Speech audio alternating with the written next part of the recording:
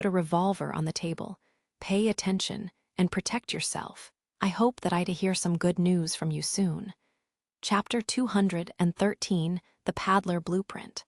4 days later, the merchant fleet set sails leaving the docks.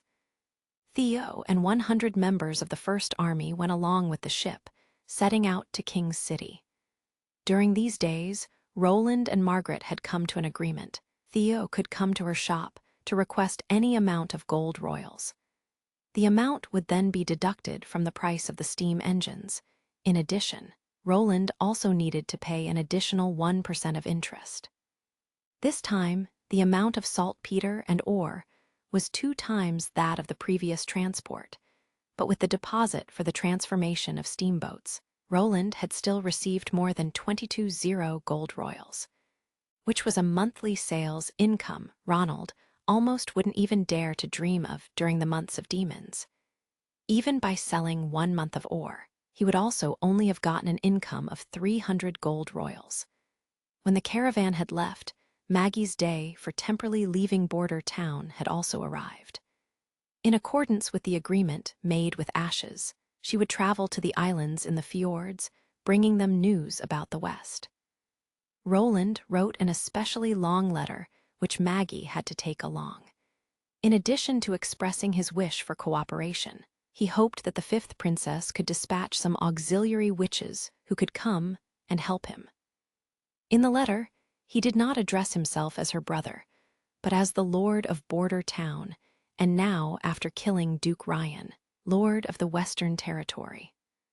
Although the possibility that the other side would go along with his requests was minuscule, he still wanted to give it a try anyway. Spending some time writing a few more words wasn't an effort at all. The farewell took place in the castle's backyard. All of the witches were present. Nightingale gave her a small bag of dried fish, while Lightning gave her a package of ground pepper.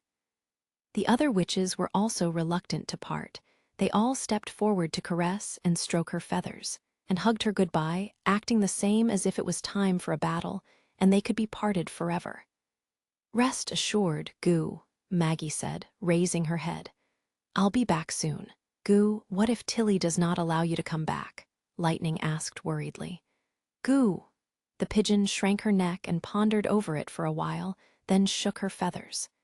"In that case, I'll just sneak back. Goo, then we have come to an agreement," the little girl promised earnestly. "If you come back, I'll personally catch a bunch of birds and roast them for you to eat. There is also the honeycomb we discovered last time. I will wait for you to come back so that we can pull it out together." "Goo," she nodded again and again. "Has reached an agreement, Goo." What good words could I say?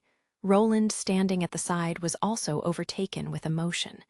"It has only been a month, but Maggie has already become one of us." "Well done, Lighting." "Well, goodbye everyone, Goo." Maggie flapped her big wings. After running a few steps, she slowly rose up, circled them 2 times, then gradually disappeared into southeastern horizon. She will reach the island smoothly. When Roland saw the small point slowly disappear, he couldn't help but worry about her. "Yes, there won't be any problems," Lightning agreed without hesitation, then crooked her head. "There shouldn't be, right?" After sending Maggie away, Roland quickly went back inside, busying himself with the daily work. This time, he wanted to draw the complete set of plans for the conversion of the 2 ships for the Crescent Moon Bay Caravan. They would be the world's first steam-powered paddle ships. Due to them using a single power source, it was not needed to change the trunk, directly connecting the steam-powered paddle to the wheel. Using some routes to control the intake of the air pipeline, and with that also controlling the ship.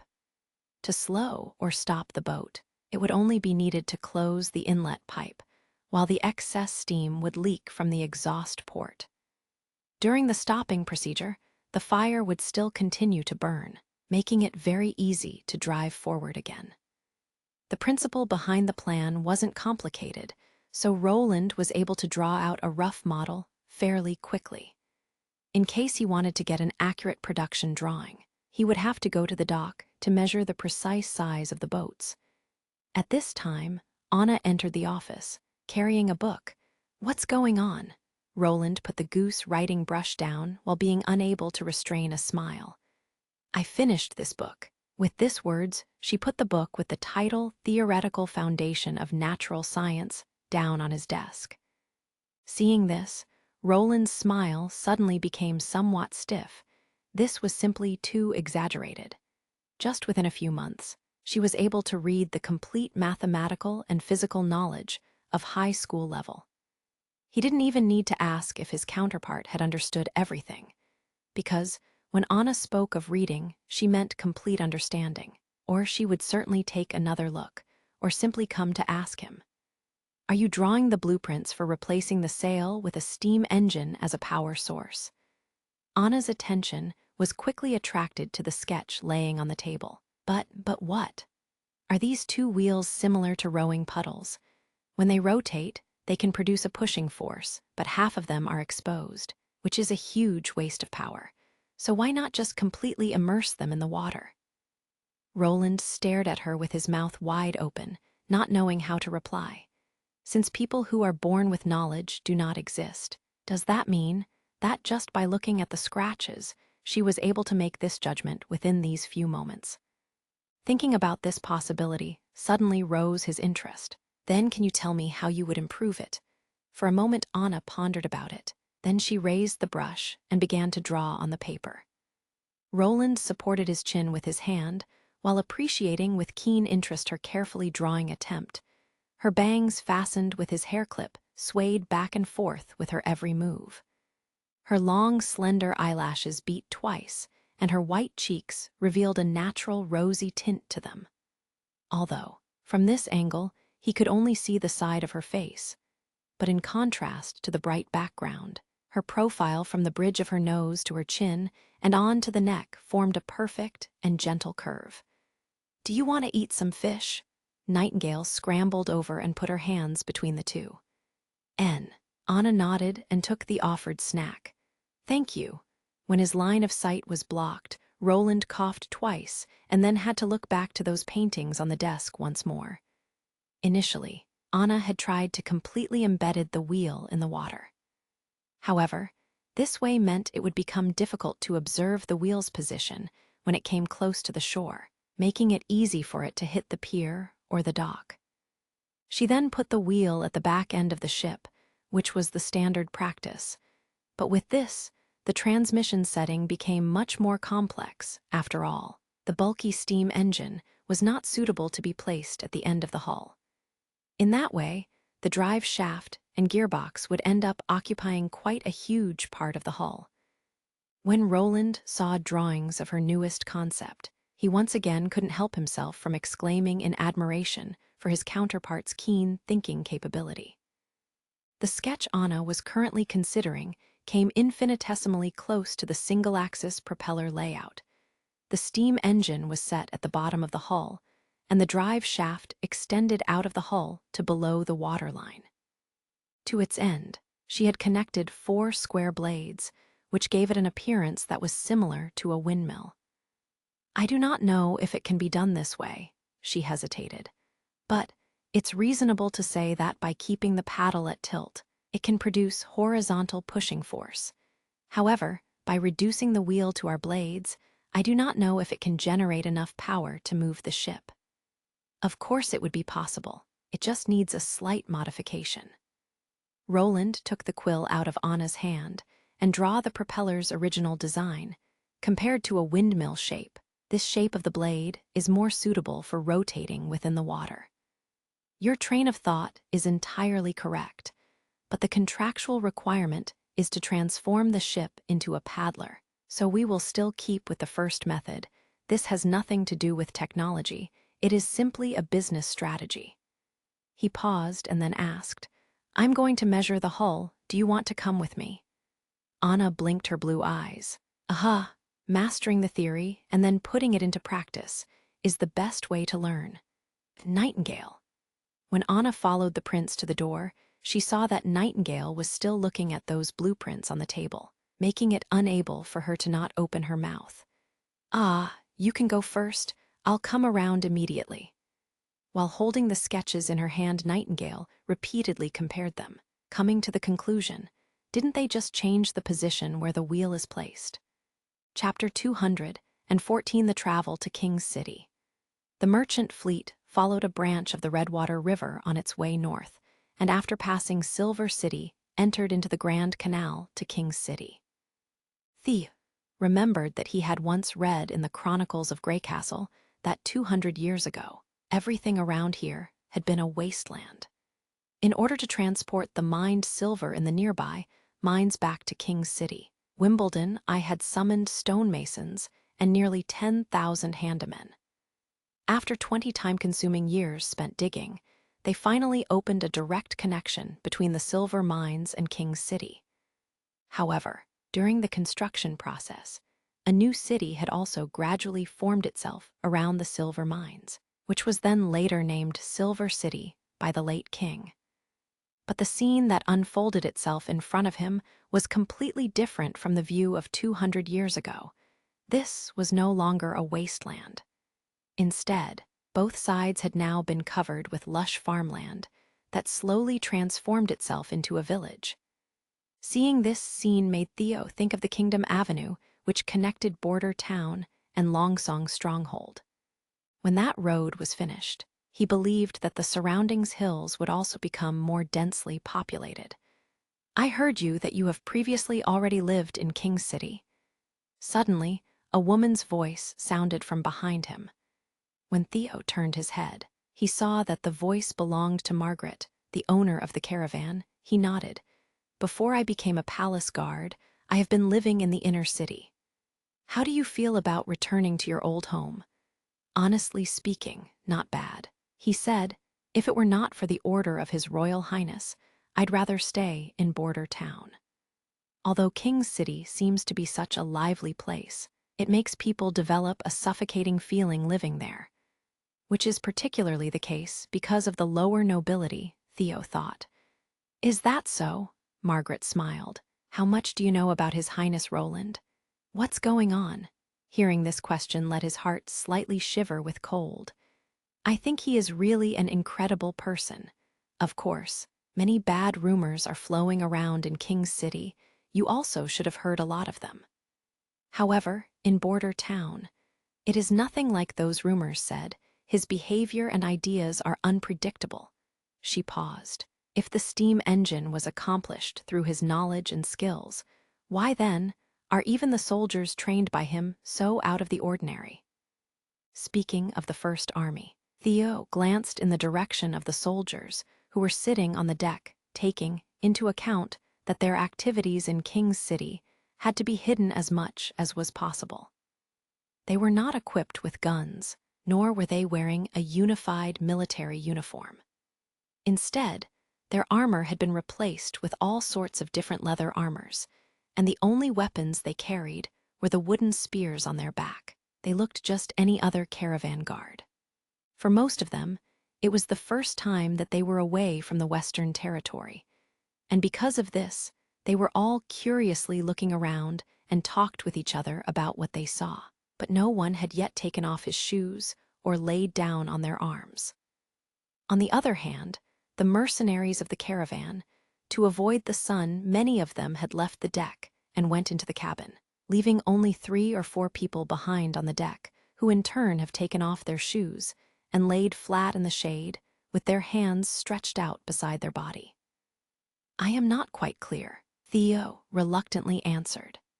It wasn't that he was trying to hide something. It was simply that he didn't know the answer after coming to Border Town.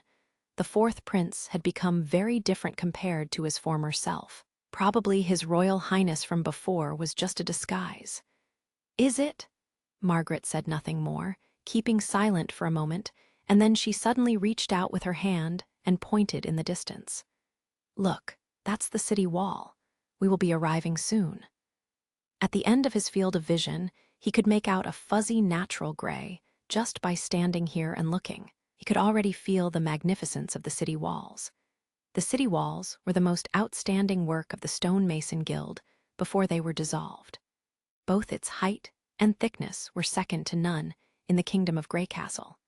He had even heard that the walls had rooms and channels that offered places for nearly 1,000 soldiers to rest, making it possible to guarantee an uninterrupted patrol and fast support. When the walls became clear for Theo to see, the figures of the fugitives also entered his field of vision. A large number of civilians had gathered in the outskirts of King's City. They had built simple sheds along the walls. In front of those sheds, many fires were burning, sending white smoke into the air. They were all seemingly boiling rice porridge. For now, these people had not yet run out of food, and their facial expressions were also still good. But King's City would certainly not support them with free food forever. As soon as the aristocrats had selected their workforce, they would send their troops to drive these people away. "How do you plan to go through with your task?" Margaret asked curiously. "Will you send out the soldiers given to you by His Highness to pull the people in by propaganda?" No, such a plan would have a low efficiency. Moreover, it would be very easy to come to the unwanted attention of others. Theo shook his head. "If you want to get something done in King's City, you either bribe an official or hire the rats. About this you should already have a profound understanding of." "Sure," she laughed. "I wanted to help you with 1 or 2 words, but it seems it is unnecessary. So, if there is a need for money, just come to me." Margaret handed him a sign. "As long as you reveal this, one of my shop managers will immediately contact me. Of course, everything under 100 gold royals can be directly taken." "Thank you." Theo took the token. It was a deep red stone, engraved with some lines he had never seen before. "There is no need to be so polite," she chuckled. "The money will be repaid to me by His Highness, with interest." After arriving at the canal's pier, Theo ordered the soldiers of the First Army to stay on the outskirts and wait for news of him. Their only current task was to avoid the sight of King's City patrols as well as they could, while Theo himself entered the city together with the caravan. At the gate, he noted that the inspection of the guards had become a lot stricter than before. Apparently, they didn't want any of the fugitives, who were able to escape from the east, to enter the city. After entering the city, the first thing that came to his eyes was a row of towering gallows. Hanging on them were 4 women with their hands tied on their back, releasing an awful stench due to their exposed to the scorching sun. Seeing such a scene let Theo immediately frown. "Timothy is performing witch hunts in the city, and they are the unfortunates who get caught," Margaret sighed. "But that is not accurate. Of some of the witches the nobility just got bored. They just took advantage of this opportunity. It's hard to say what is better, continuing to be imprisoned in a dark room without light, or being freed from the pain as soon as possible. No matter what, I wish for them that they can rest in peace." During the last half-year at Border Town, Theo had realized that witches were not as unforgivable as the church had preached, and that except for their strange abilities, there was no difference between them and ordinary people. Looking at the bodies of the women hanging on the gallows, he could determine that the smallest had only been around 14 to 15 years old. When he realized this, it suddenly felt like as if his heart was being pressed together, immediately returning the suffocating feeling. Apart from the refugees outside of King's City, little else had changed within half a year.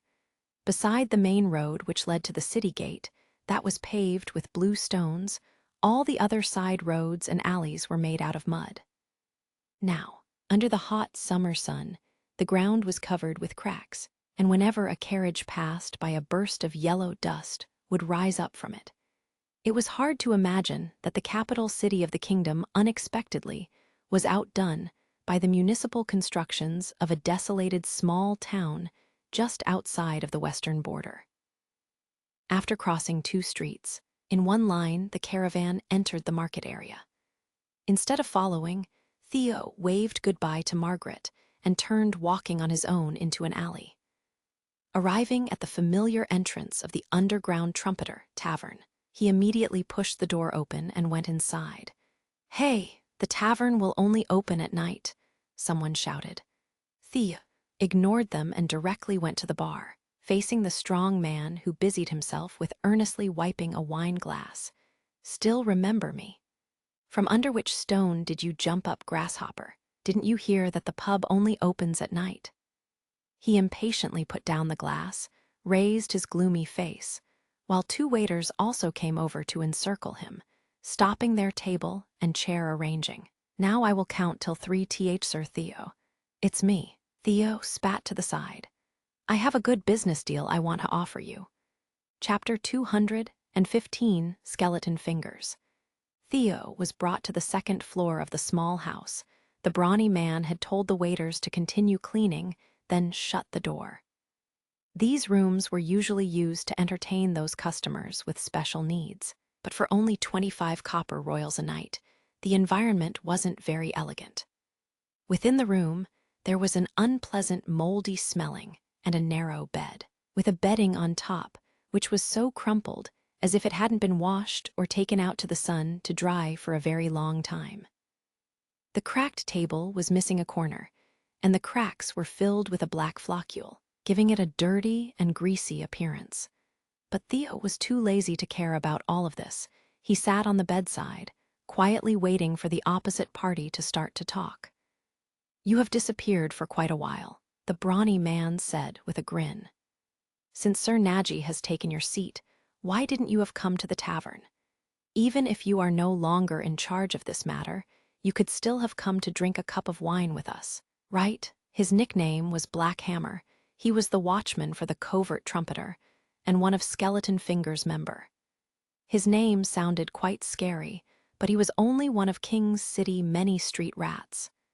To help each other, the rats had formed groups, divided the territory under their control, and according to their business operation, they were either a huge and firm group or a loose organization. These underground organizations had more or less all had a noble or wealthy merchant as mastermind behind them, and the Skeleton Fingers was no exception. But unlike a domestic dog, most rats didn't choose to be loyal to only one person. As long as they became interested, they would work for everyone. "Nonsense," Theo said bluntly. "This night, you will call Hilway, Swineherd, Silver Ring, and Pot into the tavern. I have something I need to get done."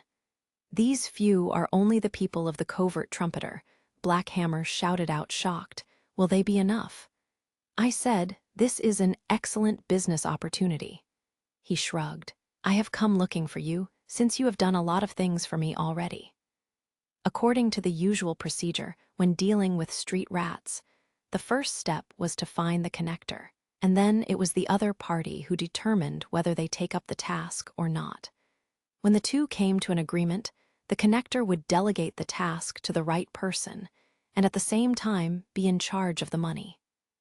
Of course, during the whole process, they would make no contract or certificate which could be used as a guarantee, and ultimately, if they could achieve the desired result for the employer, was also completely unknown.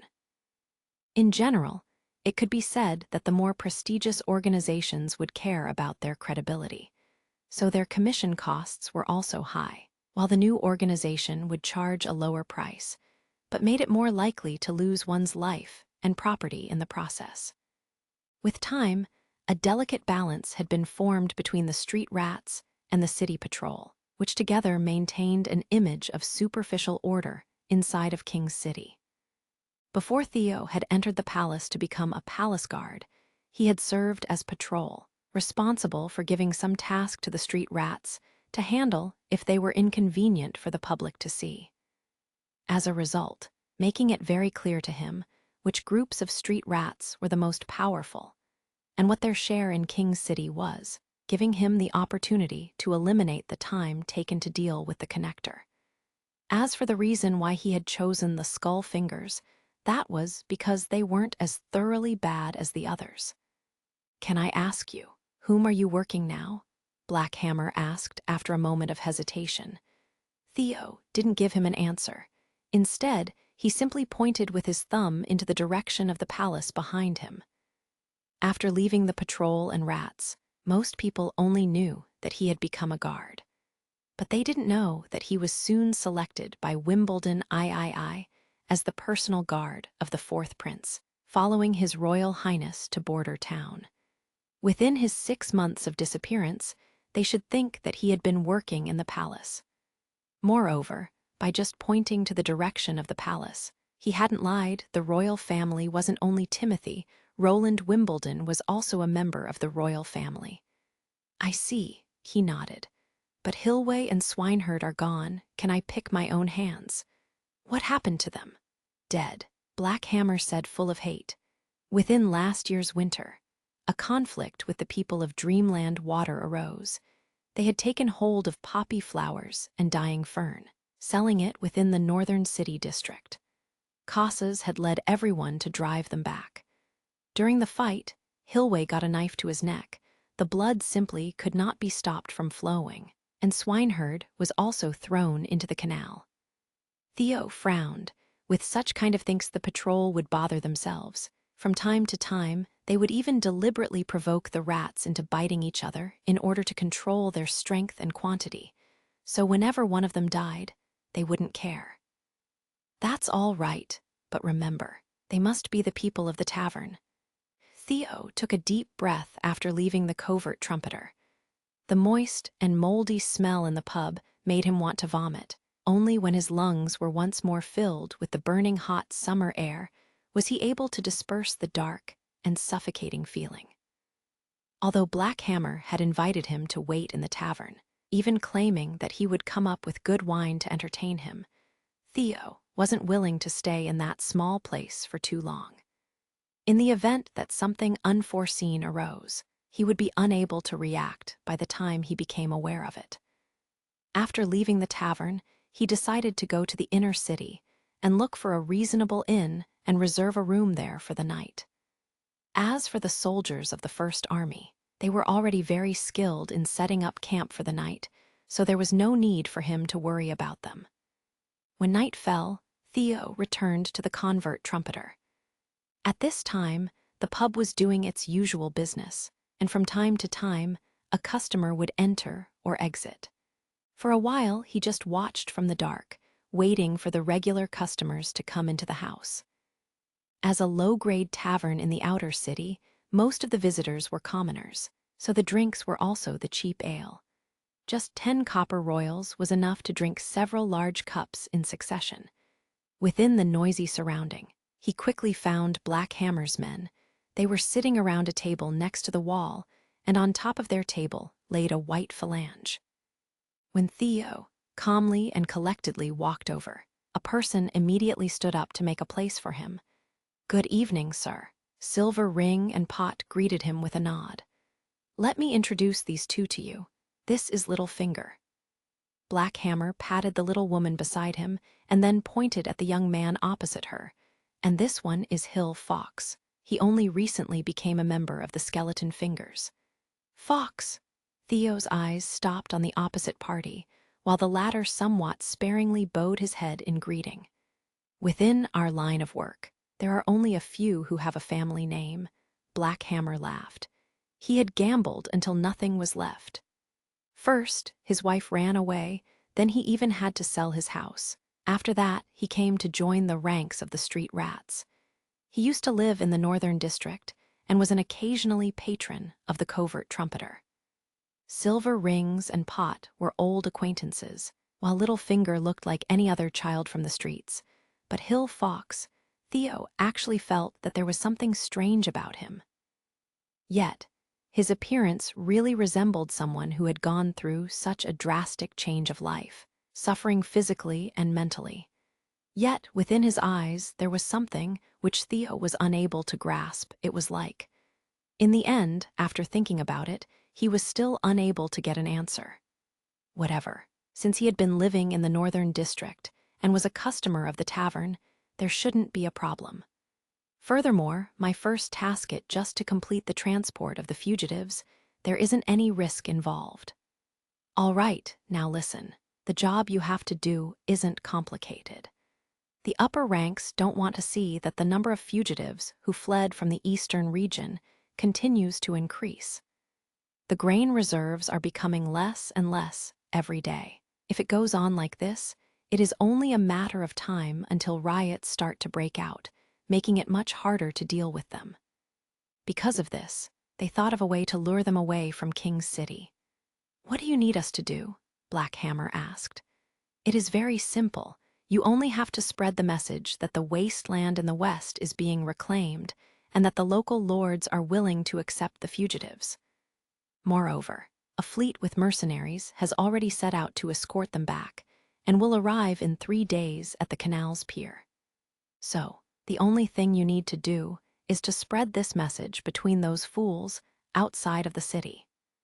Feel free to add the specific details. The more attractive you make it appear, the better, but if the appointed time for the fleet and mercenaries comes and they aren't there, saying all this will have no use." Silver Ring said.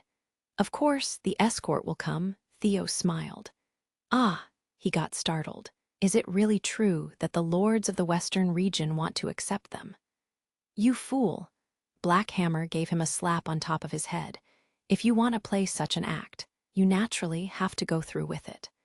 After they get escorted to the western region, do you believe they will be able to come back by only relying on their 2 feet? As for how to handle them afterward, let the local lords get a headache about that."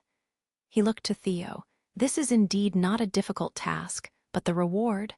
Theo raised 2 fingers, twice as much. "My new employer has money, unlike the patrol. He just wants to see some results as quickly as possible. How much gold royals it will cost him doesn't matter to him." He smiled. "Haven't I told you already that this is very a good business deal?" Chapter 216, Demonic Plague. During the following 2 days, Theo moved non-stop between Margaret's Chamber of Commerce and King's City's suburbs.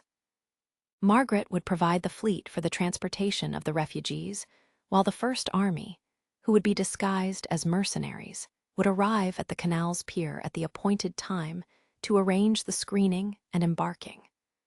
As for the dissemination of information, Theo wasn't worried that Black Hammer would handle such a task relaxedly after swallowing such attractive bait. Letting street rats do such work was much more convenient than giving it to outsiders. Although their range of activity was limited to the northern district, the refugees would certainly spread the news amongst themselves. Furthermore, he couldn't handle them all at once anyway. Prior to this, His Royal Highness had explicitly explained to him that this was a task which could be done over time by sending one ship after another. On the day of the fleet's arrival, nearly 1,000 destitute and homeless people had come to the pier, much more than Theo had expected. If he had relied on the First Army to promote the journey, Theo believed that if 100 people had come, it would already have been considered a good result. According to His Royal Highness's screening requirements, the children were allowed to embark on the ships first, followed by the children's families, and finally, the other adults. As for elderly citizens, Theo discovered that there were almost no people with gray hair in the crowd. Perhaps they didn't want to risk going to a remote and unknown place, or they might have been unable to escape from the eastern region to King's City since the beginning. After the first fleet of 10 single-mast ships left the pier with 500 people on board, the rest of the waiting refugees were driven back to the camp, but they all took the news with them that the fleet will return. Thinking that he could easily succeed in completing the first of His Highness' tasks, he did not expect that he would encounter a severe problem soon after the merchant fleet brought away the second batch of people.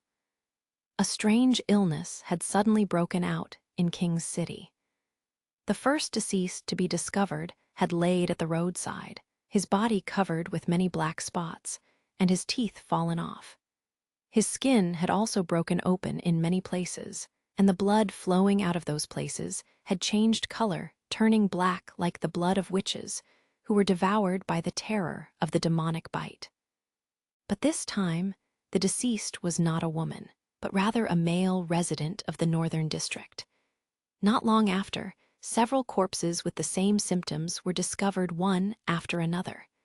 Furthermore, some of the people who came into contact with the corpses also began to grow dark spots. Whether it was herbal treatment or cold compresses, nothing was able to subdue the illness. Even when using bloodletting treatment, their blood, which was usually red, had now turned black, as if having been mixed with a large amount of ink. Soon, fear spread through the masses, which steadily increased the amount of people who went to the church to pray. But everything was useless. Every day, more and more people showing those black spots would appear, and even people with the same symptoms were discovered in the fugitives outside of the city. Finally, the high priest of the church appeared in front of the praying masses and declared that all this was a plot by the witches to spread the devil's power, infecting other innocent people this way. Furthermore, the priest said that at present, any treatment was unable to resist the power of the devil, and the people who fall to the corrosion will die under extreme pain. However, the church would never idly sit by. They had already developed the holy elixir, which was powerful enough to drive the devil back to hell. This statement let the infected people once more see a glimmer of hope. Every day, they would sit in front of the church's door, waiting for the release of the holy elixir. Although Theo had strong doubts regarding the church's claims, he temporarily stopped the shipping off of the refugees to provide for every contingency. "Why do you want to stop?" Black Hammer asked, extremely puzzled. "Why aren't we rushing to send those people away before they become eroded by the devil's spirit? Do you want them to stay in the city to become seeds for the witches?" "This is the wish of the people above," Theo answered impatiently. "They are just ordinary fugitives. If the West is also infected by this evil force, how will the kingdom then look like?" Black Hammer slightly stammered. "But what happens to the Western region doesn't matter to us at all. Sir Theo, how about this? We just don't hear the opinion of the people above and simply drag them away. Think about it. This is such a demonic illness, one touch, and you are infected. I simply can't stay here and wait for the devil to come, even if a wall is separating them from us." "As if we haven't heard them," Theo asked coldly. "Just like me, you also only have one head." After he left the pub, he went to the next shop marked with Margaret's caravan emblem and revealed his token. "I must see your boss. The sooner, the better." It didn't take long until he could meet with the female merchant in a secret room of the shop. "The disease definitely has nothing to do with the witches," Margaret began. "If they could release such a demonic power, the god stone of retaliation would be powerless, and they would have already turned Hermes into a dead zone. I also think the same, but this is still a pressing matter that has to be reported to His Royal Highness." Although there have been no symptoms of black spots on the two groups of people who embarked to border town, it seems that this disease does not manifest itself on the spot. In case some people on the ships were infected by this evil force, border town must prepare for it immediately. Theo pulled a folded letter out of a pocket. "I need your help to send the message back to His Highness as quickly as possible." "Naturally," she nodded. "Information transmission between merchants has always been the fastest." After several days of sailing, Lucia wanted to vomit. During the past month, it seemed she had been always fleeing, first from the eastern region to King's City, then from King's City to the western region. The reason for the former was that she had been driven out of her home, while for the latter was because she had finally come to see a glimmer of hope again. "Elder sister, water, I am thirsty." Belle gave a painful moan and reached out, grabbing Lucia's arm. "All right, I'll go and fetch you some water." Lucia grabbed the bag on hand and staggered out of the cabin, lying flat at the lowest point of the ship and reaching out with her arm to soak the bag in the river water. Her stomach acid bubbled up again, in the end making it impossible for her to contain it, and with a wow sound, the vomit flew out. She also spit the last of the gravel left in her stomach out, not only through her mouth, but also through her nostrils. She forcefully suppressed the urge to burst into tears, clenched her teeth, and rubbed her face with the back of her hand, then continued to soak the bag in the river. When the bag was finally filled with water, She carefully held it in her arms and trotted back to the cabin. "The water is here. Open your mouth." However, Belle's face again appeared to be a bit worse than before. Her cheeks weren't covered with their normal flush, and her forehead was also terribly hot. She tightly clenched her lips, only intermittently releasing moaning noises. With no other option than forcing her mouth open, Lucia twisted the water bag so that the water droplets would directly fall into her sister's mouth. "You are too close to her. The dark spots have already reached her neck. She cannot hold on for much longer." A weak, middle-aged man who was also in the cabin said, "We will die here. You have to think of yourself." Shortly after they had left King's City on the ship, some people had begun to suffer from a terrifying disease. First, their whole body would become unusually hot, followed by the emergence of dark spots on their skin. Within 3 to 4 days, the illness would begin to worsen. Not only had the infected fallen into a coma, but the people who came in contact with them also caught the disease. Therefore, on the 5th day, the fleet had cleaned out a sailboat specifically for the transportation of the patients. Lucia guessed the reason why the other side had just thrown the sick refugees into the river was because there were also some infected people on their side. After the first dark spots were discovered on Belle's body, Lucia didn't listen to any discouraging words from others and decided that she would follow her younger sister onto the ship of sickness. In order to take care of young Belle, she had almost not slept for an entire 2 days. However, Lucia had still not given up. She believed that as long as they were able to reach the western region, all would change for the better. If the rumors were right, the Witch Cooperation Association would be her final hope. Chapter 217, The Cause of the Disease. Roland and the witches had finished, but just as he decided to return to his room and take an afternoon nap, Carter stormed into the dining hall.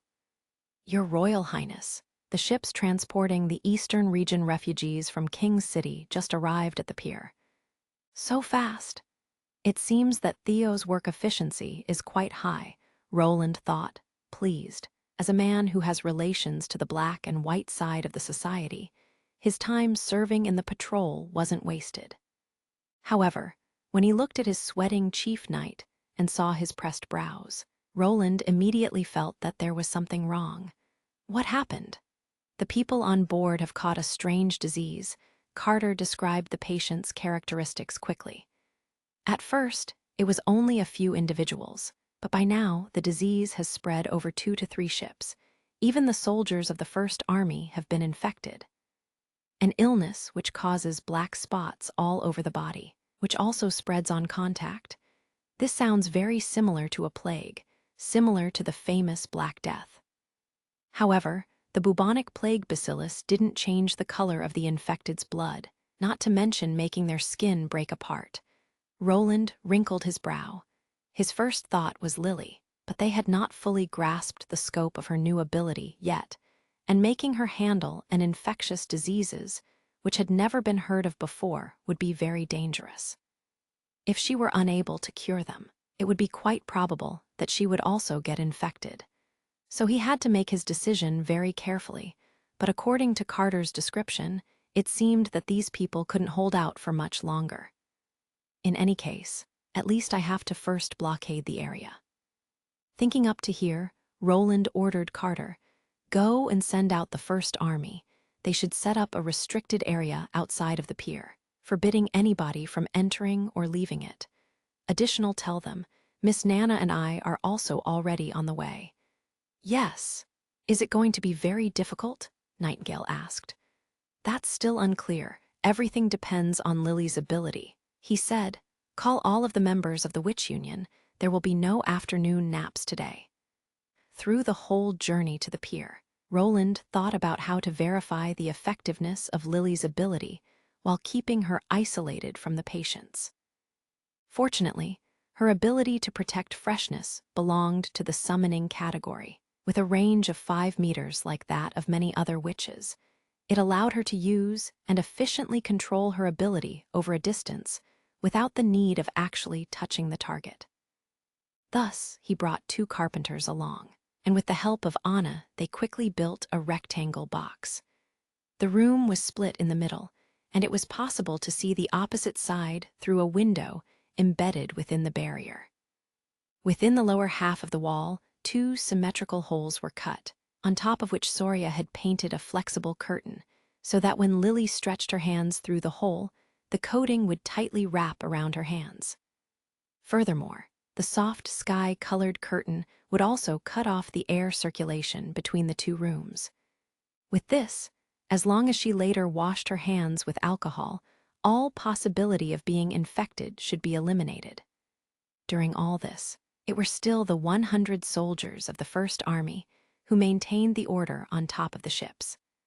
That they were still able to uphold discipline wasn't due to their strong willpower, but because most of them believed that the angelic Miss Nana would certainly let them recover like she always had. As soon as the box was prepared, one of the soldiers who had shown the black spots but could still walk was selected. According to instructions, he entered the room and stood still.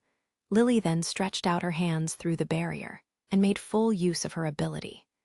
At the same time, Roland stood beside her and observed the soldier's situation through the window. The magic power took effect silently, and when the little girl nodded, giving Roland the signal that she was done, he opened his mouth and asked, "How do you feel now?" "Your Highness." When the soldier heard Roland's voice, he excitedly raised his hand to salute, then froze on the spot. "Hey, I feel like my strength has been restored." "Oh my God, Your Highness, I already feel much better now." Roland also saw that the dark spots on the soldier's hand were rapidly fading. This definitely isn't a plague symptom. If I remember it correctly, the soldier's black spots should have come from a complicated sepsis and a high degree of cyanosis. Even after killing the bubonic plague bacillus, these spots should have taken a long time before they faded away. After all, Lily doesn't possess the ability to heal. However, her new ability had an effect on the unknown infection, which made Roland feel a little relieved. Once you have fully recovered, go and call for the other soldiers to come in. Let the next 10 people enter. Whether they show symptoms or not, they all have to come here for treatment. "Yes, Your Highness," the soldier shouted, paused for a moment, then saluted again. "Thank you, Miss Nana." "It wasn't Miss Nana. This time the one who saved your life was Miss Lily." Roland corrected him laughingly. "Only in the case of the illness already advancing so far that the skin has broken open will you need Miss Nana to heal you." "Yes." "Well," he touched his head. "Thank you, Miss Lily." By the time when the soldier had left, Lily glanced at the prince. "I didn't mind that he thought it had been Nana. I do not need to be thanked." "Well, if that's case, why would you suddenly stand up so straight?" When Roland looked at her and saw her swing her 2 ponytails, he couldn't stop himself from rubbing her head, to which the other side unexpectedly didn't show any sign of protest, but stifled a hum. Since this wasn't a plague, in the end, what is the cause of this disease? The moment he left the box, Nightingale appeared at his side and leaned over. "Your Royal Highness, I have just seen a strange phenomenon, the blood flowing out of their wounds. It contains signs of magic." "What?" Roland stopped shocked. "Within the fog, it seems like I'm looking at the stars in the night," Nightingale explained. "Until now, I've never seen such a tiny magic glow." This came unexpected, but as long as something involves magic, it has to be closely followed up, not because of the witches, but because it means that the church could likely be involved. Now, I'm at least sure of one thing: this disease wasn't caused by a natural bacteria or virus. "I got it." After thinking for a moment, the prince continued, "Since it is like this, I have to get some drops of blood to observe." "No, you may get infected," Nightingale interrupted nervously. "Rest assured," Roland smiled at her. "Lily's new ability has completely restrained the disease." The blood samples had been taken from a coma patient. Then he covered the glass slide with the blood and placed it on the stage, afterward adjusting the distance. When the scene through the lens gradually became apparent, He thought in case the symptoms were caused by something with only the size of a bacteria, it may be that he couldn't see anything. But when the object came into focus, Roland could hardly believe his eyes. Within the narrow line of sight, he saw a number of fat bugs with tentacles slowly moving through the blood. From time to time, they were spraying out some sort of mucus from their rear, which resembled thin hairs. Their size was nearly of the same dimension as single-celled algae, but just like Lily's mother's, their body wasn't transparent, making it difficult to distinguish between whether it belongs to a single-celled organism or not. Fortunately, the magical glow of the bugs didn't affect the ability of the little girl, letting her mothers playing their role. When a copy was mixed into a sample of blood, it would even give priority to attacking those strange insects and turn them into one of their own kind. When all the soldiers of the First Army had been healed, to avoid any accidents, Roland ordered that all the fugitives, when stepping into the box, should wear a hood and would be led by the soldiers to help them enter. At the same time, another box was also set up, which was mainly there for Nana to treat the seriously ill patients with the open wounds. The treatment continued from noon until evening, and when the more than 500 people from the 10 ships had fully recovered, the crowd burst into cheers. Many people kneeled on the ground, shouting one wave of "Long live His Highness" after the next, unable to quieten down for a long time. "You don't seem to be happy," the nightingale winked at him. "The one who cured the disease wasn't me, but Lily and Nana, who are witches." Roland shook his head. They should be the ones to whom they cheer for. Having said that, he, of course, knew that it wouldn't be wise to tell it to those who haven't fully accepted the witches. So he just sighed softly and hoped that one day witches could also come up to stand on stage. It seemed that Nightingale could understand the thought within Roland's heart. She generously patted his shoulder and said, "It is unlikely that anyone cares about it. You have already done enough. Besides, the day will come sooner or later, won't it?" She paused for a moment. "Well, there's a good news that I forgot to tell you." "Which one?" "There might soon be another member added to the Witch Union," Nightingale revealed with a grin. Chapter 218, Lucia. Belle's conditions stabilized. Like the time they had boarded the ship for the first time, they were once more arranged oddly.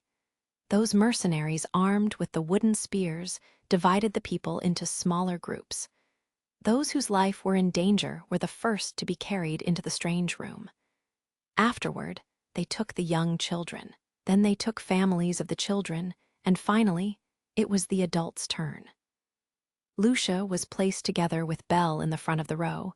The whole treatment process was handled very quickly.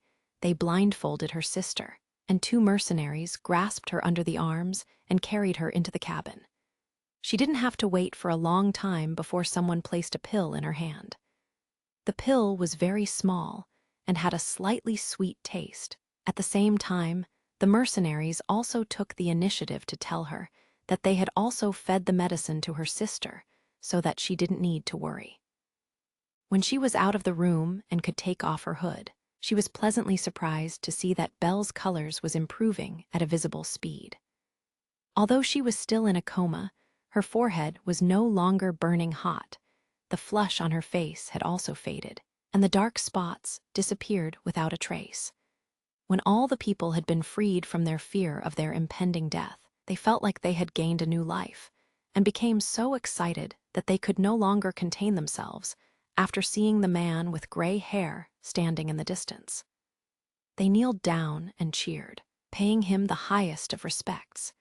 From the mercenary's mouth, they had heard that he was the lord of this land, the one that was in charge of the western region, His Royal Highness Roland Wimbledon.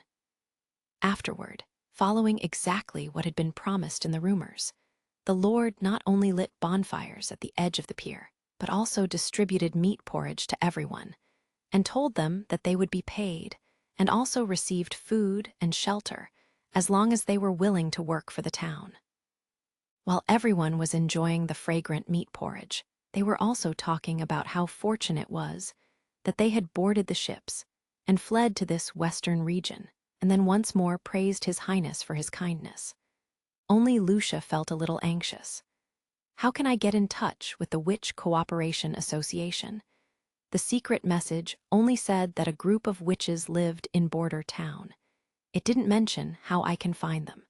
Most probably, this important part had gotten lost during the transmission process. She had only faintly heard that the news had been spread within the large cities of the kingdom's central region. The moment when the people had filled their stomachs, and the mercenaries began guiding them to wooden sheds near the river, a woman's voice suddenly came from behind Lucia. "Were you looking for us?" She was so frightened that at the same time she turned her head, she also jumped 2 steps forward, ready to escape. But when the speaker's appearance came into her eyes, Lucia couldn't help but be rooted to the spot. Gosh, what a beautiful woman! Her long, curly hair, illuminated by the gentle orange glow of the flickering flames, her eyes, twinkling bright as the stars, a sweet smile. But the most striking part was her aura, which wasn't inferior to that of any noble, as if she was an important person herself. "My name is Nightingale. I'm a witch. Welcome to the Border Town." Becoming aware of this feeling, Lucia was unable to stop herself from lowering her head. "My name is Lucia White. I want to join you." "In that case, come with me," Nightingale said with a smile. "I'll take you home." At this time, the sun had already fallen behind the mountains, only leaving a weak light behind. While carrying the sleeping bell, Lucia slowly followed behind her. "When was your time of awakening?" Nightingale suddenly asked. "Awakening?" Lucia got started. "That's the moment when you got turned into a witch," Nightingale explained. "From that moment on, your body will continue to gather magic, and because of that, we call this transformation awakening." "I think, maybe 2 years ago," Lucia recalled. "Is magic the power of demons?" "That's just the church's excuse, nothing more." She shook her head. "Magic is an ability given by God. It has nothing to do with good and evil. The so-called demonic bite is just the pain experienced when the magic within your body becomes too plentiful. This can easily be avoided with practice." "I do not need to bear that pain." Lucia's eyes grew wide. "Yes, as long as there is no oppression of the church, us witches don't have to bear the pain of the bite." Nightingale explained, "But here in our home, we can use our magic freely." Then she pointed behind her. "Is this lovable fellow your younger sister?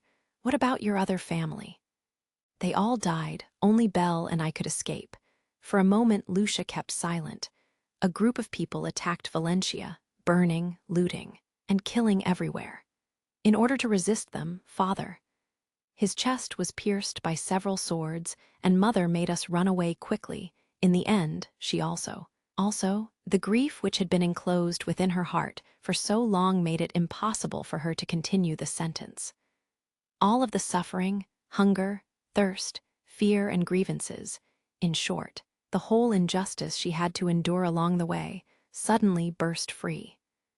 For her sister, she had clenched her teeth and held on, but now, it seemed that the defense lines she had built around her heart was no longer able to block the emotional ups and downs from her thoughts, which quickly turned her sobbing into very loud cries. She knew that this wasn't a good time for it, that during the first meeting she should keep her courtesy, but the tears were like a storm, they couldn't get stopped. "She will hate me for this, right?" She could feel how her tears and snot mixed together, and her mouth began to taste salty. However, to Lucia's surprise, a pair of arms suddenly wrapped themselves around her, taking her into a warm hug, gently patting the back of her head, taking completely no offense because of the dirt and tears on her face. Instead, she softly said, "Cry, cry now, it is fine to let it all out."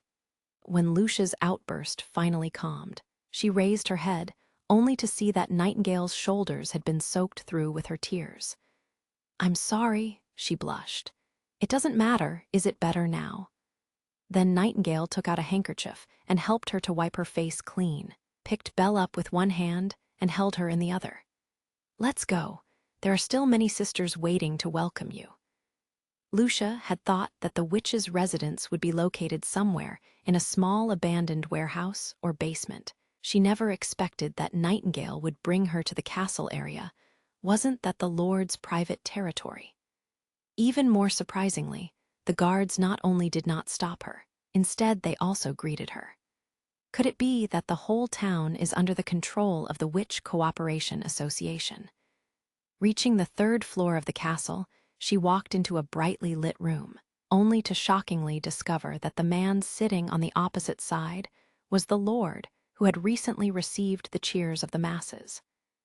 This is the leader of the Witch Union, His Highness, Lord Roland Wimbledon. He took in the survivors of the Witch Cooperation Association and also let spread the message to other cities, hoping to attract more homeless sisters. Nightingale introduced the man. He made Border Town into the home of us witches. You do not need to doubt this point. After all, the people who treated your sister and all the other sick people on board of the ships were us witches. Lucia's head had turned blank. She totally hadn't anticipated that there would be noble willing to provide a home for witches, instead of seeing them as tools or slaves. When her soul finally came back to her body, she began to panic and bowed in a flustered manner. Her bizarre posture was so out of shape that Nightingale couldn't suppress her laugh. Don't mind it. His Royal Highness does not care about etiquette. You came from the Eastern Territory? The Lord's voice was calm and relaxed, not giving her the impression of an interrogation, but more of a friendly chat. Lucia stole a glance at him, seeing that he was sitting leisurely on his chair, and looked at her with an expression full of interest. Yes. As the conversation became deeper, and Nightingale supplemented some explanation, her mood gradually relaxed. Even though her counterpart was a noble, but he didn't show an aggressive attitude, but rather the care of an elder. So, when your awakening was 2 years ago, you shouldn't be an adult yet. He spoke full of interest. So, what is your ability? Turning goods back into their original form, Lucia said hesitatingly, but it isn't effective on all things. Their original form. His Royal Highness touched his chin in thought. He then pushed a beautiful cup to her over the table. Can you demonstrate it for me? This will destroy it. It won't hurt. Lucia nodded, went to the table, and put her hand on top of the cup. After a short while, the cup began to shrink and deform, ultimately forming into 3 distinct substances. The one on the far left looked like a pool of oil, dark and viscous. The one in the middle seemed to be a small cluster of fine black powder. Lastly, the one on the far right appeared to be clear water, which was slowly dripping down from the edge of the table. Chapter 219. Older Sister, Younger Sister. Welcome to the Witch Union. In the hall, a group of witches of different ages and colors raised their glasses cheerfully. Thanks, thank you. Lucia felt her eyes become teary again. She sniffed and impulsively tried to restrain her tears. She raised her cup, then drank a mouthful of wine, which didn't taste as bitter as she remembered, but was slightly sweet instead. After have gone to see the Lord, and with Nightingale's assistance, Lucia was able to wash Belle and take a bath herself, afterward putting on a set of clean clothes. When her sister had been settled, Lucia once more followed Nightingale into the castle hall. Here, the witches had prepared a welcoming party for her. This was the first time Lucia ever saw so many of her kind, subsequently also dispersing the last trace of doubt in the bottom of her heart. In case the witches had been imprisoned here or forced to serve the Lord, they would never be able to reveal such a light-hearted and bright smiles. Recalling the sentence Nightingale had previously said, "This is the home of witches," she suddenly understood her feelings. In contrast to those witches whose identities were exposed and were thus hunted down and killed by the church, finding a safe place to live in wasn't easy. Since the bandits had attacked Valencia, a month of suffering and constant fleeing had followed. But now, with the warm welcome of the Witch Union, she could finally let her constantly alarmed mind relax a bit. At the same time, She also realized how magical a banquet, with many witches participating, could become. Using black flames, the raw goat's meat roasted perfectly within a flash, while the basin containing it was completely unharmed. A little girl with short blonde hair flew in the air, holding jug to fill everyone's cup, while a witch with an exotic look simulated a broad range of musical instruments, which all eventually converged into beautiful music. With Nightingale introducing them one after another, she was quickly able to remember each of their names. In this way, becoming one of them and diluting the sadness in her heart even further. In the witch union, there were mature and steady witches like Scroll and Wendy, and there was also Leaves and Echo, who kind of resembled older sisters, as well as Anna, Soria, and others, whose age was similar to her own. But no matter who they were, none of them treated her as a stranger. For this, Lucia's heart was filled with gratitude. After the banquet, she and the witches wished each other a good night, and then she returned to her new home. Although Belle was not a witch, the prince did not order her and her sister to separate.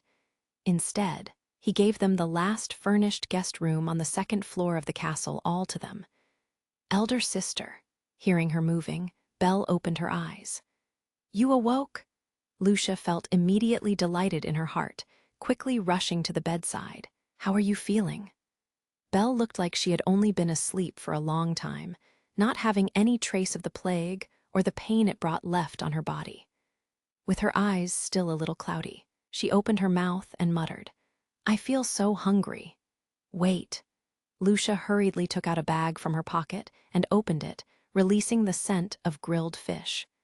This bag of fish slices had previously been given to her by Nightingale. There's some food for you.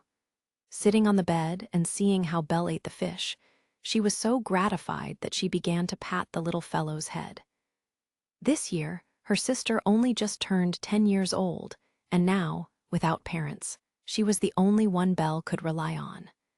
After eating 2 fishes, she became more sober. Curiously looking around, she asked, Where are we? It didn't look like the ship had such a big bed. Western Region's border town. We reached our destination. Have already arrived, she touched her cheek. But am I not? Sick. Will they agree to let the plague-stricken people enter the town? You are right, that would indeed be unlikely, replied Lucia. Seeing the blank expression on her sister's face, she began to laugh. However, the Lord's witches have already cured you. Afterward, she gave her a summary of what happened at the docks, and from now on we should stay here in the castle. Witches? Belle asked, tilting her head. Are they the same as you, sister? That's right. Furthermore, everyone is very kind to me, especially a witch called Nightingale. Lucia softly poked her head. She also helped with giving you a bath. Oh, but you have always said that the nobles would loathe witches. Why would the Lord be willing to shelter witches? Taken aback by the question, Lucia coughed twice. Occasionally, there are also 1 or 2 good people within the nobility. While taking out the last piece of dried fish out of the bag, Belle asked, Does that mean you need to work for him, like those maids at home, sweeping the floor, cooking, and attending upon the Lord? What nonsense are you talking about? Lucia said, grasping her younger sister's face. I am a witch. It is only naturally that I have to help the Lord with my ability. As for maids having to do those things, who told you that? Mommy, she sadly whispered. She said that's also the reason why she never allowed Daddy to recruit a beautiful maid. Hearing her mention their family, Lucia's face suddenly darkened a lot. Instead of blaming Belle for bringing it up, she pulled her younger sister into a hug and softly sighed. She wasn't worried about her sister's theory. During the conversation with the Lord, she could see that besides of simple inquiries about her life experiences, the only other thing of interest to him was her ability, making it evident that he cared more about whether a witch's ability could serve useful to him or not. But when thinking about her ability, Lucia felt deeply worried and sick at heart. She had never been ignorant about the witches' world. She knew that 6 months ago many witches had come through Valencia, and afterward the others had one after another left the city.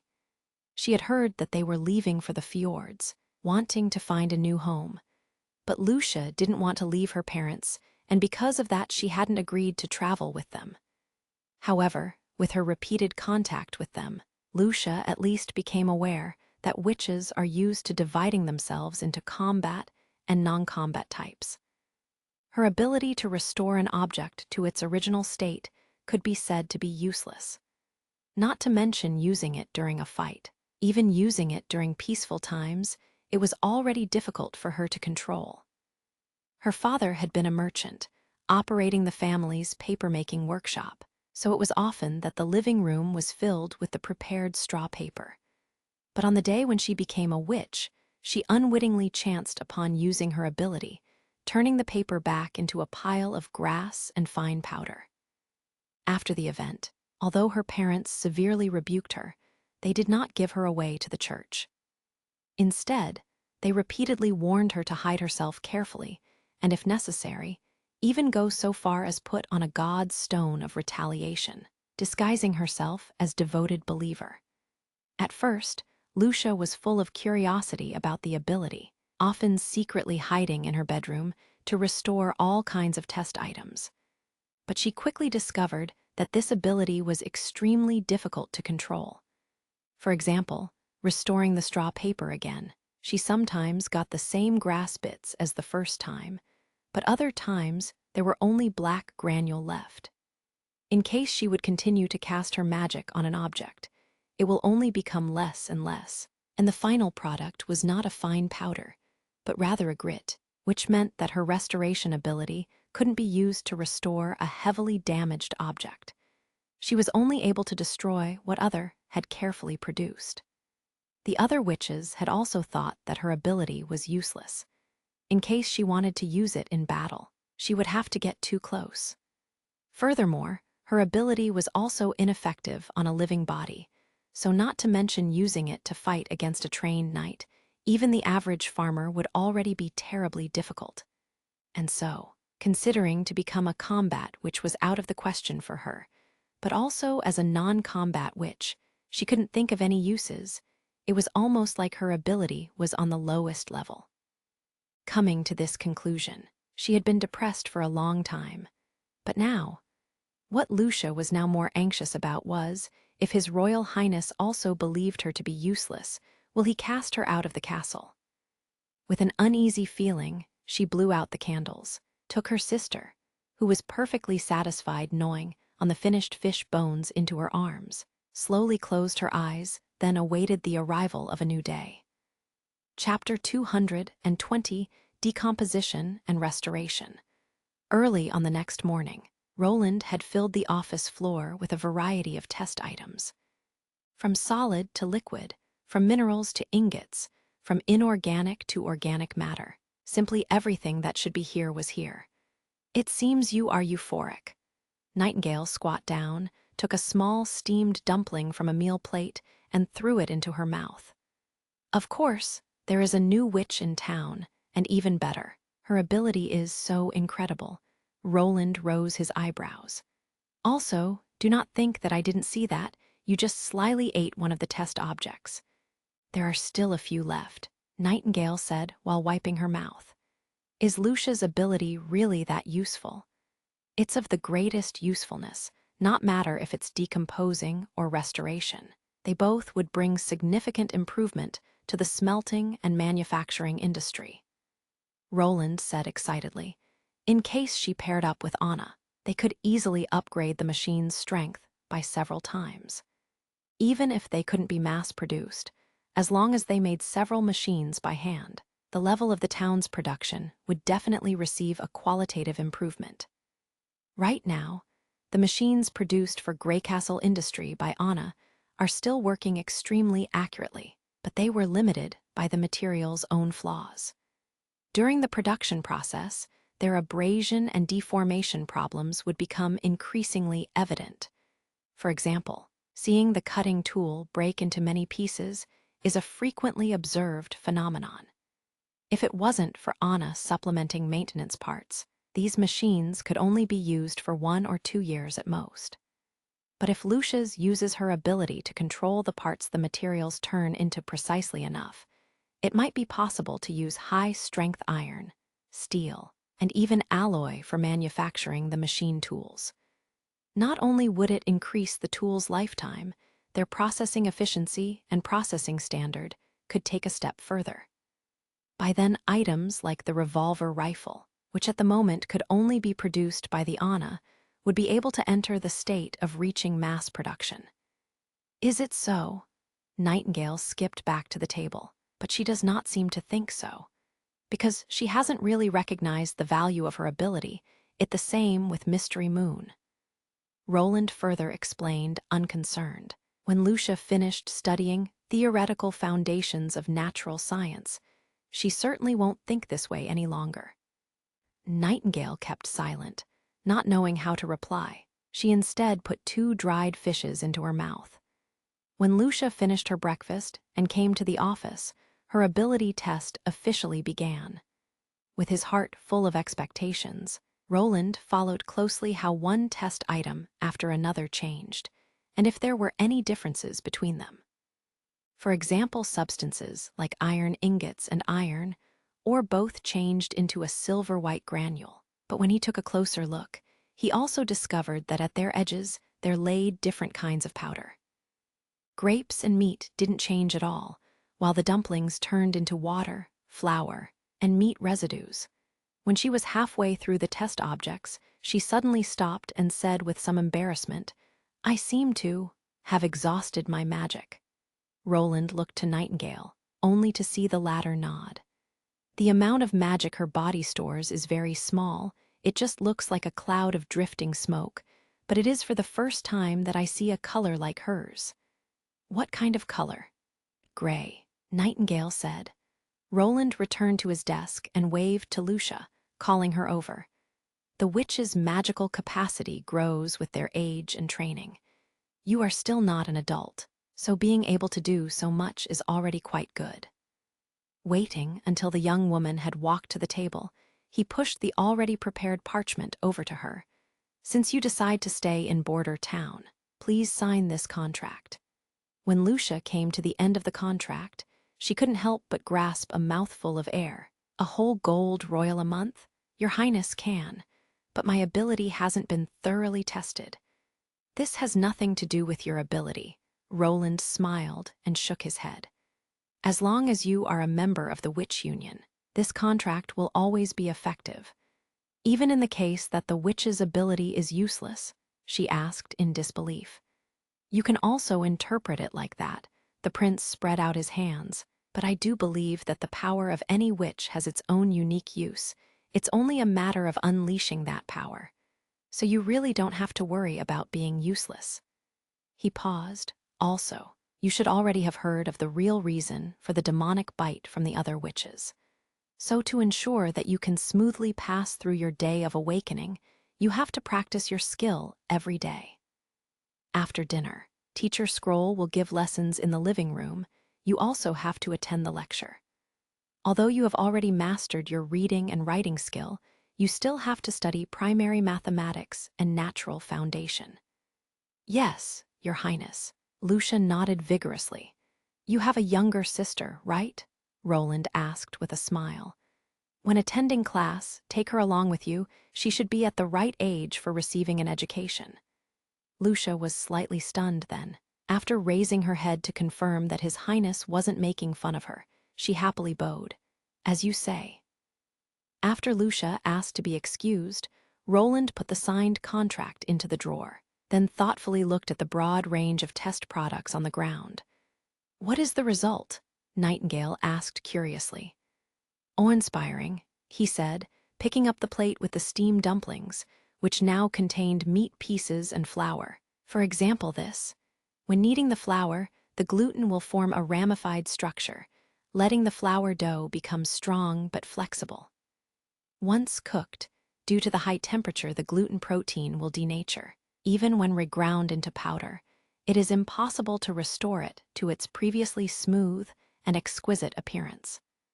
This transformation is considered irreversible, but Roland pinched into the small cluster of powder in the palm of his hand and felt a silky feeling, just like from freshly ground flour. She was able to bring the meal back to its original appearance. "Well, I can't say that I understand you." Nightingale curled her lips. "But putting it that way, can her ability be seen as restoring a material back to its original state?" "It is not really like that." Roland pointed to the iron ingot. "In the case that it was merely restoration, the iron ingot should have been returned into iron ore, but in fact, it was broken down into iron powder and other impurities." "So, in the end, what is her ability?" Nightingale asked, confused. "For the time being, I still haven't fully understood it, but if I had to speculate, I would say that her ability has two effects. As for its appearance, it manifests according to her knowledge and experience." Knowledge and experience. Essentially, there is no significant difference between meat and iron ore. They are both composed out of a variety of particles, but Lucia can only break down iron ore with her ability, but not the meat. I believe the reason for this is because she is unable to understand organic matter. Or so to say, the constitution of life in generally. Roland explained, even though he wasn't sure whether this was correct, he still had no doubt that right now what Lucia needed the most was learning new knowledge. 3 days later, when the second convoy carrying refugees from the eastern region arrived at border town, the same disease had broken out on the ship. But this time, it was much more severe, with almost half of the people being infected. After questioning some of the patients, Roland learned that the black spots had appeared the first day after boarding, which meant that they had been infected by the parasite earlier, and because of this, the incubation period had been shortened a lot. At the same time, Roland also received a letter sent from King's City, which was sealed with the mark of Margaret's Chamber of Commerce. When reading the content of the letter, his brow wrinkled. When the demonic disease spread through King's City, the church declared that it was all a witch's conspiracy. They furthermore told the people that they had a holy elixir which could repel the evil spirits. Furthermore, even outside of King's City, many ill people had started to appear, and because of this, Theo had chosen to temporarily stop the delivery of fugitives. If he wasn't calculating it wrong, the First Fleet would return to King's City in 4 days, bringing with them the news that border town was able to cure the demonic plague. However, with nearly 1 week spent traveling, it would still be too late for those people who were already infected by the disease. Moreover, the public proclamation of the church also had the smell of a conspiracy in the works. After thinking it over again and again, he decided to send a small team to escort Lily to King's City. Otherwise, more than half of King's City population and the eastern region's refugees would die, and those who survived in the end would become devoted believers of the church. Roland had to do his utmost to prevent the birth of that kind of situation. Chapter 221, Rescue Plan. Since he had decided on his course of action, the first question he faced was, should he himself also travel to King's City? This would be border town's first military operation away from the western region, and it would also be different than the 2 defensive wars prior to it. Certainly, they would come across unfamiliar environmental circumstances, which could cause complications. Whether they could display their combat ability without a prepared battlefield was still unknown. All this made it hard for him to feel relief in the event that he didn't go to King's City. On the one hand, he knew that his own military experience was extremely limited, but on the other, his understanding of war could still be regarded as the highest level for this era. But the moment he left border town, the western region would become unclaimed land. If the message of this were to reach Longsong's stronghold, it would be a foolish hope to believe that Petrov could prevent all the other noble families from moving, trying to take advantage. As long as people were willing to disclose this information to Timothy, perhaps he would not care if he had to suffer a calamity at the front lines or in his backyard caused by the witches. But if he knew that Roland was near King's City it would be strange if he didn't assemble his army to encircle him. Even if it didn't come to that, even if Timothy let him off, as long as he commanded his soldiers to move from the northern region to the western region, Roland would be in an equally tight situation. Generally speaking, compared with suffering a defeat at the front line, a fire in one's own backyard was several times more severe. In the end, Roland decided to stay in Border Town. After all, the First Army's primary task would be to protect the witches, while their second task would be to split the fugitives into small groups and let them onboard the ships. So rather than fearing an encounter with Timothy in King's City, it would be more likely that they would have to face the church's army of judges. But as long as the rescue measures were carried out correctly and nothing unexpected happened, they won't even need to let loose a single shot. Of course, this meant that he would have to make sure that the rescue plan was as perfect as possible. At noon that day, Roland called Carter, Iron Axe, Brian, and the members of the Witch Union over. The fourth prince only had some fuzzy childhood impressions of the land surrounding King's City, but this was a problem which could be easily solved. He asked Soria to draw a simple map on top of the dining table in the living room. He then began giving Iron Axe and Brian their commands. This central square represents King's City, and the blue line depicts the canal. Roland said while in thought, "You have two tasks. The first is to protect the witches while they cure the fugitives, and afterward you are to bring them back to Border Town. Your second duty is to prevent the demonic plague from further spreading in King's City. For this, you should be aware that the epidemic is most likely being caused by the church." What? Brian was shocked, not daring to believe his ears. Carter raised his brows, while Iron Axe's expression didn't change at all. After all, he was a follower of the three gods, just like the other sand people were. And because of that he had no worship for the church or any belief in their claims, which left Roland with a very pleased feeling towards him. After the church's permanent annexation of the Kingdom of Endless Winter, they immediately started their attack on the Wolfshark Kingdom. After they've conquered the Wolfshark Kingdom, it is only a matter of time before the Kingdom of Dawn and Greycastle become their next goal. In fact, the whole battle for the throne is already by itself worthy of skepticism. The prince went through the details, how the church was helping Timothy in the north, Garcia in the southwest, and himself by supplying them with the pills. In the light of this information, we can see that they aren't supporting who they think will be the next heir, but instead they are encouraging us to kill each other off. By swallowing their pills, it also becomes improbable that our soldiers will turn into veterans. On the contrary, after taking the pills, their whole body will become weak, and they will die a gruesome death. This time the same can be said about the disease. After the demonic disease has spread all over King's City, the church will finally declare that they have the antidote, which ironically won't be distributed for the benefit of the people. Only the light which shines in the darkest of places is the most dazzling. Iron Axe opened his mouth. That's right. If you want to be seen as a savior, you have to come to the people at their most painful moment. The stronger experience the contrast, the deeper will be their impression of the church. As for the innocent who died in the middle of the road, those are merely the sacrifices whose belief was not sincere enough, Roland stated. So, we will have to save the refugees from the east, but at the same time, we also have to try to destroy the church's conspiracy. After taking a deep breath to calm himself down, Brian asked, "How should we do that?" "You have to hide as much as possible, trying to fulfill your duties in such a way that the other side doesn't perceive you." Roland points to a wide area on the outskirts of the canal, south of the pier. Here, the land should be covered with crops, making it very suitable to hide at.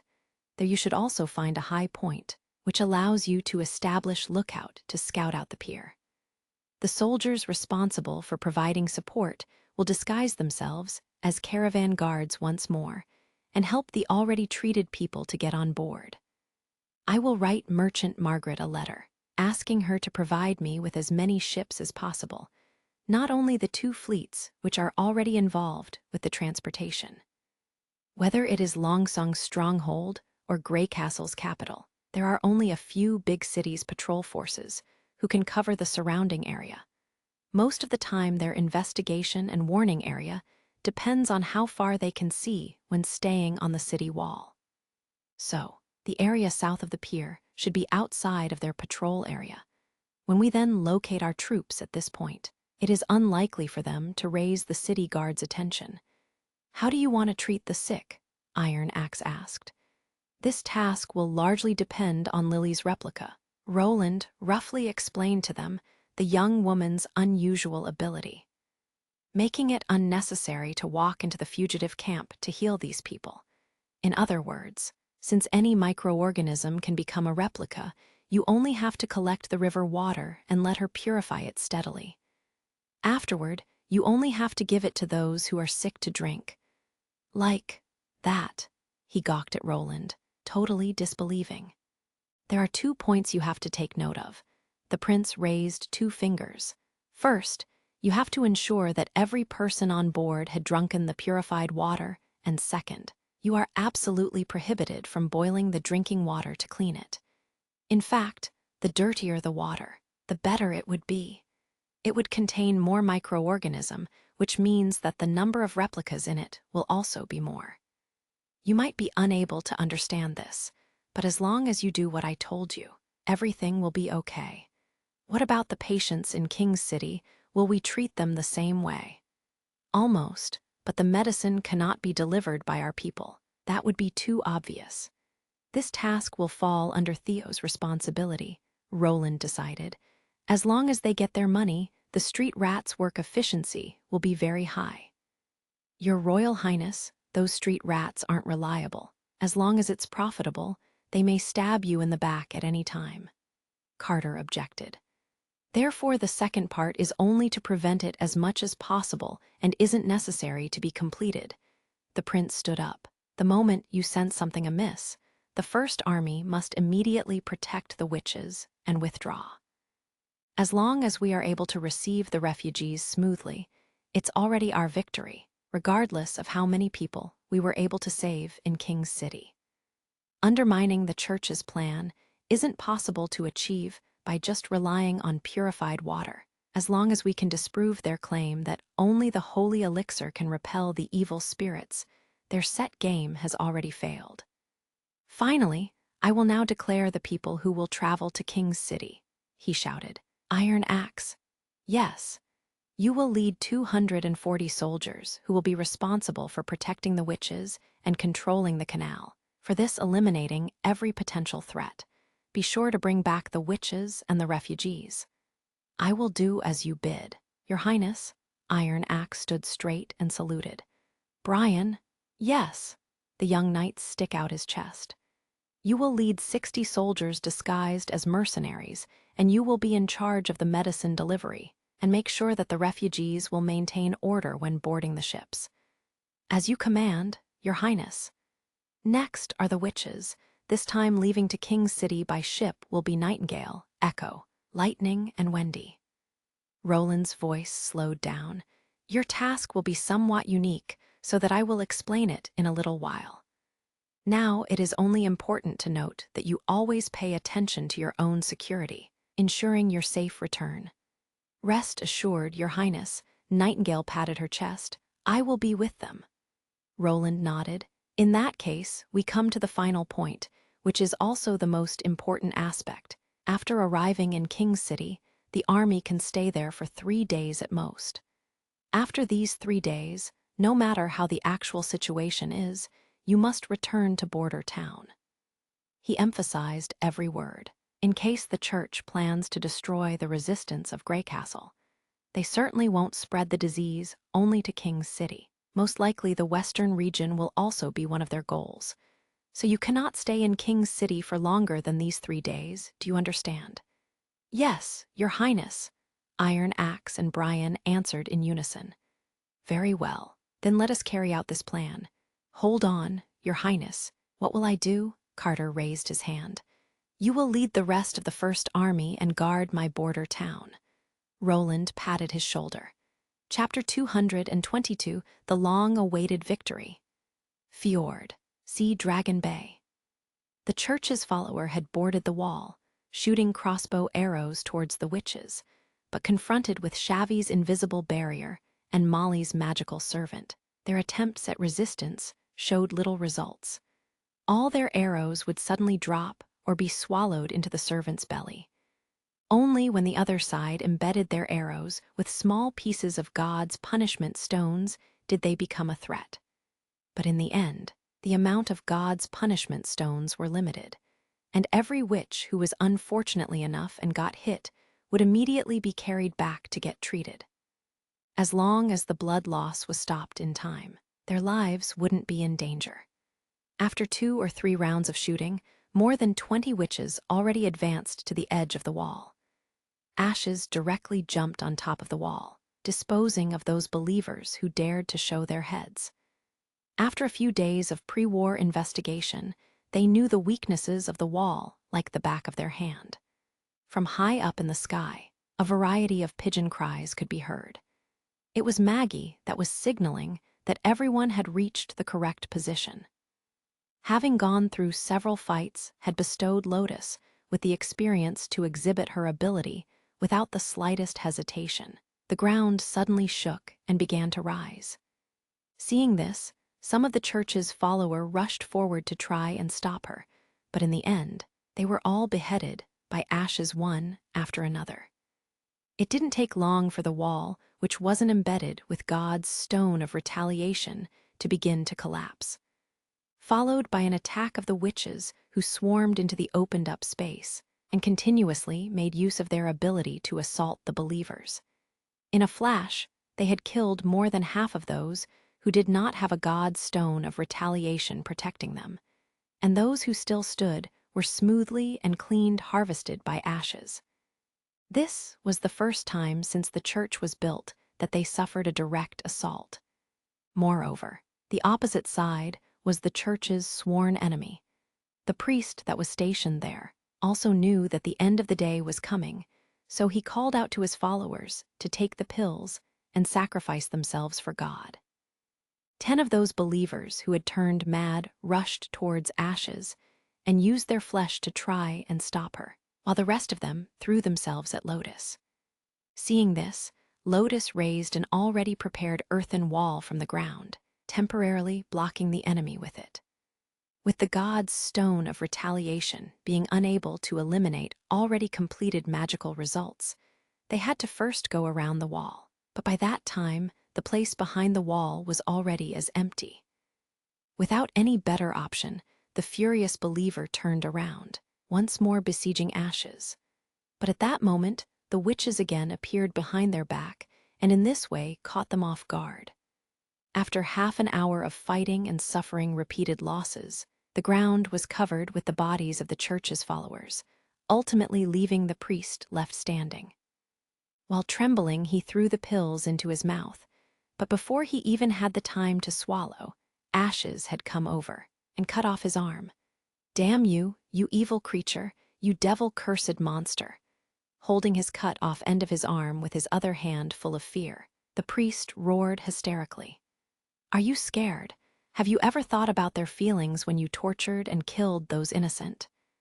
Ashes stated coldly, "Compared with us witches, scum like you resemble a devil's minion much more, you who does not shrink away from any crime.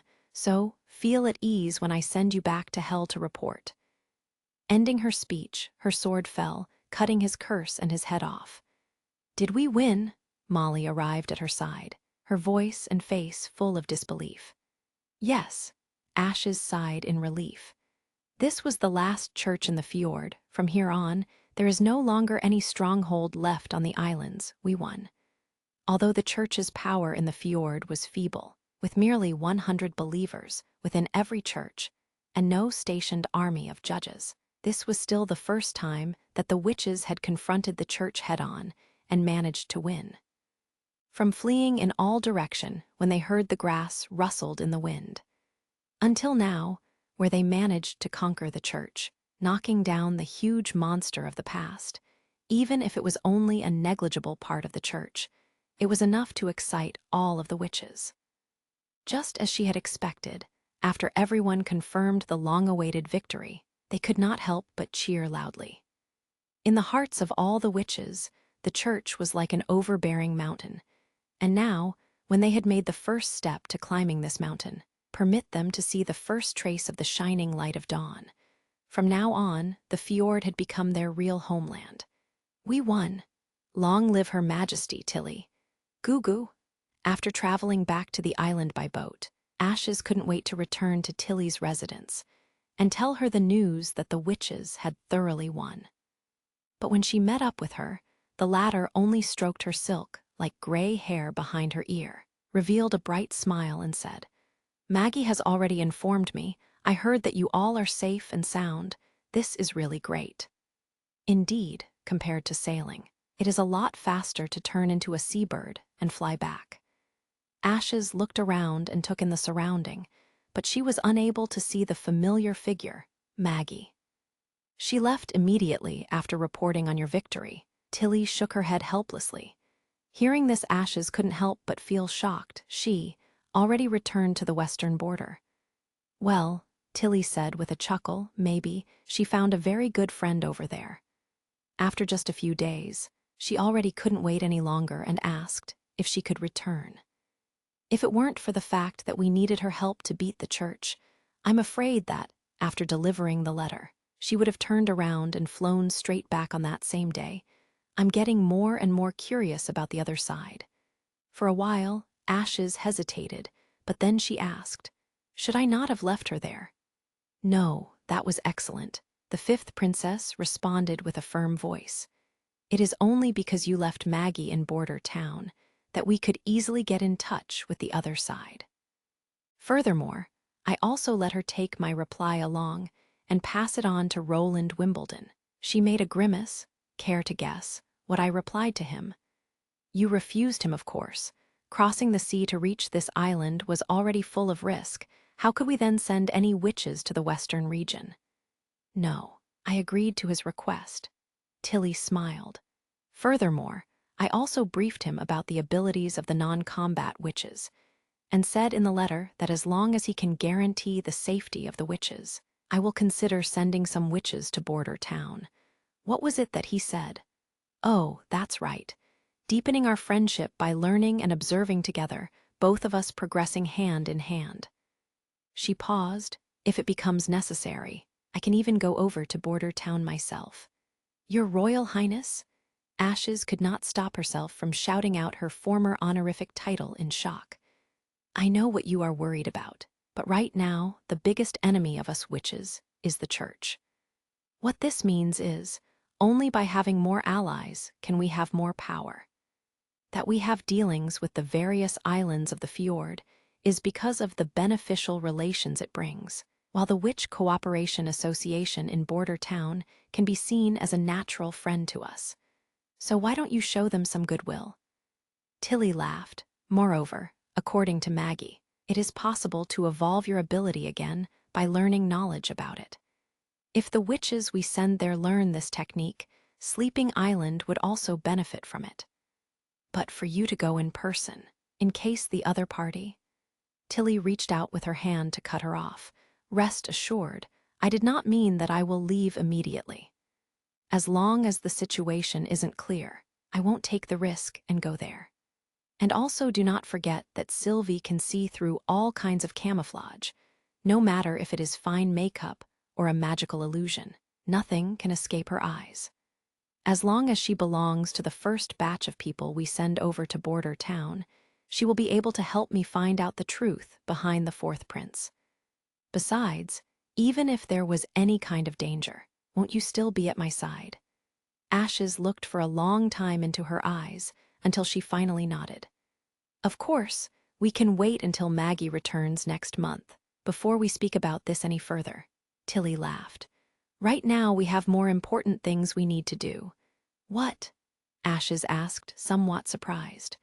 Now, after all the strongholds of the church in the fjords had been destroyed, it seemed that the rest of their objectives would just be to peacefully continue to develop Sleeping Island. But when she looked at the expression of the other, it didn't look like that was the case. The fifth princess pointed to the white silk gloves with the red gem on it. There aren't only ruins to be found in the kingdoms of the mainland. There are also ancient ruins on the fjord's shadow islands. Most likely, the sea folks' magic stones are coming from there. Taking advantage of the destruction of the church, I want to go and take a look for myself. Is this about the legend of the ghost Shadow Red River? After having to do with the fjords for some time, Ashes had also heard of this legend. The remains were hidden in the sea, appearing and disappearing from time to time. Moreover, within the surroundings are many dangerous undercurrents and sea monsters, which makes it impossible for ordinary people to reach it. Since they were discovered for the first time, many explorers, in order to look at this inconceivable marvel, were hit by misfortune and were now buried at the Shadow Islands. You also do not know the certain position of the ruins, so how do you want to enter them? Maybe I do not know where it is, but I know someone who can take us there. In fact, this great explorer is currently on Sleeping Island, and it was also he who first discovered these ruins. Tilly smiled. Chapter 223, Premeditation. During these days, Theo stayed in an inn of King's City, anxiously waiting for the reply from Border Town. A towering inner wall divided King's City into two separate worlds, and the people would be strictly controlled when entering or leaving. No matter if they were aristocrats or wealthy merchants, everyone could only enter after going through a thorough inspection inside of a small room. Once they had any sign of disease, such as fever, flushes, or dark spots, they were not allowed inside. In case they left the inner city, they would have to return in the evening hours at the latest. Otherwise, when the sun went down, the gates would be closed and they would have to spend the night outside. But this still couldn't stop the spread of demonic plague. Yesterday, he had heard the rumors that there were also nobles living in the inner city who had become infected. In case the church had not finally released their first batch of holy elixir, Theo believed that the nobles would have soon started to evacuate from King's City. 6 days after sending out the letter, he was finally informed by Margaret's Chamber of Commerce that news had arrived. He hastily rushed to the agreed location, a tailor shop, where on arrival he was led into the basement by the clerk, and there he met the Chamber of Commerce's owner, who had been waiting for a long time now. On entering, he saw Margaret sitting at a low table. A pot of ice water was placed in front of her, which continuously emitted bursts of cold air. Theo, who was sweating from rushing over, sat himself cross-legged on the opposite side, only to suddenly feel a surge of cold breeze on his face, which immediately lifted his spirits.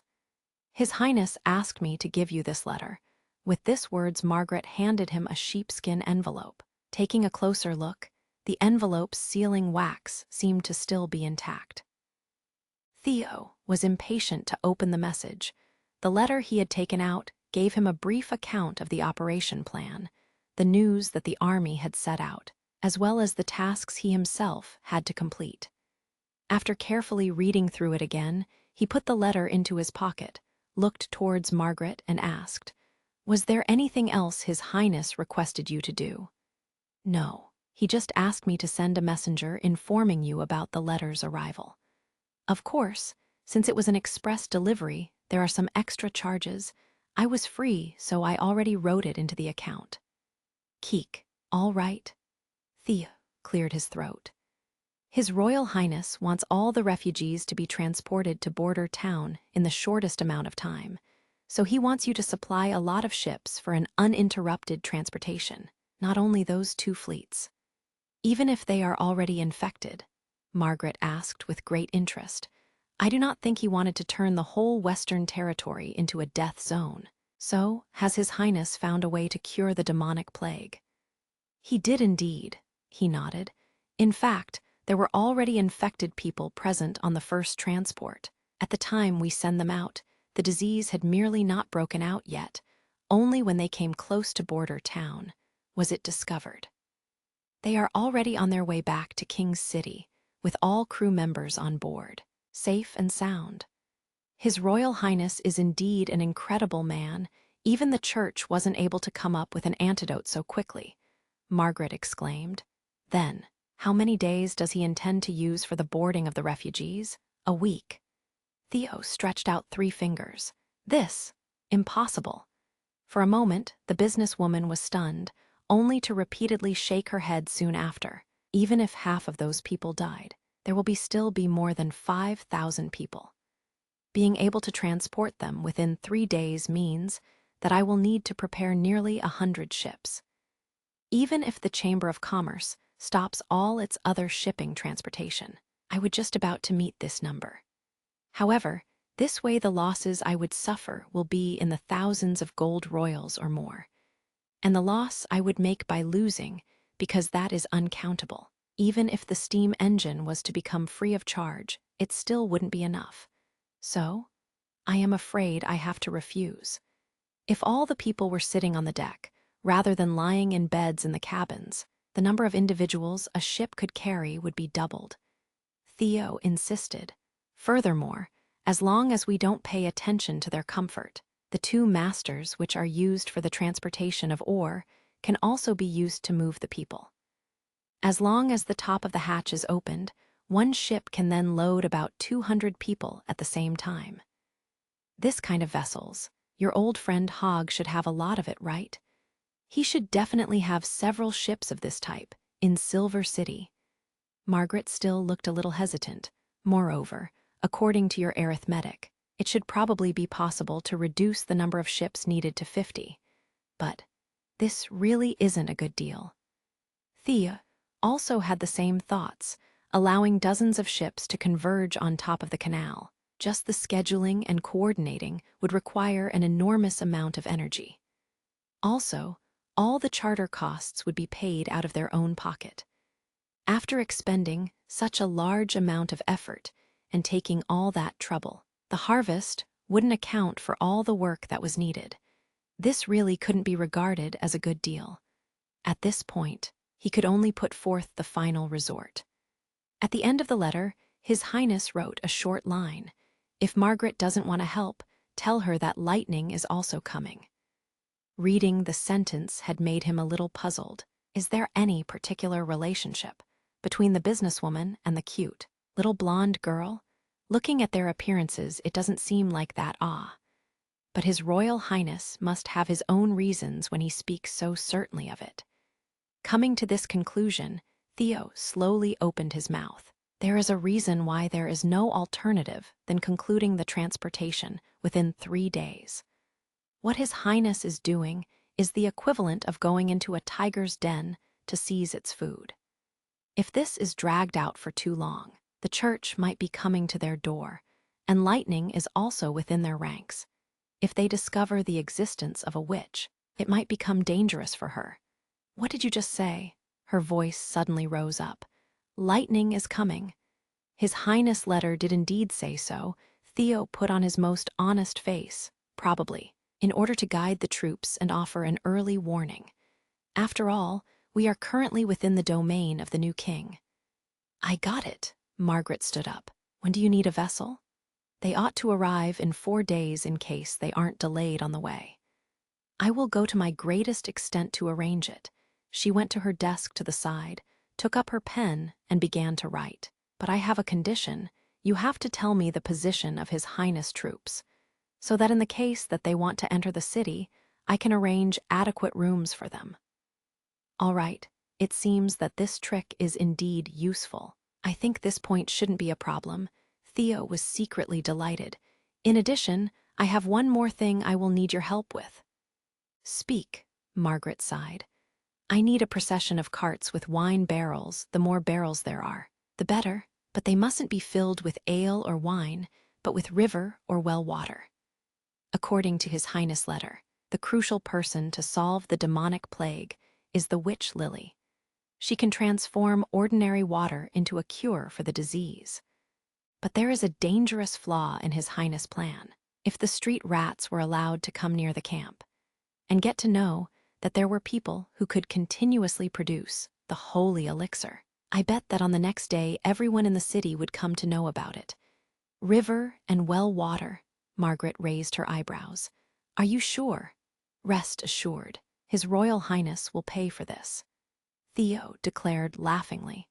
In considerations of confidentiality and security, transporting the water from the troops' camp to King's City could only be done by him personally.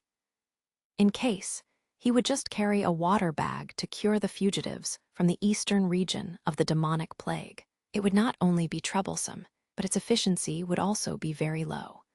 Because of this, he had to come up with a method which allowed him to bring as much of the purified water through as possible in one round. Installing a large barrel on a cart was clearly a good choice. Chapter 224, Launching the Rescue Plan.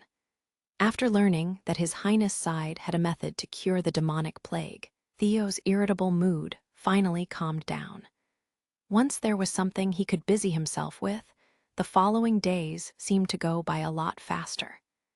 In addition to his visits to the wine estates at the outskirts of King's City, he also planned the route for the convoy, while keeping the topography of the area around the canal's pier and the city gate in mind. Nowadays, wanting to enter the city had become quite a hassle. Using the refugees outside of King's City as the reason, all the major city gates had been sealed.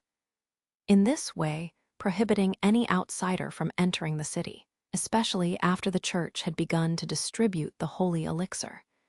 After the refugees became aware of this, they began to desperately attack the city gates every day, hoping to be allowed to go to the church for treatment. However, the guards stationed at the wall responded without hesitation and flocked them with crossbow bolts. The result was that by now many corpses were lying in front of the city gates and rotting under the scorching sun, spreading an unpleasant odor. The only open gate was a side gate limited to the use of the nobility and the merchants who brought the food. Fortunately, Theo had worked in the patrol for some time, and because of that he was known by most of the guards as a native of King's City, allowing him to go through the gate with just a simple greeting. It was precisely because of this quarantine that both the inner and outer city lost almost all contact. So even when they had transported the refugees away with great fanfare, the news of it had difficulties spread into the inner city. Not to mention that the upper nobility were anxiously waiting for someone to ship all the refugees from the eastern region away, and save them from later having to suppress a rebellion. Theo roughly understood why His Highness had set out on the same day he had received the letter. All these people outside of the city felt as if they had been abandoned by their king. So, in case the church sent out some priest to heal them, they would become their most faithful of believers. But if His Highness could arrive before the church could grab them, these people would instead be pulled to his side. There was no doubt that after healing them and offering them a new place to stay, they would become His Highness' most fanatical of supporters.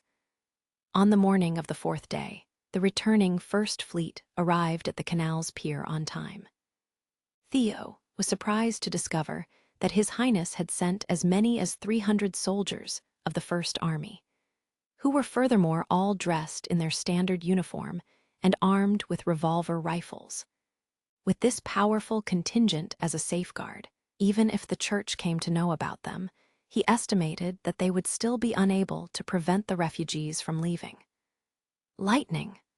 Margaret, who also waited at the pier, immediately shouted when she saw the little girl's figure, unable to containing herself from going forward and hugging her. "This is," Iron Axe asked. "The owner of the Grand Chamber of Commerce, Miss Margaret," Theo explained. "All the ships we need for the transportation will be provided by her or a partner of hers. Without her, we would never be able to implement His Highness' plan." So, it was like this. After understanding the situation, Iron Axe nodded to her. "Thank you for your help. I'll deduct all my expense from His Highness' fee," Margaret merely shrugged. "But when you're thanking me, you should also thank Lightning." Lightning crooked head and asked confused, "Why me?" "Keek, it's nothing." Theo coughed twice. What are you going to do next? Next, we will set up a camp in the south of the dock to control the area, and then in the afternoon, we will start the rescue mission. Iron Axe said, if the ships could be here by then, that would be for the best. When Brian led his men into the refugee area, he could not help but frown. Everywhere he looked, he saw dying people. Their skin had split open at many places, with black blood continuously flowing out of them and attracting swarms of flies. However, those ill people didn't even have the strength left to drive the insects off, simply letting these flying insects crawl all over their body and drink of their blood. Seeing all this, he couldn't help but think of the months of demons, when the people of Border Town were trapped in the slums of Longsong Stronghold, having to face death by hunger and coldness, but being utterly helpless against it. If all this was really done by the church, it was a simply unforgivable crime. Let's call the first group, Brian said. We depend on you, Miss Echo. If they rashly went within the crowd and announced that they were in possession of medicine to cure the ill, it would most likely cause a ruckus. And when a large group of refugees went into the direction of the docks all at once, their small group of dozens of people would simply not be enough to suppress them. Because of this, they had to make sure that the information was always only spread to a select small groups at the same time. Considering this problem, His Highness had decided to specially send Miss Echo along. With her ability, Echo was able to control the area within which her voice would be heard, or she could also just put her voice next to a person's ear. Even though Brian saw how she opened her mouth to speak, he was unable to hear any sound, while the fugitives turned around and looked over. Soon, a group of them came over, more stumbling than running. Your Honor, is what you said really true? As long as you can cure the disease, I am willing to follow you to the western region. Of course it's true. Our ships have stopped at the pier, so gather your family and come with me. Other soldiers also stepped forward to help the patients who laid on the ground and were unable to move. Their small group instantly expanded to several hundred people, who walked together in the direction of the pier. Many people who noticed this scene also began to follow, doing their best to catch up with them. Back to the pier, soldiers of the First Army had already filled with bags with purified water and placed them on a long table. At the gangway to board, the ship stood Iron Axe with a squadron, letting only 2 people through at the same time, and ensuring that all the people who wanted to embark had first drunken the curing water. Everybody listens. These water bags are filled with medicine that treats the illness, so as long as you drink from it, you will immediately recover. Next, to the long table, they had set up a stage on which stood the one with the highest standing amongst the soldiers, constantly preaching His Highness manuscript, what the church has called the demonic plague caused by witches, and could only be dispelled by their holy elixir, is a groundless statement, nothing more. They just want to earn more money and also make you kneel to them, thanking them for their graciousness in saving your life. Instead, Lord Roland not only brought the medicine, he also doesn't charge you any fees for it. Yes, you don't even have to pay a copper royal for it. These words immediately heated up the crowd, but when the first person drank the purified water, he quickly felt how his body changed. Unable to believe it, he tore open his clothes only to see how the dark spots quickly faded away. This medicine is indeed effective. I'm healed, I'm healed. Me too, God above, the wounds no longer bleed. God, you say. Where is it? I only see a group of liars. That's right. This medicine has nothing to do with the church. Long live His Highness, Roland. As more and more people were healed, the witnessing crowd also became more and more excited. If the First Army hadn't been there to control the order, the water bags placed on the table would have immediately been washed away by the flood of fugitives. At the moment, His Highness is busy with developing the western region. For this, he requires a lot of manpower to cultivate fields, build houses, build roads.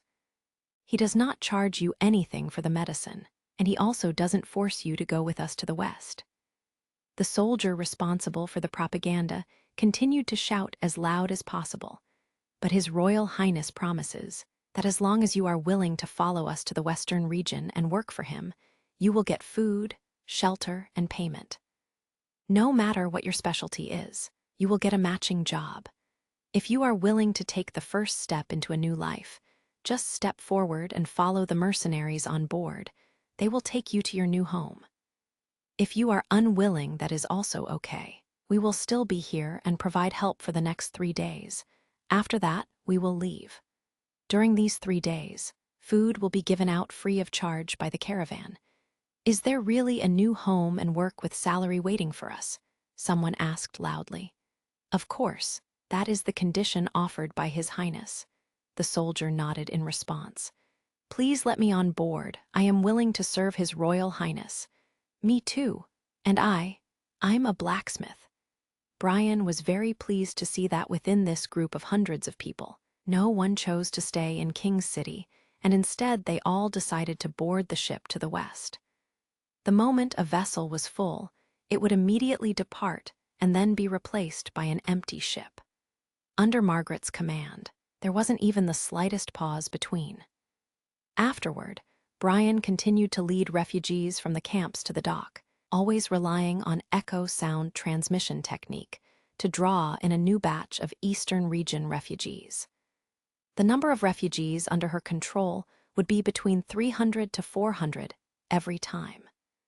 As he returned with a new team of patients to the pier, he suddenly saw how the first army stationed in the wheat fields in the south began to move. A team of them rushed out at flying speed into the direction of the northern bank of the canal, while carrying their guns in their hand. What happened? Brian asked into the direction of Iron Axe's men. Scout Miss Lightning said that someone had secretly jumped off the ship and run away. One of them offered while saluting. Maybe there's a rat which had hidden itself between the refugees. Chapter 225, The Avengers. In fact, there was more than one of those rats, so once again, Iron Axe stood in front of a man they had captured and looked at him expressionlessly. You are the third person who's tried to escape by jumping off the ship. The refugees also told us that you haven't come from the Eastern region. So, what will be your important last words?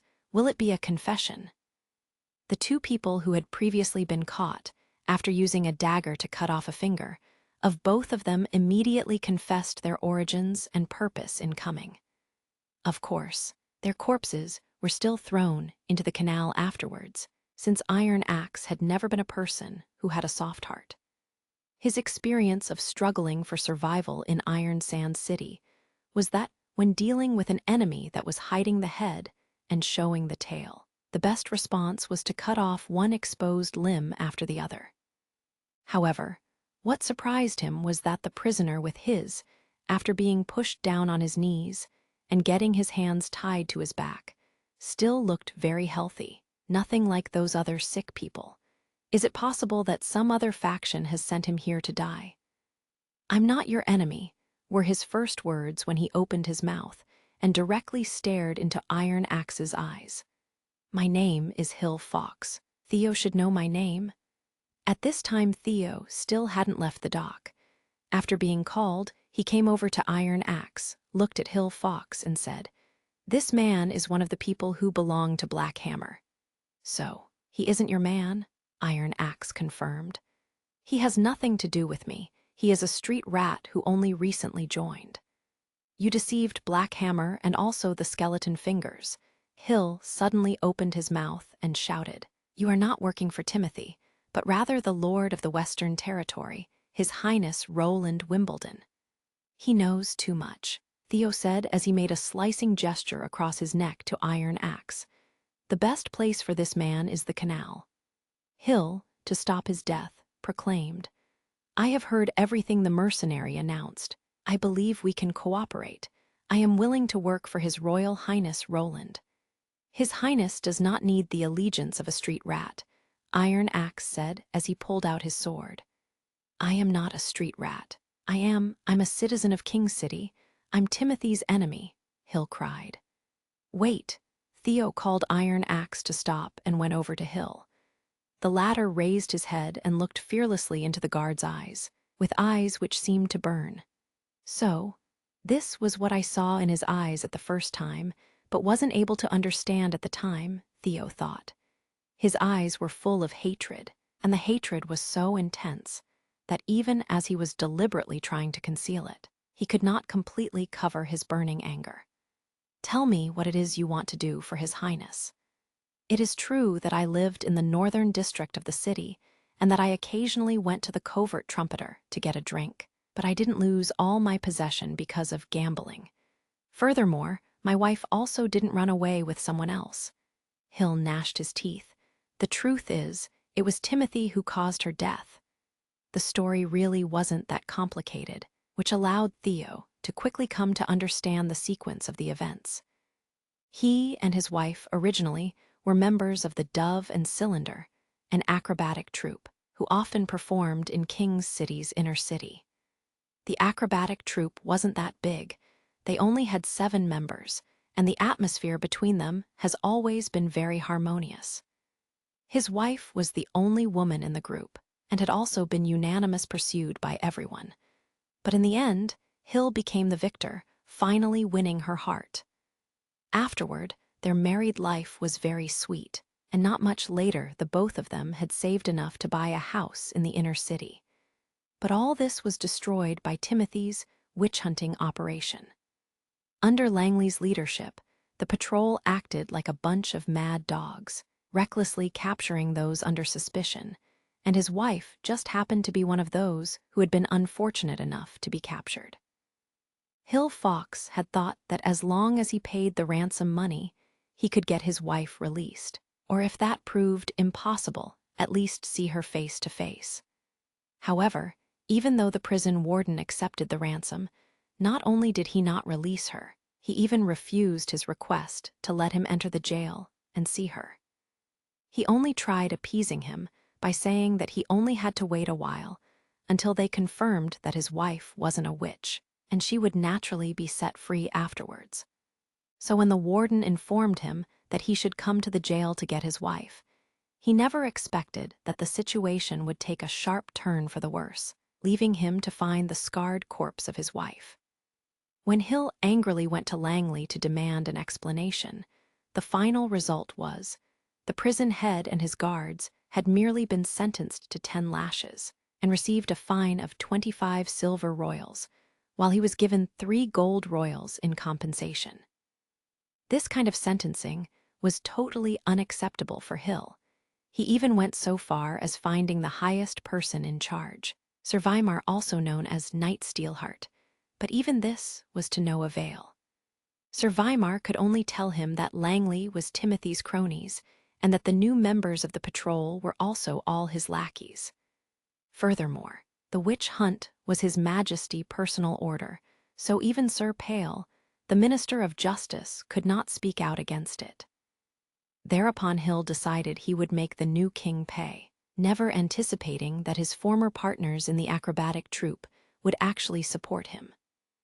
However, as a group of acrobats without any form of combat expertise, wealth, or troops under their command, it was almost impossible for them to carry out their vendetta against the king. The only possible way to harm him that Hill could think of was collecting intelligence about Timothy and giving it to his enemies, like the Queen of Clearwater Garcia Wimbledon. For this, they had all joined different groups of street rats and decided to collect any clues they could find concerning the new king. This was also the reason why he secretly monitored all of Theo's movements. In case that Timothy wanted to get rid of the refugees, he had to try to stop them as much as possible. But he was too slow before he could take action. The demonic plague had broken out, and Theo suspended the transportation of the refugees. But today, Hill discovered that they had started the operation once again, and in order to investigate, he straightforwardly disguises himself as a refugee and succeeded in mixing in with the crowd, resulting in the discovery that in truth Theo was actually serving Roland Wimbledon, the 4th Prince of the Kingdom of Greycastle, who, without a doubt, as a qualified competitor of the throne of Greycastle, was also an enemy of Timothy. Probably in the eyes of Hill, as long as it allows him to kill the new king, he wouldn't even shrink away from working for the devil. Okay, the last question. By mixing into the crowd to make discreet inquiries for news, did it never occur to you that you might infect yourself? Theo asked with interest. I never thought that a person with vengeance, as his aim, would throw his life away that easily. I have the antidote, Hill confessed. It is hidden in a pocket in my undergarments. All my troops' partners spend most of their family's possessions to buy it for me from the black market. Theo reached out and searched with his hand, fishing out a finger-thick transparent vial, which was filled with a blue liquid. He handed it over to Iron Axe, then said, "That should be the holy elixir of the church. I think His Royal Highness will be interested in something like this." This person, Iron Axe received the vial then asked, "What do you plan with him?" Well, Theo touched his chin. If it were the normal times, without the possibility of verifying the authenticity of his words, we could only choose the safest method and directly send him on his way. However, at this time, there was someone in the camp who could judge whether he was speaking the truth or was lying. I want to ask Miss Nightingale to verify his words. Later in the evening, Theo returned to the covert trumpeter. Black Hammer's spirit evidently wasn't very high. With the spread of the recent epidemic, his business had dropped so low it was at freezing point. And if that wasn't bad enough already, Silver Ring and Potts had also become infected, which intensified his restlessness by many times. Hill, as if nothing unusual had happened, sat slightly stiff on the opposite side of Theo. Theo put on a slight smile, then threw out a pouch of gold royals in front of Black Hammer. There really is no reason for you to be so depressed. I have some good news, and I also have a business offer for you. After counting the coins and putting them away, Black Hammer opened his mouth and said weakly, "Currently we won't take any business. Now that the demonic plague is running amok, who would be foolish enough to go outside? All this money isn't even sufficient to buy the holy elixir. Don't you know how much you have to pay to buy even one bottle of medicine from the black market? At least 25 gold royals." What a coincidence. Theo laughed. As it happens, the business I am speaking of has also to do with buying medicine. He paused. A special medicine to cope with the demonic plague. Chapter 226, Inner City Operation. You managed to get hold of the holy elixir. Black Hammer was suddenly back in full spirit. Holy elixir. Theo retracted his smile and sneered instead. There is no need to take the church's drug. There are others medicines that can also cure patients of the demonic plague. Saying this, he removed 2 small bags from his waist and placed them on the table. Putting the blame on the witches is just the usually trick used to get some benefits. After all, a dead person cannot talk back. Puzzled Black Hammer picked up one of the bags and placed it near his ear and shook it. Only then did he untie the rope and smell what was inside. No odor. Just take them to Silver Ring and Potts. Afterward you will know that this is the real medicine. Theo said, "They should be somewhere in the tavern. Since we discovered their infection, I made them hide in the basement, and I didn't allow them to come out. Nowadays, whenever people see someone with black spots, it's quite likely that they will go out of their way to attack the sick, and because of this, the den of the skeleton fingers won't open its door to let them in." Black Hammer picked up the second bag and announced, "Sir, I'll go now and give it a try." When he got up and left, Hill was still staring at the table, not saying a word, which made Theo secretly shake his head. An ordinary person who lives under the constant threat of the demonic plague can never keep so calm when he hears that he can get the medicine to cure the disease. Even if you do not want to seem too excited, at least take a look at it and ask a few words. With his performance, Hill has proven that he doesn't hold the qualification to become a spy. "Can this medicine really cure the demonic plague?" Littlefinger shouted suddenly. "Sir, where did you get this from?" Even the little girl is better at it than him, Theo thought while taking a sip of his wine. Without a doubt, after all, it was given to me by my lord in the royal palace. Other than him, who else would dare to go against the church? In no time, Black Hammer came back and brought silver ring and pots along. Oh, my God, this medicine is incredible. Just moments after they drank it, the black spot on their bodies had already began to disappear. Seeing Theo, both men immediately went to their knees even though their wounds were still bleeding, and in unison they said, "Sir, thanks a lot for your medicine. You've saved our lives. First go and bandage your wounds." Theo waved at their injuries. Although the purified water was able to heal the disease, it still could not heal their wounds. Such serious injuries would have to recover like any other injury, and needed at least a week. Rather than thanking me, you should thank my employer.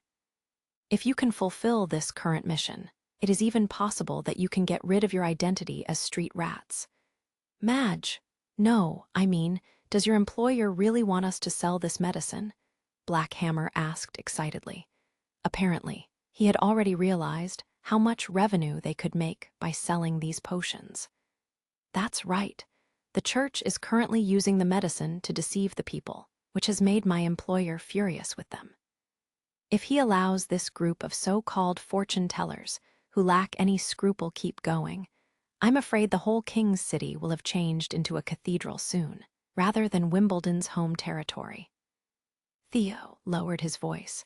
Also, he is unwilling to see such a huge city only be left with only a few citizens, therefore. This medicine absolutely cannot be sold at a price so expensive that it would lead to it becoming unaffordable for most people.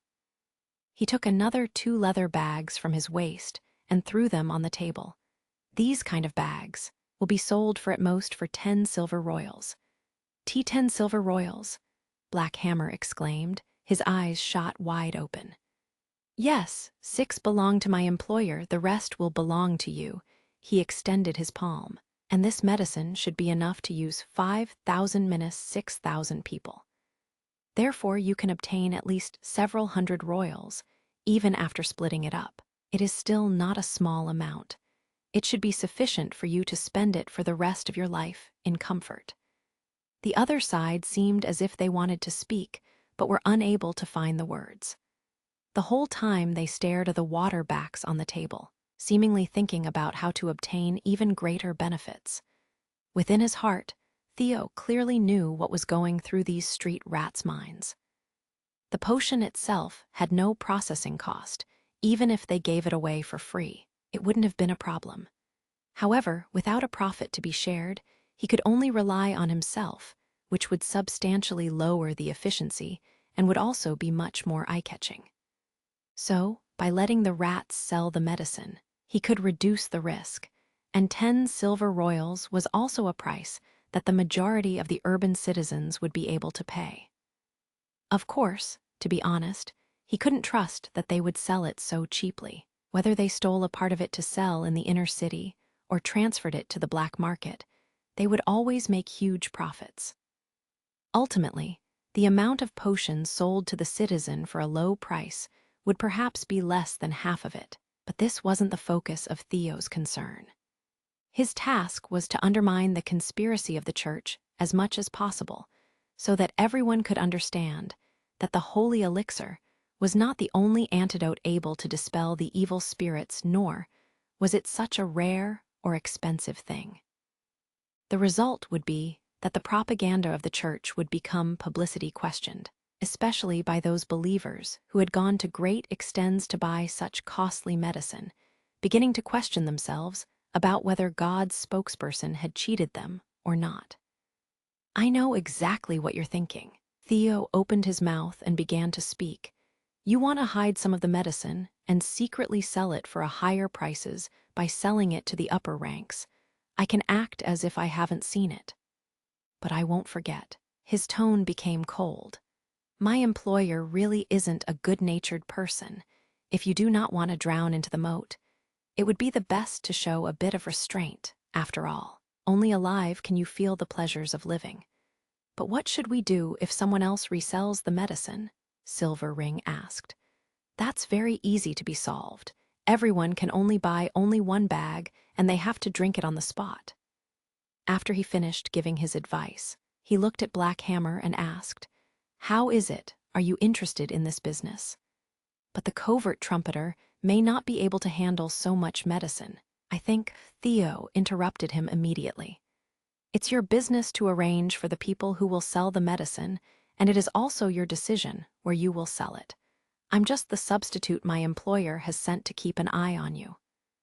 Black Hammer gnashed his teeth. Look at his 4 subordinates, and when he saw that none of them were raising any objection, he smashed his fist on the table and proclaimed, "This business, I will take it."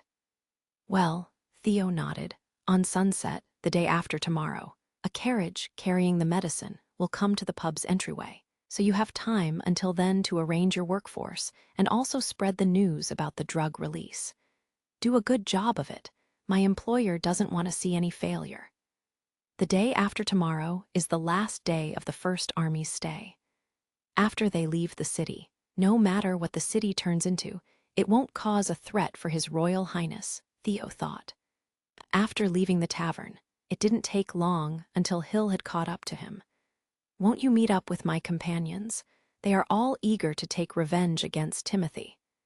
"For the time being, I'm trusting you because you passed the test." Theo shook his head and continued, "If you had not been caught today, what would have been your next steps?" "I would have gone back and told everyone the news, and listened to their opinions about it. I'm not sure if I should continue to keep watch for a while, or if I should immediately go to His Highness Roland," Fox replied. "Oh." Theo's interest was piqued, so he asked, "What's your opinion about it?" For a moment Hill hesitated, then stated what was on his mind. "I do not think that His Royal Highness is the same as most of the other nobles. Very few of them wouldn't spare any effort to save the fugitives, and he also treats the witches equally favorable as everyone else. Supposing the case that Timothy would be the same, it would be unlikely that my wife would have." He became silent for a while, "So I would prefer to serve His Highness directly." "If that is the case, you should go back and say nothing. Act as if you have never been to the pier." "Why?" Hill lifted his head in astonishment. "An outstanding spy should make a habit of concealing their secrets inside of their heart, rather than sharing everything with others, especially at such a critical moment as this." Theo stated one reason after another. "If you want to work for His Highness, there are still many things you will need to learn." Chapter 227, The Whistleblower.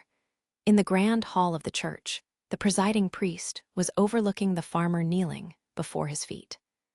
The farmer's originally tall and sturdy stature had now turned into a completely crooked lump, with his hands slightly trembling and his skin showing an abnormal purple color. Not much longer, and those patches will condense into dark spots and eventually spread all over his body. By only getting infected today, he can be considered as strong enough. "I remember you. You are Rocky Hill living in the Eastern District. You frequently come to the church to bring us fresh wheat grain," the priest said. "You recognize me? That's great, Your Reverence." He kowtowed again and again. "The demonic plague infected my family. I need the holy elixir. I beseech you." "However, what is it that you brought with you to the church today?" "The holy elixir isn't something that I can arbitrarily give away," Fairy stated, not stalling or taking his time. "The exchange it requires has to be given by your heart." In order to buy medicine, I have been cheated by those rats and lost all my money," Rock Hill said with a trembling voice. "Please forgive me, for my heart wasn't sincere. I should have never sought shortcuts by going through the black market. At present, I only have one last egg left. Please accept it." With these words, he took one plump egg out of his chest and offered it with his hands extended above his head. Pinning your hope on the deceiving and mean people of the black market will naturally be punished, but God will always extend His hand to help a lost lamb back on the right track. Only those who recognize their own faults will be able to go further and further on their pilgrimage. Fairy took the egg and smiled. "Get up. God forgives you." Really?" Rocky Hill didn't dare believe his ears. God's envoys will never deceive someone. Fairy Beacon waved, and another follower holding a box with potions immediately came over. Fairy picked 4 bottles and handed them to Rocky Mountain. If I remember correctly, your family has a total of 4 people, right? Yes, your reverence. He swallowed his tears, took the holy elixir in his hands, and then leaned over to kiss the priest's shoes. Thank you, thank you. From now on, I will dedicate my whole life to the church and to God. This scene also touched all the believers standing at the side. They immediately began to cheering, happily welcoming a new member to their family of believers. Waiting until the cheers ebbed down a little, Fairy held his hand up indicating that they should become quiet, then said with a clear voice, "Next." This kind of holy elixir distribution continued until dusk. With the sounding of the king's city's bell, Priest Fairy declared the end of the day's distribution ceremony, which would be continued tomorrow morning, leaving the begging crowd behind in the main hall. Although his body had become somewhat tired, his spirit was still fully burning. Since standing in the grand hall listening to the pleas and prayers of the people, and watching as they couldn't wait to do everything they could to please him, made it impossible to not feel like a god in his mind. No, what is commonly known as God is really just the church itself, Fairy thought. After developing the demonic disease and the corresponding antidote, we can easily decide about other people's life and death. With this kind of power in our hands, what is the difference between us and God? Sighing with emotion, he was once more assured that giving up the inheritance of his family business and joining the church had been the right choice. In the face of such power, no one will be able to stop up. Wealthy businessmen, high-ranking nobles, when facing death, they will all be equally willing to abandon everything in exchange for the opportunity to live. Returning to the rest area in the back hall, a clergyman hurriedly came up to him and whispered in his ear, "Your Reverence, a street rat came in and reported that he had discovered an important matter." Regarding what? Something about the refugees of the eastern region, the concrete news he only wants to say when meeting you face to face. The clergyman immediately answered, "According to the church's instructions given beforehand, Fairy should make full use of the demonic plague and its antidote, and gather as many new followers for Hermes as possible. Therefore, winning over the refugees was also a part of his plan, but compared to the citizens of King's City, their importance wasn't as high. He had intended to wait another 2 or 3 days and let half of the homeless refugees die before coming out to treat and cure the rest, which would make them feel as if their king had abandoned them. As a result, within the whole of King's City, 90% of its population would become the church's followers. With this kind of merit and the previous order for the battle for the throne would perhaps be sufficient to take another step down the road to the rank of bishop. At least in regards to rewarding the people for their merits, the church has always been very fair, never considering someone's blood relationship or former identity. As long as someone showed outstanding performance, they would be promoted. What kind of severe problem could have arisen within the refugees? Suppressing his doubts to the bottom of his heart, he quietly said, "All right, just take him to the secret room. I will join him soon." "Yes, Your Reverence." Taking off the ceremony priest robe, Fairy grasped a flexible plate armor out of the closet and put it on, and then covered it over with a loose coat. Afterward, he stepped in front of a silver mirror for a little reorganization before he left for the secret room. Stepping into the chamber and analyzing the situation, the priest saw that the informant's hair was disorderly, and his complexion was sallow and skinny, allowing him to see his bones in his arms. However, what was strange was that on his whole body there was not a trace of the black spots or any other symptoms. The moment the opposite party saw the priest enter, he immediately went on his knees and announced, "Your Reverence, my name is Needle, and I have important information to tell you. You may speak." But he looked up, drifted with his eyes to the other two people accompanying them in the secret room, indicating that he was hesitant to speak in front of outsiders. "They don't matter, they are Priest Shatrath, my right hand," Fairy said. "And the other one is Grandma Hera, who is responsible for safeguarding and taking care of this secret room, almost never leaving this place. Then I will speak, but regarding the promised. The holy elixir is here," Fairy said, impatiently pulling out the blue vial. "As long as your information is valuable, I will, of course, heal you from the evil spirits. Your Reverence, I assure you that this information is absolutely astonishing," Needle proclaimed and raised his head. "Some people are continuously transporting the fugitives away, and they have empty ships everywhere on the canal. All this I have personally seen with my own eyes. I fear that within a few days they will be able to bring away all the refugees. They are taking away those patients infected with the black spots," Fairy frowned. "Are you sure you haven't misread the situation?" Previously, he had already received the message that a fleet was transporting the refugees of the eastern region away. But something like this was quite normal. Those nobles always love it when the territory of another noble is stricken by natural disaster. This time, it will allow them to plunder some workers for a very low price. Anyway, now that the demonic disease is running amok, those idiots will naturally be punished by God. However, now, after they know that the plague has infected the people, how can they still shelter the refugees?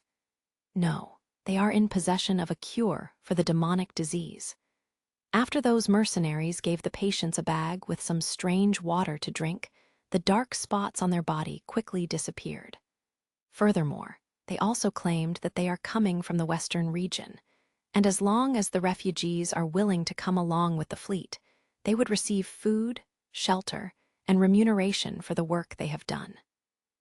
Needle's eyes paused on Fairy's, but the most astonishingly is that these people are working together with a witch. "What did you just say?" "What I said is absolutely correct, Your Reverence," Needle shouted. "I mixed in with the ranks of the fugitives and embarked on a ship. In the beginning, I hadn't seen anything, but then somebody jumped from the ship, and the mercenaries on shore began to pursue him. Before long, I noticed that there was a shadow circling in the sky, but it wasn't a bird. It was a witch flying in the air. I was so scared that I did not dare to move. I waited until the ship had sailed several kilometers, and I couldn't detect a trace of the witch, before I took the next opportunity and dived into the water to escape. I almost needed a day to come back." Needle rubbed his hands. "Your Reverence, do you believe now that this information is worth a bottle of holy elixir in exchange?" "Wait a minute. You said that they have a way to cure the demonic plague, and that you also have drunk it, in other words. Does that mean you were previously sick?" Fairy asked. That's right. But didn't you say, as long as I have valuable information to offer, I can?" Needle grinned awkwardly, revealing a mouth of uneven yellow teeth. "So that's the reason. He doesn't want to use it, but instead wants to take this bottle of holy elixir to the black market to sell it." After pondering for a moment, Fairy asked again, "How many people does the other side have? Are you sure they were mercenaries from a caravan?" "They assuredly were. They have no armor, no horses, and their weapons were a kind of wooden spear. As for their numbers," Needle went with his hand through his hair, "not more than 100 people at most." "To whom did belong the ships?" "This, I cannot tell. Most of the ships haven't hung any flag, and even in case they had hung one up, I wouldn't be able to recognize them. But the mercenaries personally said that the fleet was leaving for the western region." "Ah, yes. He also mentioned that the recruitment was for the Lord of Border Town." Needle racked his brain to recall his words. He was currently in the process of reclaiming the land, and thus the Lord needs a large workforce. That's all I can remember. "Well, this was indeed a crucial news you had to offer." The priest took a deep breath and pulled a bottle of blue liquid from his pocket and threw it towards Needle. "Take it with you, it is yours." Thank you, Your Reverence." Flustered, the latter caught the bottle, but suddenly his whole body began to tremble, and his eyes became huge. only seeing a slender dagger sticking out of his neck, sending out a faint coldness, with the old and senile room manager suddenly standing behind him. Chapter 228, Faceless Person. The granny retrieved her dagger and let him fall to the ground. She then picked up the medicine bottle, rubbed it on her body to clean it, and handed it back to the priest. "Well done," Fairy nodded. "Now drag him out and dispose his corpse." "Yes," she answered with a husky voice, dragging the corpse without any effort, much unlike an old woman. "Your Reverence, do you believe that he was telling the truth?" After the manager had left, Priest Shatrath asked, "That the caravan and the witches are working together. And if I remember correctly, wasn't it the fourth prince, Roland Wimbledon, who got assigned to Border Town? Whether it is true or not, we will only know after we send someone to examine it," Fairy said with a serious expression. "But I think the possibility that he lied to us isn't likely. As long as we send some eyes on top of the city walls to take a look, we should be able to notice the situation of the refugees. So if he wanted to fabricate a lie in exchange for the holy elixir, at least he would have taken one which would have been harder to verify. I'll send someone to review the situation right away," the priest bowed. "Go ahead and investigate the information. Promptly come back afterwards and report to me." Fairy slowly walked to the table, sat down, and started playing with the elixir in his hands. These refugees had already been in the bag, after all, to control their movements and prevent them from fleeing from the demonic plague by themselves. He had dispatched the street rats from the Dreamland organization and made them mix in with the refugees. There they should spread the news that the church would soon come to save them.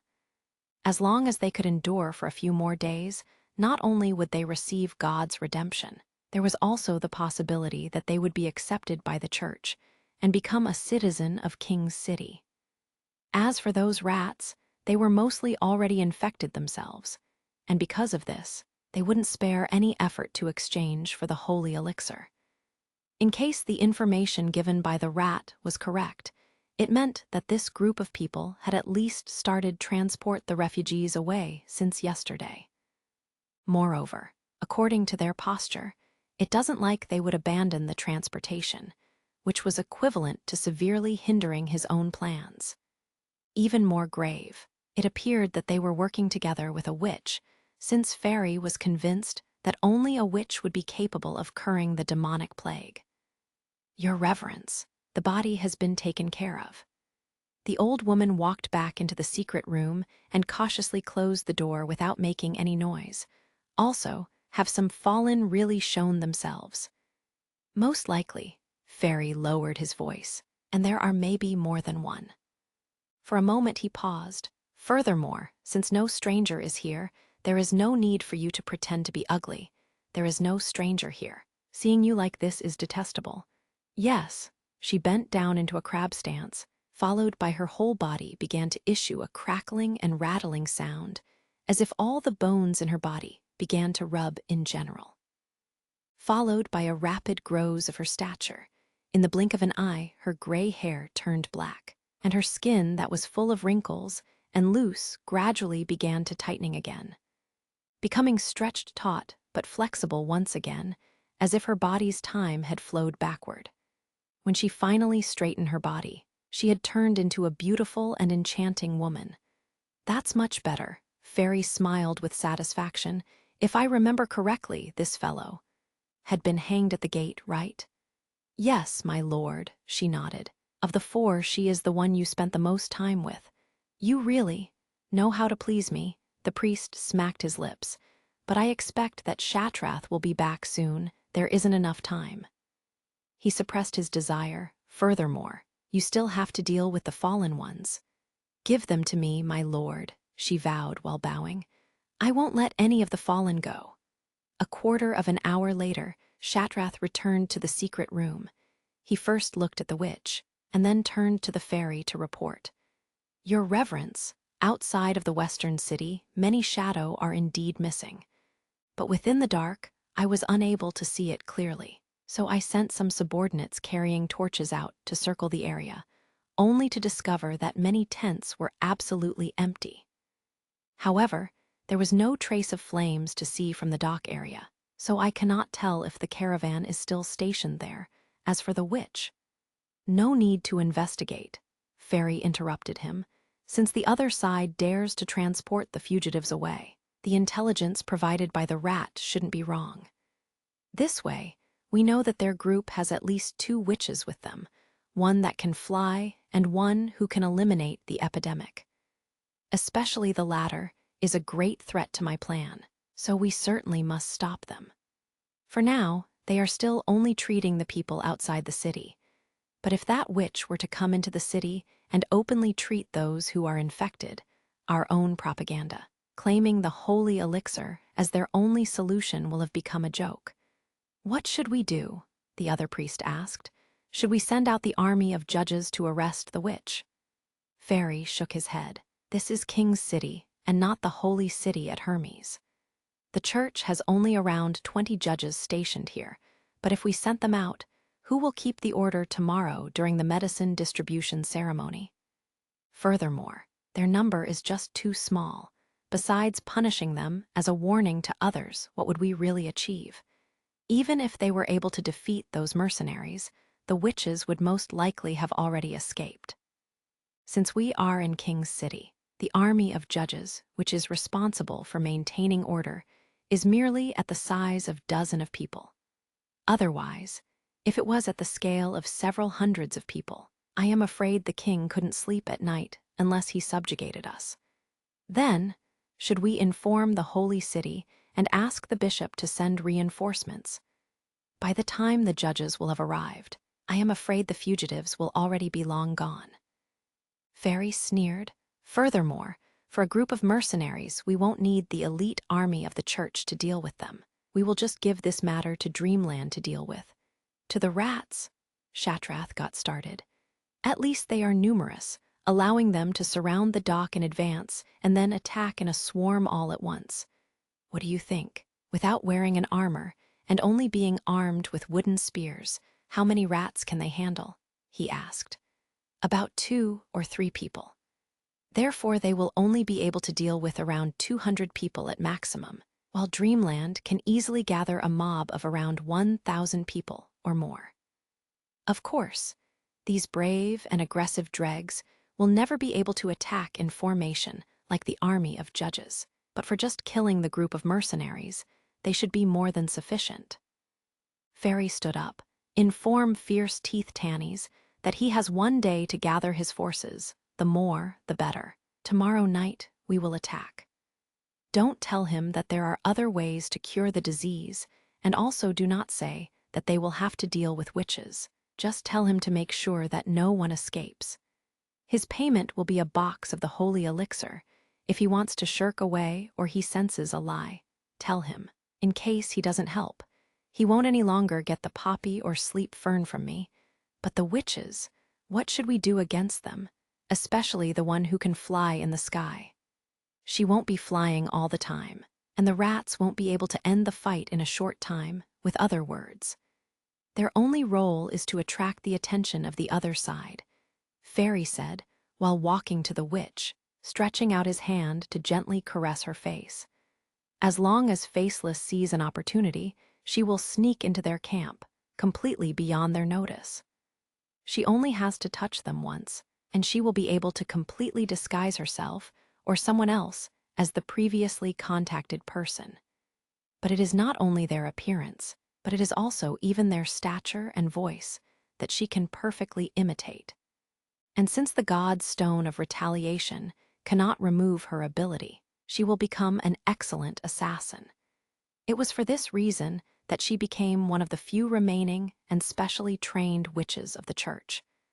When the other party realizes that there is no way left for them to win, the camp is bound to turn into chaos, and at that time, Faceless will make sure that no witch will be able to survive. The priest began to laugh. Chapter 229, on the eve of the day of return. On the 3rd day, outside of King's City's eastern city gate, Nightingale was hiding in her world of fog, calmly watching the group of shabbily clothed refugees. Under Echo's sound, manipulating ability, one wave of refugees after another gathered together and slowly moved with Sir Brian towards the pier. Nowadays, they no longer acted like they had 2 days ago, where they had to push their way through the refugees to reach the edge of the camp, always only breaking away small chunks at a time. After a significant number of refugees had been brought over, the rest of them had also noticed the movement. So as long as a wave of people was pulled away from the edge, the rest would continue to come over. By now, even the guards on King City's city wall had noticed what happened at their foot, but from their point of view, they only wished that these stinking refugees would hurry and finally go away from here. The whole project was currently progressing very smoothly. The number of refugees in the Eastern District was already running low, while the people at the North Gate had taken the initiative to move closer to their side. Perhaps by sundown, they could already smoothly sail away with everyone. At this time, everyone seemed to be busy, only Nightingale seemed to be leisurely.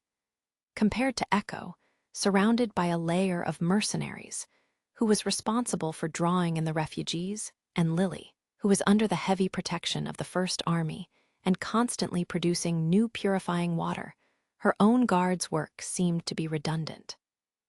Only when the mercenaries had to carry patients who were too ill to move by themselves was there a need for her to be vigilant. Just then, Nightingale noticed Echo raising her head to look at the magnificent East Gate and softly sigh. "What happened?" Nightingale asked after going over. "It's nothing, I'm just somewhat down." Echo's expression turned rather sad. "Before I had been sold to King's City, I had to suffer the whole way along the road. Until now, I had always thought the reason that they were so cold to me was because of my identity as a sandperson, which was something foreign to the people of Greycastle. But now it appears that they are equally ruthless to their own people, which shows me that there is not much difference between them and the people of Iron Sand City." Recalling that Echo had been bought and sold as a slave, Nightingale didn't know how to answer her.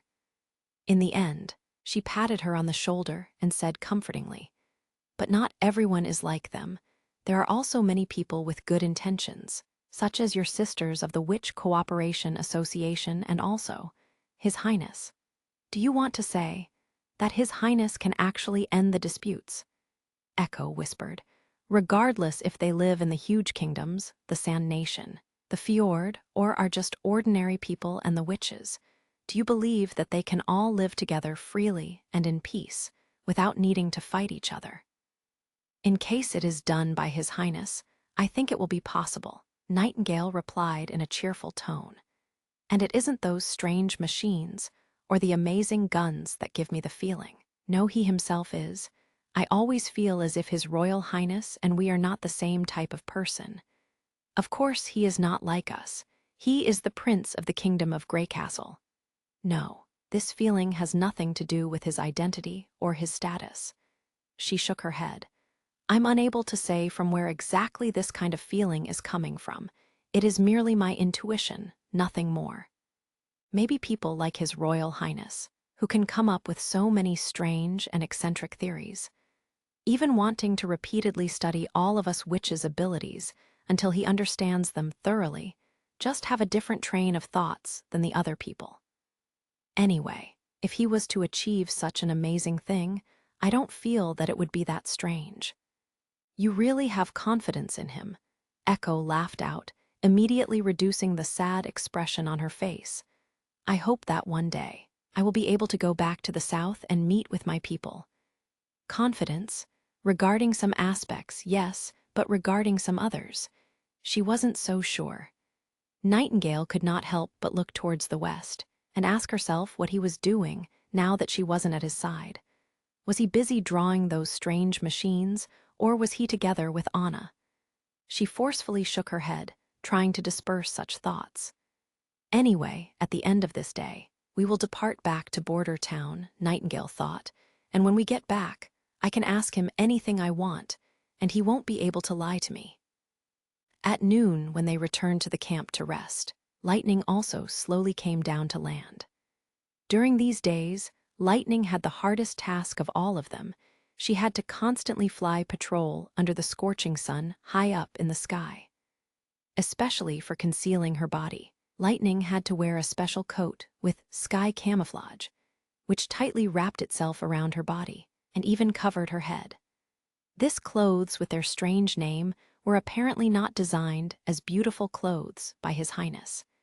Its surface was coated with a mixed pattern of gray and blue, allowing her to almost integrate with the background as she flew. As long as someone didn't directly look at her, it would be hard to detect her. After landing, the first thing the little girl did was to take off the coat, then grab a water pouch to quell her thirst. Nightingale discovered that her clothes were wet from the sweat inside, and that her forehead and nose were also covered with sweat, while her windproof glasses had left marks on her white cheeks. "It had been hard on you," Nightingale said, and crouched down in front of her, beginning to wipe the sweat away. Fortunately, these people aren't endlessly rushing over from the east. Lightning stuck out her tongue, or else I would really have passed out from the sun. "Will you be able to go home tomorrow?" Lily went dispirited and downcast to Lightning's side. "I haven't taken a shower for several days, by now. I feel uncomfortable from head to foot." Nightingale could not help but laugh aloud. Obviously, during their time in the Witch Cooperation Association, there had been times where they hadn't bathed for half a month, and no one had complained about it back then. But now they did it already after a little more than a week. She suddenly had the thought that the development of the bathroom and soap was in truth His Royal Highness' conspiracy, and after they had all become attached to those strange and useful things of his, it had become difficult for the witches to make a firm resolution to ever leave Border Town. However, the calm did not last until the end of the shipment project. After lunch, His Highness man who was responsible for gathering news in King's City, Theo, brought back some bad news. "You mean that? Dreamland is gathering their forces, with the intention of surrounding the pier?" Iron Axe asked with a frown. "Yes, they might be preparing to encircle the pier." Theo corrected him. The first part was determined to be true, while the latter part instead seems a bit bizarre, so my informants are not sure about it. At present, all other Black Street organizations have already begun to act. They are preparing themselves in case Dreamland unexpectedly attacks them. However, compared to encircling the pier, this news can just be seen as deliberately sending out some smoke. I believe that this news was leaked by themselves midway, which could be seen as quite common thing for the rats to do. After all, most members of the Black Street organization are nothing more than bullies or dregs, making it fundamentally impossible for them to be a tightly knit group. If my intelligence is correct, then Dreamland must be subjected to another force's command. Otherwise, wanting to depart from their own territory would be a very challenging affair for them. They are just a gang of scoundrels. It seemed Iron Axe wasn't the least concerned. If these people scatter in all direction, will it affect your plan of selling the medicine? It shouldn't, Theo said. They are unable to get their hands on the patrol, so it is unlikely that they can hinder me from entering and leaving through the side door. As for after we entered the city, the skeleton fingers will provide a force to protect the transport of the medicine. The only thing I'm worried about is you, because tonight I will have to stay in the city and supervising the sale of the purified water, so I'm afraid that it is impossible for me to see you off tomorrow morning. It won't matter. Iron Axe patted his arm reassuringly. In the future, His Highness will come in person to King's City. We will see you again then. Just like Nightingale had predicted with the arrival of dusk, the last ship carrying refugees set sail into the direction of Silver City. And the rest of the more than 300 who weren't willing to leave King's City were ordered to disperse by Iron Axe. Then they all evacuated to the other side of the canal, waiting for the curtain of night to descend. Chapter 230 Assassination, Part 1. Before the sun had completely gone down, Faceless quietly swam through the canal, circling the mercenary camp and nearing it from behind. Her real name was not really Faceless, but rather a name she liked very much, because it meant dust and had been given to her in the new holy city by Archbishop Peter. She loved this name because dust was plain and not flowery. As long as it fell on the ground, one piece wasn't distinguishable from another, just like she wasn't generally.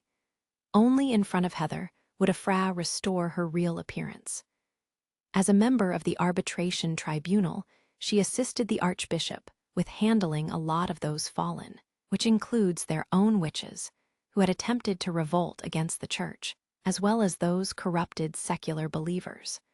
The reason she had been sent to King's City was to accomplish an essential mission: transform a devout, presiding judge into the king of Greycastle. As for capturing those fallen witches, it was just a part-time exercise. Furthermore, she also liked to imitate those witches who were sentenced to get tortured, then experience it herself from start to finish, sharing the pain of the fallen, and experience even more deeply what she had accomplished. In this way, she could atone for her own devil's power. The camp of the other side was erected very cleverly. It was directly by the shore at an elevation surrounded by open land, making it difficult to observe their whereabouts from a lower level, and the witch in the sky prevented her from coming any closer. A Fra had to lurk in a farm warehouse and wait until nightfall before she could take action. When the night enveloped the earth, she surprisingly discovered that the situation has changed. All of the mercenaries had withdrawn from the pier area and completely fallen back inside the camp. Those foolish dreamland rats had went so far as to hold some torches up while gathering together in one place. It looked as if they wanted to tell the other side someone is coming to attack the camp.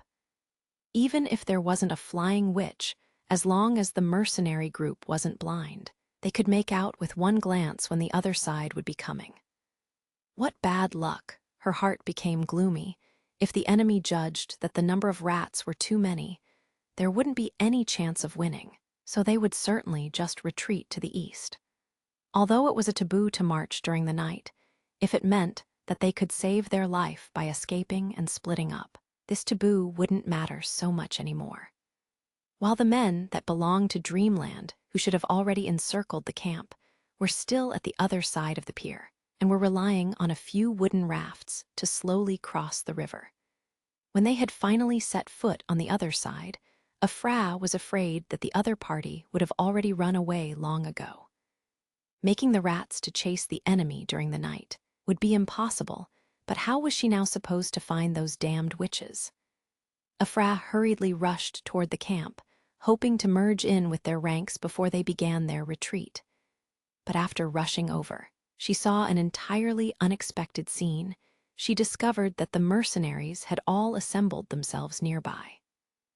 There were still people patrolling around the camp, and the bonfire burned high, which allowed her to see their silhouettes come and go, showing an orderly picture and not the scene of chaos she had expected. Did they not choose to retreat? After a while of careful observation, a Fra confirmed her judgment. At the same time, a delighted feeling began to spread through her body. Although she didn't know for what reason the other side to decide to stay, rather than escape as quickly as they could, but with this decision, their ending had become predestined.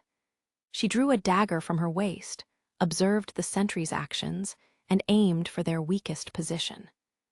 Apart from giving her the essential skills to survive in the outside world, Archbishop Peter had also taught her how to fight and kill. While her opponents were not battle-hardened elite mercenaries, which she could see from the arrangements of the sentinels. Taking advantage of the moment, the mercenary turned to survey another area. She came in from a low and blind angle and quickly threw herself at him, one hand covering his mouth from behind, and the other masterfully stabbing a knife into his neck. After quietly killing the mercenary, keeping one hand on top of her enemy, she placed the other hand on her own chest, casting her deformation ability. This could be a long or it could be a short process.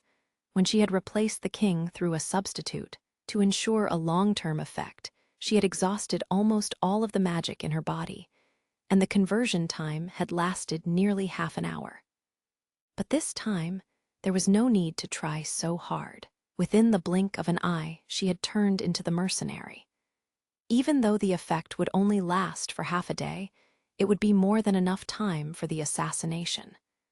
Before the other patrol had returned, with lightning speed, she pulled down the other's clothes and put them on herself. Afterward, she dragged his body into the wheat fields. However, when faced with the mercenary's weapon, she became a little confused.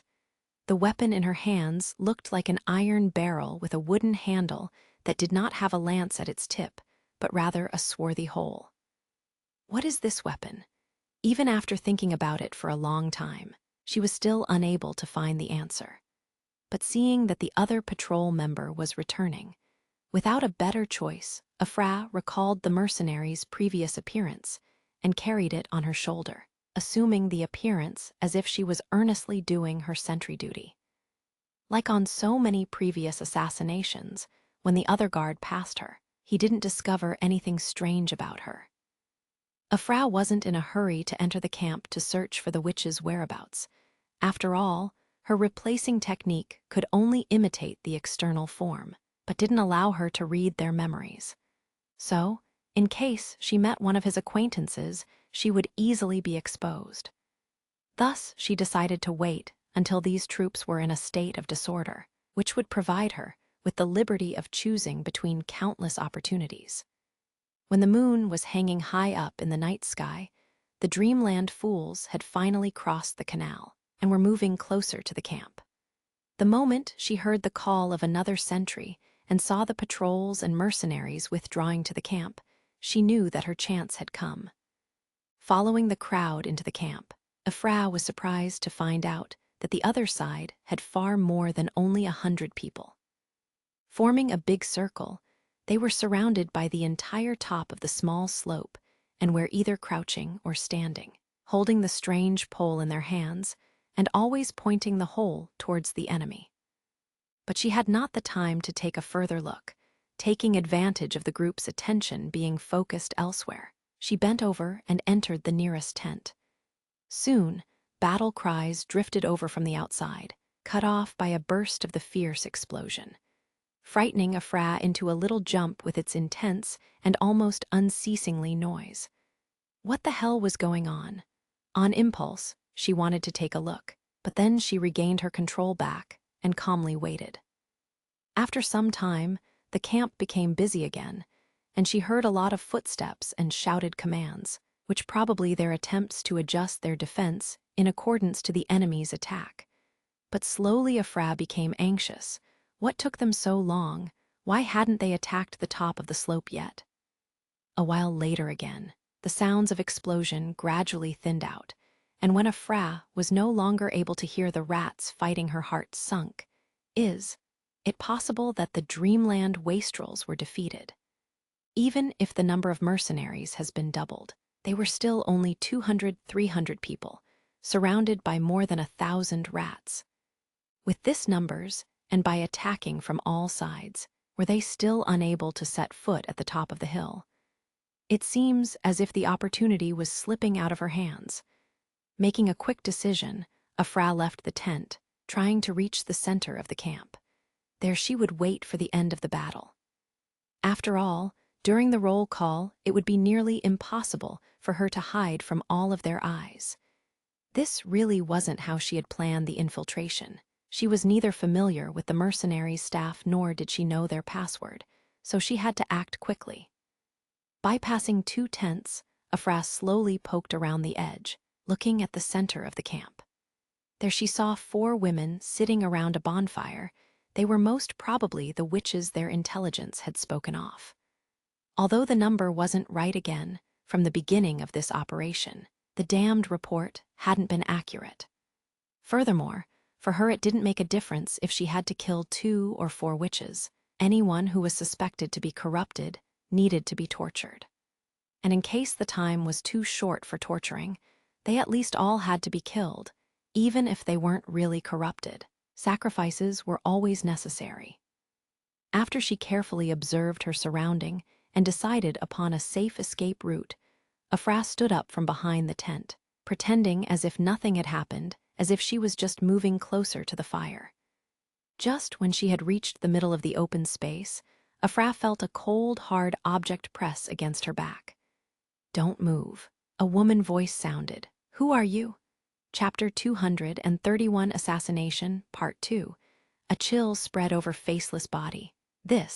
How was this possible?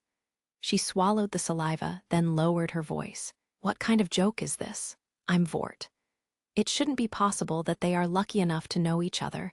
There are so many mercenaries within the camp." Don't tell me that she can remember every one of their names. How can that be? She never expected to receive the sarcastic answer she got in response. "Is that so? I never knew men could also gather magic in their bodies. So, either you are a witch that had planned to infiltrate the camp, or you are an extremely unlikely wizard. No matter what the truth is, it is impossible that your name is Vort, as you have claimed. Within the soldiers of the First Army, there is definitely no one with such a different body type. Can this person see the devil's power?" Afra's heart finally sank to the depths. She now knew how she had been found out. There were more than 4 witches in the camp, and the woman behind her must be a witch as well. Moreover, she had an ability that was similar to the Eye of Truth. The church's scriptures about magic had records of such an ability, which had several hundred of derivations, and all of them were not in conflict with the witch's ability. Since I haven't seen someone within my surroundings or getting close, does it mean that the other side's prime ability is hide her body? Now, kneel down and put your hands behind your back. Maybe I can spare your life then. The woman shouted with a clear voice. "Do as I say." The mercenaries in the surrounding were still occupied with fighting, so they didn't notice the scene playing out at the central area. But that wasn't the case for the 4 witches near the fire, though. They became aware of the abnormal situation as they cast their eyes over and asked, "What's the matter? Nightingale, did something happen?" This was her last chance.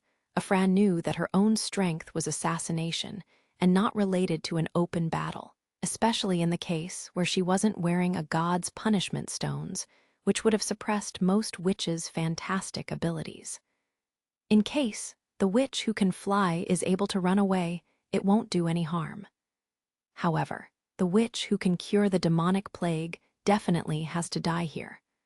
Otherwise, she will pose a serious threat to the church's future plans. Of course, there was also the possibility that after killing the other side, she herself wouldn't be able to escape. Thinking of this possibility, she couldn't help herself from getting a tight feeling in her chest, but she soon calmed down again, recalling that in order for the church's goal to unify the 4 kingdoms, no effort should be spared to resist the devils from hell. And there were already many good soldiers who had sacrificed themselves for the greater good, and it would be a proud moment for her to join them. Furthermore, she believed that Heather would not forget her. Heather would make sure that her name would also be recorded in the sacred scriptures. "You mustn't come over," shouted the witch called Nightingale. "There is." At this split second, she suddenly raised her elbow to beat against her enemy's arm, simultaneously bowing her head to avoid being stabbed with her weapon. When you are talking, it is impossible to always pay attention. Thus there is the saying of holding one's breath in concentration, was what her drill master repeatedly taught her. Instead, regardless whether you are attacking or are trying to escape, the optimum moment to act is when the other side starts talking. Within her sleeve, she had concealed a mechanism that activated at the first moment of contact, spraying a white alchemic powder to the rear, which on contact with water would release a lot of heat. In case the enemy got any of it inside their mouth or eyes, they would immediately lose their fighting strength. Even if they were lucky enough not to breathe any of the fine powder in, they would at least be flustered for a while. Afterward, Afra immediately pounced towards the 4 witches at the fire. The witch with golden hair quickly flew up, while the one witch who seemed to be the oldest disregarded her own safety and stepped in front of the other 2. Drawing out her sharp dagger, Afra immediately stabbed directly toward the first witch. Since they couldn't escape anyway, and all three of them would die under her hand, it wasn't necessary to differentiate them according to priority. Just at the moment when her dagger pierced the other side's body, Afra saw an incredible scene. A white shadow appeared in front of her at a place which was definitely still empty a second ago, with two blazing eyes glaring at her from under its hood. Is this nightingale who stood behind me? At the eruption of the fine powder, she was at close range, so why doesn't she seem to have been affected? Almost disbelieving her eyes, Faceless saw the other side lift her arm, and a flame burst out from the silver weapon. And then her body was firmly pushed backward, resulting in her losing her balance, sending her backward to the ground, looking upwards. That's not good. There are still two important people I need to dispose of. Afra wanted to stand up, wanted to draw her dagger and stab at the next witch.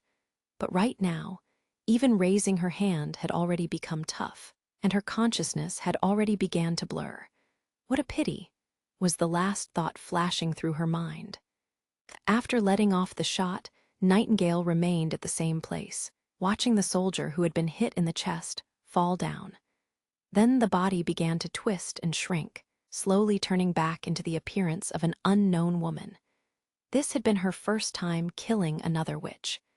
It was not until Lily anxiously called out to her that Nightingale came back to herself.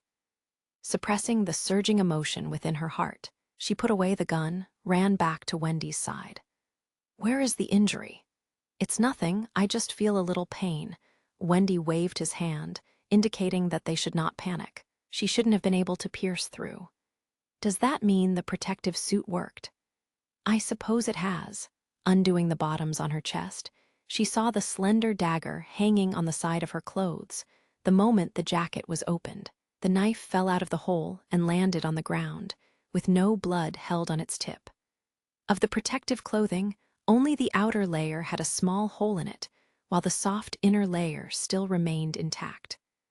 "Why, you really scared me," Lily said, releasing a long breath, and then fell with buttocks on the ground.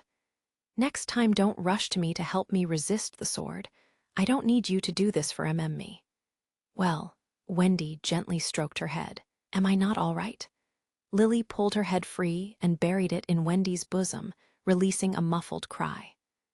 "I was also scared, merely attending to obstruct her by stepping ahead, totally forgetting to use my power." Wendy shook her head. "If I had sent a strong gust of wind against her, she wouldn't have been able to thrust towards me." "It's because you are rarely fighting with others, so a reaction like that is quite normal," Nightingale comforted. "Fortunately, you were wearing the protective clothing," Echo said, still showing a scared look. "Otherwise, this time would have been much more dangerous than it was." Before their departure, His Royal Highness had given each of them a special vest. Furthermore, he had demanded that they must never take this piece of clothing off at any time. Even though it seemed a little thick, it was still very light to wear. Seemingly made out of many layers, His Highness had explained that each layer had been coated by Soria, giving it a high degree of flexibility, but also making it hard to pierce through with sharp objects. It offered excellent protection against swords, bows, and crossbows. If it hadn't helped her to resist the thrust, Wendy would most probably never have survived long enough to reach Nana. Lightning slowly landed next to the dead witch and asked, "Why did she attack us? Aren't we the same?" Nightingale stared at the lifeless woman, unable to speak for a long time. With the witch's eyes closed, the long blue hair scattered on the ground, and her peaceful expression, the other doesn't seem to have experienced much pain. But she still couldn't forget that when she had stabbed at Wendy, she hadn't shown any trace of hesitation in her eyes, only the determination that what she was doing was inevitable and righteous. As if she was not killing a person, but rather fulfilling her life's philosophy. Perhaps in her heart, this had been the right behavior. "No," Nightingale softly sighed. "She wasn't one of us. She was just a lamentable person." Chapter 232, Shadow Islands. The fjord possessed countless islands. Until now, no one had ever passed beyond the border of all these islands. A man with a tall stature and a rough and vigorous appearance told them, "The further east you sail, the more unpredictable the climate will become, and the same also applies to the islands. I really do not know what degree of strangeness they eventually reach." "Even you have never reached the end of the islands?" Tilly asked curiously. "They say you are the most outstanding explorer of the fjord. Apart from you, there are only a few who dare cross the searing flame island and continue sailing eastwards." "Ha ha ha," the man began to laugh heartily. "Your praise is too much. In fact, every year there are brave people of the fjord who sail eastwards in search for new land, but it's hard for them to find anything new. With the raging hurricanes and the suddenly appearing fog, it eventually becomes impossible for the ships to move even a single step further." "He is Thunder," Ashes remembered, the first explorer to discover the Shadow Islands. But 2 years ago, within the perils of the sea, his whereabouts suddenly became unknown. And by now many people think that he has already died.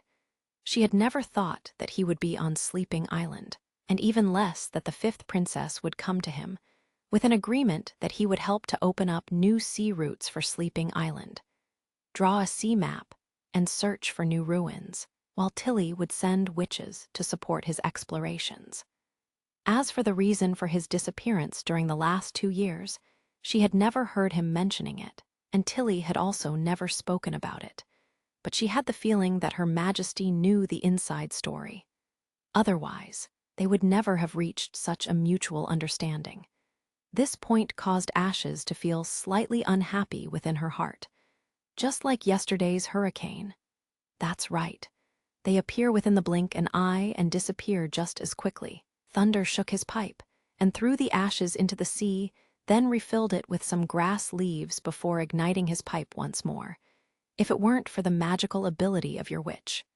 "Her name is Molly," Ashes remind him stiffly. "Ah, that's right, look at my memory." Thunder didn't seem to mind her. He just scratched the back of his head and began to laugh. "If it hadn't been for Molly, I am afraid the ship would have been overturned. Her ability is simply fantastic. I had already often thought that perhaps the witches were most suitable to be explorers." "Isn't that already the case?" Tilly smiled, a witch who had already inherited the name of the most outstanding explorer. "Well," Thunder took a deep breath through the pipe, and afterward sent out a long string of smoke, "I wish for it to be so." There it was again. Ashes frowned. They once more said something I cannot understand. She bluntly left the bow, instead going to the stern trying to calm her emotions. Her Majesty seemed to be very urgent to explore the ruins. After cleaning the fjord of the church, she had immediately made all arrangements to go out to sea. And to her surprise, Her Majesty unexpectedly also said that she wanted to go in person. Regardless of how Ashes tried to discourage her, it was all useless. Arriving in the stern, she saw Molly sitting there controlling her magic servant, who in turn was holding a fishing rod, learning how to fish from the sailors. Even though the sailors seemed to oppose it when the witches first got on board, but since yesterday's hurricane, everyone's attitude had turned completely upside down. Molly had summoned her servant and ordered it to rapidly expand, swallowing the middle part of the ship, making it impossible for anything to reach them, whether it was the rain or the wind. Although the ship was hit by one surging wave after another, making it move up and down, the hull still remained as stable as always.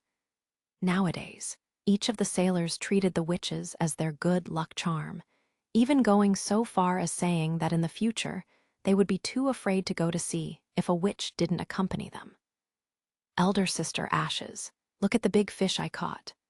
Molly pointed to the barrel behind her. Inside there laid a scaleless sea fish with long, sharp, and pointed mouth, looking completely different than the river fishes she had seen in Greycastle. "What is this?" "Swordfish. They like to follow and travel together with the ships, but sometimes they will attack the hull with their mouth and break it apart." A sailor replied, "But they are also very delicious to eat. especially the belly meat. After you put it in your mouth, it melts like ice on your tongue." He smacked his lips. "This evening, everyone can enjoy the freshly cooked swordfish for themselves." "It seems as if I've got another fish," Molly shouted. Ashes merely saw a dark shadow moving under the dark blue water surfaces, but along with the magical servant's movement of the rod, the shadow became bigger and bigger, breaking through the water surface soon. This is. The sailor stared blankly. "No. Quickly throw away the fishing rod." His voice hadn't fallen yet, as already a monstrous creature jumped out of the water, its broad mouth wide open, directly flowing to Molly, wanting to swallow her. In a moment, it would have consumed the whole target, but Ashes was even faster than this monster. She picked Molly up with her left hand while drawing her huge sword with her other hand, directly striking it on the head. The monster issued a pained scream as it was sent from the air onto the planks, then quickly began to move its 6-foot-long body, trying to flee back into the water. However, Ashes never let it have the opportunity. She put Molly down, grabbed her sword with the reverse grip, and nailed the monster directly onto the deck. For a moment, it continued to twitch. Then it spat out a string of white bubble from its mouth, soon stopping all movement. "What is this?" At this moment, Ashes finally had the opportunity to take a careful look at the monster before her eyes. It somewhat resembled a fish, yet it also had short, crab-like legs. The wide open mouth was almost as big as she herself was, and was filled with dense rows of sharp teeth. But the most disgusting thing was the pair of hairy arms growing from the side of its mouths, which was even split up into 5 fingers, just looking like a human hand in general.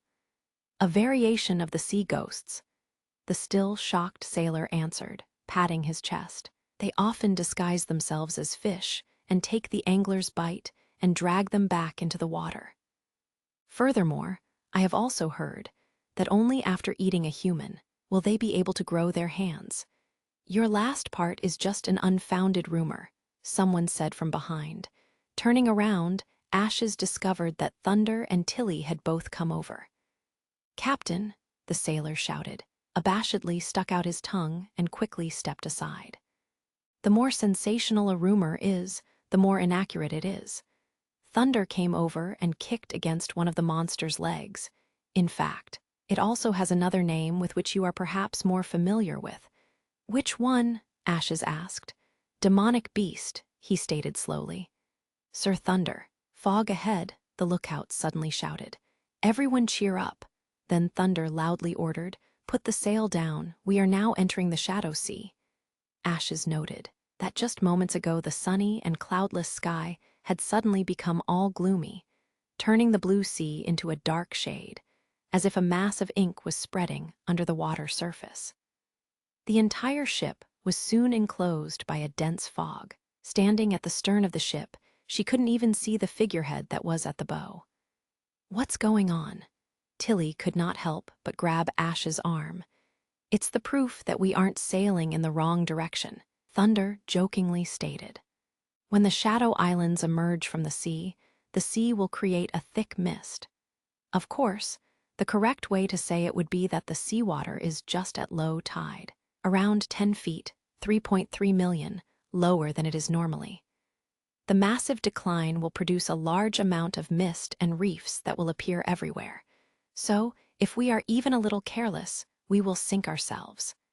Now, I will need your help to ensure that the ship doesn't smash against something." After his words, all the people came to the bow, and just like they had done during the hurricane, Molly's servant expanded as far as it could, swallowing the bow and even reached into the water, so even if the bow hit against a reef, her magic servant would be the first to feel it. "In case you didn't have us witches, what did you do then?" Ashes asked. "Then we would only be able to rely on our patience and luck," Thunder sighed. "The fleet would send out a small boat in front of it as a pathfinder, and after receiving confirmation that the path is safe, we would follow after it. But this area of the sea is not peaceful. As you have seen before, the closer you come to the Shadow Islands, the greater the danger becomes. There is the fog, the reefs, and the sea monsters. That is also why, even so though many explorers had already reached this place, only a few of them were able to find the entrance to the ruins. After sailing like this for about 2 hours, the fog gradually vanished, allowing Ashes to see more and more from the surrounding islands. But only a scarce bits of vegetation was to be seen. Besides some green moss or algae, there were only many crustaceans that were climbing over the rocks. Will all these islands sink into the water? That's right, just like on Sleeping Island, but here the tide and low tide interval are much faster, changing around every half-moon cycle. Thunder replied, moreover its rise and fall speed is incredibly quickly, as if there is a huge hole at the bottom of the sea which swallows all of the surrounding water. I even think that the reason why the sea level in the fjord change is related to this place. If you are lucky, we can even see how the main island will raises out of the sea. Chapter 233 Ancient Ruins. The further east they sailed, the thinner the fog became, but the sky still remained gloomy, as if the sun was unable to reach this part of the sea. The surrounding reefs also got higher and higher, gradually turning into sturdy stone pillars. Ashes didn't know why the ship was still stable, even though the water level was steadily falling. Even the rolling sea waves have lost their power, including the spray, which was now as tranquil as a lake without wind. Why don't you just wait for the seawater to reach the lowest level before you enter the Shadow Sea? Tilly asked, puzzled. Then you do not have to be afraid of hitting the rocks. After all, by then all the reefs will be exposed. Because if we wait until the seawater ebbed away, we won't be able to see the Ghost Red River, which shows us explorers the only channel leading to the ruins, Thunder explained. These pillar-like islands you see everywhere aren't fixed. With each ebb and flow their position will change. And it must be said that the seawater will swallow the majority of these pillars, so they cannot be used to locate the direction. Ghost, Red River? Tilly asked, confused. That's right. Look, there it is. Thunder whistled and pointed to the bow. Looking in the direction he pointed, the witches saw the dark blue sea, with a few red figures within flashing through their view, like a phantom. But soon, another 2 or 3 red shadows came drifting along, and this time Ashes could clearly make out their bodies. They were fish that had completely red scales. Are they fish? They are the unique red scales fish from Shadow Island. Thunder stroked his chin and laughed. Later on you will see the actual color of the Ghost Red River. Gradually, more and more fish were gathered together, no longer just the small groups of just 2 or 3. Instead, they had gathered together in massive swarms, collectively swimming in the direction the stern was pointing, looking far ahead. Ashes was stunned by the scene she saw. More and more fish had come together to form a powerful current, making it appear as if there was a thick, dark red carpet within the sea. The sailing ship visibly sailed forward along this red line, and when the bulge passed through the shoal of fish, from time to time, sounds of collisions could be heard. So, that's the reason. Ashes suddenly recognized that this was the Ghost Red River, a strange, non-existent river. As the ship continued to move forward, the dense shoal of fish expanded to such an extent that the channel could accommodate several ships side by side. Slowly, the dark blue water seemed to completely disappear, as if the sailing ship was traveling on top of the fish. If they hadn't been moving in opposite directions, Ashes would even believe that the ship was being carried by these fish. Why are they doing this? Tilly asked in surprise. Ashes also very much wanted to ask this question. She had absolutely never seen such a scene before, in Grey Castle or any other kingdom, covered in dense fog, under a gloomy sky, the bizarre huge rocks and the red-scaled fish forming a river. For the first time, she was awed by the wonder of the sea. It is because of the main island, Thunder said. It's just like a triangular spire, with a massive cave running through the middle of it, where these red-scaled fish like to lay their eggs and give birth to the next generation. Then, during the ebb, the cave will emerge out of the water, and the shoal of fish that are staying in that habitat will always be the first to experience the change of water level will begin rushing out. So as long as we just follow the Red River, we will be able to arrive at the main island of the Shadow Islands. Captain Thunder, there is a huge obstacle ahead. It looks like a mountain. The lookout suddenly shouted. It seems that we are reaching our goal, Thunder said, shaking his pipe. Ladies, welcome to the Shadow Islands. Not long after, Ashes finally saw the main island appear. Just like Thunder had said, it looked as if several pieces of it had come together, forming a triangle, which was wide at the base and narrow at the top, with a surface which at first glance looked very smooth, not at all resembling a natural creation. But believing that the whole spire had been sculpted by people was a bit too hard to believe. Just the exposed part of the tower already reached the size of half of King's City, while the hole in its middle was large enough to entirely enclose the Tower of Babel the church has built at Hermes. The sea was still retreating, and water rushed out of the cave just like a waterfall, while the shoal of fish completely covered the parts of the island that were still emerging. As far as Ashes could see, the whole sea had been dyed red, letting her wonder if perhaps millions of scarlet-red fish had been living in the cave. Waiting until the sky had turned dark, the sea water finally retreated, revealing the bottom of the cave. Taking advantage of this opportunity, Thunder ordered his sailor to stop the ship and connect it with a long, thick hemp rope to a copper stake. Standing at the edge of the gigantic cave, you could see right through it to the mouth at the other side. Yet light coming in from both sides could still only illuminate a minuscule area, with the center of the cave being almost pitch black, causing people feel an ineffable oppression. "Did you left these stakes behind the last time you were here?" Ashes asked. "No," Thunder shook his head. "When I came here for the first time, they had already been here. It should be the former inhabitants of the ruins who built them." "The ruins? Where are they?" He smiled and pointed upwards. "Just above us. We're at the entrance to the ruins." The following part of the journey could only be described with one word: inconceivable. The witches followed Thunder and his sailors and entered the gigantic hole through a stone gate, following the stone steps, along which the water was still flowing down, taking one step at a time, slowly spiraling towards the top. Even though everyone was holding a torch, their flickering flames only allowed an extremely limited view, hiding the end of the staircase in darkness, and making them feel both weak and small. When they proceeded through the darkness of the abyss, Tilly tightly grabbed Ash's arm, no any longer showing her usual calm and composed expression. "This is the princess I know all too well," Ashes thought. Even in the palace, she had always followed her own ideas. The fifth princess, who confronted any challenge with confidence, had only one weakness: her fear of darkness.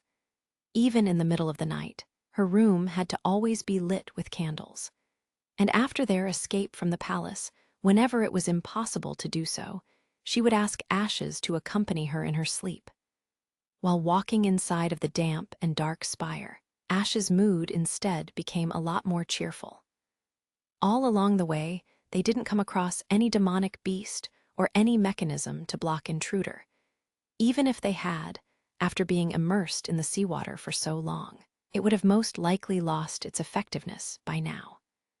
The only problem was the endless climbing, which physically exhausted a large part of their group, slowing everyone's movement more and more. So when the stone steps finally came to an end, the whole team could not help but burst into cheers. The last barrier was not a stone door, but a door made out of metal, which brightly reflected the torchlight. Stepping forward, Thunder placed his hands on it and pushed, slowly opening the massive door panels with an ear-piercing screeching sound. Grabbing her sword with one hand, Ashes was the first to enter the room. Only after confirming that there was no danger were Tilly and the other witches allowed to step into the hall. After hanging the torches along the walls, a large hall appeared in front of everyone, Although wide, the room seemed empty. One glance was enough to have seen the whole room and come to the conclusion that there was nothing worth finding here. This is the ruins. She removed the dirt from a green stone table with the palm of her hand. Apart from some stone tables and stools, there is nothing else here. Indeed, there is not much left, nodded Thunder. The ruins have slept at the bottom of the sea for too long, apart from stone. Everything else it hard to conserve. I already told it to Her Highness Tilly beforehand, but she still insisted on seeing it for herself. The red stone, where did you find it? Tilly opened her mouth and asked. Where, exactly, did you find it? Right away on the ground. At that time they were scattered all over the place. There were probably dozens of them. However, there was now nothing left. When Ashes looked at the ground, she saw nothing besides the ground covered in seaweed that also made it slippery. After the ruins were discovered by Thunder, many other explorers had arrived here. One after another had come to plunder this place, so if they were able to find a magic stone, it would be a curious occurrence. But Tilly was still in high spirits, holding her torch up high. She carefully searched through every corner of the hall, especially in the darker places, which was where she would ask the sailors to come over with some more torches. Meanwhile, Molly summoned her magical servant, letting it spread over the ground, turning it into a cushion for everyone to rest on. Ashes instead kept herself constantly at Tilly's side and overlooked her feeling the wall to examine it. Hey! The fifth princess suddenly shouted and stopped. What is this? When Ashes looked down at Tilly's hand, she merely saw a piece of a wall covered with green algae, but then she discovered a faint reflection of their flames. Tilly immediately reached out with her hands to tear the algae off, exposing a gem half buried into the wall to their eyes. It had a prism-like shape and was almost arm-thick and sparkled as brightly in its scarlet color. But it seemed to be inlaid in a golden frame, like a card slot to be fixed inside. Even soaked in seawater for so long, and the gold, just like the stone, was as bright and clean as if it was new. Tilly tried to pulling out the stone, but the precious gem didn't move a single bit. Let me try it, Ashes offered. The fifth princess shook her head, seemingly thinking about something. She then put her hand on the prism and closed her eyes. Suddenly, a brilliant light flashed through the center of the prism. When nothing further happened, Ashes already thought that her eyes had played her a trick on her. But then, a rumbling sound could be heard coming from behind the wall, as if a mechanism had suddenly began to move. In no time, the sound spread through the entire hall. It seemed as if the rumbling noise was coming from everywhere, followed by the sudden appearance of a soft light on top of the wall. Even the ceiling above their head began to light up. Not knowing what was going on, the sailors stood up in panic and pulled out their weapons. But as they did not know from which side they should defend themselves, they ultimately decided to gather together, standing back to back. Molly's servant once more enclosed them in its magical embrace. However, no monster appeared or rushed at them. When the sound finally calmed down, the hall started shining in bright light. Chapter 234 Gate. This is, how did you do it? Thunder, not believing his eyes, stared at the walls with his mouth hanging wide open. On top of the walls, tens of small holes opened up, and each of them contained a stone which emitted a pure white light. But not only on the wall, even at the edge of the ceiling, these fantastic stones were embedded, surrounding the whole room. In the soft light of the stones, every detail within the hall became visible at a glance. It was the first time that Ashes saw the explorer show such an expression, and seeing it immediately filled her heart with joy. Don't you know, by willing magical power into these stones, witches can arouse additional abilities. Then, what is with these stones? Are they also magic stones? Thunder, cautious and solemn, took one piece of the light stones and held it within his hands, but even after taking it out of the hole, the light the stone released didn't weaken to the slightest amount. I don't know. Tilly shook her head. These stones may have been here for hundreds of years, in case the ruins have such a long history. Previously, they were all hidden behind a slate, therefore not visible to our eyes. And if you want to start the unique mechanism, you can only accomplish it with a witch's ability. Wasn't it you who lit them light up? No, the ability to light up comes from the stones themselves. Tilly grabbed another piece of the magic stones and held it in front of her eyes. The pure white light then caressed her beautiful face, in case they were a device which required magic in the same way that the flame cannot easily leave the candle. From my perspective, besides containing these stones, there is nothing special about the holes in the wall. If it really is like you said, and they can light on their own, and they continue to light for hundreds of years, then their value is practically unable to be estimated. Thunder clicked his tongue in wonder.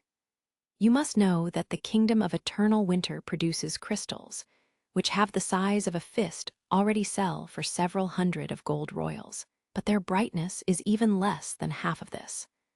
The moment the sailor heard such an astonishing price, their kind of gaze with which they looked at the stones immediately changed. According to our agreement, you can take away half, Tilly noncommittally stated, as if this was none of her concern. Now that she had sufficient light, she began exploring the hall even more carefully.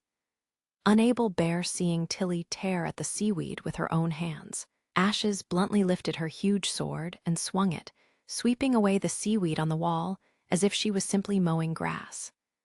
A second stone embedded within the wall was quickly uncovered. In accordance with the previous method, Tilly once more poured her magic into it.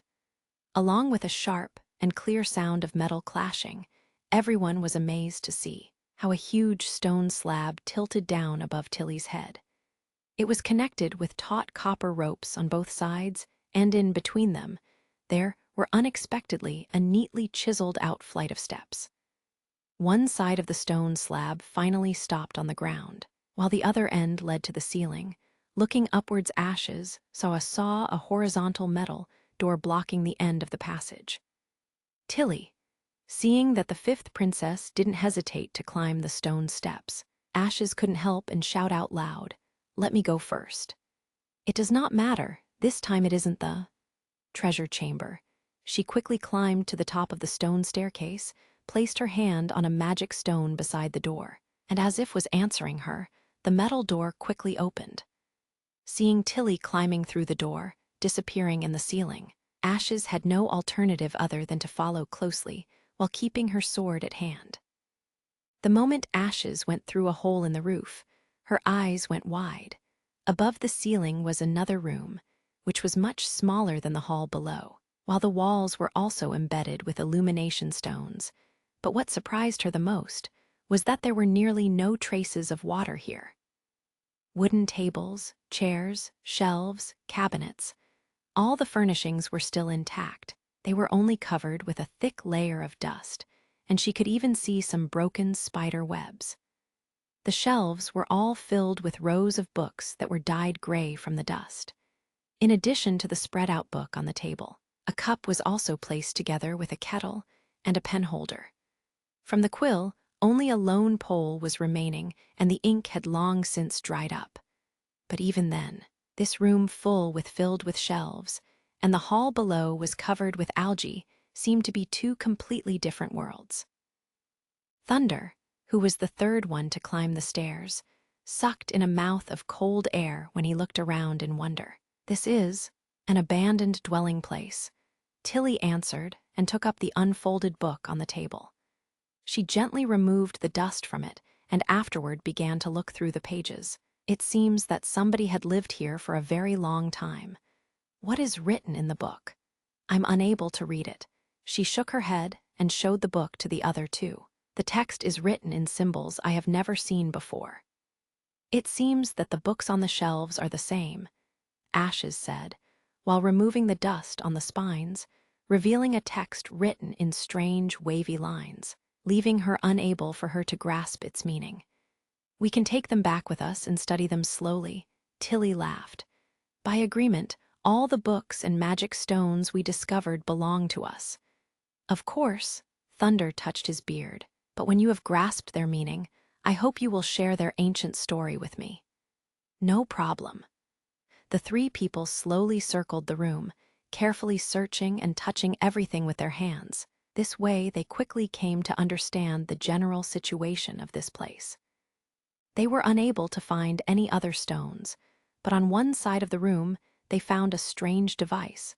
At first glance, it looked like a thick metal pipe, one end of which was embedded into the stone wall, while the other side constantly became narrower until it was only had the thickness of a wrist, and in its tip was a glass lens embedded. "What is this?"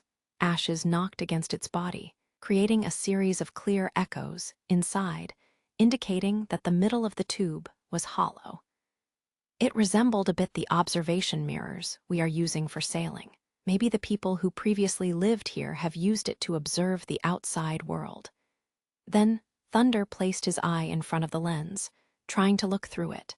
But after a moment he said, "Everything is black. I can't see anything. It seems to be broken." "Not necessarily." Tilly pointed at the wall behind the metal tube. "Look here." Following the direction of her finger, Ashes merely saw a copper plate with a handle on top of it, embedded into the wall, and at the bottom of the handle was a small hole, which seemed to be the place to insert a key. The fifth princes walked over and tried to pull the handle, but the copper plate didn't move a single jot. "It seems to be locked." "I will try it." Ashes grasped the handle, gathered her power and pulled. The entire copper plate immediately came off the wall. "Ha, apparently you have guessed correctly." Thunder applauded loudly. "It is once more a magic stone mechanism." Hidden behind the copper plate was a groove that was stuck within a huge magic stone. The difference between the two previous magic stones and this one was its size. It looked much larger, and its color also looked more purple than scarlet. "Do you want to activate it?" Ashes asked. "Yes." Tilly nodded without the slightest hesitation, placing her hand on top of the stone. But this time, even after a long moment, nothing seems to happen. "What's the problem?" "It's too big," Tilly slowly said. Small beads of sweat already began to appear on her forehead. "It feels like it is unceasingly absorbing my magic power." Apparently, the mechanism it has to fuel is utterly enormous. "Then forget about it," Ashes said with a frown. She knew the moment a witch had thoroughly exhausted her magic power, she will most likely immediately fall into a coma.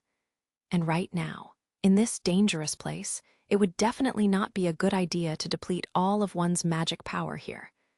"No, it will be fine. I can feel it." Tilly's voice had not even fallen before a loud rumbling sound came from inside the wall that was like unceasingly rolls of thunder, and eventually the whole room began to shake. This? An earthquake. Thunder grasped the metal pipe to keep himself from falling. Ashes instead immediately seized Lily and pulled her into her embrace. The dust began to fall from the books, and the three people began to cough.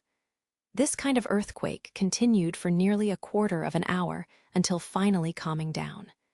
When the vibration stopped, Molly came up, stuck her head through the door and asked, "What happened?" "We activated a new mechanism," Ashes replied. "Is everything okay below?" Everyone was frightened. Furthermore, many roof plates began to fall, and I had to cover everyone with my servant. The little girl answered while curiously coming over. "Tilly, what are you looking at?" Surprisingly, Tilly didn't give her an answer.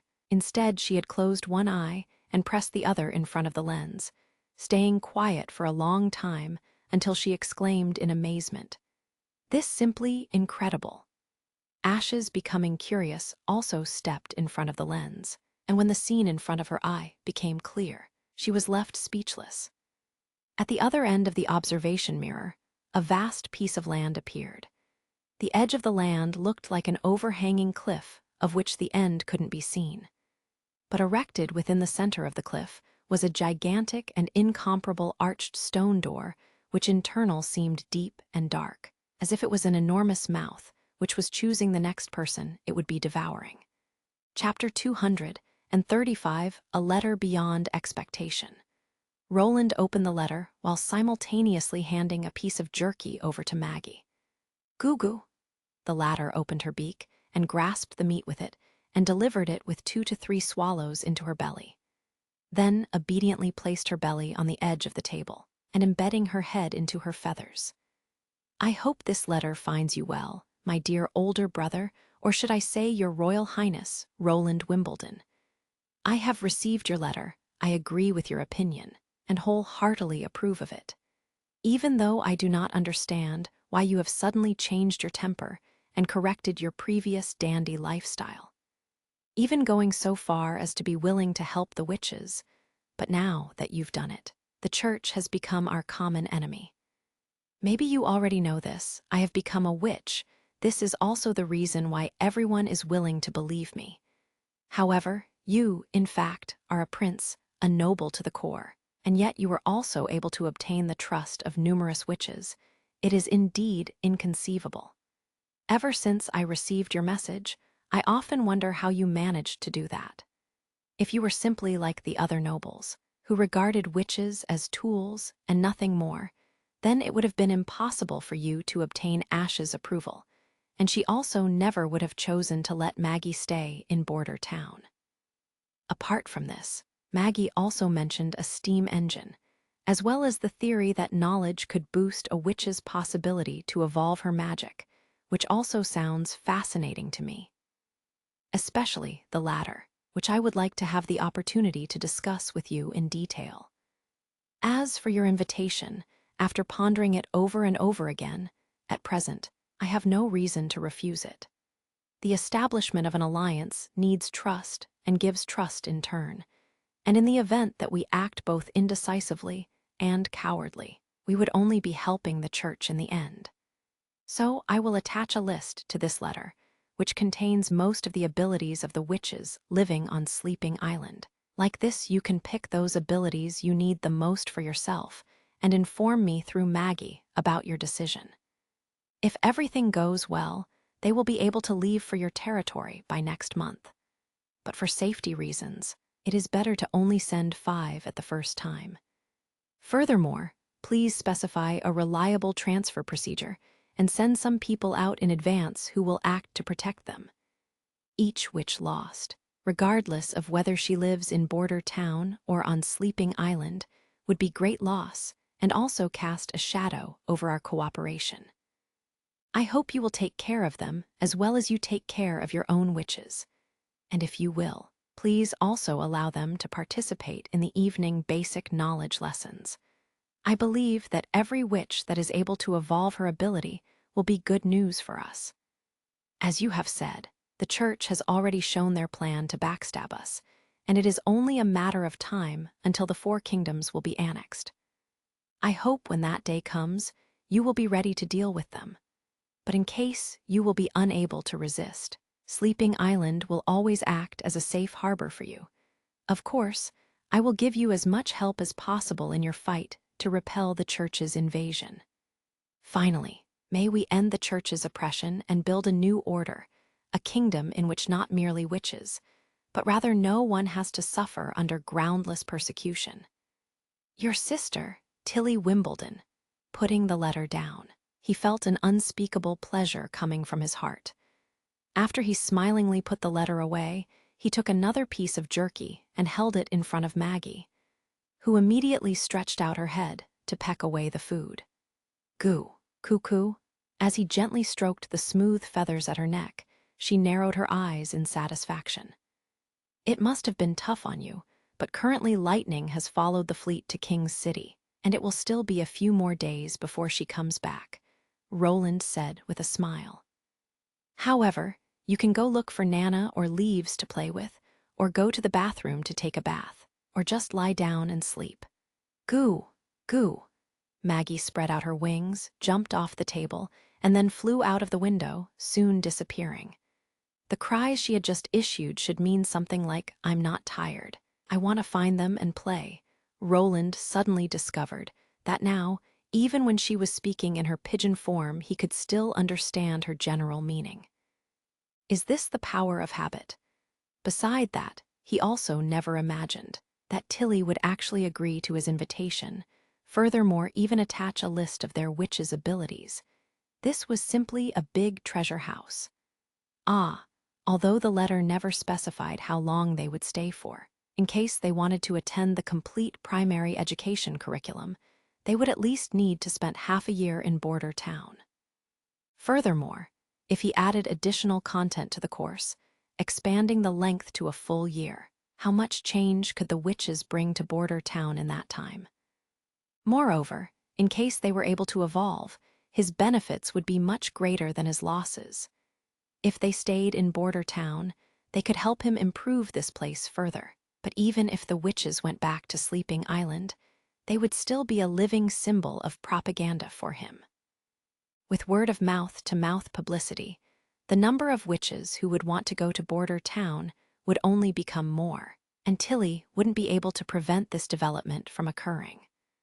Roland believes that compared with coercing them with promises or intimidation, waiting and showing sincerity was the right long-term strategy to use. General speaking, this reply brought him a nice surprise far greater than anything he had expected. Her open and positive attitude made him feel like she was a perfect teammate sent by destiny. This way, he no longer needed to fight the church by himself. As for a safe shuttle route, Roland had been thinking about this for a long time to avoid the port of Clearwater and the Seawind region.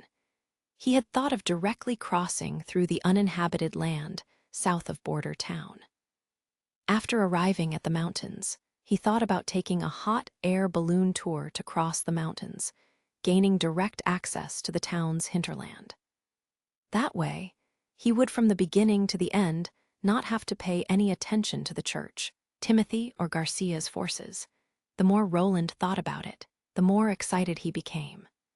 He suppressed his urge to immediately skim over the appendix and chose the witches, and instead turned his attention to the present urgent matters that needed to be solved after all. Which kind of witches Sleeping Island sent was an issue for next month, but Border Town's currently most significant problem was the housing construction. Since the First Army had sailed to King City, an endless stream of refugees had arrived in Border Town. In order to prevent the disease from spreading, Roland had arranged an area west of the city wall all for them. There, he had organized for long rows of wooden sheds to be built, providing a temporary place for the refugees to live in. Together with the serfs living on the other side of the Redwater River, their number already surpassed 80 people. In case the number of refugees will stay at the level of the last days, this number of people will most likely break through 10 in total. Guaranteeing a supply of food for these people was not a problem. After all, since the end of the months of demons, Border Town had continuously imported food without interruption, but the accommodation issue was clearly a big problem. During the summer, it was no problem to live in a wooden shed, and besides shielding them from the sun and rain, it also offered an excellent ventilation, even though their number of mosquito bites might be higher. But once winter arrived, there would nearly be no difference between living in the sheds and under open air. The temperature outside would be the temperature inside of the wooden shed. If he was unable to let them stay in brick houses, Roland was afraid that most of the people wouldn't survive past the long winter. In other words, Border Town had to build houses and dormitories for 10 people within the next 6 months. Roland spread out a new piece of paper and picked up the pen. He intended to take a part of the workers currently construction the Kingdom Avenue and put them to work building the houses. After all, it wasn't a big problem if the road construction got delayed by 10 days or half a month. But if the people froze to death within his territory, it would leave a stain on his achievements. Even when he had only recently crossed over and had no money, and none of the nobles wanted to help him, he was still able to ensure that not one person died during the months of demons because from hunger or cold. So, now with the Witch Union and the steam engine, as well as substantial income and workforce, he naturally couldn't allow such a situation to occur. But at this moment, Carter suddenly walked into the office. "Your Royal Highness, I have bad news," Carter said with a serious face. "The chemical laboratory just exploded." Chapter 236 Chemical Accident. Roland immediately rushed towards the laboratory next to the Redwater River. Arriving at the scene, Roland discovered that the damage wasn't as severe as he had imagined. At least the main building for refining acid completely lacked any damage, while the windows at the side building had shattered into pieces. "My lord, please save our teacher. He is so badly hurt, almost on the point of death." Seeing that Roland had appeared, the group of disciplines immediately gathered around him, but were soon stopped by his personal guards. Roland waved his hand, indicating that they don't need to be so anxious. "Where are the others? Let me have a look at them first." Then he turned Carter and whispered, "Where's Nana?" "I've already sent someone, so I estimate that she will be here soon." "All right." Roland nodded and then entered the laboratory under protection of his guards. Kyle Sitchai was lying on the ground, leaving a bloodstain on the ground, which extended from him to the side room, giving the general idea that the accident must have happened in the side room and that he had been dragged to the main room after. His face was only an indistinct mass, with blood and other liquids mixed together, which should have been caused by the strong acid which had splashed on him during the explosion. He was also missing several fingers on his hands, and within the flesh, he could see the white finger phalanges. The apprentices had already provided him with emergency treatment, letting Roland see that they had also met similar situations in Redwater City. Dragging the people away from the danger, binding the wound to stop the bleeding, then seek help. These measures were all done quite well. However, receiving this kind of injury, and only having herbal medicine and the body's own healing ability as treatment, would lead to 10 out of 10 people dying. Roland ordered his guards to wait at the door, not letting anyone enter. Waiting for Nana's arrival, Carter and he went into the side room, trying to find the alchemist's fingers. Otherwise, even if the little girl healed his injuries, he would no longer be able to carry out his chemical experiments, which definitely would be a great loss for Border Town. "It looks like a violent wind had swept through here," Carter said, and then pointed at his nose. "Furthermore, there is an unpleasant odor here. That is the smell of nitrogen dioxide." Roland carefully swept his eyes all over the room. Seeing that all the windows were open, he concluded that the possibility of poisoning wasn't large. At most, there were merely some leftover fumes which hadn't yet vanished. On the test stage, one bottle laid broken on the table. Its acid had flown over the table's surface, gathered on the floor and left behind a damp patch. "Remember, as you search through the tools, never to touch them directly with your hands," the prince reminded Carter. "There are gloves in the closet." Since Soria's ability had evolved, he had also sent a dozen pairs of thin and anti-corrosive gloves to the laboratory. But looking at the alchemist's horrible injuries, it was evident that he had been working on the test object without wearing them. In case he had worn the gloves, even if the explosion had blown his fingers away, at least his fingers would still be within the gloves. When Roland looked through the closet above the test stand, something unusual attracted his attention. After he had taken the unusually formed bottle down and taken a closer look, he was convinced that it was actually the liquor he sold at the convenience market, and the amount left inside showed that a lot of it had already been drunk, leaving only half a bottle behind. Kyle actually brought white liquor into the laboratory. It is hard to imagine that an experienced alchemist would be drinking during an experiment. "Your Royal Highness, Miss Nana has arrived," a guard reported. "Good. Continue to guard the door. Don't let any of the apprentices enter," leaving Carter behind, who continued to rummage through the chaos to find the fingers. Roland immediately went back to the main room. "Is it him?" For Nana, treating this sort of level of injury was already nothing out of the ordinary. The little girl, who had previously been so scared of seeing blood and fainted, whenever she encountered terrible wounds, had already grown up a lot, whether it was in regards to ability or courage. First, start with curing the corrosion wounds on his face. Roland nodded. Carter is currently looking for his missing fingers. When he finds them, you can connect them again later. That won't be necessary, Nana responded proudly. By now, I'm already able to heal such small wounds. The startled Roland could only look on as she laid her hands on top of the alchemist's chest, closed her eyes, and Kyle's injuries immediately began healing. His face was soon completely restored, and his disabled fingers unexpectedly began extending, healing at a slower rate. First, the bones regrew, followed by the flesh, and finally nails and hairs. About a quarter of an hour later, his fingers had been completely restored. At this point, Carter also came back out of the side room. Your Royal Highness, I was only able to find 3 of them. The last one might have already been destroyed during the explosion. Since when have you been able to do this? Roland asked Nan in surprise when she opened her eyes again. Roughly a week ago, when the current chicken for my training lost a limb, I discovered that as long as I pour enough magic into it, I can slowly let it regrow. She stuck out her tongue, probably because I recalled what you had said, that every part of the body is composed out of the same cells, which meant that the cut-off area was also only a loss of cells. Since my magic can make up for the damaged parts, why shouldn't it also be able to make up for the lost parts? And then I tried to do it. Are you able to regrow every part?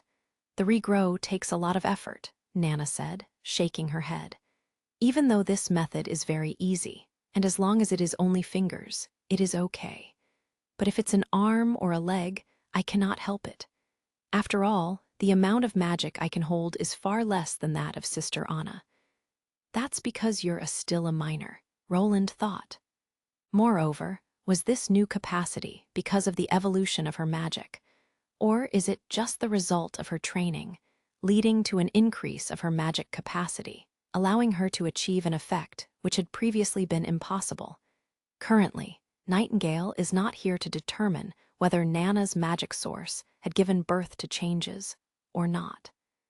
If this change is only because of an increase of her magic, the little girl's performance after she reaches adulthood is something he looked forward to.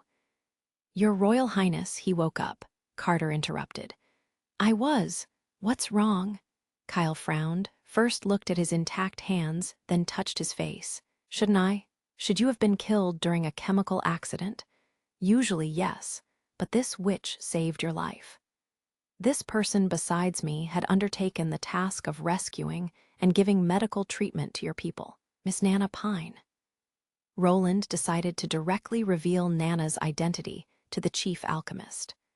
A man who had rushed to border town because of an equation for a chemical reaction shouldn't be an incorrigibly or stubborn person. Even if he thought of witches as disgusting in his heart, it would be unlikely that he would abandon his work and run over to the church to report.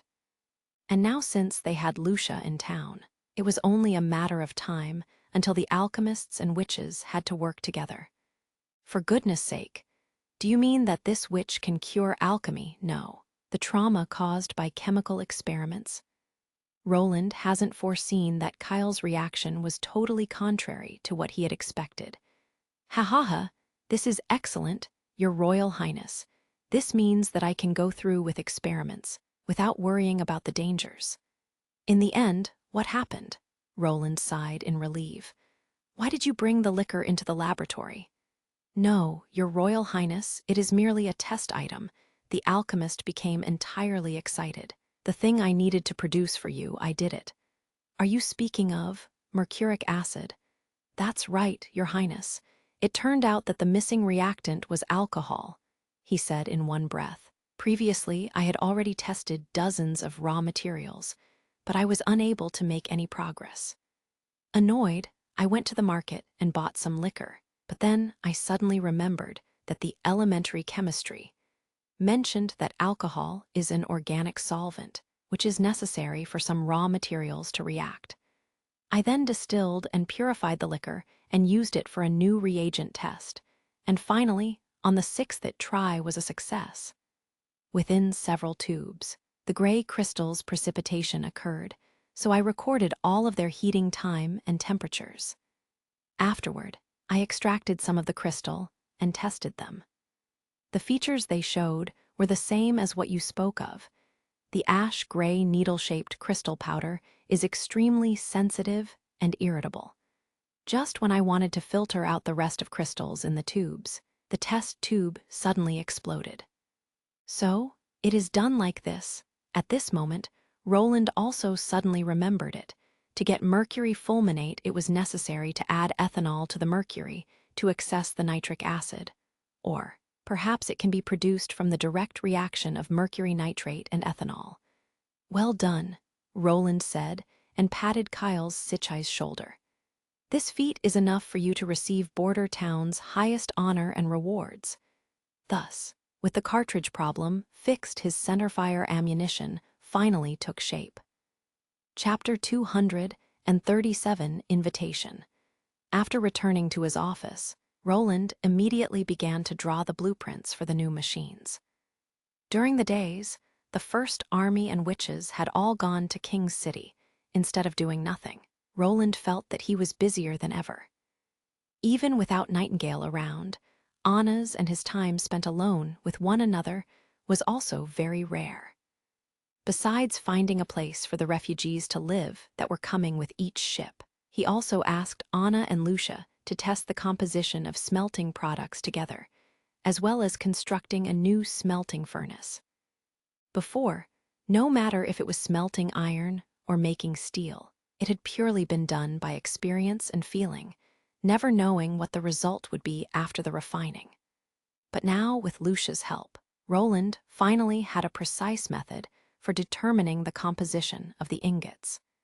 With the aid from the material decomposition ability, he could finally obtain the necessary detailed data for smelting metal after repeated comparisons between results. For example, the post-melting stirring time, the exact amount of charcoal added, and whether to add limestone or other additives to remove sulfur and phosphorus, or which other metals and raw materials had to be added to get alloy, and so forth. Based on these data, Roland could summarize a standard process for the smelting industry, which would guarantee the continuous production of iron ingots and steel that had the same quality each time. This would also disperse the dense fog hovering over the material science and engineering field. The new smelting furnace had also been built for this reason. It was a square furnace with a length and width of 4 meters and a height of 2 meters, with the bottom tilted towards one end. Its thick outer shell was made of pig iron, while the internal layer consisted of clay bricks as well as Soria's earth coating, which all guaranteed excellent heat resistance. The lower end was provided with a movable gate, which was driven by a steam engine. Considering that those high-end heating methods, such as oxygen, electric arc, and so on haven't reached the implementation stage yet, the furnace simply didn't have any combustion systems installed, and depended entirely on Anna's black fire for smelting molten steel. After adding the right amount of raw materials, and to smelt the metal in accordance with the finished test, the molten steel was directly discharged from the tailgate. The furnace could produce 50 tons of steel at once, and with it, Anna would only need a short half-hour to complete the smelting. Together, with the feeding and tapping time, it would take around 1 hour to complete. Its output could then meet the current need for firearms and artillery production. Nowadays, the town's smelting plan was that the group of blast furnaces and shaft furnace were responsible for producing a great amount of pig iron, which was not only be used in the manufacturing of the daily use ironware and steam engines, but could also be used as the raw material for further smelting, for example, wrought iron or steel. The blueprints Roland was currently drawing was the set of production equipment used for bullet stamping, with a stable and reliable source of steel. Processing and assembling, a stamping machine would no longer be hindered by material problems. So, When the trial production of the mercury fulminate succeeded, they could immediately start with mass production of the new bullets. Even though cutting with Anna's black fire was efficient and accurate, but even in the case where a person could complete the whole process, they would still need to spend a long time doing so. However, in the event that a line of stamping machines was put into production, after learning how to operate them, more than 30 ordinary people could at least produce 10,000 bullets per day. Furthermore, the soldiers would also no longer need to manually reload their ammunition. Even after dinner, he was still busy drawing. Only when the sound of the midnight bell came through the window could his set of sketches be considered complete. Of course, this was merely the most initial plan of his concept. He still didn't know if some of the details was feasible, and because of this, it needed to be tested before he could finalize his plan. If it were like usual, Roland would have already yawned again and again, but today he was in high spirits, not feeling even a little sleepy at all. After putting the more than 10 recently drawn draft papers away, Roland took the attached parchment to the 5th princess letter out of the drawer, spread it over the table, and finally came to the long-awaited task, the selection of the visiting witches. The list held more than 60 auxiliary witches and their abilities, but from Maggie's mouth, Roland had heard that Sleeping Island sheltered between 200 to 300 people, which made it obviously that Tilly had not put all of the auxiliary witches on the list at his table. This was also in line with the way a leader should behave, taking the initiative to reach out her hand in friendship, rather than holding on to family bonds. In this way, the opposite party had already expressed enough of their sincerity in wishing to form an alliance. Then, Roland put up a new candle and concentrate on going over the witch abilities on the appendix. He soon had to acknowledge that this was a tough decision to make, but after going through the list many times and comparing them from all sides, he finally chose the name of his 5 visitors. Roland then spread out a new piece of parchment and began to write his reply. "My dear sister, I am very glad to have received your letter. I am excited and pleased with your decision. With your assistance, I now have a bigger chance of blocking the church's assault. The reason I could obtain the witches' trust and support is because of this. Within the entire kingdom of Greycastle, only Border Town has completely erased the influence of the church. Not only do the natives accept the witches, they even fight together, side by side. Beginning from the battle against the demonic beasts up to the confrontation with the church, my people and witches have come to form an inseparable whole. Nowadays, the figures of witches can be seen everywhere within the town, participating in the construction. The steam engine that makes you wonder was also only possible to achieve due to the help of a witch. All this is already a good start, and all I have to do is to extend this situation to the whole of the Western Territory until it spreads through the entire kingdom. Therefore, I have to destroy the entire church and turn their statement that the witches are the devil's messenger into dust. However, rescuing all the people from their ignorance and stupidity will be a long and slow process, for which I will need even more help from you. Concerning what would lead to this decision, what caused me to no longer so indifferent to everything as I was in the past, are trivialities that can slowly be elaborated on when we have the time, but the ability to express oneself in a letter is limited, so I won't say more than is necessary. Concerning the witch's visit next month, I'm very much looking forward to it. There is no reason to be anxious about their safety. I have already planned a direct route to Border Town for them, which will also allow you to avoid the eyes and ears of the church completely, and which doesn't need the support of a harbor. The only risk will be the navigation, however. If you let Maggie fly in front of you to show you the way, there will only be a tiny possibility losing your way. I will attach a map with the specific route to Maggie when I send her to Sleeping Island. When these witches arrive at Border Town, they will naturally be able to participate in the lessons of basic knowledge, the so-called knowledge which boosts the evolution of the witch's ability. However, I am more inclined to the idea that it actually a deeper understanding of the world itself that leads to their transformation. Whether it was regarding nature, magic, not excluding the understanding of their own person. I have not the least doubt that our odds of winning in a fight against the church increases, with every witch able to evolve her ability. On this point, your opinion and mine are completely in line. Finally, I will now list the 5 selected witches, and I hope to see them as soon as possible. Land Shaper Lotus, State Preserver Candle, Winemaker Evelyn, Beast Tamer Honey, as well as Eye of Truth Sylvie. I wish you all the best.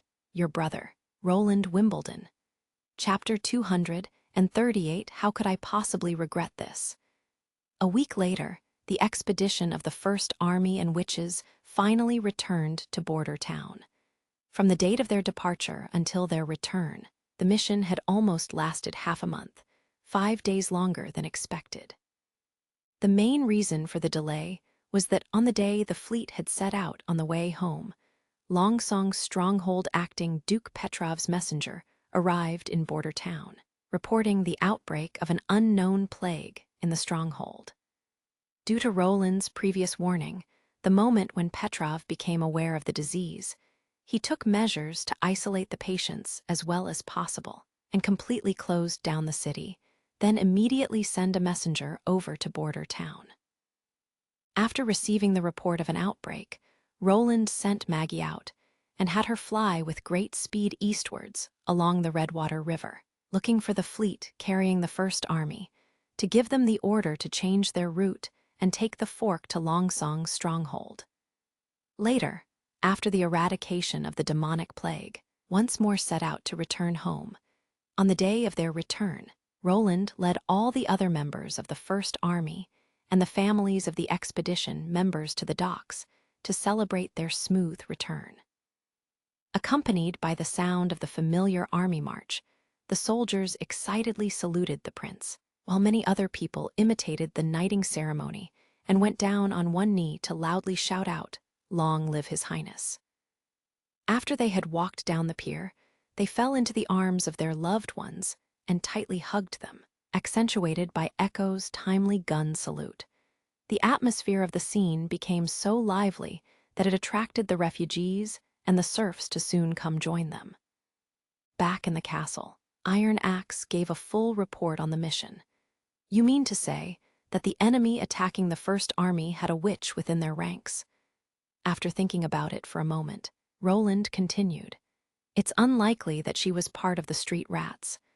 Theo thinks the same thing. He even believes that the rats belong to another force.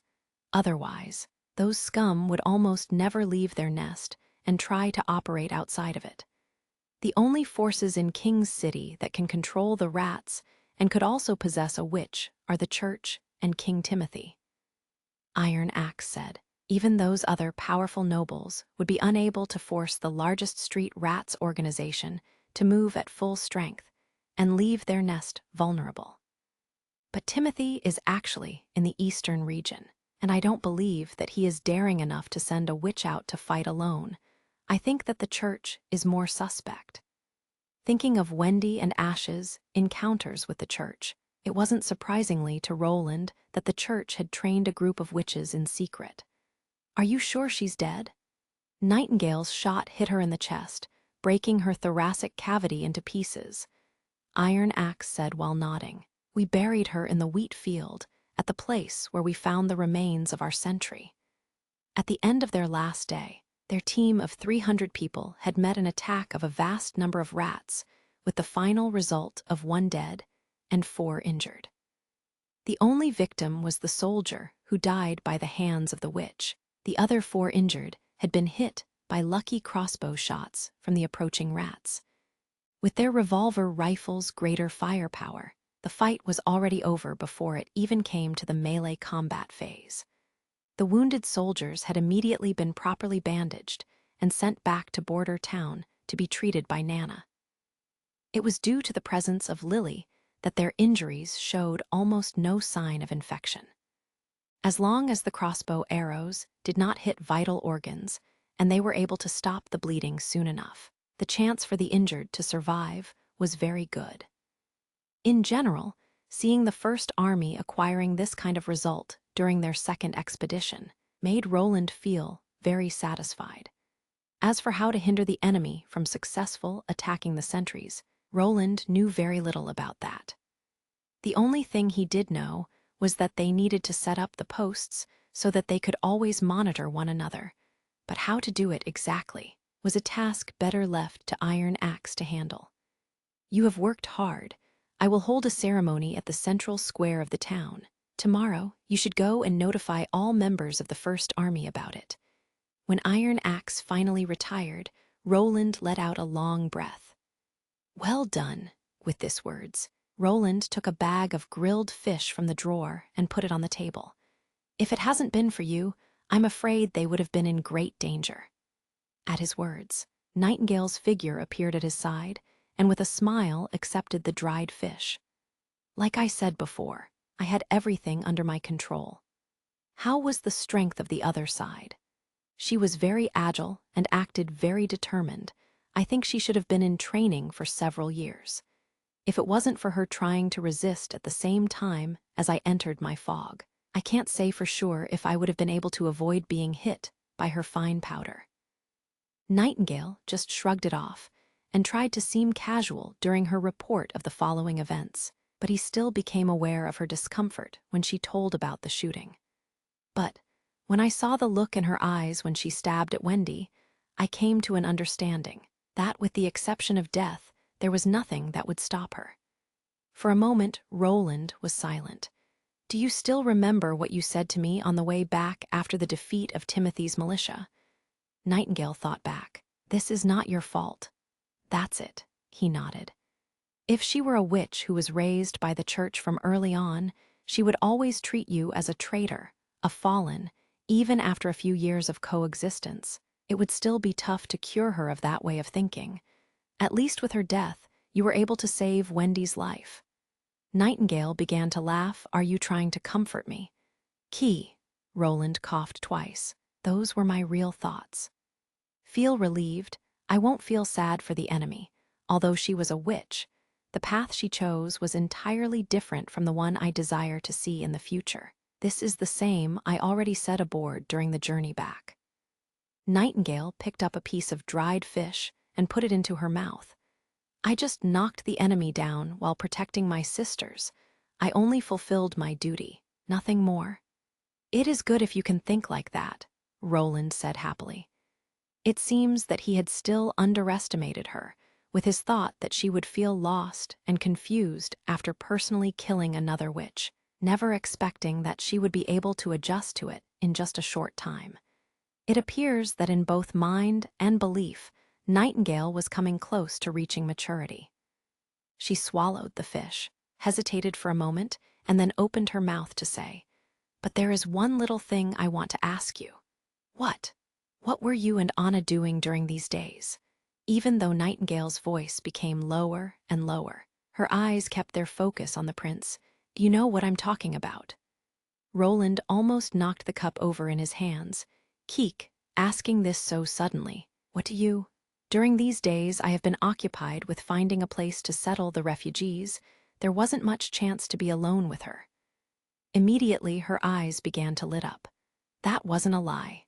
"Of course not. I was—" Before another word could escape Roland's lips, Nightingale suddenly vanished into thin air, immediately following which he felt a pair of soft lips on his mouth, after a fleeting touch, only leaving behind the light flavor of salty fish. It took him a long while until he realized what had just happened. Wait. Once more he couldn't finish what he wanted to say. This time, two slender fingers sealed his mouth, even though he couldn't see her, but he knew that Nightingale was still standing at his side. "I know what you want to say," she whispered next to his ear. "I do not want to change anything. I don't intend to put myself between you and Anna. I merely hope to be always stay by your side, that's all. Forgive me for not daring to show my figure to you, because right now, I also don't know what kind of expression I should show when facing you. Your Highness, You don't dislike me. Roland opened his mouth, but it seemed that saying he disliked Nightingale was impossible. The barrier that kept him from accepting her was not something about like and dislike, but rather ethical, shaped by 20 years of social experience before coming to this world. By now, he could no longer deceive himself. That being the case, she whispered, do not say anything. It's not your fault. I only did what I wanted to after all. Chapter 239, Midnight Snack. After eating dinner, Anna carried a large batch of bird beak mushrooms into the kitchen. At her request, Maggie had collected these spotlessly white mushrooms in the concealing forest. They were different from common mushrooms. The bird beak mushrooms commonly grows on top of huge trees. It survives by absorbing the nutrients from the trees, but it was also the favorite food of some bird species.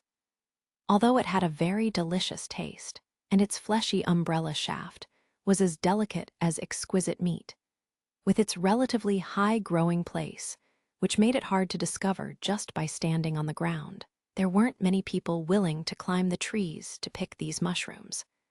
Her mother would always gather some for her birthday, sometimes picking more and sometimes less, but always enough to make 2 mushroom dishes to celebrate her birthday.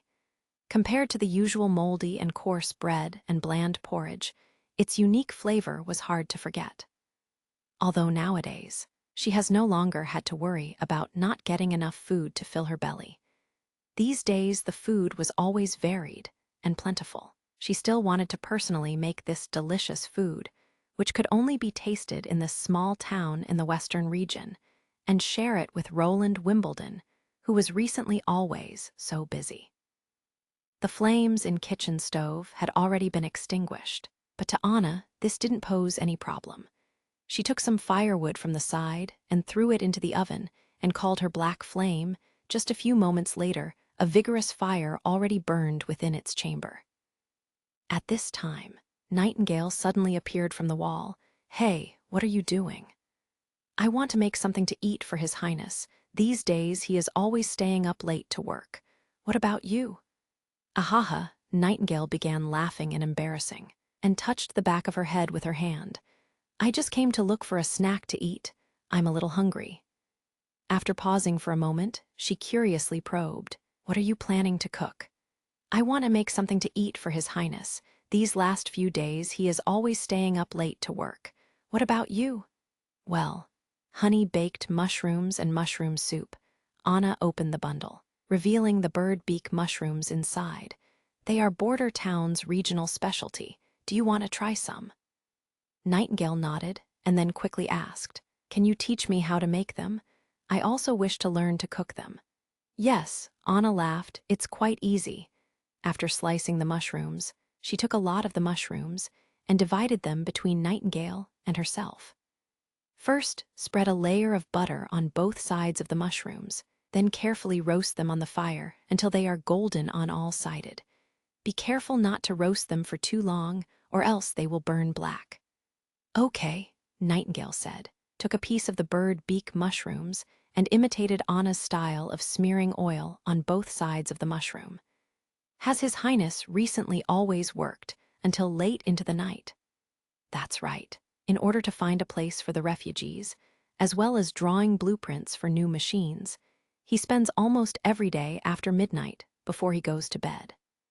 There were several times when I've passed by his office that I could still see the light of the burning candles from under the door.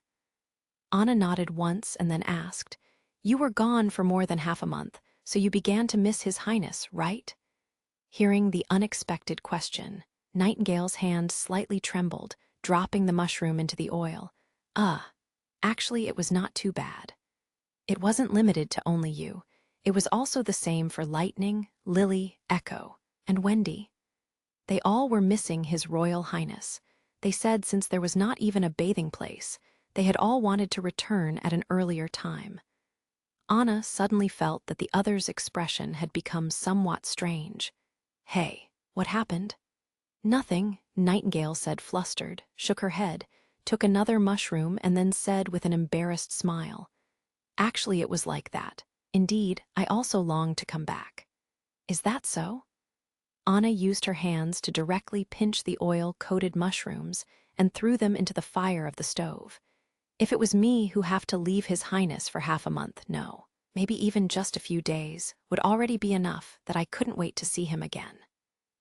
The moment when she had met Roland Wimbledon within the dungeon was the most incredible moment in her entire life. Until today, whenever she recalled this moment, her heart would still fill with warmth and gratitude.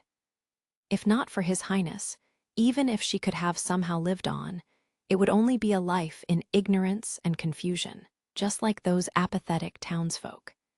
It was His Highness who had taught her how beautiful the world truly was.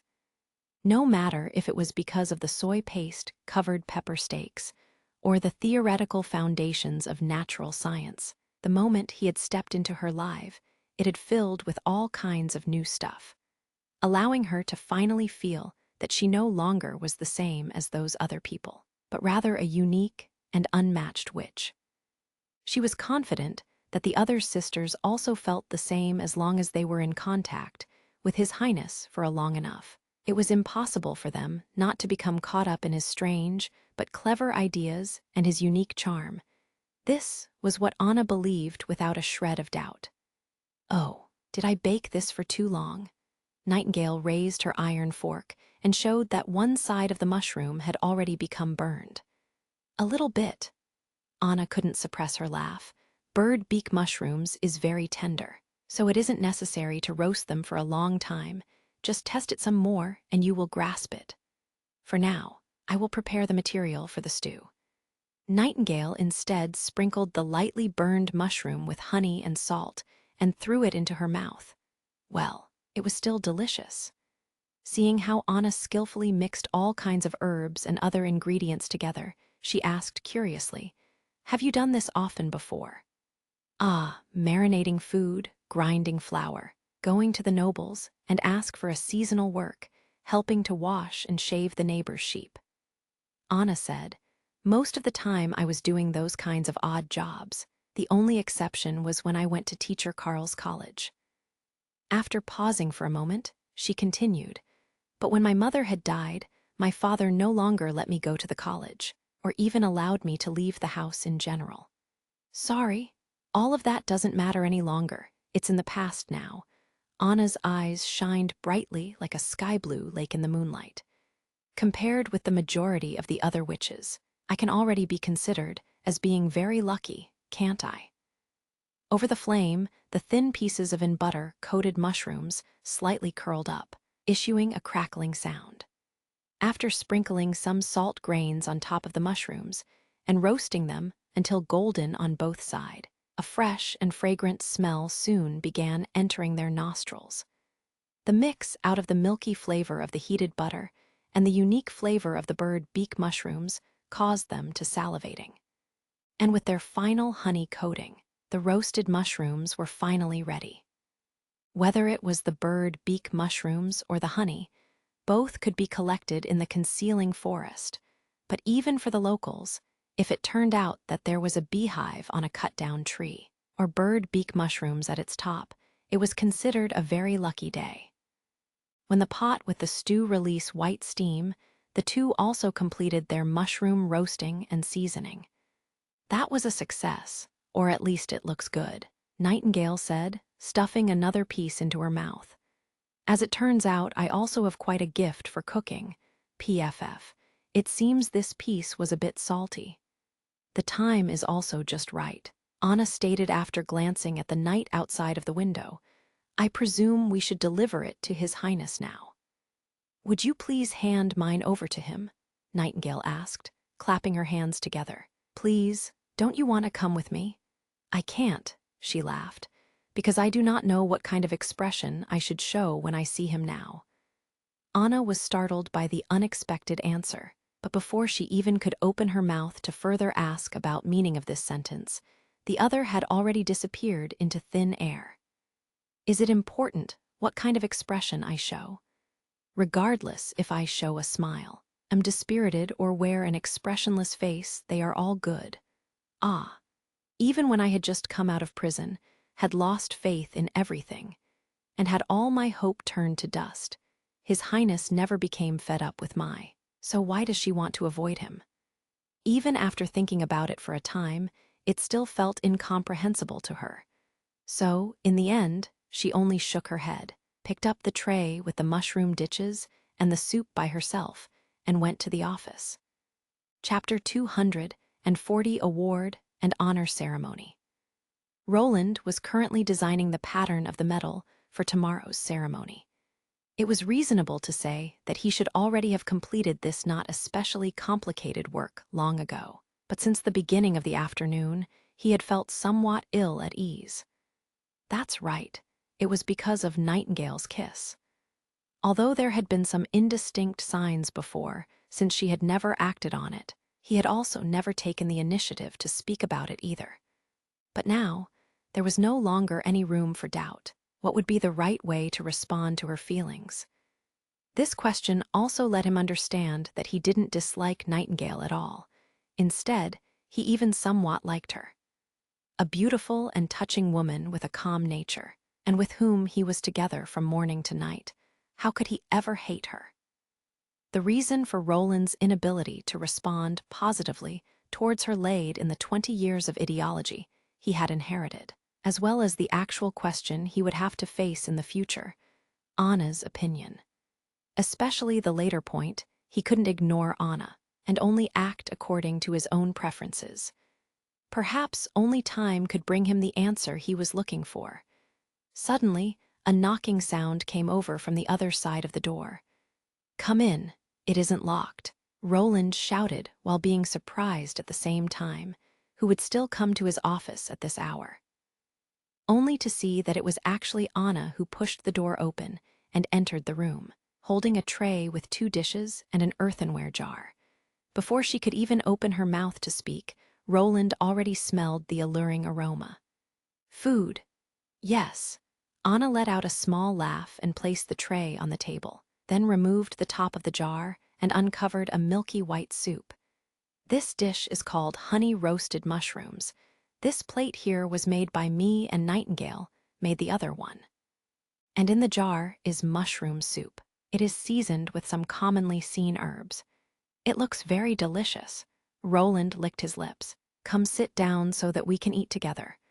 Anna nodded and sat at the opposite side of the table. "Why didn't Nightingale come along?" she said. She didn't know what kind of expression she should show when she sees you. Anna replied, "I do not quite understand why she cares." So that's the reason. Roland softly sighed within his heart, although she had bold and confidently said that she didn't felt the least bit of regret, even shamelessly boasted, "This is not your fault. I just did what I wanted to."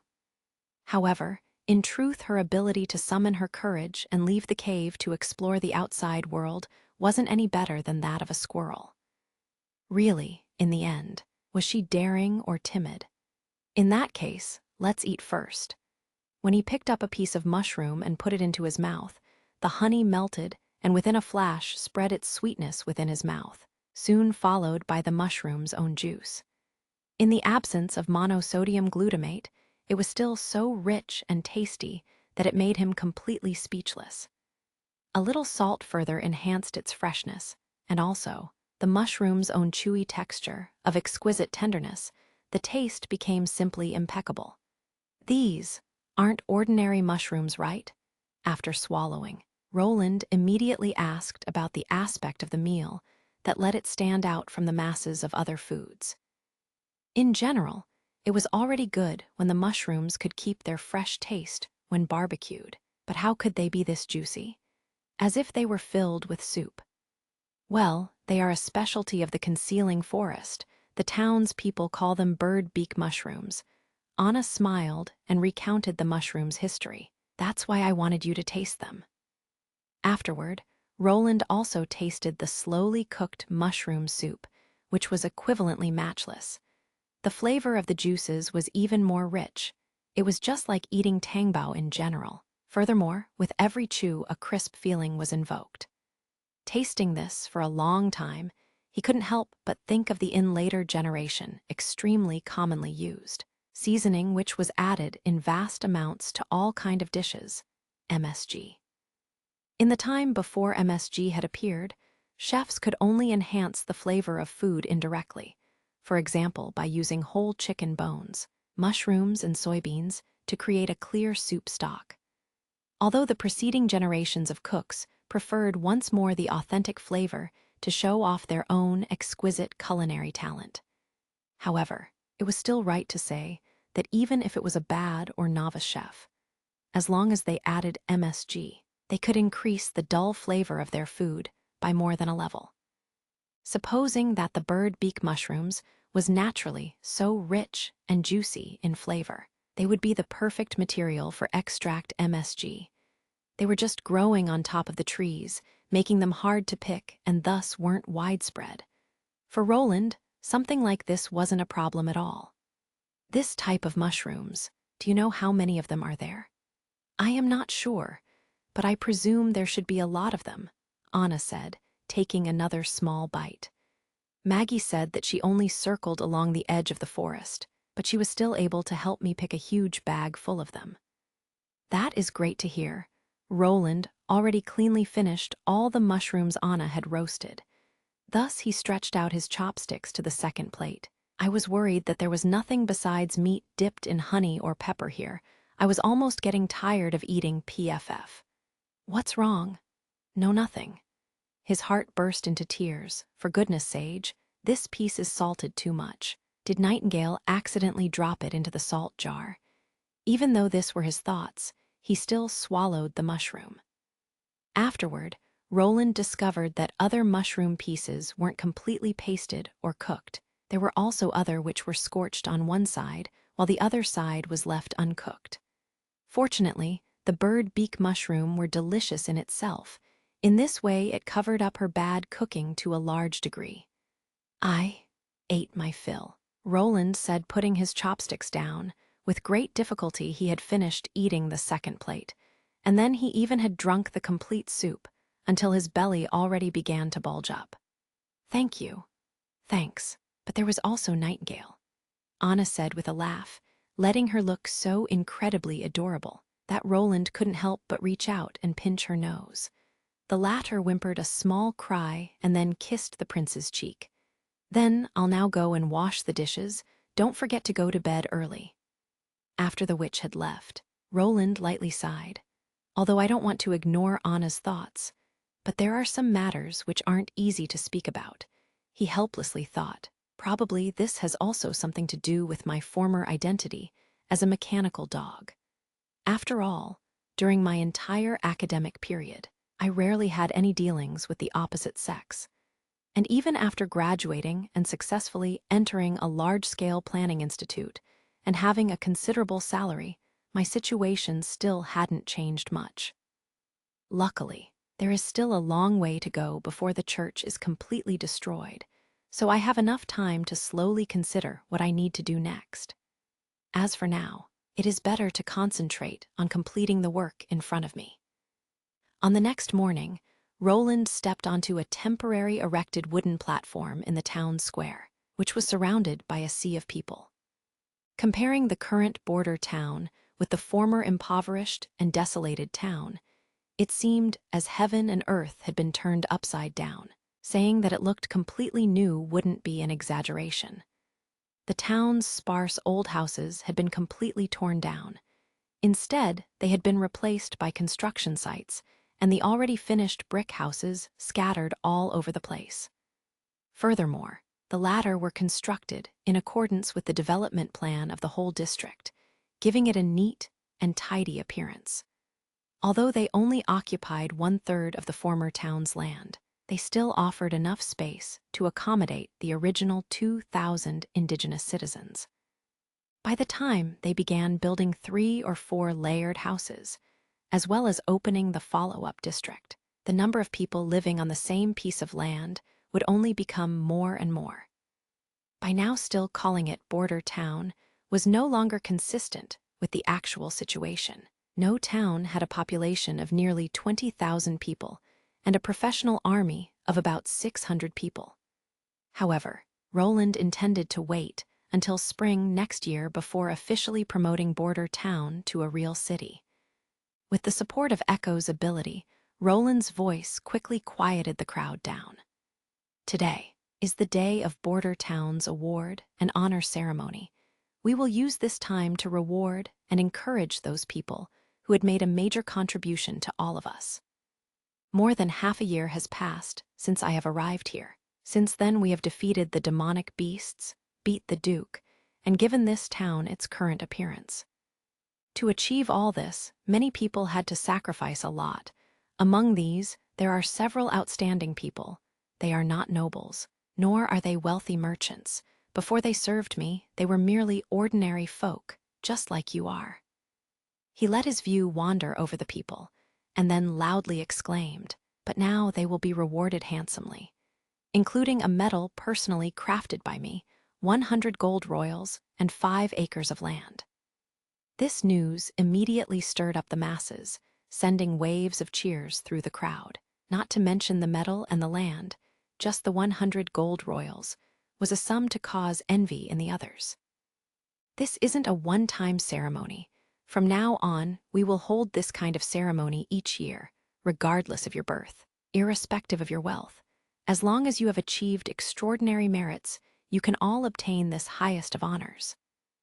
The moment Roland's voice fell, Echo's imitation of a gun salute suddenly resounded through the whole audience, and within the unceasing explosion, Iron Axe, Kyle Sitch, and Nana Pine arrived, escorted by the First Army, and entered the wooden stage.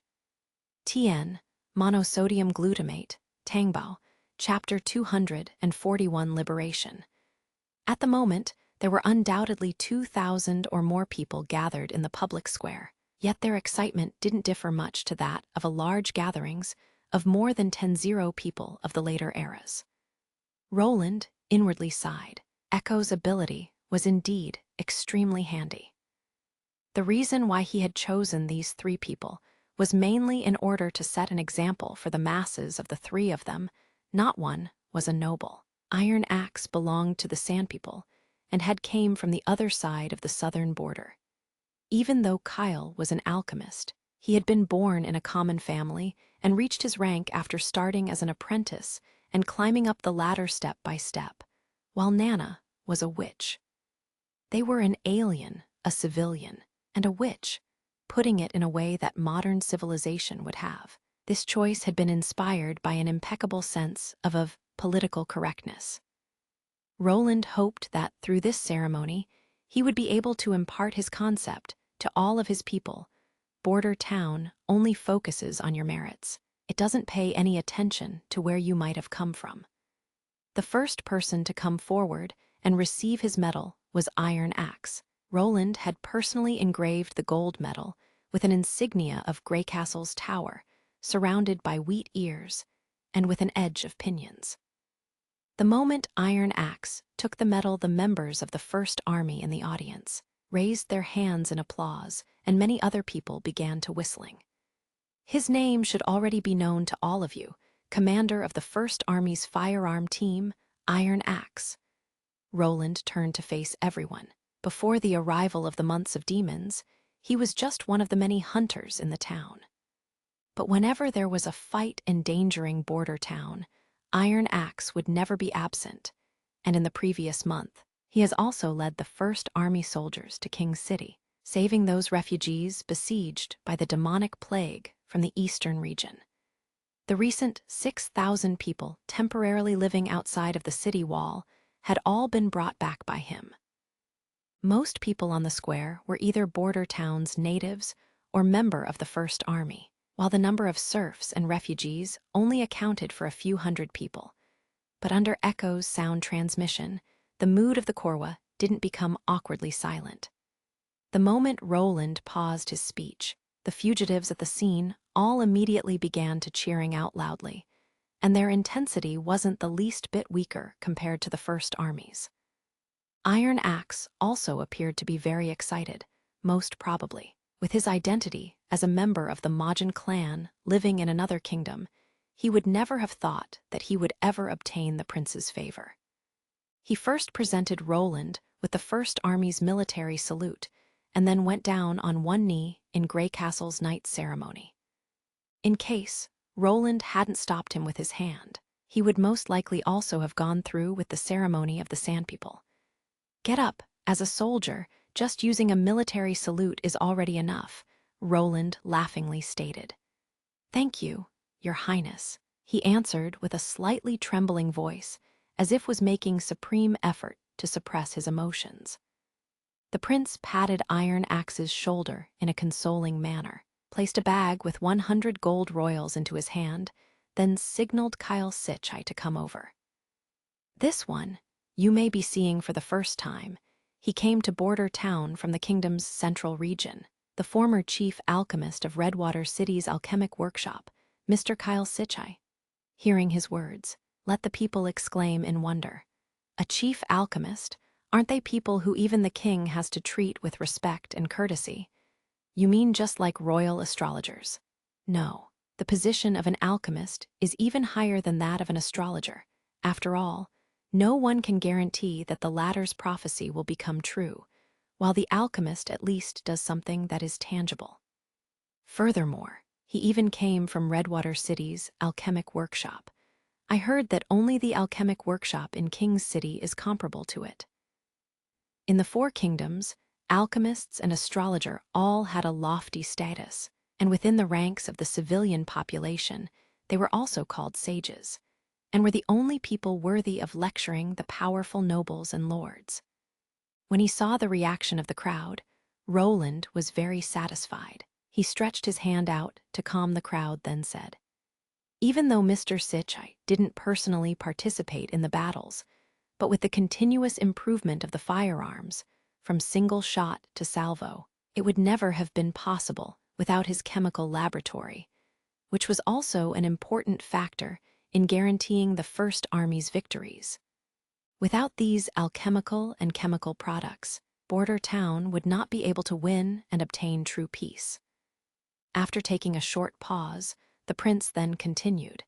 Incidentally, the chemical laboratory is currently enrolling trainee alchemists. They will accept people who have completed the primary education course and also went through Border Town's citizen inspection. After being accepted, you won't only receive a generous salary, but you will also receive the chance to become an outstanding, just like master alchemist as Mr. Sitchai. The moment his voice fell, the masses once more began to loudly clamor. Yet Sitchai himself wore a face covered in impatience. When he took the medal, he ill-humored said, "You called me over because for such a matter. This was indeed a waste of time. I might just as well have done a few more experiments instead. This is a great opportunity for publicity. Didn't you complain that you were short-handed?" Roland shrugged his shoulders. "By the time when the number of apprentices are doubled, I intend on writing the book on advanced chemistry and teaching it to you." Advanced chemistry. Hearing this, Sitchai immediately bowed. "Thank you a lot, Your Highness." Although it was quite important to focus on one matter, fostering a successor was equally important and also demanded immediate action. And the wider the foundation, the easier it would be to achieve results, the same as was true for scientific research. Roland never planned to put all of his eggs in one basket, so whenever there was a perfect advertising opportunity like this, he certainly wouldn't just let it go. The final one was Nana. The girl seemed a bit nervous as she came to his side. Roland couldn't help but sigh in sorrow. Compared with the time during the months of demons, when he didn't wish others to see them, today, he finally intended to announce the witch's presence to everyone. After nearly 6 months of preparation, Border Town has now reached the perfect moment to welcome them. Furthermore, choosing Nana as their representative was also the result of careful deliberations. All the soldiers of the First Army called her an angel, and within their ranks, she even held in higher rank than Iron Axe, second only to his own reputation. While there were also many town residents who had already received her treatment. No matter if it were mine accidents or injuries caused by machines, the injured had already developed the habit of looking for their angel for treatment. After watching the drama Witch Story several times, the attitude of the serfs had already changed, and they were no longer against them.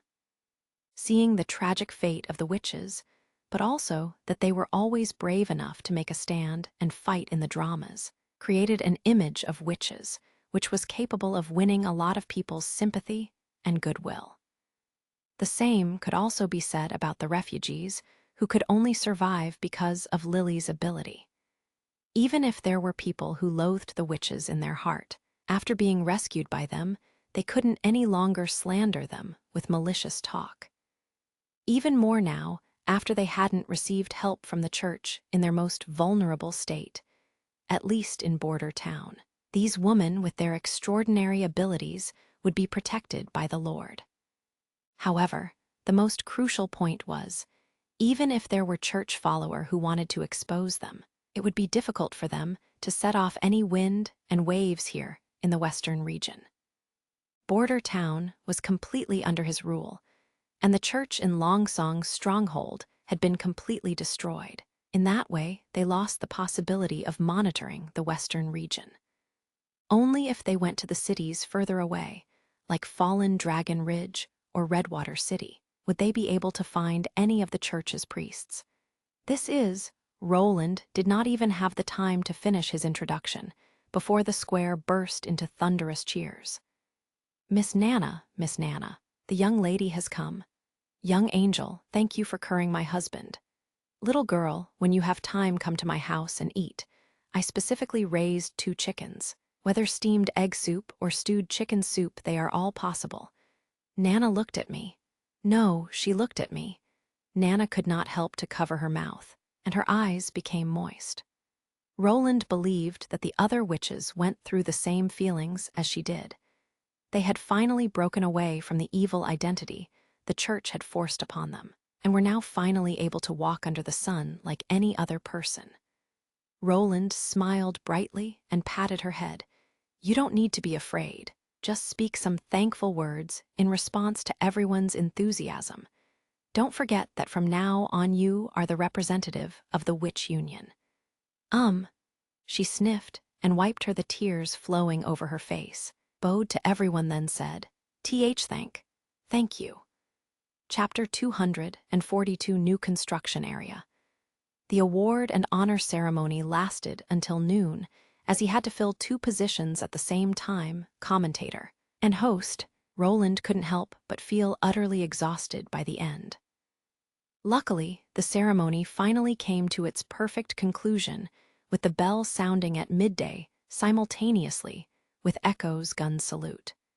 But when he came back bathed in sweat back to the castle and stepped on the 3rd floor, he was surprised to see Anna smilingly leaning against his office door. What happened? You'll know when you step inside. She blinked with her pair of lake blue eyes. It's improbable that this would be a trap, Roland confusedly thought as he pushed open the door, only to then freeze in surprise. At the sight of the 12 witches neatly, standing in 2 rows in front of him, Wendy and Scroll were standing at the front. The moment they saw the prince appear, they held the sides of their dresses, bent their knees in a curtsy, and offered him a salute. Keek, what are you? Scroll was the first to speak. Your Highness, with the action you have performed today, you have proven that everything you have told us was true. We sisters are all deeply grateful for this. No words can ever describe our gratitude. Please allow us continue serving you. So, it was like that? Roland sighed in relief. I almost thought that all of you wanted to collectively say goodbye. Wendy couldn't stop herself from laughing. How could that be, Your Highness? This place is the holy mountain us witches have dreamed of. As long as you don't desire for us to leave, we hope that we can live here forever. And that is exactly what I want to see. In fact, there is no need for you to be so grateful. My helping you wasn't a selfless act. It was also in order to help myself. There is no need for you to be so formal. I prefer your relaxed and unrestrained appearances much more than this. Humph, I already said that it wasn't necessary for us to be so formal, Lily snorted. And as you can see, now he thinks we're being too serious. How can you say that? You also readily agreed to come over, Mystery Moon whispered. Traitor. All right, everyone, let's go to the dining hall. His Royal Highness still needs to change his clothes. Scroll ordered while helplessly tapping her forehead. That's right. I have heard from Miss Anna that recently you have gone to bed late every evening. Please take care of yourself. You must not fall before that one goal is achieved. Feel relieved, Roland smiled, for I am in good health. Afterward, the witches left one after another, only Anna stayed behind. Why did you stay behind? Do you also want to express your gratitude to me? Roland asked mischievously.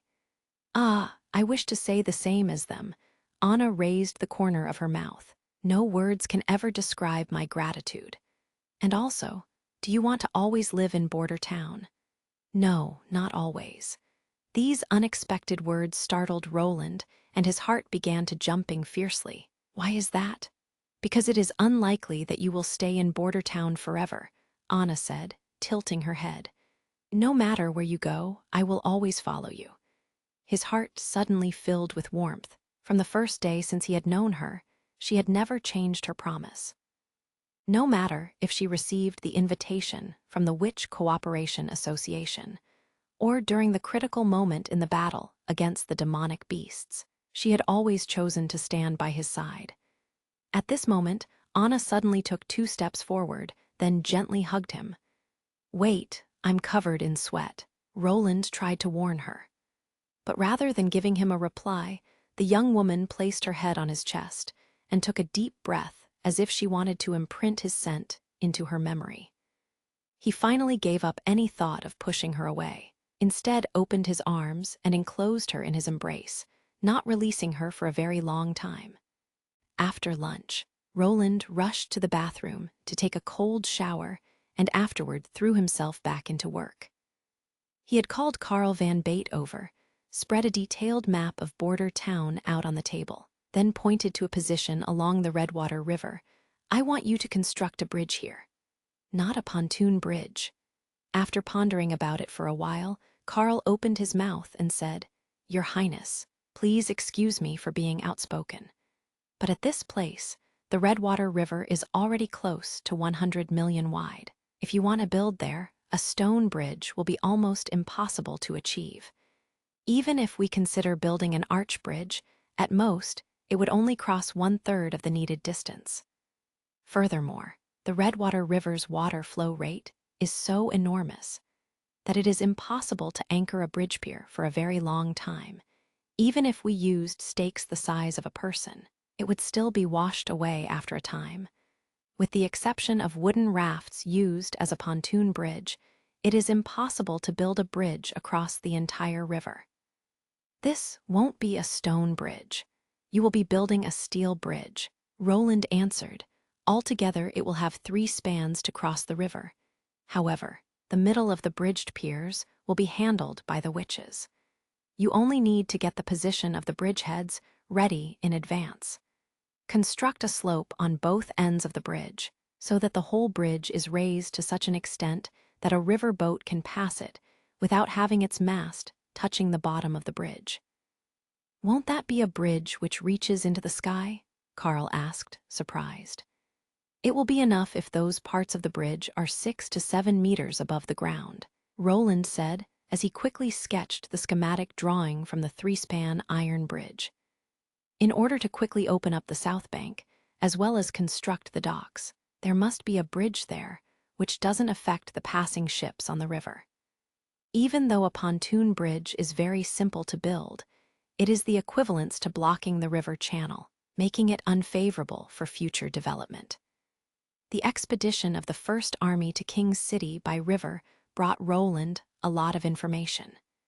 Currently, within the borders of Greycastle, the river would open the roads in all directions, and the other major cities were also mainly built next to a big river. In the case that he carried out any further military operations within the kingdom's borders, he would then have to possess several heavy river gunboats. With them, he would have a powerful weapon which had enough firepower to use when besieging cities or conquering territory. After all, the caliber used for the famous warship cannon was far greater than what was used by the field artillery. And if he wanted to build more vessels, he would first need to build a dock, and due to this, the steel bridge plan had come into being. But I don't possess any similar experience for building bridges. Carl seemed to somewhat hesitate. Me neither, Roland merely shrugged. For the first time, it is all right to go through the project slowly. It won't be a problem if you first erect a test bridge at the shore, and afterward, moves it over to the Redwater River. With this, Roland, incidentally, also introduced the other side to the concept of using prefabricated components which could later be transported to the construction site, just like during the construction of the water towers, as Hummingbird reduced its weight, and your student Anna helped with assembling and welding the pieces together.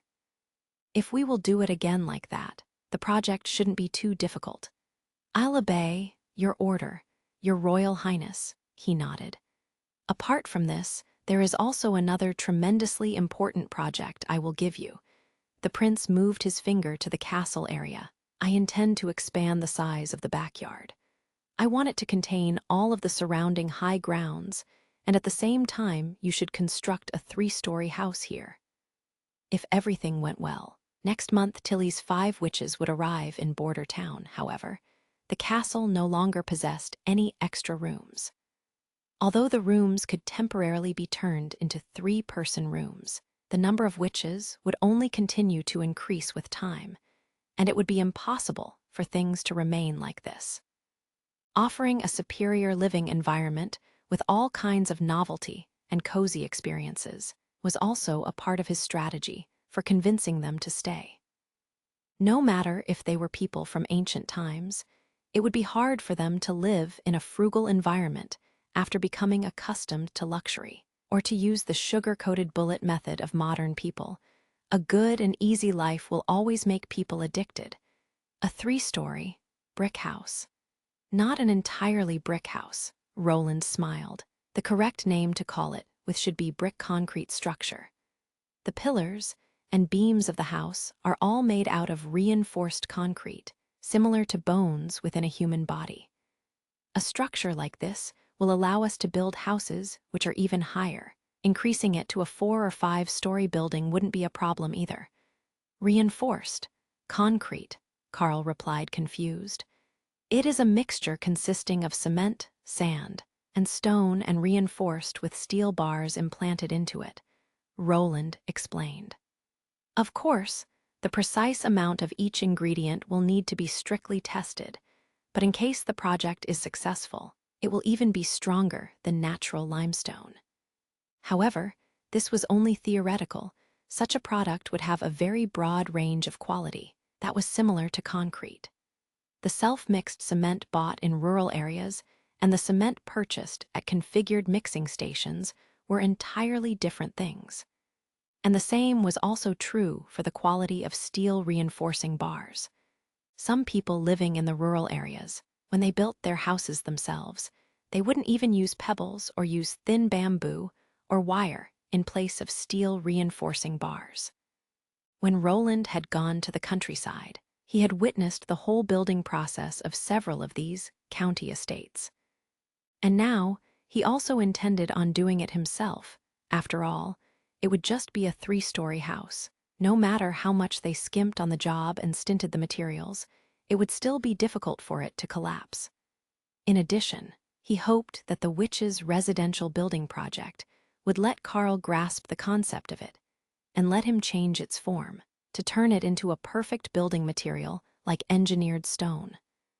As for its achievement within the construction industry, buildings made out of reinforced concrete occupied nearly half of the country. However, Roland wasn't proficient in architecture. Everything he knew was only superficial knowledge he learned during his time in the countryside. He therefore thought that broadening the mason's horizons and leading him to path of developing it himself was the right approach. Will you also let me slowly explore it by myself? Carl finally asked. No, Roland smiled. This is something I can teach you. Chapter 243, Establishment of the Intelligence Organization. After the moon appeared in the sky, the hot air gradually cooled down. From Theo's place in his garden, He could see the light that was coming through the windows of the distant pubs, brothels, and casinos. Within the curtain of the night, they looked the same as all the many stars in the night sky, showing a city's bustling. It was only possible to see such a scene in King's City inner city. Even though the demonic disease came to its end, nearly 1/3 of the population of the outer city had already died. However, all of that couldn't affect the mood of the nobles' drinking parties. If he listened carefully, he could hear their subtle cries being carried over by the evening breeze. He had spent 150 gold royals to buy this house with its garden and pond. Its location was on top of a hillside that was near the outer edge of the inner city, and even during the day, there weren't many people that were strolling through the neighborhood. Besides, when Theo met with his informants to exchange the newest gathered intelligence, he usually didn't live here. He would instead choose to stay in an inn for the night or go to the covert trumpeter and stayed there for a few days. My lord, by now everyone should be present. A man carrying an oil lamp came out of the house. It was Hill Fox, one of the members of the Skeleton Fingers. "Take the candle, I will follow after you." Theo nodded, and soon entered the house. In the dim candlelight, he saw Hill and 5 other men sitting around a round table. When they saw the personal guard appear, they got all up and bowed in salute. Theo expressionlessly sized all of them up, hoping to catch even the smallest movement in their expressions to see whether they were reliable or not. Unfortunately, Miss Nightingale had followed the fleet back to border town. If she were still here, he would have been able to make accurate judgments almost instantly. They were Hill's partners, the former members of the acrobatic troupe, Pigeon and Cylinder, who were full of hate against the new king and had sworn to exact vengeance. 1 week ago, prior to the attack on the pier, by lucky coincidence, one man had concealed himself as a member of Dreamland Water and had him informed him about the rats' plan to attack in advance. Nowadays, where the incident of the demonic disease had gradually settled down, he decided to meet with his men in King's City face to face. If it was really like Hill had said, contrary to what one might expect, they might indeed be pretty good seedlings to use as a spy. With the exception of Mr. Fox, all the others should give a simple introduction of themselves. Theo began. Taking the lead, the man with the most muscular body said, "My name is Rocky Hill." Sir, he was nearly 6 feet tall, and with his bulging muscles in his arms, he appeared to be incredibly strong. Within the acrobatic troupe, I played the role of the strong man. Currently, I'm a member of the Bloody Sails. I'm a clown, the little man sitting next to Rocky Hill said, while pointing to his nose. He seemed to be the youngest of their group, around 18 to 19 years old. Within the troupe, it was only natural that I became the clown, however. Contrary to the others, I haven't sneaked into the ranks of the rats. Instead, I go from one tavern to another and show off some tricks. Joe and Neil, the following 2 men, were a pair of brothers. Regardless of whether it was their appearance or their style of clothing, there was no difference between them and the commoners living in the outer city. They had offered all of their possession to Priest Fairy and were now so-called devoted believers of the church. Theo couldn't stop but ask himself, can it be that these 2 men had both felt affection for Hill's wife at the same time? Forcing down his doubts, he turned to the last person. "I'm called a magician by them all, sir," the last one said, saluting once again. "I originally pretended to be a frustrated person and entered Dreamland Water, but unfortunately most of them are already dead or fled by now. Even Fierce Teeth Tannies was killed by the church's army of judges. Currently, everyone else is occupied with seeking a new organization." "He was killed by the army of judges." Theo raised his brow. "Weren't they secretly supported by the church?" "I only heard the news from others." He spread out his hands. After their attack on the docks was repelled, Tannies and his men then suffered an ambush from the Skeleton Fingers during their retreat to the Eastern District. In the end, he had only a few dozen people left by his side. On that same night, he left the nest once more and went to the church in anger. But by the next day, only 2 to 3 of his cronies made it back. According to their explanation, Priest Fairy and he had began to quarrel, which was cut short after a judge shot into his chest. All in all, Dreamland Water is dead. So, that's how it was, Theo thought. Presumably, because he had nearly lost nearly all accumulated strength he had gathered after great difficulty. Fierce Teeth felt that his position as the gang leader was in immediate danger. In his desire to save it, he tried to seek the assistance of the church, but was refused, which then led to the dispute. But all these minor details are unimportant. The only important news for me is that only the name Dreamland remains, yet in reality, they are already as good as gone. This is definitely good news. Maybe I can take advantage of this opportunity to draw in some of the homeless rats and use them to expand my intelligence source. Surely, you all have already heard my name from Hill. Theo knocked on the table and waited until the sound fell. I am a personal guard of His Highness Roland Wimbledon. I am responsible for collecting intelligence from all parts of the kingdom.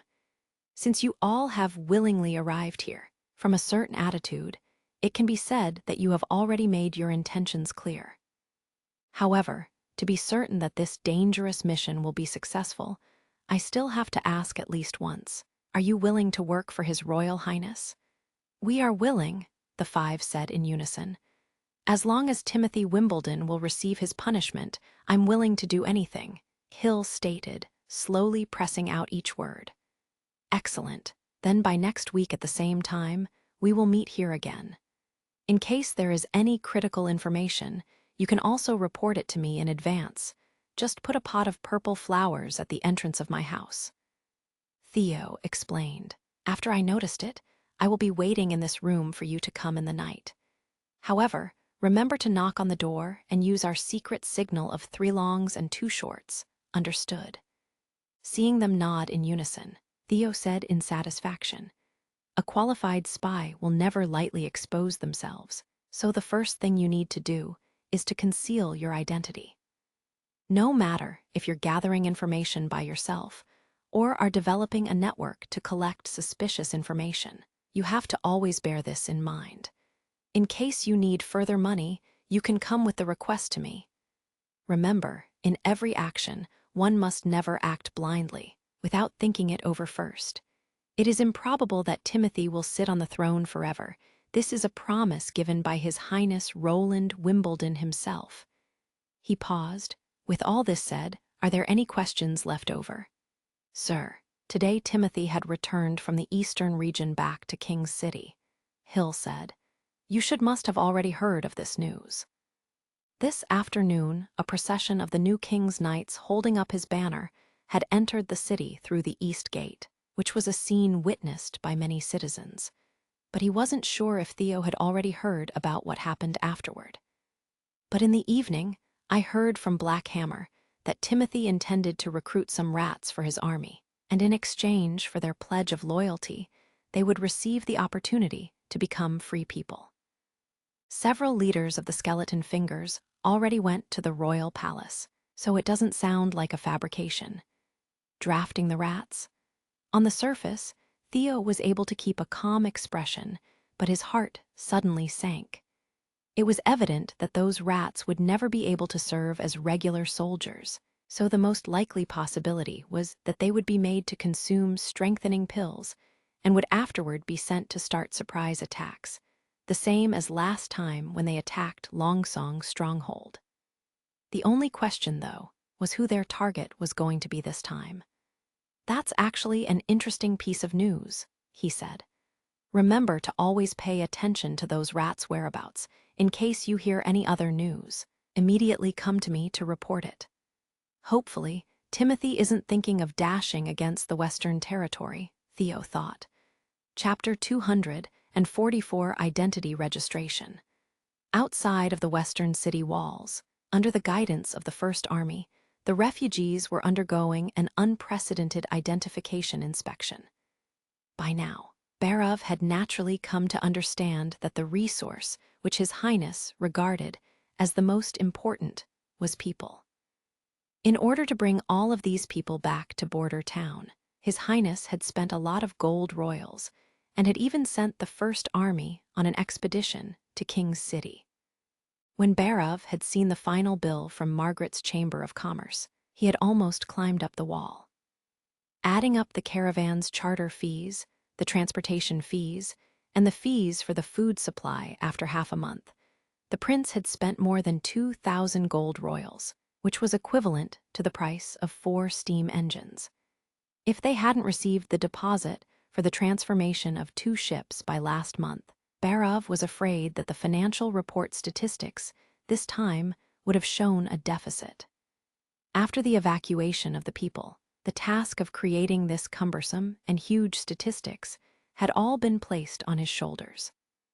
Almost all of the city hall officials and apprentices had been dispatched to set up the wooden sheds and the related lines for the crowd, so that they could start with writing the classification statistics. Seeing the more than a dozen lines of fugitives all slowly going through the inspection, it was as if Barov was seeing a group of moving coins. Compared to the lines for the ordinary civilian's registration, the line for the professionals that he himself was personally responsible for was far more deserted. Until now, there had only been 50 to 60 people come in. "I am a carpenter," a middle-aged man said after slowly walking over. "I heard that any craftsman can get their own place to live." "That's right," Senny Darley then further asked. "What's your name? Are you able to read?" The former knight of the Wolf family had come over from the Ministry of Agriculture, but he had managed not to make any mistake, which left Barov very satisfied that he chose him for this task. Although this had to do with demographic statistics, the city hall unfortunately only had a small number of people who had learned how to read and write. So without any better option, they had no other choice but to pull all of the literate people from the other departments together here. To answer, sir, my name is Mazer." The other party paused. "I must admit, I have never learned how to read." "You can't read or write?"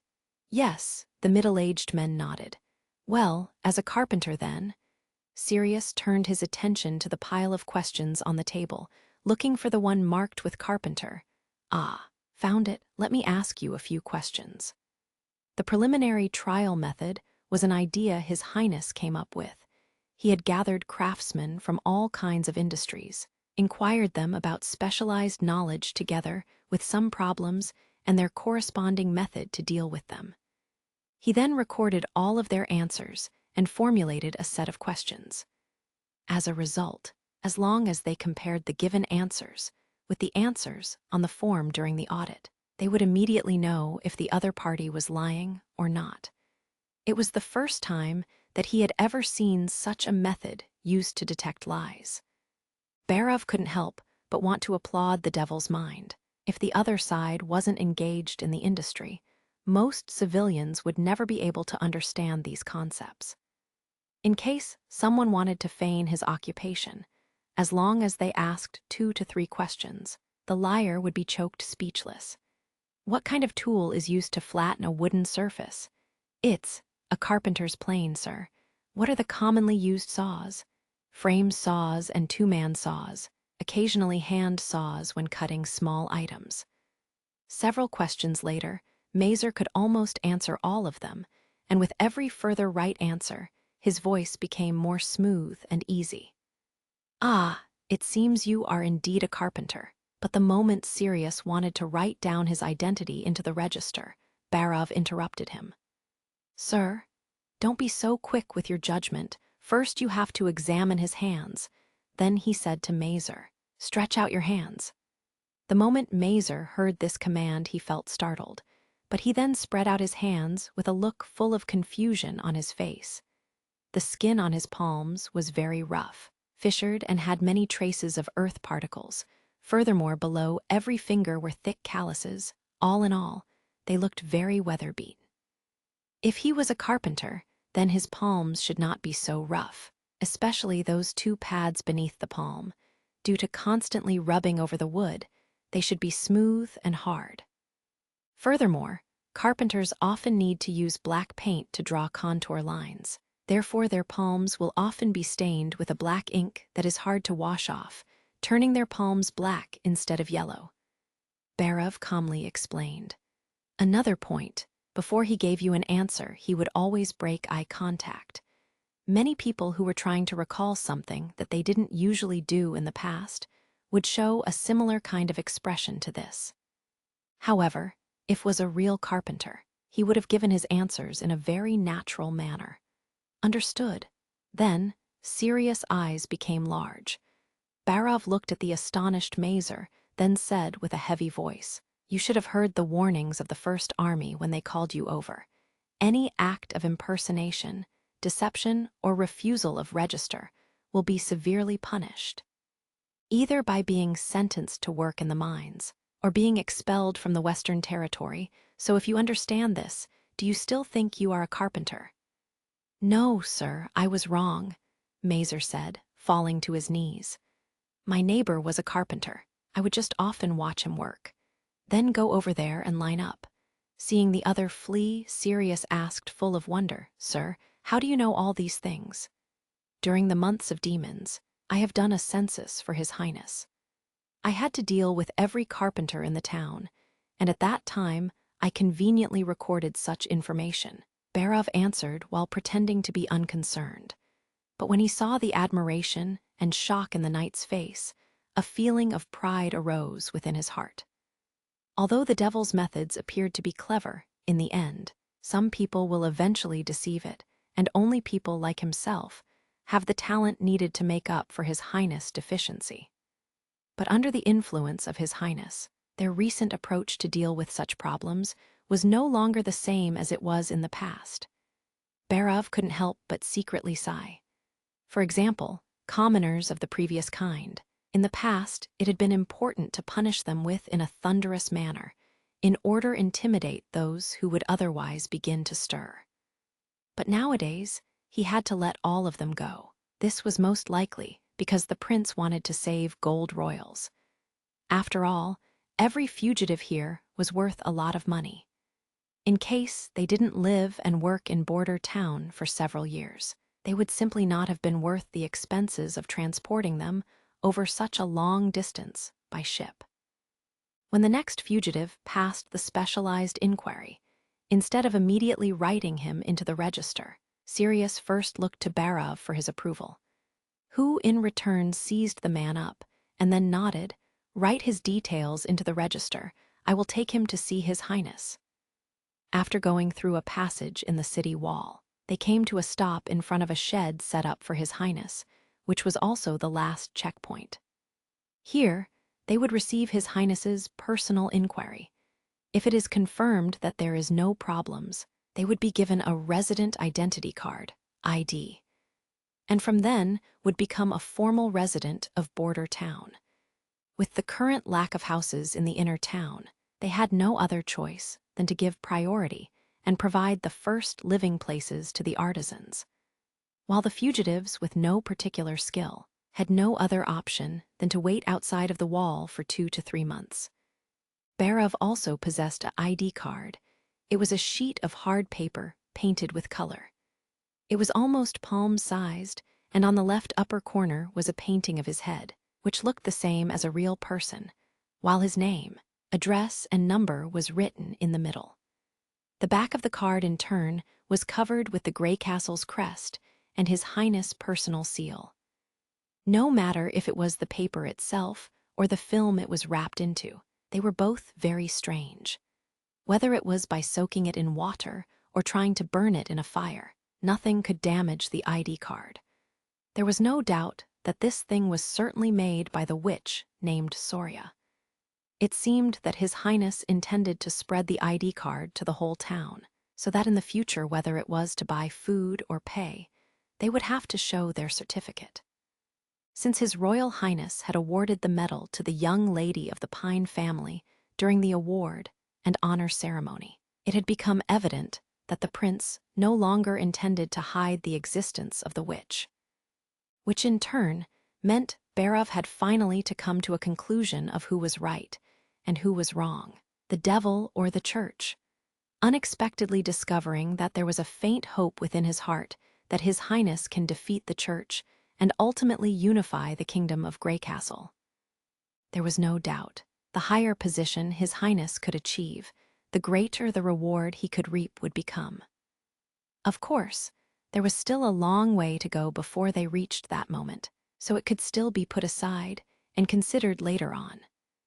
By now, the population of Border Town had surpassed Longsong strongholds. Furthermore, His Royal Highness had also revealed his next year's construction plan. Once the town was connected with the stronghold, more than half of the Western Territory would be turned into one city, with a size that was undoubtedly larger than King's City, becoming the most magnificent city of Greycastle. And at that time, as the City Hall Premier Minister, what kind of promotion would he receive? Barov's heart was full of expectation for the future. Chapter 245 Means of Transportation. Roland sat on his office chair, carefully looking over Barov's report statistics. It took the City Hall 3 full days to sort out all 6,000 refugees, coming out with the low number of 186 artisans who had managed to pass the audit in the end. Of course, this small number was also related to the effort they had put into the verification. After all, this involved the distribution of houses as well as IDs. It was Roland's vision that from now on, only people in possession of such an ID would be considered official citizens of Border Town. Thus, he needed to install proper safety measures, while the numbers were still small, which would also help him to better control his core supporters inside the town. Using this, when the population started growing further, he could use the strength of his people to help assimilate the newcomers among them. After all, humans were social animals. As long as the environment continued with this way of living, more and more people would eventually come to approve of his ideas. Furthermore, he would indeed lead his people into a better life.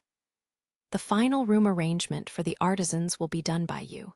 No matter if they are unmarried or have a family to feed, they will at least have their own apartment assigned to them, Roland commanded. Yes, Barov agreed. May I ask your Royal Highness, are these houses to be given as a present?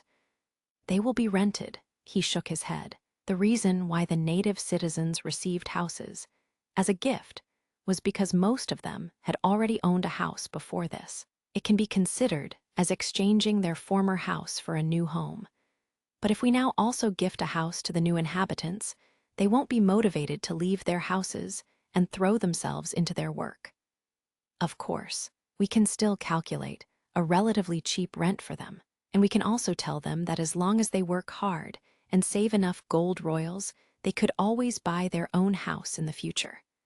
I understand. For a moment, Roland was silent, but then he suddenly asked, after the award and honor ceremony, how many people have fled the town? Up to today, there have been none among the ranks of native civilians, and there were 7 within the ranks of the serfs. Barov paused. However, there were more within the refugees from the eastern region. Of them, a total of 115 has already chosen to leave. Is that so? Roland softly sighed. The moment he had decided to push the witches to the front of the stage, he knew that something like this would happen. Therefore, in order to assess the public response and to avoid any accidents from happening, Roland had especially stationed a firearm teams several miles away from the town. There they could temporarily stop these people from running away, and at the same time could also count the number of fleeing people. This way they could hold a survey on the general level of the acceptance of witches. Even though the result wasn't perfect, it was excellent that at least the Border Town's natives had ultimately come to accept the existence of the witches, something which was along his prediction. The number of serfs who have fled was less than that he had expected, showing that the effect of the theater performance was quite good.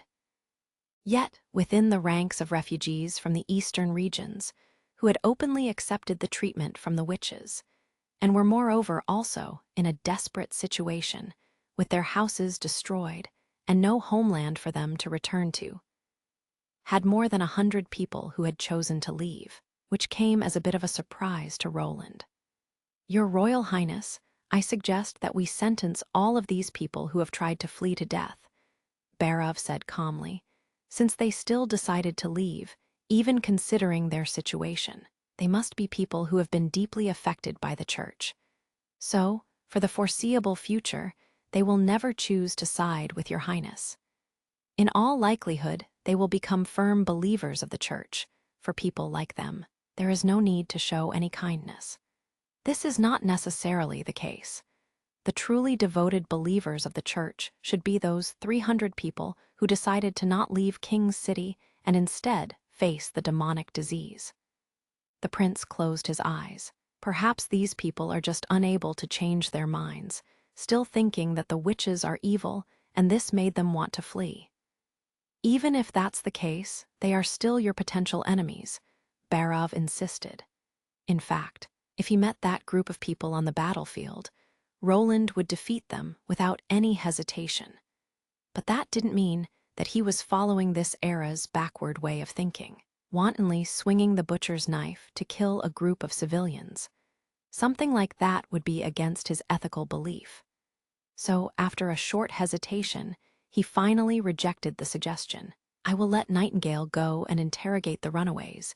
In case there is a hidden spy or scout in their ranks, they will be seized and hanged. All the others will be expelled from the Western Territory." Hearing his words, Barov gave him a meaningful glance and then lowered his head. Only then did he slowly agree. "As you bid, Your Royal Highness. Do you have anything else to report?"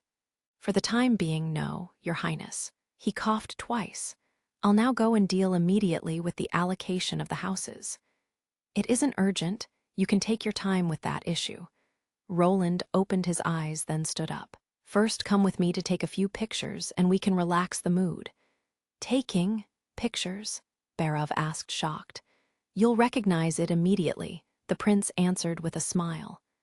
Entering the castle's front yard, they saw that Carter, Iron Axe, and Soria, who he had previously called, had already arrived. Placed in the corner of the garden were several pieces of 4 to 5 meter long planks, while an item on the ground that was covered with canvas.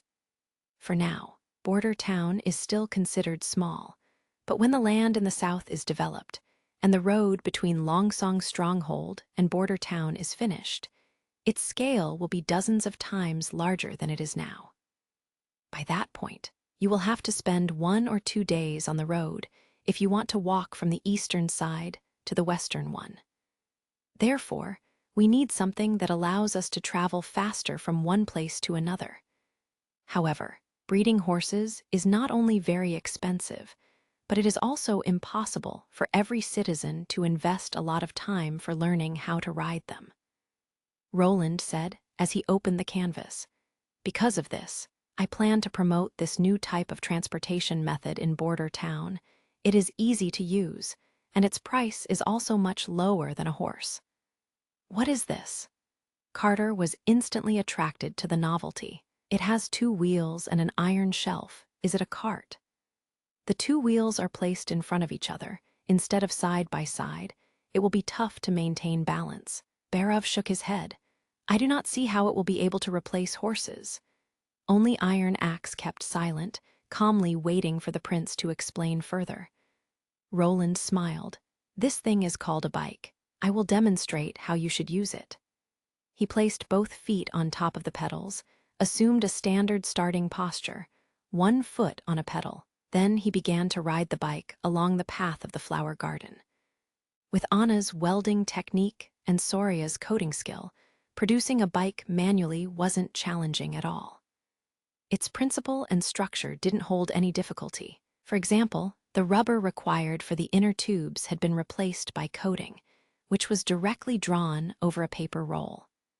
With regards to this, Roland even customized a simple and easy-to-use bicycle pump, while the outside and the brakes of it were made with a hardened leather coating. The frame was made out of hollowed pipes, and for the brake wire, they had used a copper wire and an anti-corrosion coating. The only issue was with the chain. For it, he needed to completely rely on Anna, cutting and shaping one chain link after another, and afterward, connecting them all to a string. As for the kind of pedal, which were directly installed on top of the wheel, as had been used for the first bicycles, he didn't even consider them. Coming to the end of the lap, Roland pressed the brakes, easily jumped off the bike, and turned around only to be faced with a row of stunned men, which caused his heart to fill with pride. This was the reaction a change to a superior mount deserved. Compared with horses, that needed to be tamed and fed, bicycles seemed to be more frugal. I'm going to open a new bicycle factory in the industrial district for the production of this transportation tool. But for this, we not only need to recruit workers, but we also have to make them known the publicity, promoting them to the whole territory as soon as possible. Roland briefly explained. This is also the purpose why I called you over today. You will first learn how to ride this bike, and then let Miss Soria paint a picture of you riding them on top of the planks. I want all my subjects to know that as long as they spent 1 or 2 gold royals, they can have the same mounts as the Lord, First Army Commander, Chief Knight, and City Hall Premier Minister all have. Chapter 246 New Gunpowder Program. What was the symbol of the industrial age? Roland first thought was of a speeding train continuously running down a railroad track, emitting rolling clouds of steam. The cast-iron cylinder covered with oil, the thick and robust crankshaft together with those huge iron wheels, its rumble and vibration, full of vibrant rhythm, as well as the sound of the steam whistle piercing through the vast sky, was what was associated with the machinery of the first steam trains.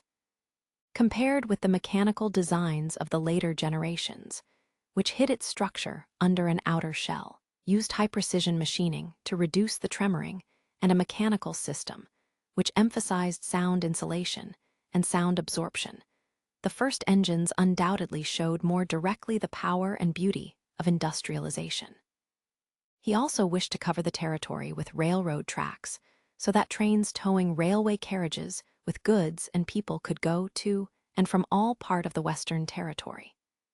Yet even though this was a good dream, it was still just a dream. Actually, it was not unthinkable to manufacture a steam train, only that the large amount of steel needed for the tracks would be far above the production capacity of the North Slope Mine Kilns Group. Therefore, he could only settle for second best, which left the human-powered bicycles as Roland's best option. The flatter the roads within his territory were built, the greater the benefits of cycling would be. Furthermore, compared with the relatively complex structure of the steam trains, a bike almost didn't require any maintenance at all, besides occasionally putting some oil on the chain. If Roland wanted to start mass production of bicycles, he naturally couldn't let Anna produce all of them by herself, so he had to first open a factory and train a group of workers that would specialize in the production and assembly of bicycles. Considering that the earliest date for the completion of the Kingdom Avenue would be in next spring, it wasn't necessary that the factory would immediately be able to produce large batches. Due to this, it was possible that the workers could slowly become familiar with the needed production lines made by Anna and would only needed to produce a dozen bicycles for the first month. One of the most technical demanding parts was the chain. Every chain link had to be made with a stamping press and would afterward be connected with a pin by hand. However, to manufacture the parts made out of rubber, like the tires and brakes, Roland would still need to rely on Soria's ability. But as long as all the other parts were ready, Soria could always draw her magic pen and quickly draw a lot of them. The same was true for the bearings. Since he couldn't produce reliable ball bearings, he could only take a cut off part of an iron part and use it as a sliding bearing. For that, the inner ring became coated with a smooth mirror coating, which produced an effect which wasn't much worse than the former method. When the first bikes would be sold, only the nobility would be able to afford such an expensive vehicle, But in order to spread this to the masses and create a hype, Roland also intended to implement a payment by installment system to minimize the burden caused by purchasing as much as possible. Of course, only people that were in possession of an ID could go to the city hall and apply for such a payment. The three had trained for a whole afternoon. Carter Lannies, worthy of the title of the chief knight, was the first to master the skill of cycling, followed by Iron Axe, who was the second to successfully cycle around the garden. Only Barov, who after trying it more than a dozen times was still unable to succeed, and was only able to advance in a crooked line, almost falling to the ground. In the end, Roland had Soria draw a static scene of him standing beside the bicycle and holding the handlebar. "Are they all right?" the witch asked after completing the fourth propaganda poster. "Almost. You only have to add a few advertising words." After thinking for a moment, Roland added, "Above you should write, 'A new era of mounts. I own one and you can also own one.' While beneath you should write, 'Bicycle Factory is recruiting workers. Generous payment, as well as the opportunity to receive a free bicycle which will belong to you. Those who have completed the primary education can apply at the city hall." After dealing with the bicycle advertisement, the prince returned to his office to take advantage of the time that was left until dinner and let his guards call Kyle over. Now, after having finally made a breakthrough for the development of mercuric acid, developing a new generation of weapons was to be put onto the agenda. In the age of firearms, those who had the bigger caliber would become the justice. Those with a faster rate of fire would achieve freedom, power brought honor, turrets brought equality.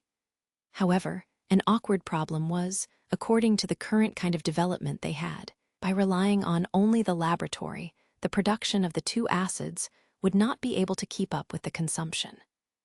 For example, if he wanted to increase the rate of fire, he would need to reduce the remnants of black powder and change to using pyroxylin, the smokeless propellant, or some kind of mixture of pyroxylin and nitroglycerine. The same was true for high-powered explosives. It didn't matter if he couldn't produce trinitrotoluene, TNT. He could use nitro-stark instead, which, except for its poor stability, would be much more powerful than TNT was. No matter what kind of the previously mentioned methods he used, he would need a lot of high concentrations of fuming nitric acid. Yet nitric acid purification required amounts of concentrated sulfuric acid the laboratory just couldn't meet. In other words, there was no way to produce the two acids at industrial levels. Even if he developed even more efficient weapons, he would once more fall into the plight of having no bullets to use them with.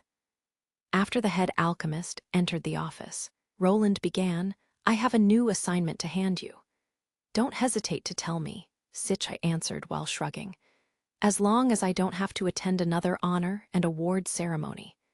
I need much more acid, but at the moment, the chemical laboratory alone is unable to meet my needs. Thus your new task will be to design a chemical production system that can produce both acids efficiently and easily." Chemical production system? Hearing the unknown words, Sitch looked a little puzzled. "Yes, you have to create an apparatus which can mix several liquids and let them react, so that as long as you put in the raw materials, it is possible for it to produce a steady flow of the finished product." Roland briefly explained the nature of industrial production. "I don't know much about it, so you will have to rely on yourself to slowly work it out." That being said, the prince knew that this was a very difficult task, and it was quite possible that even after years of study, it wouldn't necessarily produce results. After all, the other could only rely on the basic reaction principles and chemical equations of elementary chemistry. "I understand." Sitch nodded. "Those ideas you come up with always let me feel refreshed.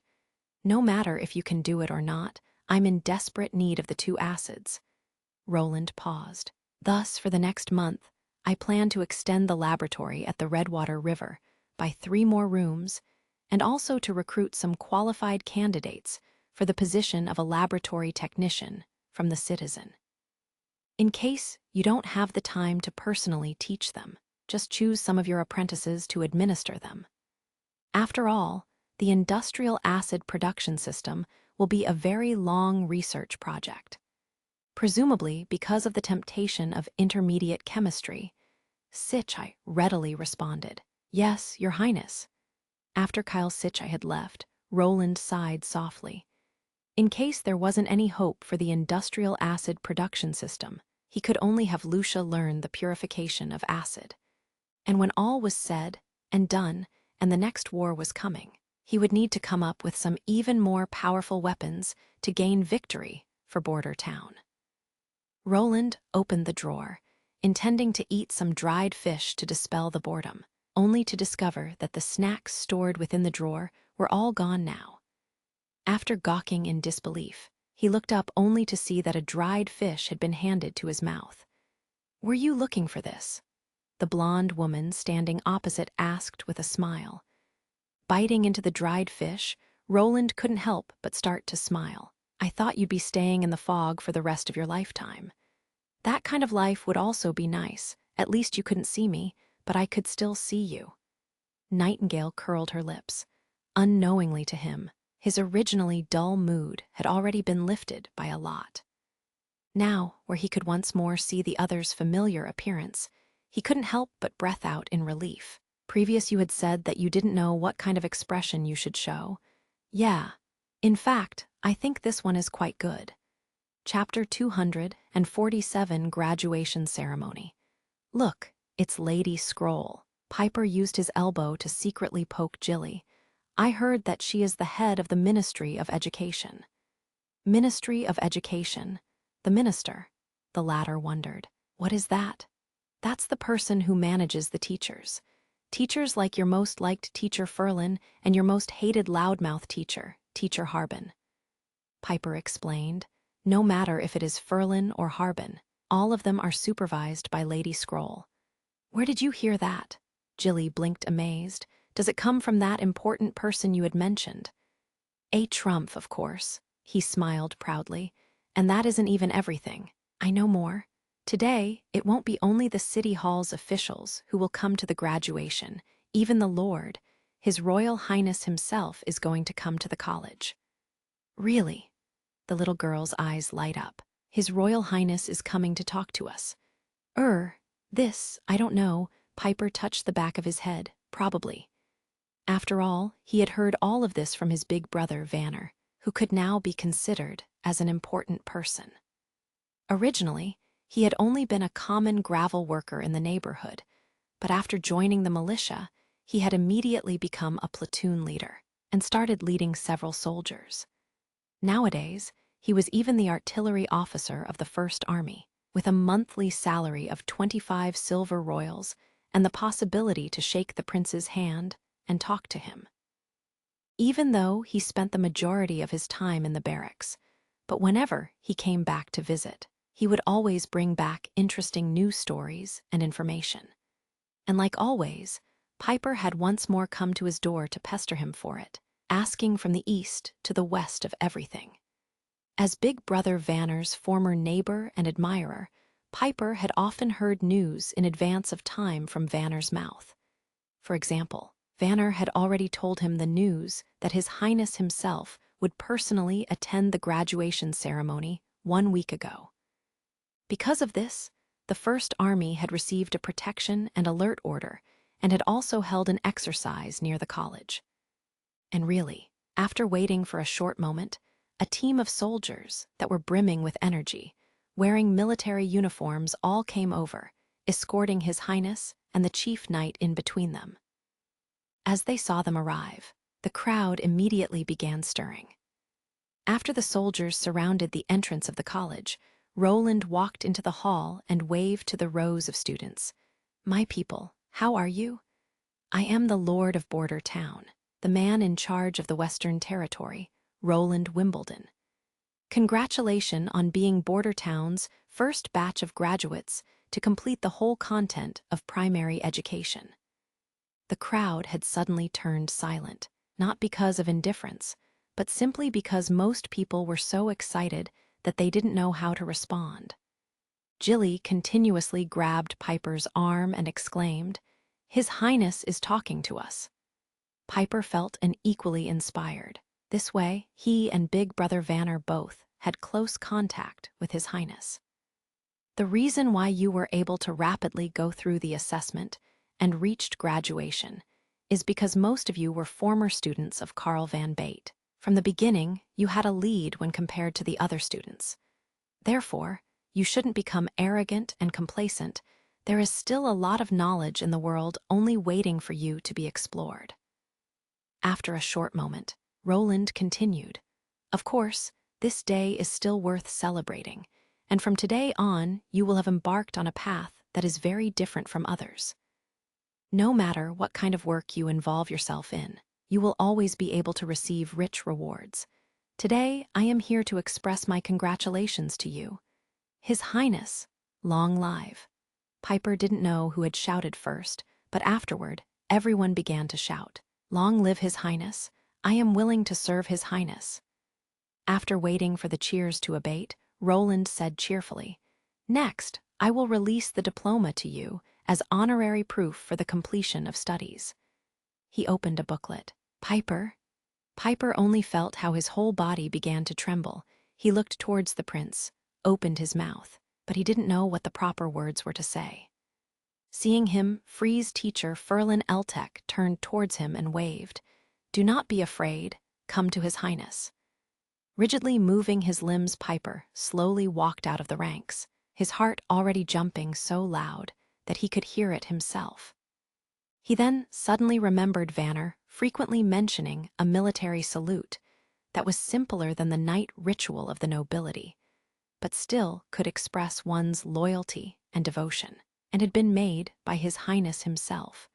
Although he wasn't clear about the specific posture, but he still mustered all his courage and, according to his memory, placed his hand flat in front of his forehead. Seeing his movement, the prince began to laugh, nodded, and handed the booklet to Piper. "In the future, if you want to show it once more, move the hand a little, so that it is in line with your ear. This way it will be more to the standard. Congratulations on your graduation." Thank you." Piper took the booklet and circled stiff as a log bag to the ranks. Only when His Highness began to give out the diploma to the other people was he finally able to recover. "Show me what's written on it." Jilly curiously turned her head. "You will get your own Why are you so anxious?" Piper muttered in a low voice and opened the booklet cover with trembling hands, only to see a parchment with fine stitches on it. In the upper left corner was a painting of his head. In the middle was the royal emblem with the tower and pike, but there were also a few written lines of text on it.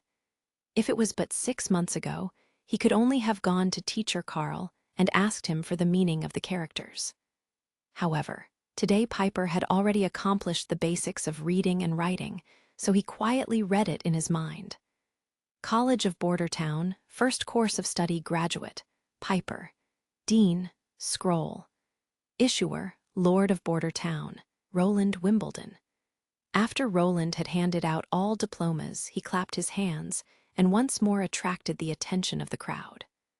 "From now on, you can undertake some qualified works ordinary people can't, and all of these jobs offer you a generous pay, with at least 10 silver royals a month. In the following, Miss Scroll will inform you about the details of the work you can get from City Hall." He raised his hand to stop everyone's discussion. "You do not have to make a choice immediately. You can go back home and discuss it with your families.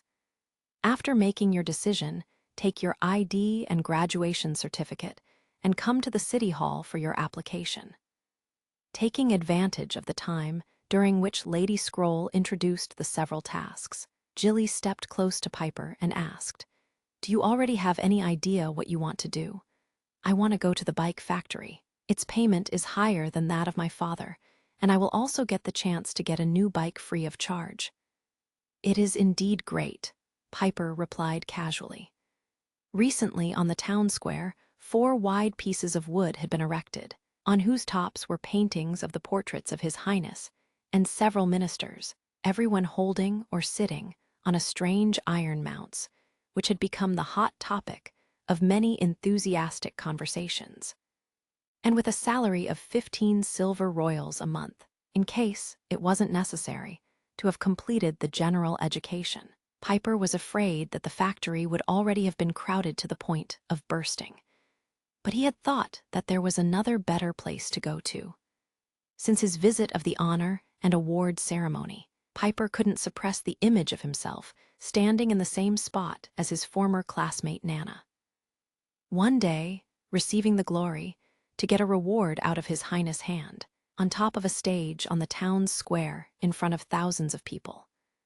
According to His Royal Highness, he must become an outstanding contributor to the town in order to be honored. In case he took a job to work in the bike factory, he feared that he would never get this opportunity, even during his entire lifetime. But neither could he be like Iron Axe and lead the charge during a war. Nor did he have any similarly incredible ability as a witch did, so the only example he could follow was that of head alchemist Isekai. Previously, he had heard more than once, if he could grab the principle of refining an alchemical product, he would immediately bring immense wealth and prestige to the territory, and would also have achieved something that was worthy of the title of a sage. For that, he needed to be neither brave nor have any powerful background. The only thing he needed was a bit of luck, making it to the most suitable way for him. Thinking until here, Piper had made up his mind. "I want to go and sign up for a job in the chemical laboratory," he said, putting emphasis on every single word. Chapter 248 Sudden Change. Even during the hot summer, the ice at the top of Hermes Plateau never melted. Standing on the top of the Heaven Tower and looking at the far distance, Maine merely saw a mixture of two colors of the green grass and the white snow from the wilderness behind the walls, resembling a scar left behind by war during the months of demons. Within this climate, it was impossible to grow any sort of crops, so all the food they consumed in the new holy city came from old holy city that was at the foot of the plateau and brought up by some animal-drawn carts. After staying in the city for more than a decade, Maine had already become accustomed to the omnipresent cold of Hermes. "This time, it will only be the two of us." Taefun pushed the door open and stepped in. "Furthermore, shouldn't we hold the meeting in the secret room? Don't tell me that you are fond of being shut into that narrow place." "No, of course not." The old bishop touched his white beard. "If it wasn't for Heather being in charge of all the rules and proclaiming the commandments over and over, I would be only too eager to exchange information at this spot each time. Even if she became lost in the gossip of the city talk again, I would at least be able to enjoy the scenery of the holy city below." And he smiled and said, "I never expected someone like her, who is always punctually, to not return on time." Perhaps she had met with some difficulty, Maine said, going back to the table to take a place. Or perhaps she is already on her way back. "Maybe." Taefun curled his lips. "You really should not help her look for an excuse. Everyone should be able to send word even during their travels." These are words she had often said herself.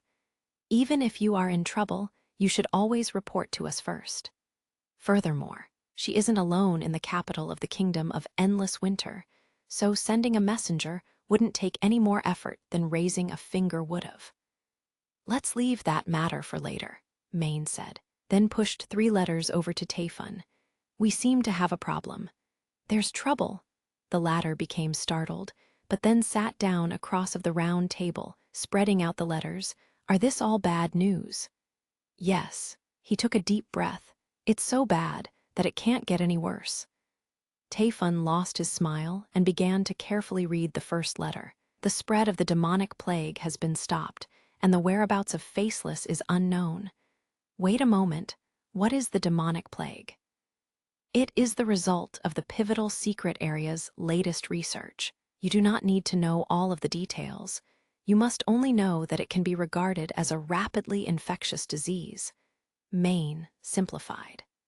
In fact, according to what Grandmaster Crow-Eye had said, It was a kind of microdemonic beast that, after special cultivation, would mutate to directly attack the human body. And the holy elixir able to restrain the disease were also demonic beasts, merely with an even more smaller body. The cause of the disease cannot be directly observed with the eyes, and thus cannot be healed through conventional methods, and there should only be one kind of person that can stop the demonic plague. Is that a witch? Taifun quickly thought of the answer. Moreover, it should be more than one. After reading the letter, the old bishop hit with his fist on the table. This idiot, what was he thinking? Not even mention that he wanted to let the rats encircle and annihilate the mercenaries. He had even sent out Faceless. In the end, isn't he even aware of the fact how important a pure witch is for us? His plan wasn't wrong. Mayan frowned. If the numbers in the letter aren't a lie, then 1,000 rats should have been enough to annihilate those 100 mercenaries. However, the other side seems to have powerful long-range crossbows, which can be continuously fired.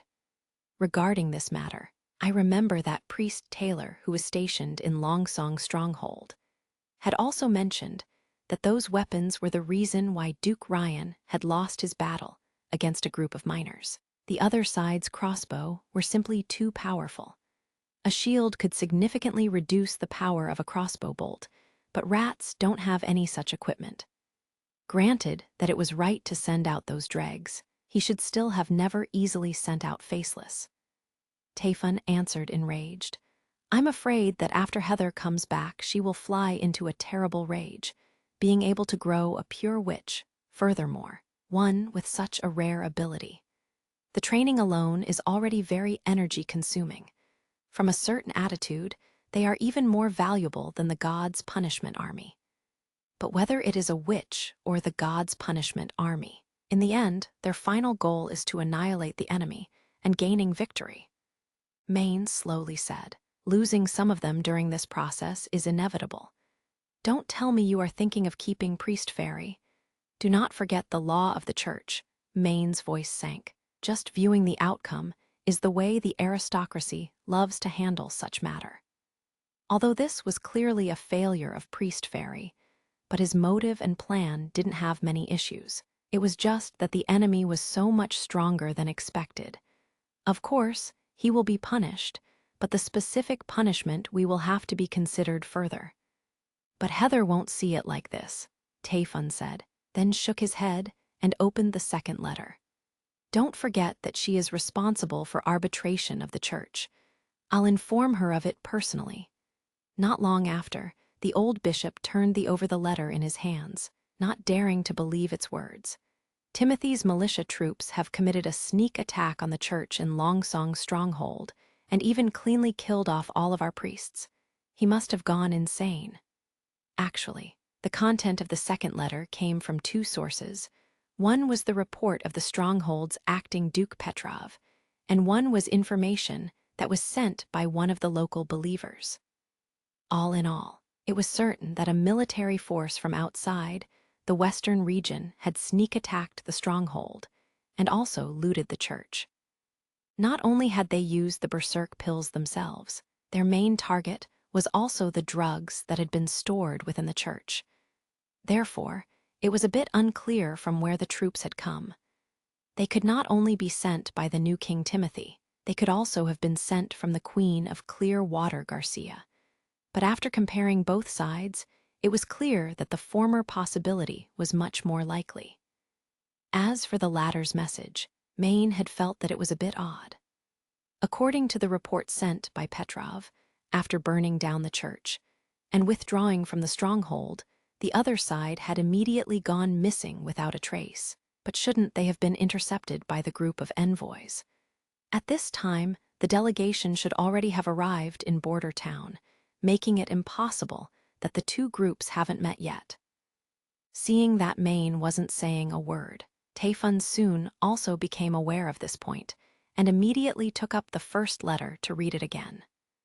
Soon, the wrinkles on his forehead began to form deep ditches. Is it possible that after getting rid of the envoys, Roland Wimbledon pushed all the blame onto his elder brother Timothy? We might as well speculate, the Archbishop said, after a moment of silence. Roland intended to obtain the group of low-cost population. Thereupon, he had assigned witches to treat the demonic plague and sent all of the refugees back to the Western Territory. Thus, in order to avert the envoys from becoming aware of him keeping witches, he sent his knights out to raid the envoys' camp, not even giving them the opportunity to send out a pigeon, and placed all of the blame on the stronghold attackers. After all, the acting duke depends on the support of Roland Wimbledon, so providing him with assistance to pass off a fake as genuine is also something which should be right. Of course. All this is merely our own speculation, but the disappearance of the messenger group is indeed too suspicious, and currently we have no energy to send out another group of messengers. If it was like this, we should send out troops to punish his arrogance immediately. Taefun said coldly, even if the event of the disappearance of the envoys has nothing to do with him, being able to clean up the witches within the Western Territory is already worth it. Maine didn't offer a response. Instead, he merely pointed to the third letter. We should put off our discussion until you have read the third letter. Throwing a questioning gaze towards Maine, Taefun opened the letter. Soon, his hands began to tremble, until he finally was almost unable to hold the thin paper. How can there be so many witches within the fjord? And what's more, they have destroyed all of the churches there. Then this letter is. From the Sea Dragon Bay, which was the last bastion of our church to fall, Maine closed his eyes and sank into the chair, his tones suddenly full of fatigue. There is only one possibility. If a large group of witches have emerged without any forewarning in the fjord, they must have immigrated from the mainland in the past. Moreover, the letter even mentioned the appearance of an extraordinary. Yet, within the law and decrees of the church, it is clearly regulated that once any traces of activity of an extraordinary witch is found, it has the precedence to dispatch the god's punishment army to seize her. Yet the islands of the fjord were simply too far away, and furthermore, the current battle with the Wolfshark Kingdom is at an anxious moment, which makes it impossible for us to take into account the affair of the other side of the shore. Must we, or mustn't we ask the Supreme Pontiff for instructions? Taefun asked. Maine slightly shook his head, forcing down the over and over-rolling feeling of powerlessly within his heart. Maybe this was the church's test given by God. Only after cutting their way through the thistles and thorns would they be able to see God's true intentions. Opening his eyes, he had finally recovered his former serene state. The matters of the Holy Church of Hermes shall be handed by you and Heather. Don't tell me that you want to go to the fjord. The old bishop stared at him with wide open eyes. I will lead 100 soldiers of the god's punishment army together with some of the pure witches to thoroughly clean out the western territory of the kingdom of Greycastle. Afterward, I will take the opportunity to deal with the witches in the fjord. But the law says. Maine immediately interrupted him. That's only the case when an extraordinary was found within the borders of the four kingdoms. But now she is separated from us by the sea and furthermore also had nothing to do with our plans. Do not forget that in the end, we are only doing this to obtain more land and a larger population, so that we can continue to expand the size of the god's punishment army. And by now, it became clear that the fourth prince is a hindrance on the path to archive the goals. But the moment Taefun intended to interrupt, loud footsteps could be heard from outside of the hall, startling both men, who both coincidentally turned towards the door. Only to see the door fly open with a loud bump and a magistrate rushing into the room in a helter-skelter manner. Bad news, Your Excellencies, bad news. Speak a little calmer, Maine shouted. Report slowly what you have to say. Her Excellency Heather has sent an emergency letter. A large fleet has landed on the coast of the kingdom of Endless Winter, and by now a large force of the enemy is besieging King's City. The situation is imminently dangerous. The other seafaring vessels are all uniformly sailing under black sails. and a blue flag of a sailboat, and a crown that is flying at the mast. The magistrate seemed to be extremely anxious. The delivered news states that 2 city gates have already fallen into the enemy's hands, and Her Excellency Heather is doing everything she can to resist with the help of the followers.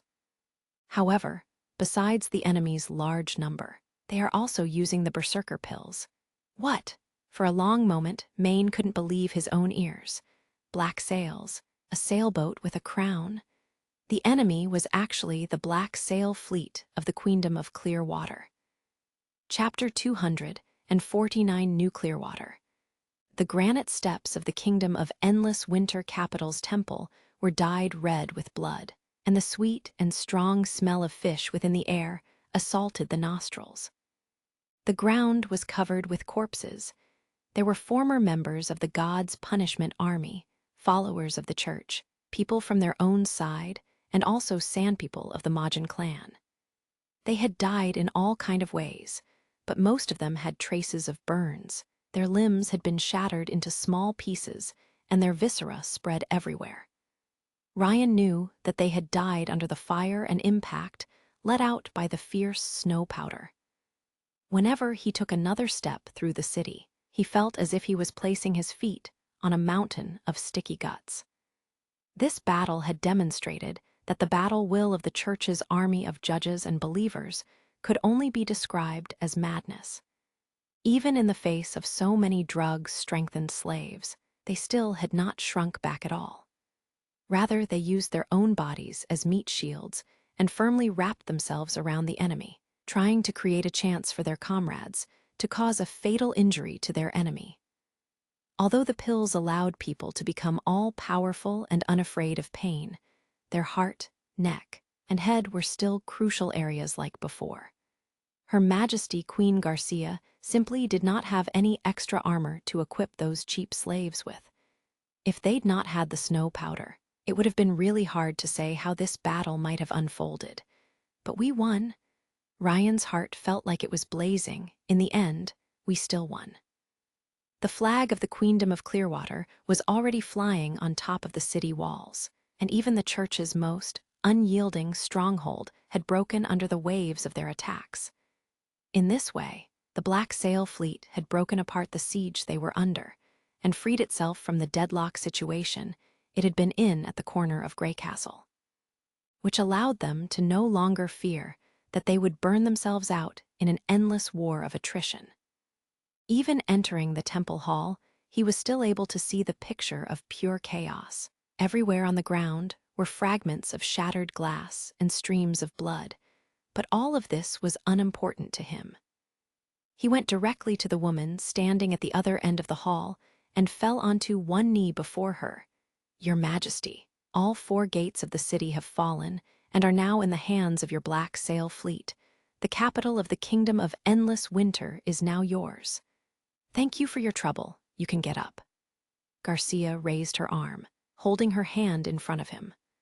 Ryan gently took the Queen's hand, placed a symbolic kiss on the back of her hand, and then got up to stand on her side. Strange ceremony.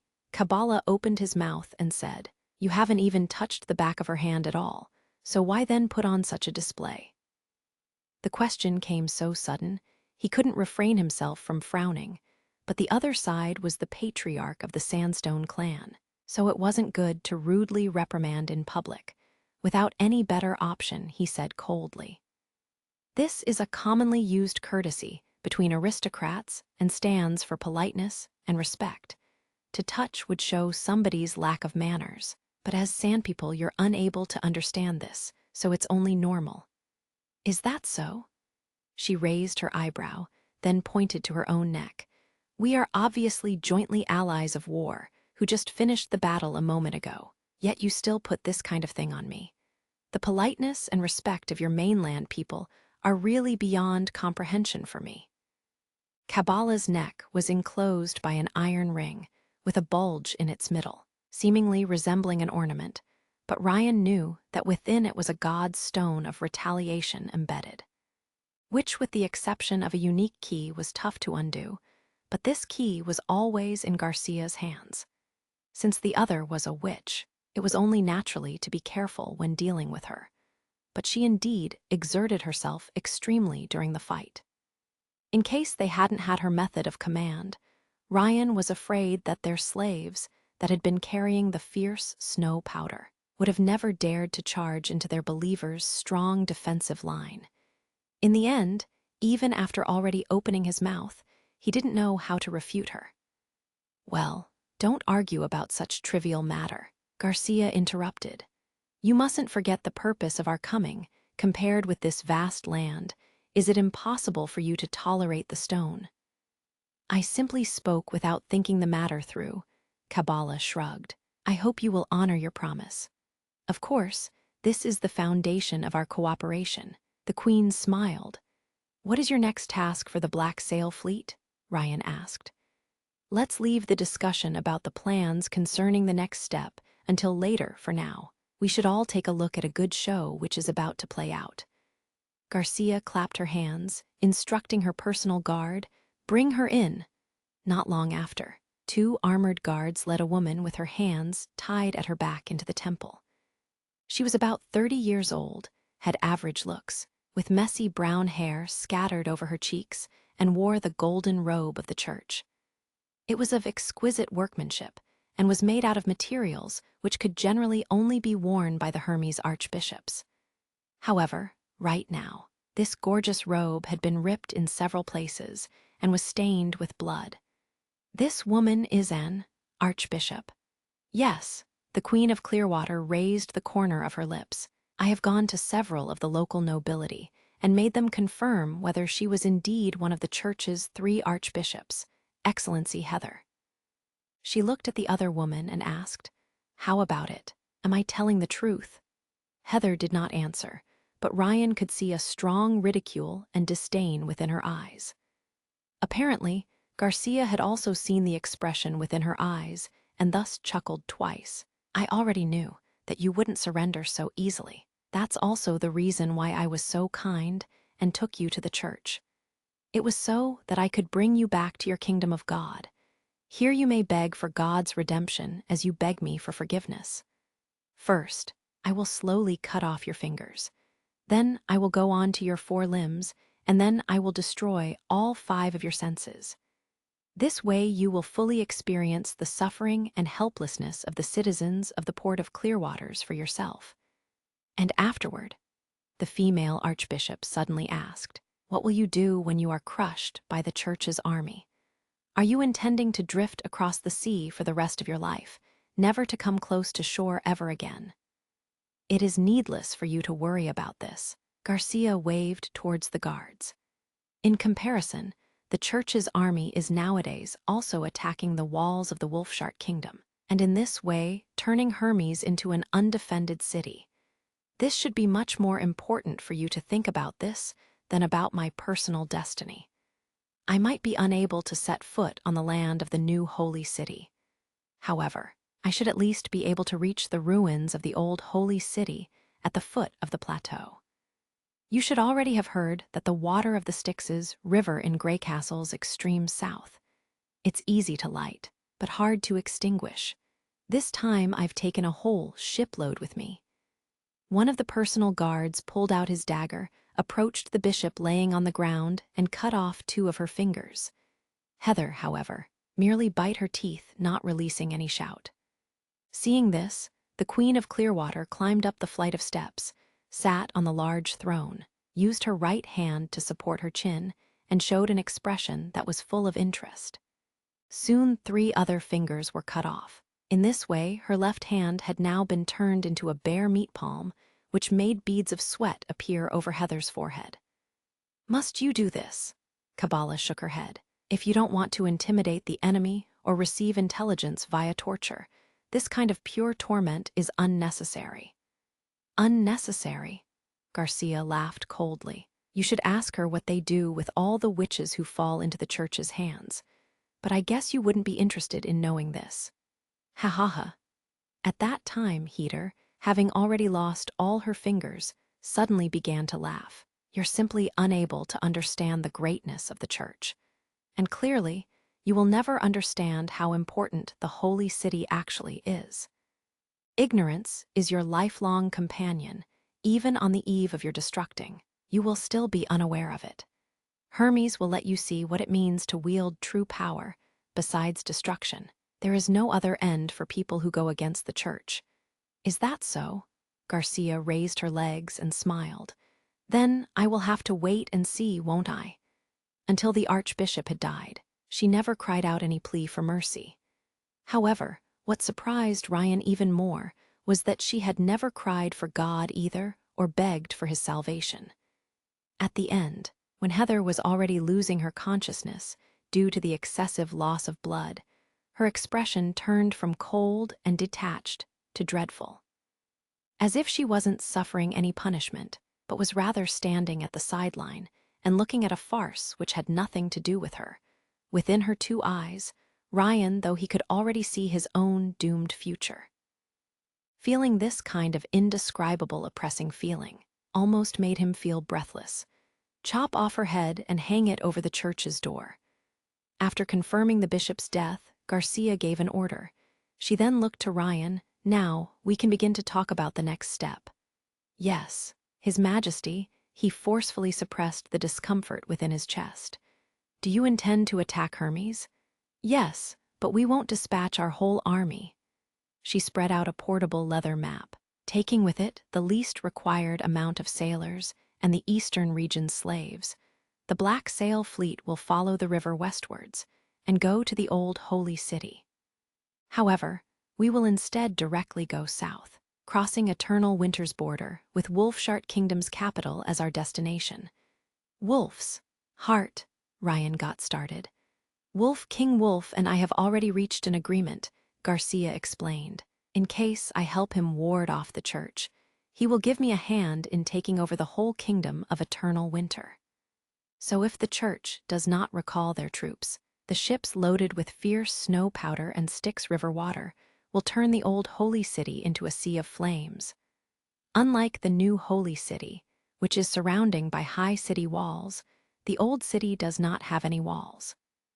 Thus, without enough manpower, they won't be able to stop the slaves' attack from all directions. However, if they retreat, the western border of the Wolfshart Kingdom will be able to receive breathing room, and with the joined border of the two countries, we will also be able to work together against the church in the future. Indeed, the Queen of Clearwater nodded. We will also be able to obtain a firm grip over endless winter for ourselves. Chapter 250, End of Midsummer. Seeing that the second month of summer was coming to an end, Border Town was on the verge of greeting summer's final month, which was also the hottest of all of the months, all the more leaving Roland in a mood where he didn't wish to leave the castle. Aside from using it to make gunpowder, the rest of the saltpeter brought in by Margaret had been used to lower the room's temperature. Nowadays, a bucket of saltpeter with a kettle soaking in it had been arranged within almost all of the castle's rooms. This way, not only were they able to show the effects of endothermic cooling, but it also allowed them some ice water which they could drink to quench their thirst. Only in this way was he able to keep from sweating as he sat in the office each day. With the exception of Anna, he had called all of the other witches to stop their work. Outside of their daily practice and learning, they were mainly gathered in the hall of the first floor, either chatting or comparing their skills in Gwent against one another, displaying an appearance that was of both harmony and happiness. However, Anna, it wasn't that Roland didn't want her to rest, it was rather that she didn't hate the heat at all. Compared to holding ingots, which were still red from the fire, directly in her hands, the hot temperature of summer was nothing to her. Even when standing next to the fireside and producing steel for the whole afternoon, she did not even shed one drop of sweat. In order to reward Anna for her hard work, Roland had recently specially created some ice cream desserts. For example, the later generation classical types of ice cream made from stirring a mixture of egg yolk, butter, milk, and syrup, which were then cooled off once more by using saltpeter. Anna was exceptionally fond of this soft and fragrant ice gold snack every time he saw her take a small bite of ice cream.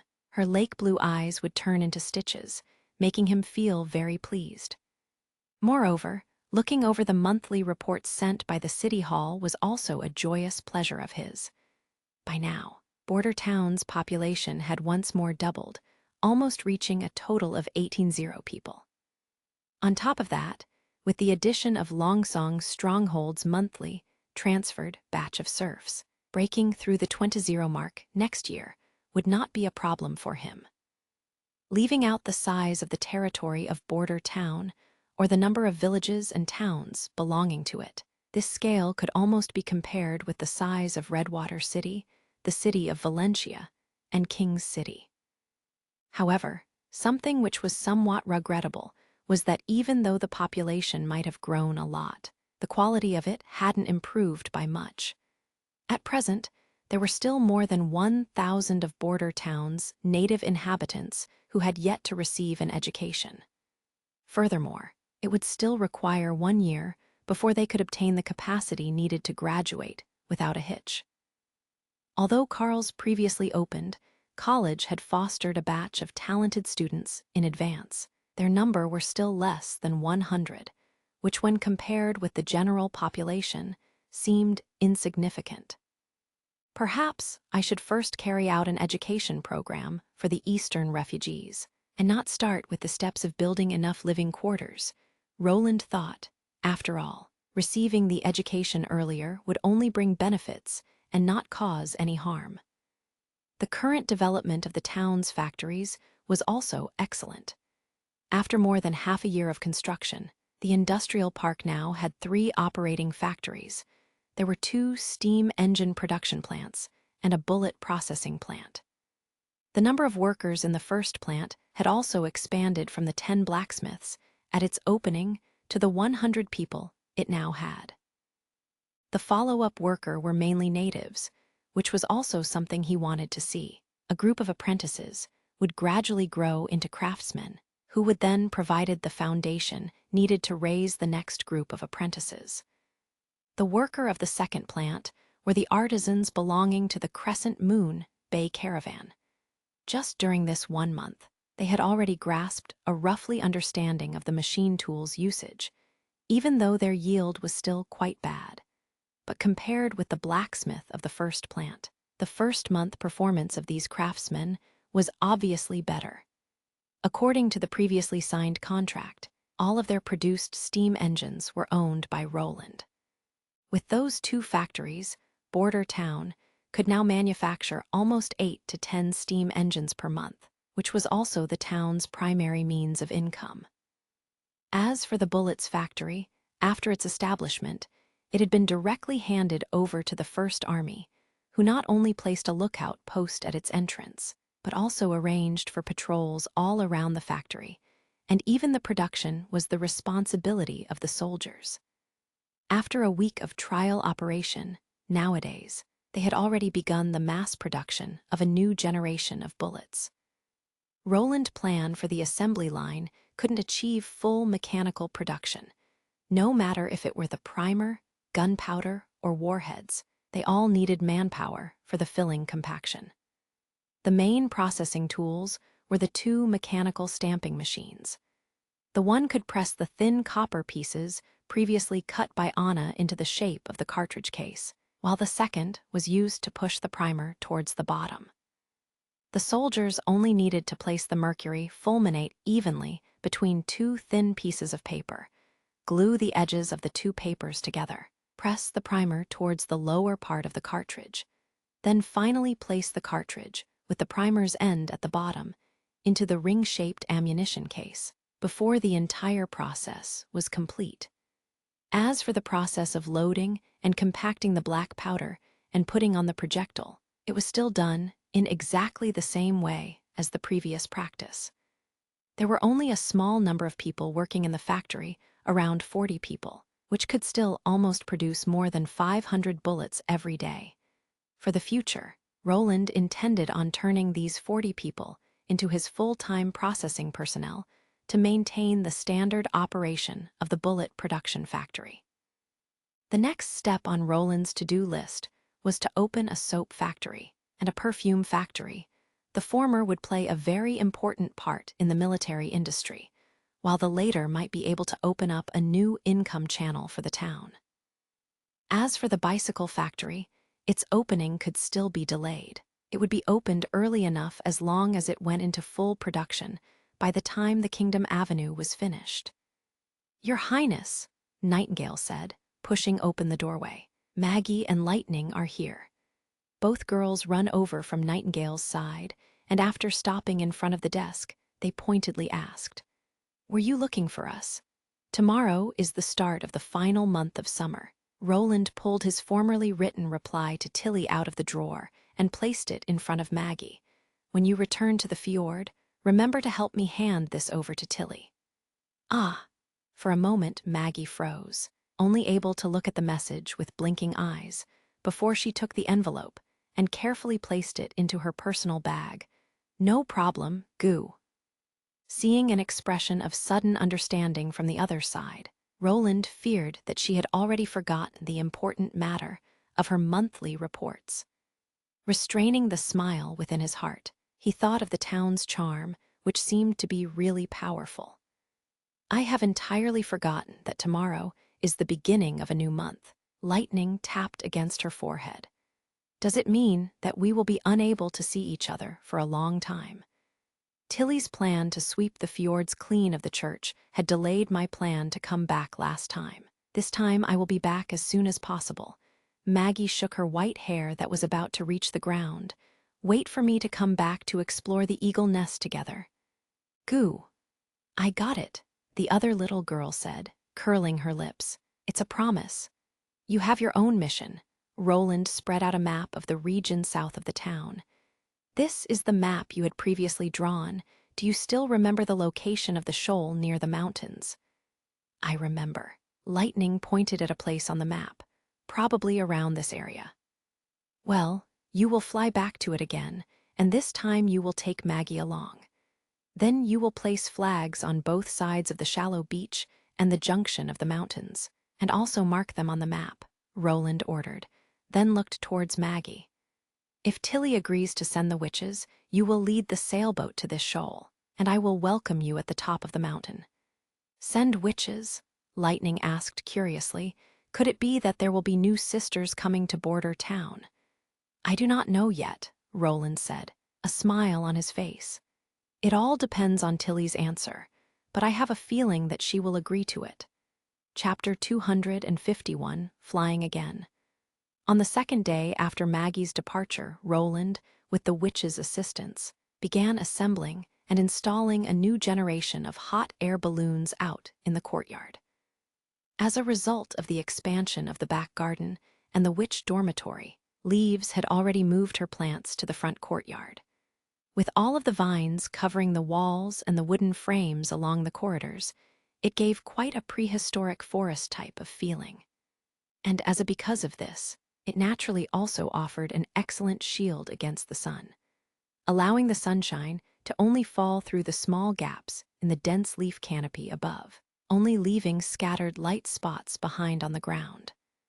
Roland gave the witches a stack of white paper and let them spread it out into a large painting paper, which he then asked Soria to draw the lightest of sky blue coating on top of. Compared to the first hot air balloon, which used a combination of bovine intestinal membrane and canvas, the new generation, which purely relied on the coating method, was much lighter. Furthermore, it also offered excellent toughness and had no suture lines, so that they didn't need to fear that it would break apart in the midair. "I've heard from Lightning that there will maybe some witches coming over from the fjords," Wendy asked in curiosity. "That might be so, if everything goes well." Roland once more explained about the content of his reply to the fifth princess. "But to know the actual situation, we still have to wait for Tilly Wimbledon's answer." "It seems that Ashes has succeeded," Wendy mused. "They were actually able to gather so many witches on Sleeping Island." "Yeah, I'm afraid that Tilly had already started to plan the migration more than 1 or 2 years ago," Roland said and spread out his hands. She had already sent people to secretly contact the witches long ago, and not just within Grey Castle. but also from all of the other 3 kingdoms. Your Witch Cooperation Association should also have received an invitation. I guess that's also the reason why, even after we spread the rumor of a safe haven for such a long time, no witches have come knocking at our door. We were just a step slower than Tilly. Kara has never mentioned this to us. Wendy rubbed her shoulders. If she had told you about Tilly's invitation, you might have never wanted to keep on looking for the Holy Mountain. Isn't that right? That is indeed possible, but only by doing it this way were we able to meet in Border Town. She shook her head while smiling, therefore, that she didn't mention it wasn't bad. I also think that it was pretty good. Lightning raised her hand. Tusk, we can't say for sure that going to the fjords wouldn't have been better. Lily curled her lips. After all, there are only witches there, so they don't need to pay special attention when step out of the house, like here in Border Town. It has already become much better than before, Anna said earnestly. In the past, I didn't even dare to go out at all. Yes, some people are simply like this. Last time, Ashes clearly wanted to flatly reject our invitation, but she still put on an act. Mystery Moon then mumbled to herself, also saying that she wasn't a traitor. You, Lily opened her eyes wide. Fool, traitor. The other witches couldn't help themselves from laughing. I also think the same. Roland's heart was suddenly filled with a sense of accomplishment. Even though the 5th Prince's was smarter and more quick-witted than he was, and he might also not be as powerful or resolute as Timothy and Garcia were, he could at least provide these witches with a free-spirited and comfortable living environment, and at the same time give his people a better life. This hot air balloon, I fear it might become several times larger than the previous one. Nightingale interrupted while looking at the size Soria had already managed to coat. Are you intending to use it to transport the witches? Roland nodded. The only way to avoid the usage of any harbor city is by directly traveling across to the sea to the south of Border Town. Moreover, apart from greeting and sending off our new visitors, it can also be considered as a new attempt at flight. After the coating had been applied on both sides, it became a double-layered material with a width and length of nearly 6 meters. If it had been made out of plain canvas or linen, it would be difficult to single-handedly drag it over. But since it was only made out of the light coating, its weight managed to only equal the weight of a stack of papers. By combining more than a dozen of pieces like these together, and by protecting the seams with an additional protective layer, it became a staggeringly giant airbag. Roland also wanted to test the soldering capability of Soria's coating. The thick tree bark painting she had drawn on the table when she had used her new ability for the first time still remained fresh within his mind. They had both been so firmly bonded together that when they tried to grab the tree bark and pull it upwards, the whole square table had also been lifted up. So, in the end, what he really wanted to find out was whether it was possible for the coating to glue the pieces of paper together into an inseparable whole. And if it could do that, if it would then be able to hold up the massive airbag, maintaining its shape, and also maintain its airtight properties. At present, instead of imitating a hydrogen balloon which could be controlled by anyone, he still needed to rely on Anna to inflate the hot air balloon. But since he already had a DC motor and could also produce hydrogen by electrolyzing water, the time until the arrival of the historically famous airship, Zeppelin, wouldn't be too far into the future. As long as he found a suitable light material to make the skeleton with, creating this kind of huge monster, which could fly at a height of 2,000 to 3,000 meters, and had almost no natural enemies, would have a lot less technical difficulties than other aircrafts did. Although the hit rate at which bombs were thrown from a high altitude was very low, they still weren't something that the enemy would be able to withstand, leaving them with no other choice than to take a beating, with not even the slightest possibility of hitting back. So, as long as they circled over the enemy's territory each day, Roland thought that there would not be any opponent who would not collapse under the Zeppelin's might. Imagining the picture of their future battle against the holy city of the church, he saw 4 or 5 of these aircrafts hovering side by side in the air, dropping bombs on them like rain, heavy gunship bombardments coming from the river channels towards the enemy city's gate and stronghold. And added to this were all of the infantry, armed with firearms, fighting from the rear. Having the 3 armed services, the Army, Navy, and Air Force fight together as one, even just imagining this already made him become somewhat excited. "Your Highness, what are you laughing so foolishly for?" Anna sighed and reached out with her hand to cover the corner of her mouth, which she was unable to keep from jerking into a smile. "I presume he is being delusional, thinking about the new witches." Lily rolled her eyes. "Men?" After the lower part of the airbag was connected using hemp ropes towards a large vine gondola, the founding of the new generation of hot air balloon was successfully completed. Compared with the first generation, its volume was close to 4 times as large, and the number of people it could accommodate had also expanded to more than 10. Furthermore, the basket also came with an awning which would shield the passengers from the sunlight. Of course, to provide Anna with a place to add heat to the balloon, they had also left a hole within the awning. Roland named the balloon as Cloud Gazer, and after completing the heavy load test at an open space in the courtyard, it was finally time for the first navigation test on the following day. Beside Anna, the other members of the test flight's crew were Wendy and 5 other witches, as well as the prince himself. The whole process of navigating within the air went smoothly. The witches floating in the air could constantly chatter and sighing as they looked out at the spectacular scenery from a bird's eye point of view.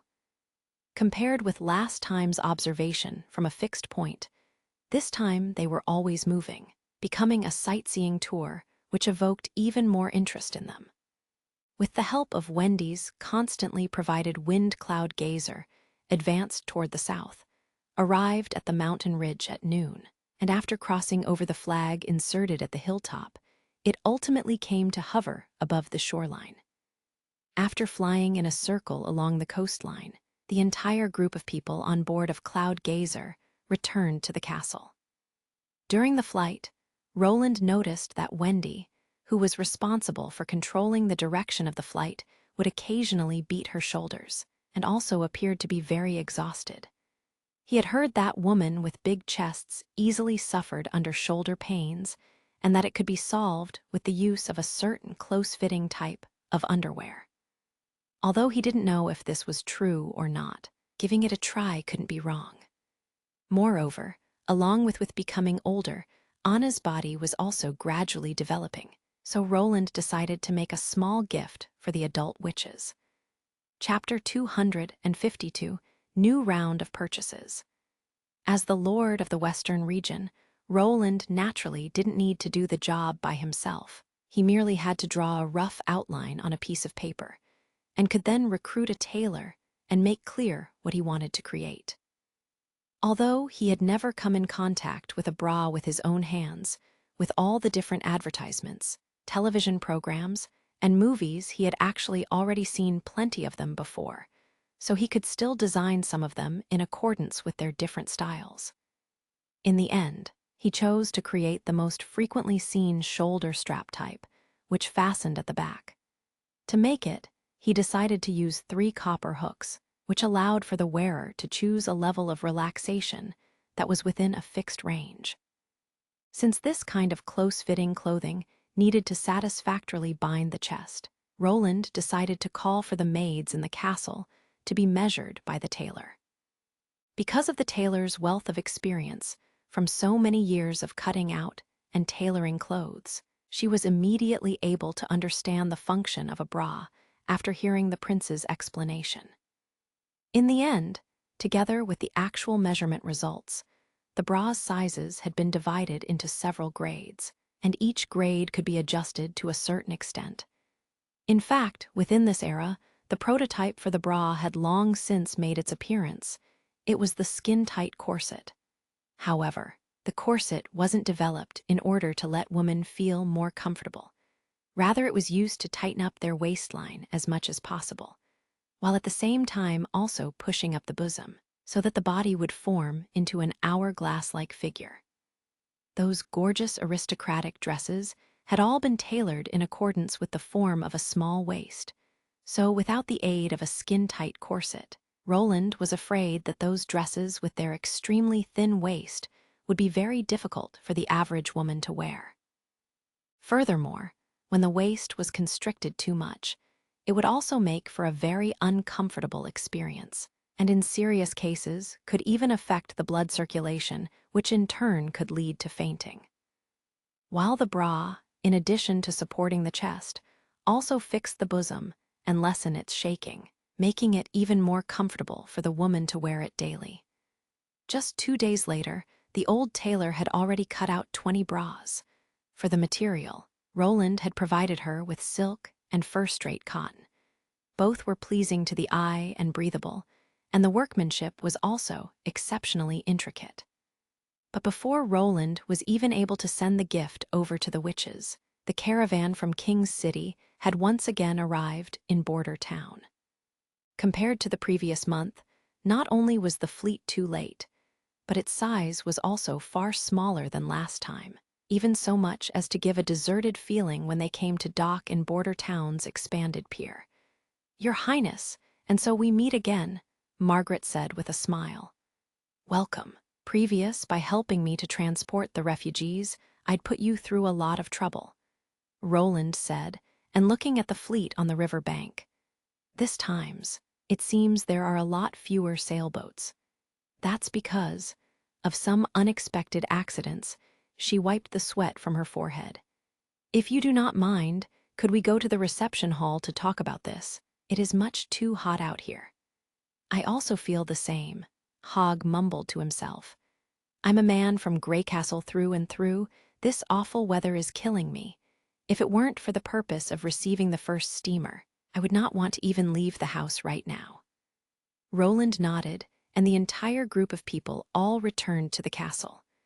Walking into the hall, the cold air from inside was the first thing to fill their lungs, and after he had taken a deep breath, Hogg said in relief, "Thank God for the existence of such a wonderful thing. If I hadn't seen its course of production with my own eyes, I wouldn't have been able to believe that it had been made from manure. Oh, there is even ice water. Your Highness, may I?" "Of course."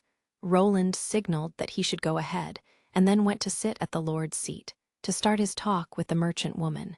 With this done, what was the accident which led to this month's sharp decline of saltpeter? In accordance with the contract, she had to provide Border Town with 3 ships of saltpeter each month, but this time, only 1 ship had been loaded with saltpeter. It is because of King's City Alchemy Association they have recently purchased all the available saltpeter. Furthermore, they only offer to buy at a low price, but since they have the support of Prime Minister Marquis Wyke, no one has the possibility of resisting. Therefore, this isn't really a simple business transaction. Instead, the merchants think that it would be bad if they did not sell. Margaret said, "I guess that the order was given by Timothy himself. After all, he is practically blowing steam from his nose out of anger." "Timothy?" Roland asked, puzzled. "Isn't he still marching to the south?" "That's right." She nodded.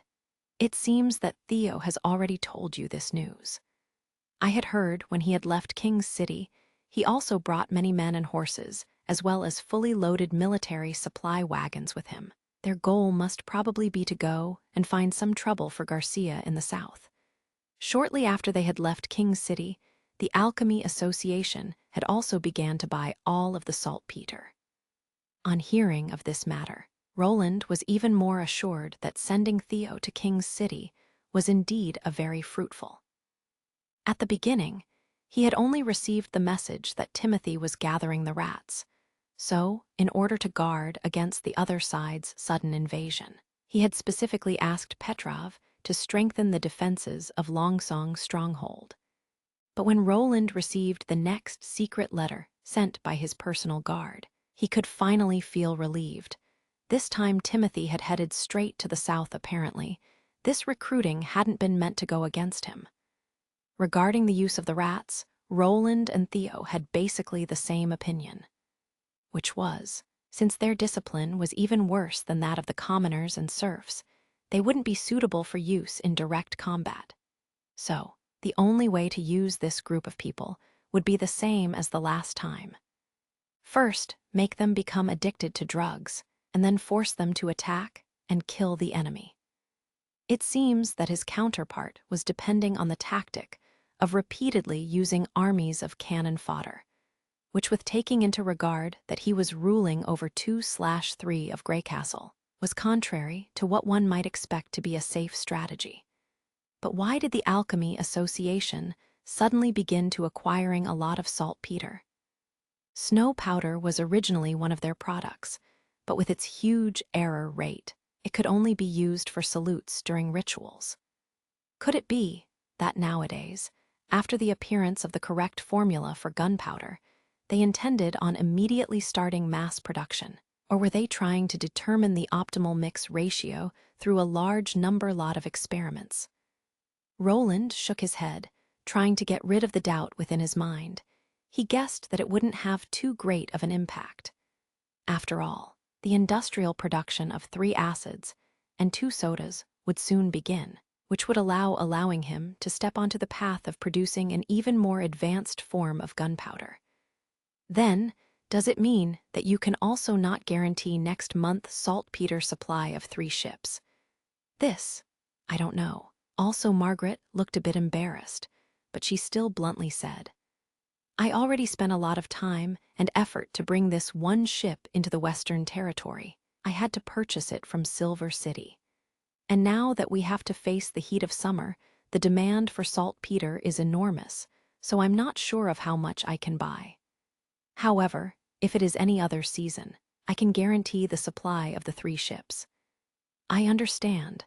Roland took a sip of ice water, then try to get as much as possible next month. There is no need for you to try to force it. I also still have some goods that I want to purchase from you. Oh, Margaret sighed in relief. What is it? Or, washing stones used for washing laundry, he replied. They are muddy white and look like a wafer or pillar. But when soaked in water, they will give off a soapy feeling.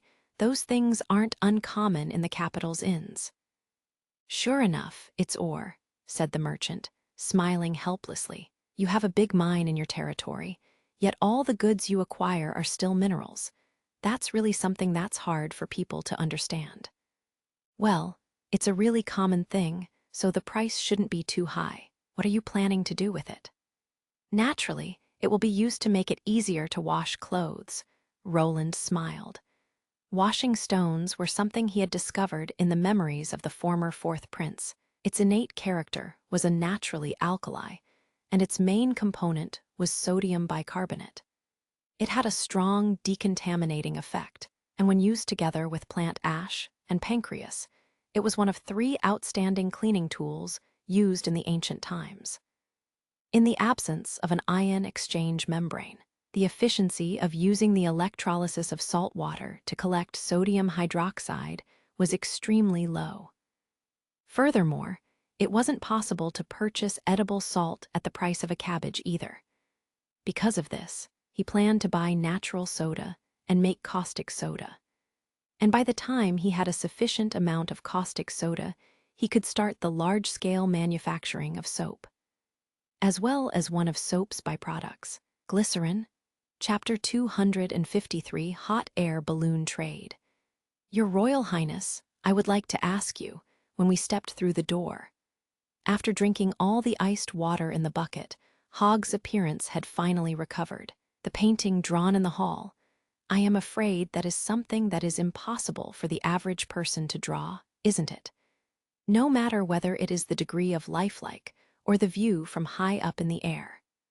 He lowered his voice and asked, Is this the work of a witch? Roland looked over at Margaret only to see the latter nodding. Your Highness, please rest assured, Hogg is my old friend from many years. He is also not someone who is malicious towards witches.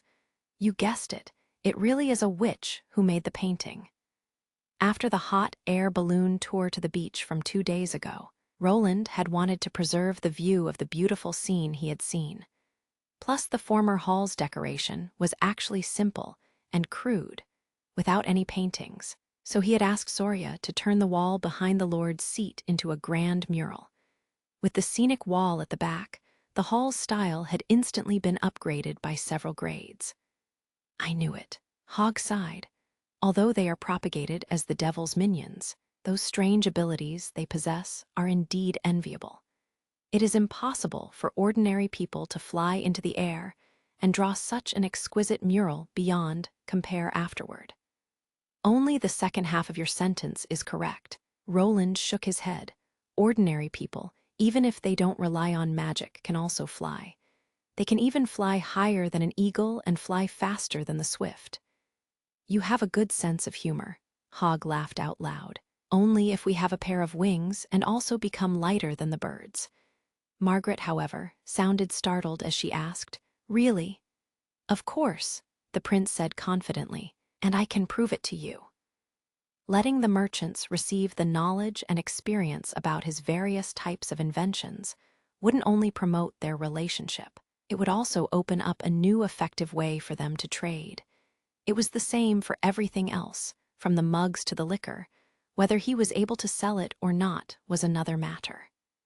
Anyway, the caravan would be staying in town for several days, and after their regular trading, the negotiation would also be finalized. The rest of their time was typically filled with drinking and being merrymaking.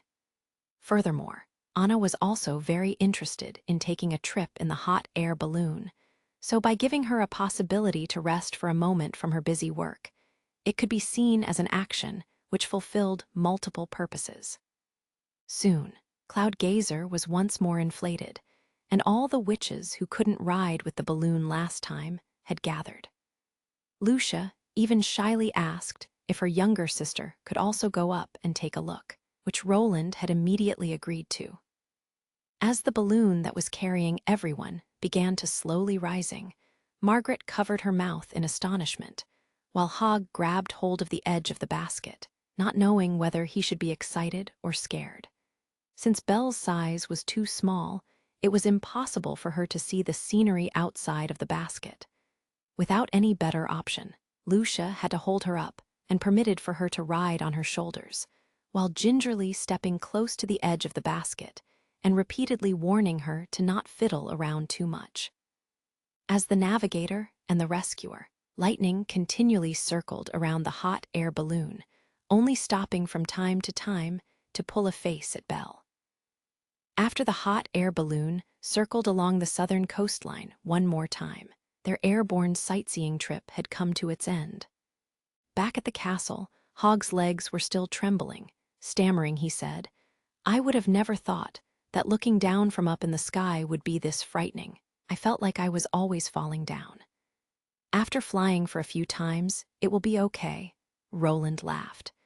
"Leaving with your feet from the ground for the first time will always create such an illusion. It is the same for a person who had never gone out to sea. They will also start to vomit due to the sea's up and down motion." "You spoke the truth," Margaret exclaimed in admiration. "Today, the scenery I saw was indeed inconceivable. Looking from the sky to the edge of the sea, it actually resembled a blue arc." "But Your Royal Highness, I do not seem to be wrong." Hogg drank some iced liquor. "Even though we ordinary people were able to fly in the sky, but this was still a witch's ability. If it weren't for them, this big guy would never be able to fly." "No, old friend." Even before Roland had the chance to answer, Margaret had already begun to speak. "Don't tell me you haven't realized it. Miss Anna had been merely releasing her flame, nothing more. I also specifically asked Lightning. She said that as long as enough heat is poured into the airbag, Cloud Gazer will rise up into the sky. The flame is not a witch's privilege, Your Royal Highness, am I right?" She once more proved why she was able to establish herself as a fjord ocean merchant in King's City. No matter if it was her perception or her intelligence, they were both exceptional. Roland smiled and nodded. "Hot air will rises, while cold air will sink. That's also the reason why it is called a hot air balloon. Really? Would using a brazier be hot enough? Hogg asked disbelievingly. That won't do, because if you want to let the balloon float in the sky, you have to supply it with heat the entire time. Furthermore, wood itself is already very heavy, so you can't take it with you without end. Because of this, the problem needs to be solved in a special way. Can you achieve it? Margaret asked impatiently. Well, I should be able to. After thinking for a while, Roland continued, but there are still some troubles. That would be truly wonderful, Margaret answered immediately. I hope that I will be able to purchase 4 to 5 hot air balloons. They don't need to be so big. It would already be enough if they can carry one person. Do you want to put it on your ships? Hogg asked. Well, the mast cannot reach an unlimited height, but a hot air balloon can. It can go as high as the rope connected to the basket is long. Moreover, if it connects to the mast, it also won't drift away with the wind. So, by using a hot air balloon as a lookout, they should be able to detect nearing pirate ship much earlier. Regarding the sea trade, besides the unpredictable storms and tsunamis, the biggest harm to our merchant fleets comes from pirates. But I fear that it is unlikely that the construction cost will be low. Roland calculated it within his mind. I estimate that it will require more than 1,000 gold royals. In case they didn't use a witch to heat the air, the hot air balloon would need to use gas as fuel, and the most easily obtainable fuel would be coal gas. Unfortunately, Greycastle's coal mines were located at the Coldwind Mountain Range, which was just too far away from border town. According to the transportation conditions, it would be impossible to transport it over. Turning the hot air balloon into a hydrogen balloon would be much easier to achieve, but he had still to solve the problem of the gas tank. If it couldn't be used unobstructed, then it wouldn't be of any practical value. 1,000 gold royals apiece, was it? Margaret said then, made a counteroffer. If you really are able to make this, I can guarantee that all the caravans from the fjords will buy at least 1 or 2 of them. This time, Crescent Moon Bay Caravan hadn't come along. Otherwise, I'm certain you would have received your next huge order. Hogg grasped the liquor cup and drained it in one gulp. I, however, won't need such a balloon, even though they seem very magical. They don't have any use for my mines in Silver City. I just want to get my steam engines as soon as possible. Hearing Margaret accepting his price made Roland pleased beyond his expectations. The 1,000 gold royals were the price he got after increasing the estimated production costs by 5 times. He had never expected that the other party was able to accept a price twice the price of a steam engine. But when he thought about it again, a seafaring ship carrying all kinds of goods would probably be worth much more than this price, not to mention saving the entire merchant fleet and the lives of the ship's crew, so long as they could avoid being looted by pirates. The deal would still be cost-effective for ocean traders. Also, the 1,000 gold royals wouldn't be the end of the deal. Whether it was hydrogen or coal gas, they were both consumables. If they were used up, they would eventually need to come back to border town for a refill, which would then yield an additional revenue. Of course, in case they acquired the gas canisters in large quantity, giving them a discount or present them with several inflations for free could be considered. In this regards, he could use the Fours car shops and CPC and CNPC as an example and imitate them. Roland pretended to hesitate for a moment before he finally nodding. In that case, I think we have reached a deal. TN. In China, authorized car dealership are called 4S car shops. The 4S represents sale, spare part, service, and survey. Chinese letter, Chinese letter, Chinese letter, Chinese letter, sale. Chinese letter, Chinese letter, Chinese letter, spare part. Chinese letter, Chinese letter, Chinese letter, Chinese letter, service. Chinese letter, Chinese letter, Chinese letter, Chinese letter, serve. In most cases, brand name new cars can be purchased only from 4S shops. For new cars in high demand, a high premium is added for instant delivery or just placing an order. The profit of car dealers in China is quite high comparing to the rest of the world, in most cases 10%. This is supposedly due to the non-transparent invoice price, as announced by manufacturers, and to the premiums they charge for quick delivery. Due to the lack of knowledge for most customers, dealers can sell add-ons at much higher prices than the aftermarket. There is no regulation by either the government or associations. Source: CNPC, China National Petroleum Corporation, CPC Corporation, Chapter 254 Alliance. The fjord's weather was very strange. Yesterday had been a sunny, cloudless day with an endlessly blue sky. But the sky was gloomy today. The wind was blowing and the thunder rolling, looking like a massive rainstorm was imminent. Ashes held down her hair to prevent it from fluttering about wildly in the wind, then stepped into Tilly's home only to discover that there was a fat pigeon sitting on Tilly's shoulder. "Maggie." "Goo." The pigeon raised its head. Its eyes turned bright. It opened its wings and immediately threw itself at the doorway, only to gently be blocked by Ash's hand. "Turn into your human form so that we can talk." "Woo." "Goo." With fluttering wings, Maggie landed on the floor, shedding her feathers to reveal her original appearance. She opened her mouth and unhappily asked, "Do you have a hatred for pigeons?"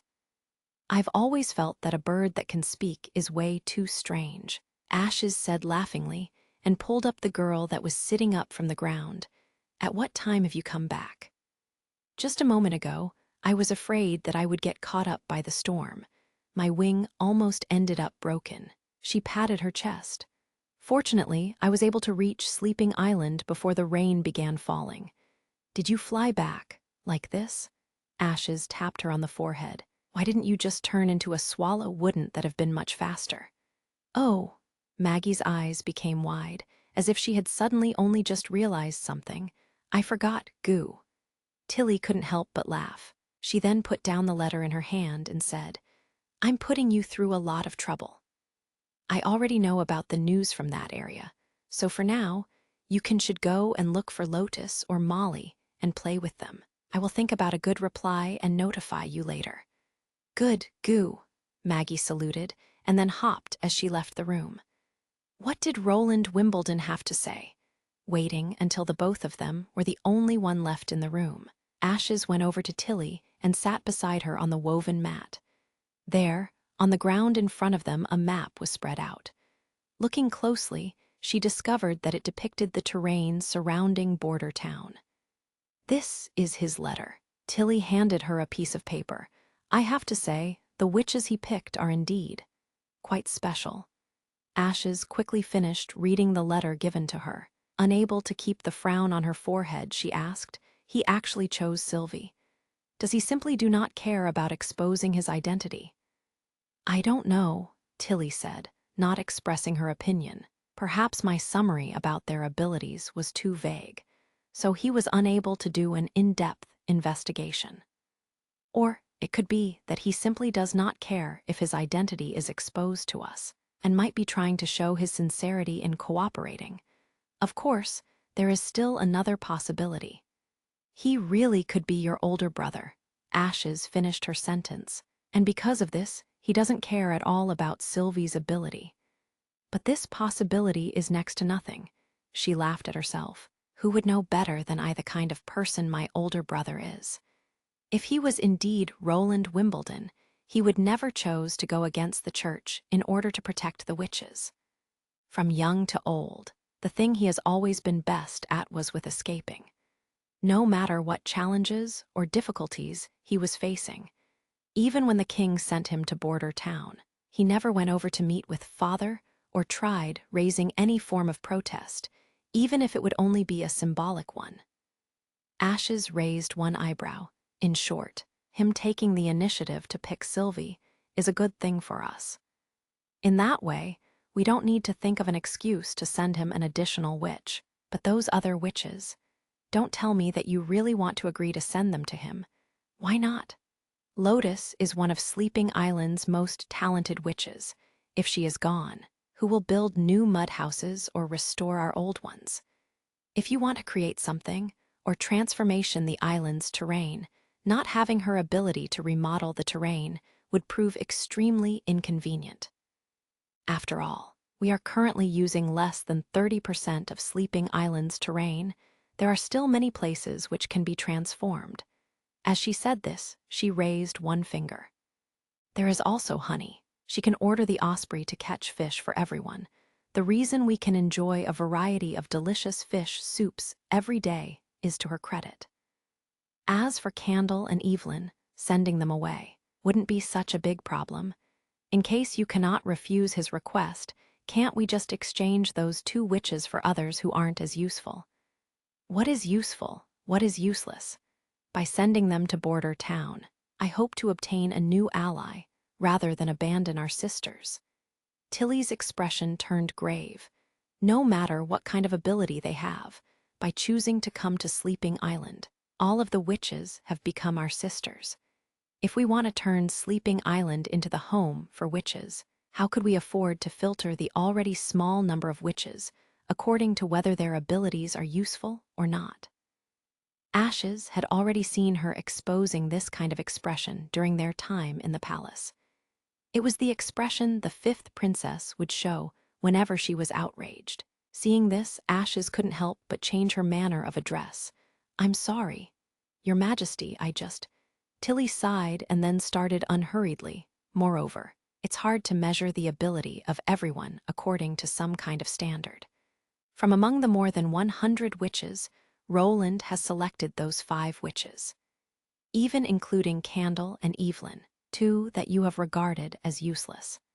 Can you really be certain that they are useless? Perhaps through this exchange, we will be able to figure out whether he chose the 2 by accident, or if he had seen something within them that we were just unable to recognize." She paused.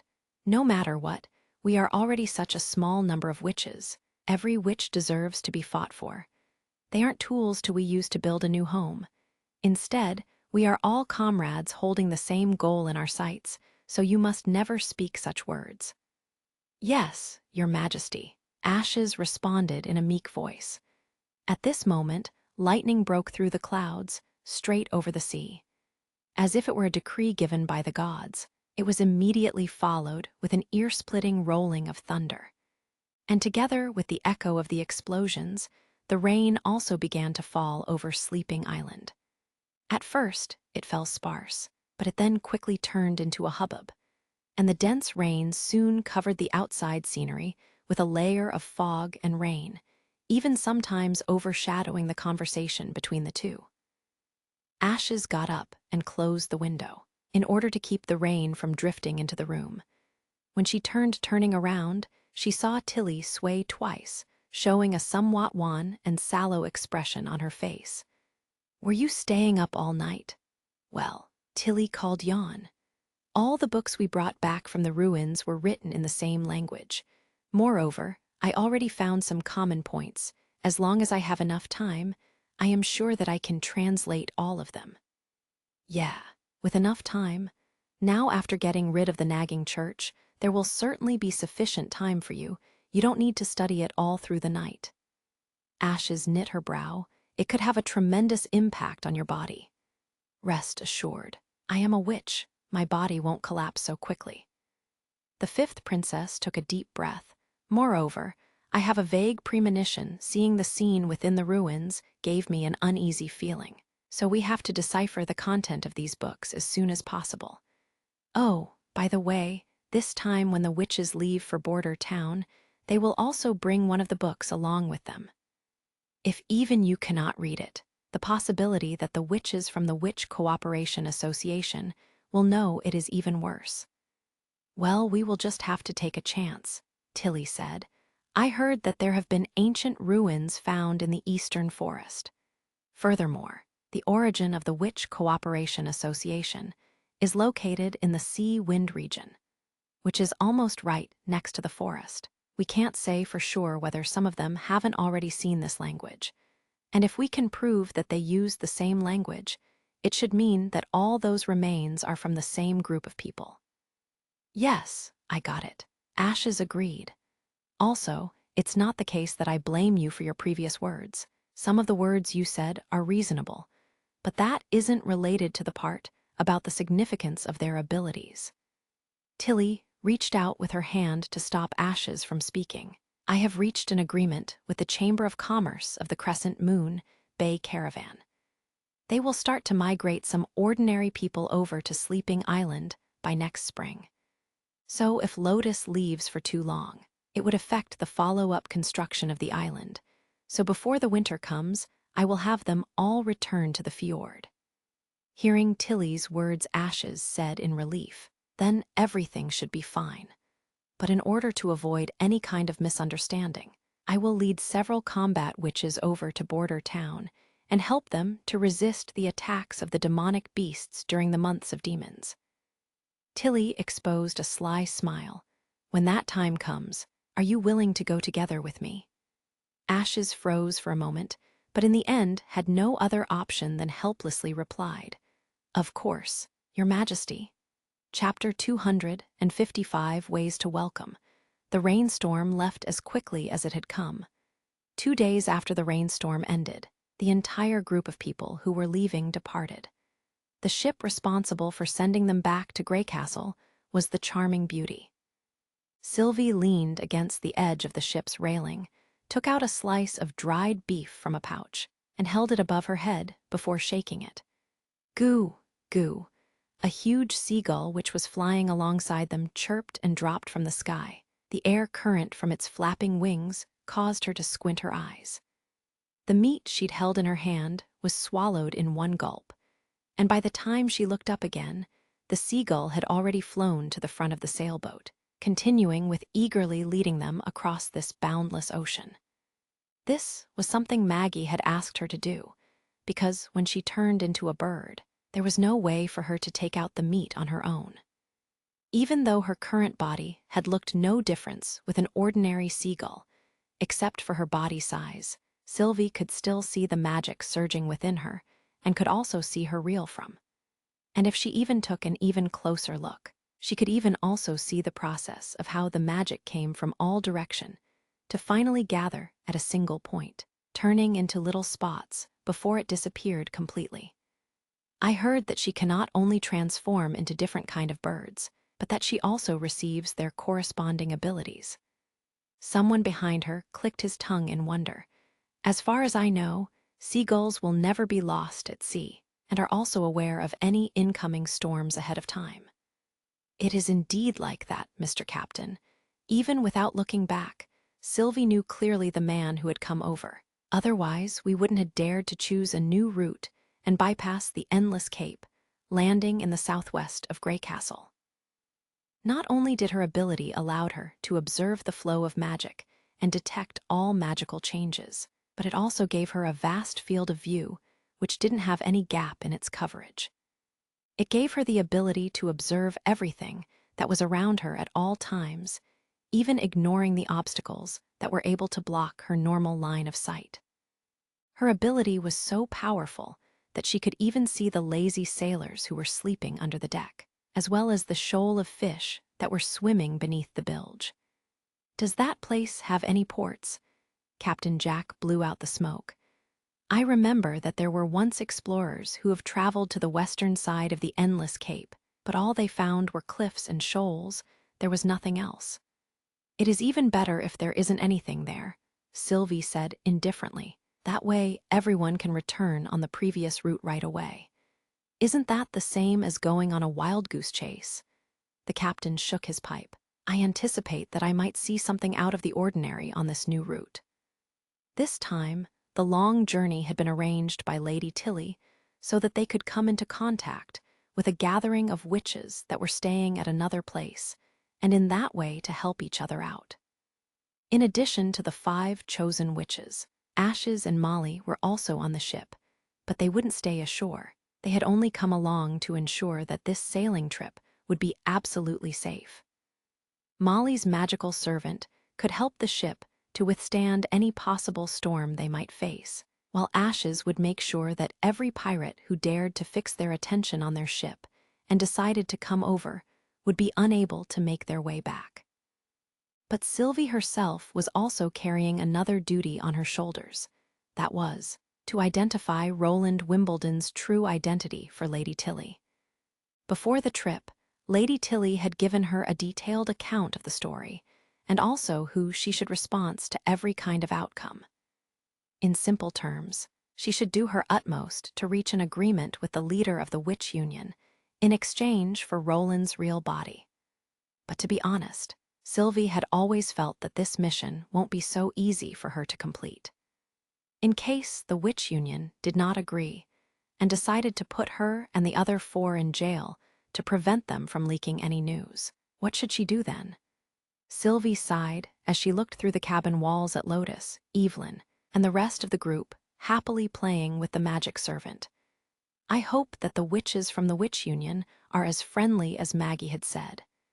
After nearly a week of sailing on the sea, Sylvie finally saw Grey Castle's coastline. "We will be arriving soon," Honey shouted as she leaned over the ship's railing, and the rows of swallows, ospreys, and seagulls standing beside her all followed her shout in a loud chorus. "At last," Candle said with a meek voice and carrying a haggard expression, "I feel like I'm almost unable to keep going." "Child, that is only a temporary phenomenon. As long as you go ashore, you will soon be able to recover your previous strength," Jack said while laughing. He then looked with one eye through the observation mirror. "I've been sailing for so many years, but I've never seen anyone dying because of the ship's shaking." "Where is Maggie?" Honey asked. "She has already traveled to Border Town in advance so that she could contact the witches of the Witch Union," Ashes replied. "I'm sure that they will send someone to pick you up soon. Sister Ashes, won't you come with us?" "Back at Sleeping Island, Tilly is in even more need of my assistance," Ashes laughed. "There is no need for you to worry. The witches of the Witch Union will see and treat you as sisters. In case you come across any trouble, it is the best to immediately look for Wendy. She will definitely try her best to resolve the problem for you." Wendy. Sylvie quietly engraved the name in her mind. "Oh, that's right. There is one other thing." Ashes patted her forehead. "You must remember to always keep a far distant from Roland Wimbledon, and by no means should you be on your own with him." "Why, isn't he the older brother of Lady Tilly?" Evelyn asked, puzzled. "He certainly is," Ashes stated earnestly, "but that does not prevent him from groping a witch's buttocks." Everyone inhaled a mouthful of cold air in fright. In the end, the ship docked half a mile away from the shoal. After all, there did not exist any detailed charts of the area, and no one knew how deep the water really was at the edge of the shoal. Yet, going ashore was still quite simple. They didn't even have to use the beach boat. Instead, Molly let her magic servant wrap up the 5 witches and herself, and in that way they floated above the sea surface all the way towards the shore. The shoal was apparently a part of the mountain, and under the continuous erosion by the seawater, it had slowly become a soft and sandy beach. Not far from them, there stood a towering mountain range, which completely separated the coast from Grey Castle and the rest of the mainland. It seemed that the mountain ridge was going on endlessly, and the further west they looked, the higher it reached into the sky. At the end of their vision, it almost became similar to the giant mountain peaks of the impassable mountain range. After almost waiting for a whole double hour, Sylvie noted a strange shadow was coming towards them. Its volume was colossal. It was almost as huge as the charming beauty, and with its nearly round shape, it was obviously not a natural creature. It was reasonable to assume that such a massive object would also have to be incomparable heavy, but its path of flight was quite smooth, as if it was only floating in the air. Separated by mountains and woods, she couldn't see it very clearly, but it seemed that this thing was always climbing and would be soon above the mountains. After a while, it finally revealed itself to all of the people in the shelter. "God, what is that?" Lotus asked in disbelief while looking at the sky with an astonished expression. "Sister Ashes, have you ever seen something like this?" Evelyn pulled her arm. "No." Ashes appeared to be equally surprised. It is also my first time seeing something like this.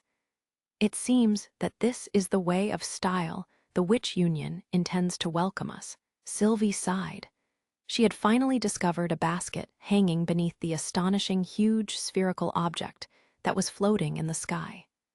Furthermore, Maggie and another witch were flying to the left and right of the basket. Then her attention was drawn towards a long yellow canvas that was hanging beneath the basket, on which with gigantic letters were written, "Welcome to Border Town. Tien, please help us by answering what's your favorite quote." Chapter 256, The Prologue to a New Life. After the basket landed on the ground, a woman who seemed to be around 30 years of age, who had red hair that came to her waist, climbed out of the basket and greeted them. "Hello, everyone. Welcome to Border Town. My name is Wendy." She then looked to Ashes and showed a charming smile. "You also came. Is she the witch Ashes mentioned before?" Taking a closer look at the two, Sylvie came to the conclusion that they were already familiar with each other. "Welcome, you can call me Anna." A witch with bright eyes appeared in front of Sylvie. Her two blue eyes were as pure as water and also very eye-catching. However, what was even more mind-blowing was her magical power. It was tremendous, gave off a profound and resounding feeling, and seemed to hardly contain any flaws. It looked like slowly turning cube that was composed of 3 colors, black, white, and gray, which gathered all of the surrounding magic and twisted it into its orbit. How astonishing is her power! It was the first time Sylvie saw magical power that could release such a sense of oppression. "Hey, my name is Lightning," the little girl who had been flying beside the basket said. Maggie was sitting on her shoulder. "Goo-goo." When all the witches of Sleeping Island had been introduced by Ashes, Wendy smilingly invited everyone to climb aboard the basket. This huge air sac above our head is called a hot air balloon. As long as it is provided with hot air, it will be able to take us across the mountains and towards our destination. She paused, turned towards Ashes before she asked, "Do you really not want to come along and take a look at Border Town? I think His Highness would also want to see you again." "He would not welcome a person who intended to lure away his witches." She laughed. "I will trouble you to take care of these children." "All right." Wendy pursed her lips, looking as if she felt regretful. "Rest assured, I will treat them with care." "In that case, everyone pay attention," Anna reminded. "Cloud Gazer is about to rise into the sky." Sylvie only felt a slight tremble at her feet before the basket had already left the ground. Sticking her head over the edge, she saw Ashes and Molly waving at them. As the hot air balloon rose, the scene on the ground became smaller and smaller, soon turning the two into fingernail-sized spots. No matter what, their new life would soon begin. It seemed that Wendy had the ability to control the wind, and thus the hot air balloon, which was under her control, flew towards Grey Castle and the mainland. It was Sylvie's first time overlooking the Earth from up in the sky. Even though the earth and rocks couldn't stop her exploration, having such a large field of view available to her was nevertheless a new and odd experience. So when she tried to evoking her magic eye, she never expected the chaotic flood of scenes which came pouring into her mind. The cliffs and mountains hidden in the ocean depths, the underground rivers connected to the sea, the animals' bones buried in the earth, as well as the ever-changing subterranean rock strata. Trying to arrange this flood of images, Sylvie felt the onset of a splitting headache just as her magical power rapidly dropped. Hurriedly interrupting her magic eye, Sylvie sat on the ground and leaned against the basket wall, slowly trying to catch her breath. "Are you all right?" someone asked. Opening her eyes, she discovered that it was Wendy who was asking. "Well, I'm merely a little dizzy. After taking a few deep breaths, it will soon feel a little better," Wendy smiled. "Many people feel uncomfortable when they leave the ground for the first time." "Thank you, I'm already better." Sylvie nodded. Along the way, the atmosphere was much more harmonious than she had initially expected, and it was exactly like Ashes had said. Wendy was full of concern for everyone, and she didn't treat them any differently because of them being newcomers. Anna, although she didn't speak much on her own accord, would still answer in all seriousness whenever someone asked her a question. Lightning, who was seemingly a very good friend of Maggie's, had a vivacious personality, and together with the fat pigeon would come into the basket from time to chat with everyone, not treating them as if they were strangers at all. With Maggie being the confidant of both sides, the other 4 witches were gradually able to relax, one after another asking Lightning about the situation in Border Town. Later, the little girl simply hovered beside the basket and told them stories about the fights against the demonic beasts and invaders, as well as about all of His Highness, the prince's inconceivable invention, giving them one surprise after another. After a little while, the hot air balloon arrived in the sky over the castle. Just by looking at its size from high up, the town was really worthy of its name. It was both a small and remote place, with a size that was less than 1/3 of Sleeping Islands. However contrary to what one might expect, it had a large number of townsfolk within. No matter if it was the center square, or the walls, or on the river shore, everywhere she looked she could see people gathering together in crowds and groups. Traveling to and fro, they turned into a surging stream. The hot air balloon directly landed in the castle courtyard, and the moment they jumped out of the basket, an unexpected round of explosion spread through the air. Feeling caught off guard, Sylvie became shocked and froze on the spot. The other 4 didn't fare any better. Honey even jumped back into the basket and asked while only revealing her head halfway, "What happened?"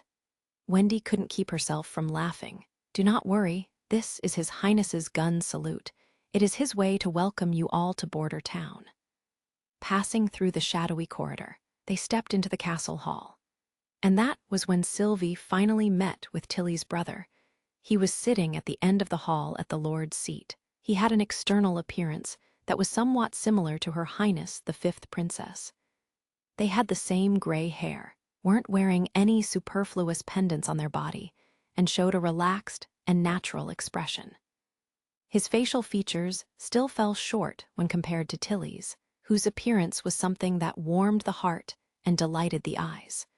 But they shared the same kind of calm temperament which would attract everyone's eye even when they were merely sitting there. "Welcome to Border Town. I am the Lord of the Western Territory, Roland Wimbledon. I presume that everyone already knows my name." He stood up and smiled. "Tilly Wimbledon is my younger sister, so you don't need to feel awkward when living in Border Town. Consider it your home the same as you would with Sleeping Island." Unable to suppress her curiosity, Sylvie opened her magic eye, only to stare blankly at what she saw. The expected darkness did not appear, which indicated that the other side wasn't wearing a god stone of retaliation. Moreover, there also wasn't any trace of magic on his body. How he looked now was the same he looked to her in her normal vision. Neither was there any kind of camouflage on him, nor was he being controlled. This could only mean that the man in front of her was indeed Roland himself. Tilly's countermeasure for the no clue detectable situation was merely one sentence, sending the news back to Sleeping Island. The words Roland said afterward, Sylvie didn't listen to at all. Her head had become a complete mess. In order to accomplish the task given by Lady Tilly, she had thought about the words and expression she should use when negotiating. She had even come up with plans in the case of their imprisonment, never expecting that it would become completely useless. With no better option, let's wait until the end of the month so that Maggie can bring this information back to Sleeping Island and complete the task. But how is this possible? There is a true aristocrat determined to shelter witches, even going so far as to become the leader of the witch union. The psychological shock caused Sylvie to fall in a kind of trance. Only when His Highness started arranging their rooms for the night did her soul finally return. The current situation is roughly like this, By now, the witch house is still not completed, so you will have to temporarily live within the castle and share a room with the other witches. Of course, this should also help you to quickly blend into life here in Border Town. Then Roland announced, "Tonight, there will be a lavish dinner waiting for you. It will be the official welcoming ceremony to celebrate your arrival in Border Town. I hope everyone will enjoy it." Seeing the result of their room arrangements, Sylvie breathed out in relief. In the end, it was arranged that she would live together with Wendy. Looking back at their short contact, Wendy was indeed a good senior who would be easy for her to get along with. However, in addition to Wendy, there seemed to be another witch that was living in the room who was called Nightingale. Sylvie couldn't help but think, I hope that the other person is also easy to get along with.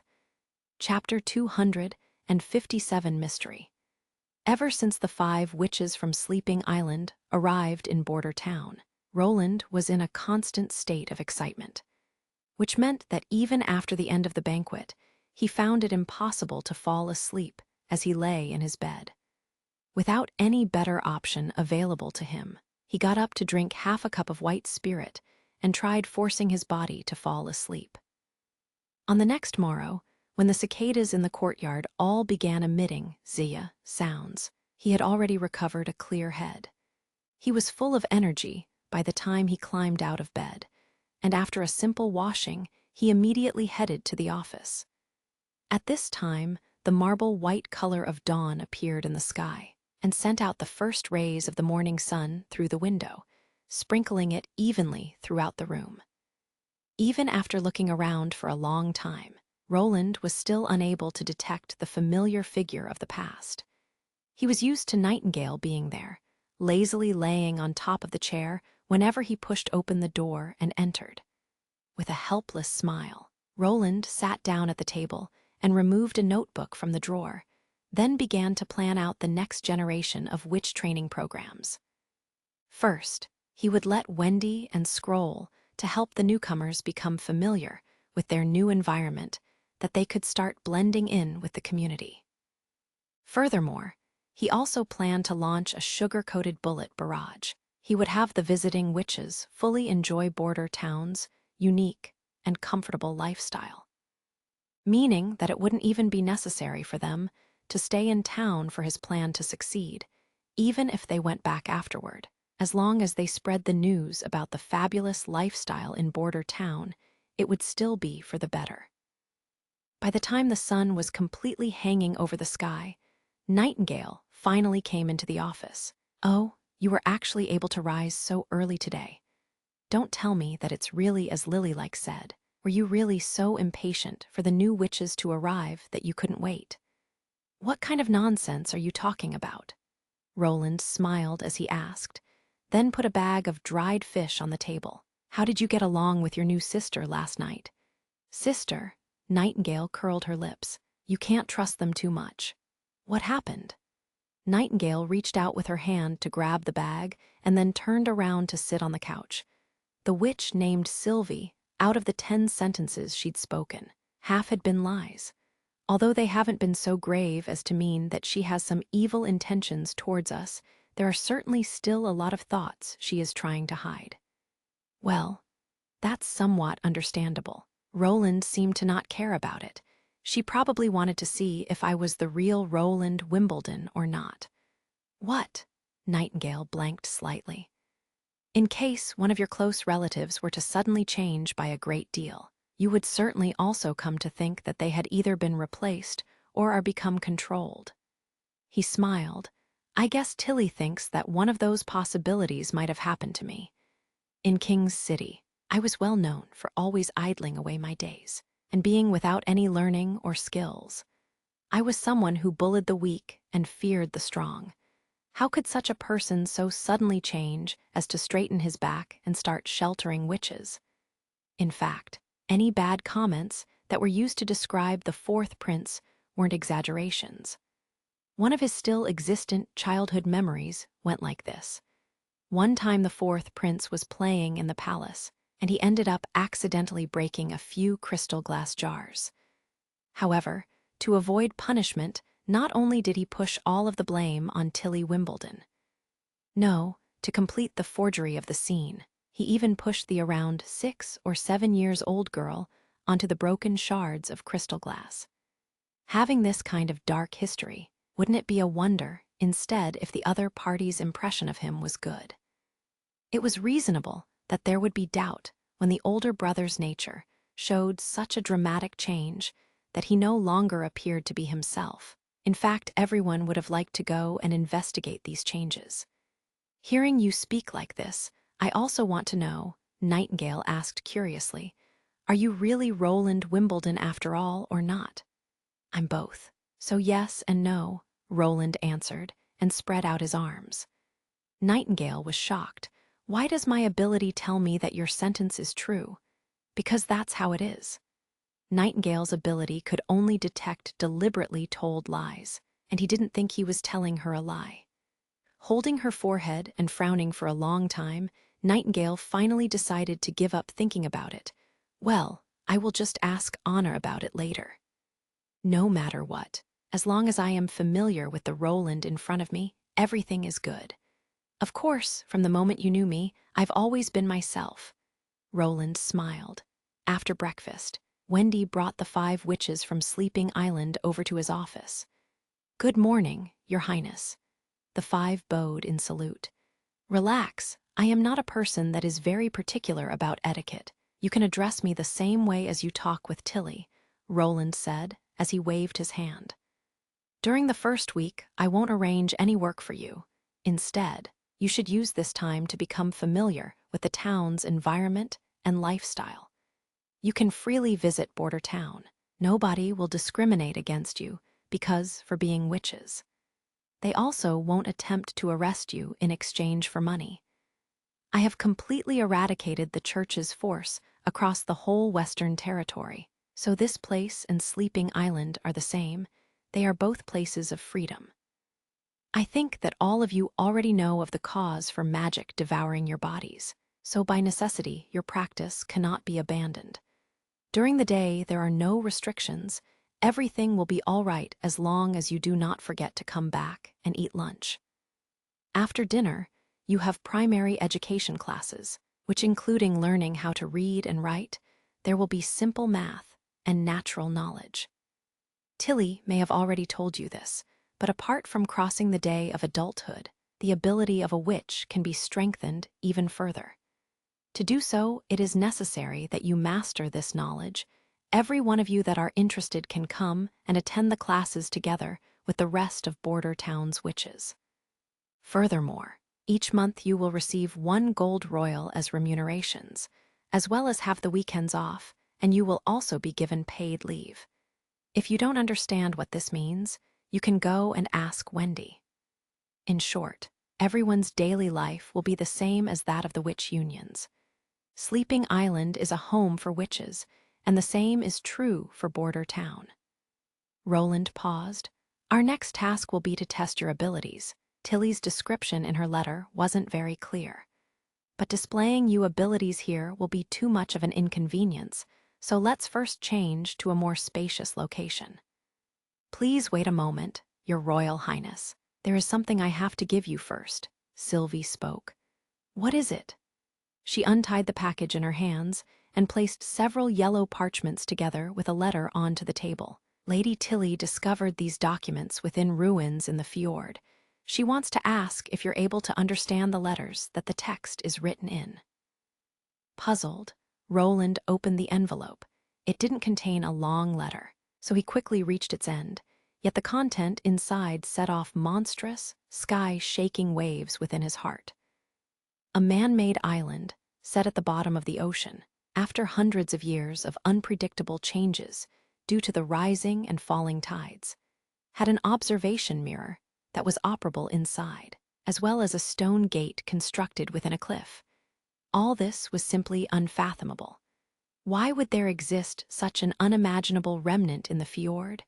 Moreover, the inquiries Tilly made at the end of the letter sent a tingling feeling all over his body.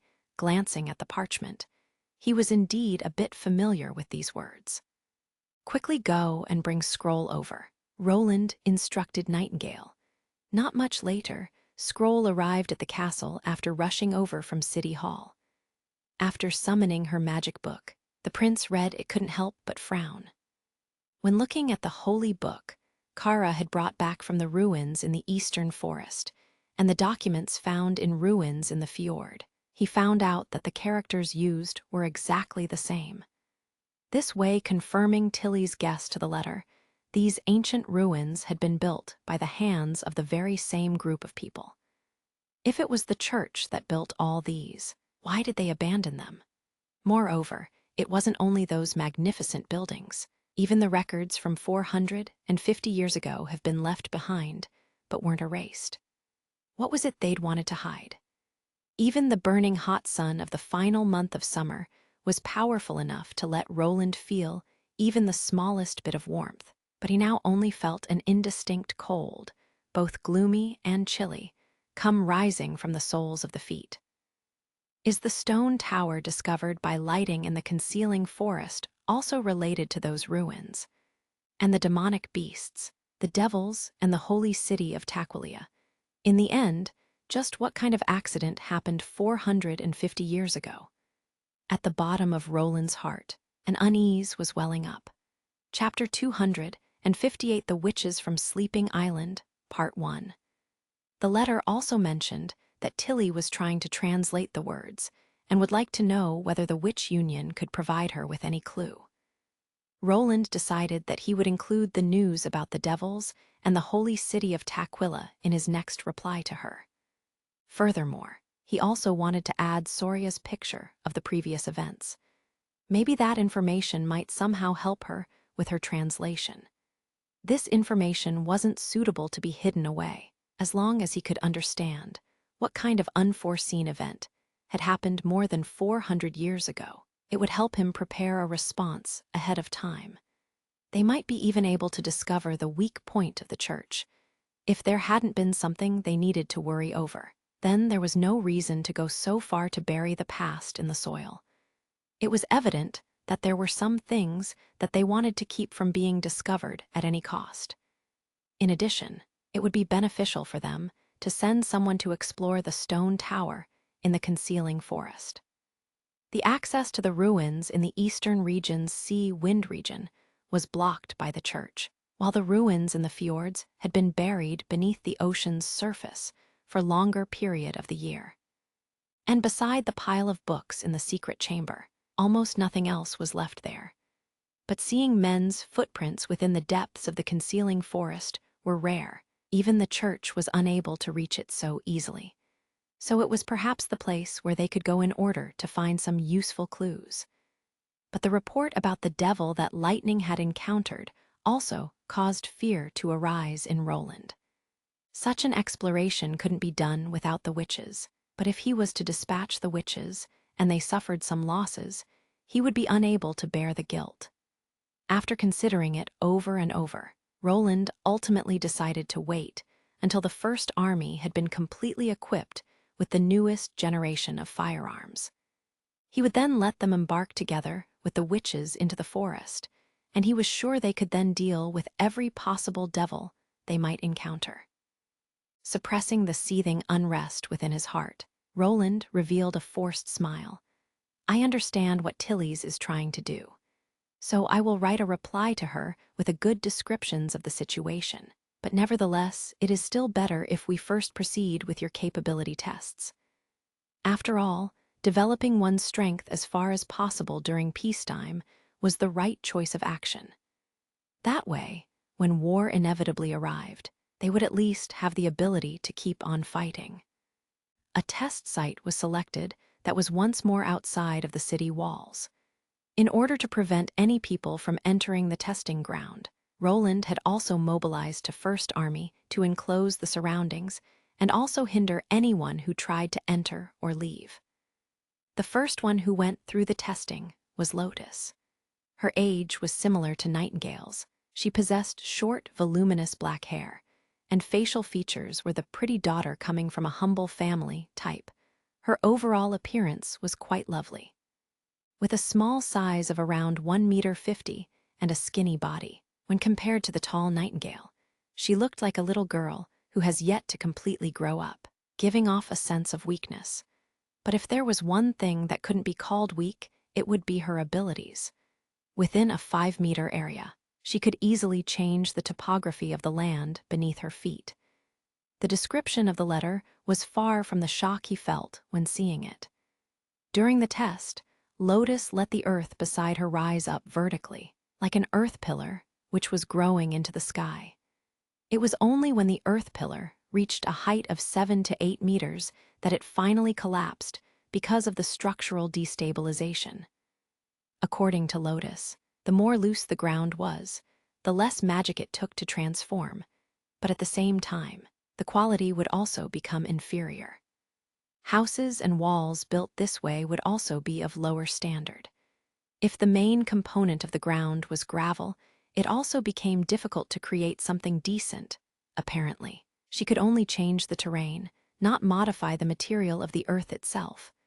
Of course, this problem could be solved by simply expanding the scope and thickness of the growth.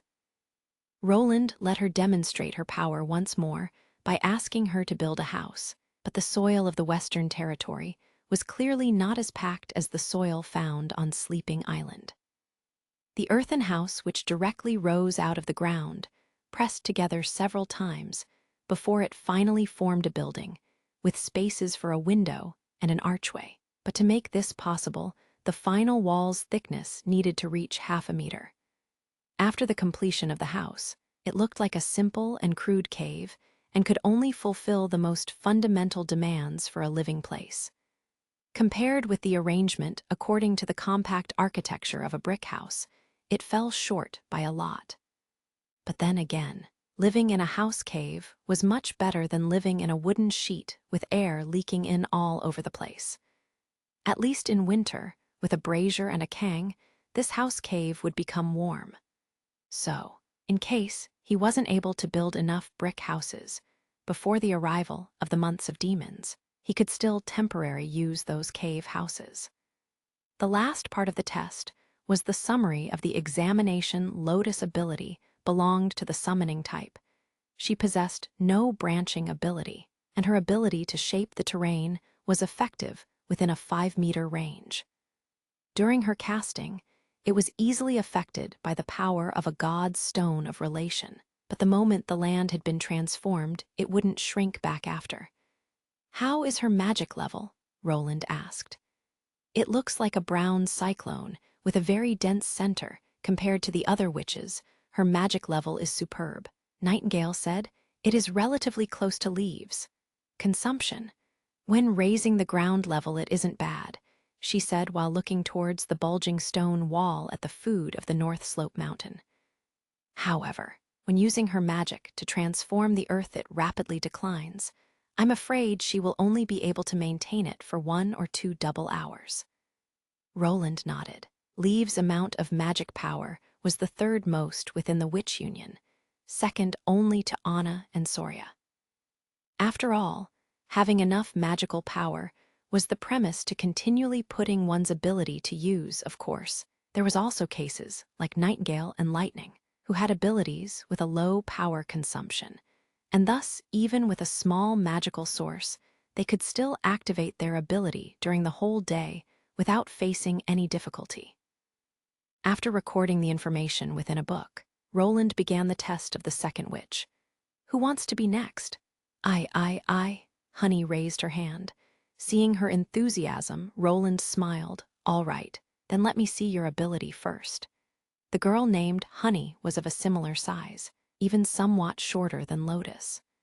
She had passed her day of adulthood just in the previous winter and seemed to have a very lively temperament. She had a head full of short, fluffy, curling brown hair, which resembled some fried dough twists. Her skin was slightly darker, and around her neck, wrists, and ankles she wore chains of animal teeth. Her primary ability was called Beast Tongue, which allowed her to tame all animals inside her range. With it, she could tame animals from all species that would carry out her orders afterwards. However, the extent of the command wasn't allowed to go over the ability of the animal, and after the task was fulfilled, the taming effect would automatically be lifted. or it could be lifted beforehand out of her own initiative. Furthermore, Honey also had a fascinating branch ability, Animal Messenger. With it, she was able to pass the taming command from one animal to another until it reached the target animal. For example, if there was only a bird around her, she could let it seek for a more powerful animal to serve her. Perhaps a grown cat, maybe a ferocious eagle, this process couldn't be controlled by her, making the final result somewhat uncertain. However, no matter if it were her primary or her branching ability, both were directly influenced by the god's stone of retaliation. Especially animal messengers, a god's stone of retaliation would immediately erase the instruction so that the animal would be set free.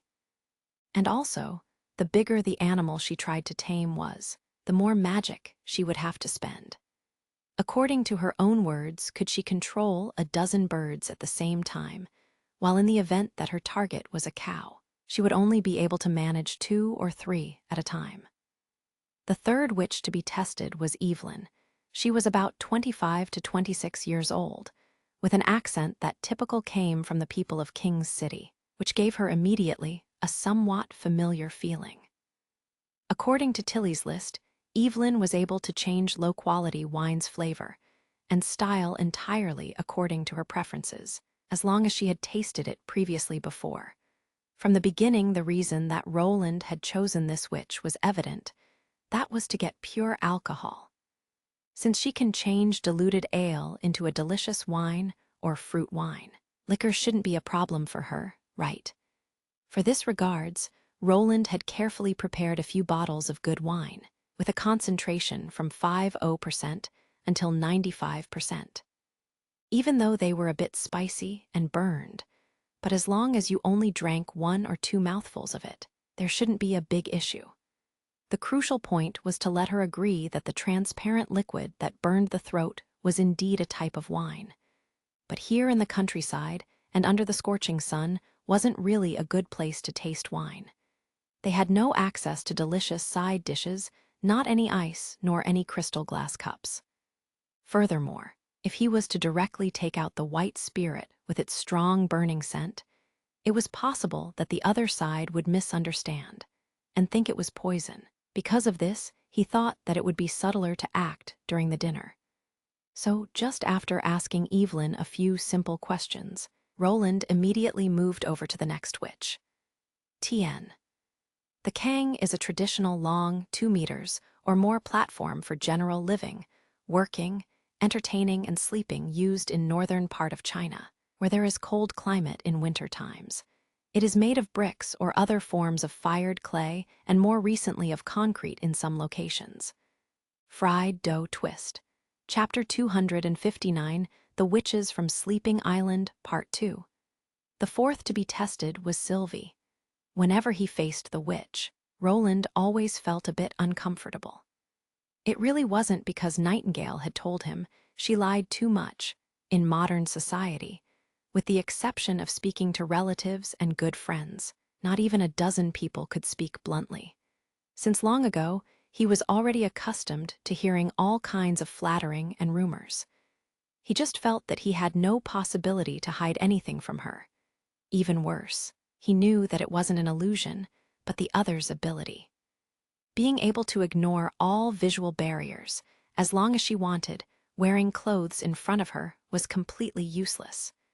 But within a dark corner of his mind, Roland lamented not having this kind of ability himself, while also involuntarily changing his sitting position by tilting his legs. Speaking of appearances, she could be considered as the most unique of the 5 witches. With aquamarine hair that dropped straight to her shoulders, slender eyebrows, and the fringes of her hair seemed to have the appearance of someone that had just stepped out of a picture. Especially her amber-colored pupils, which were so transparent that they had almost no depth, as if they were mirrors that reflected all incoming light. Looking at them for a while, Roland felt as if a red beam could come shooting out at any moment now. Sylvie's ability was very easy to understand. Using her inner sight, she was able to see everything, Even the area behind her back was not an exception. Furthermore, her vision could penetrate all barriers. The specific depths of the penetration depended on her own desire. She also possessed a similar branch ability as Nightingale did. She could see the gathering and dissipation of magic, which itself was somewhat surprisingly to Roland. For the branch abilities to be so similar, then what about the primary ability? When he asked Sylvie this question, the latter first hesitated, but then said that from the hundreds of witches on Sleeping Island, there were no witches who had the same ability.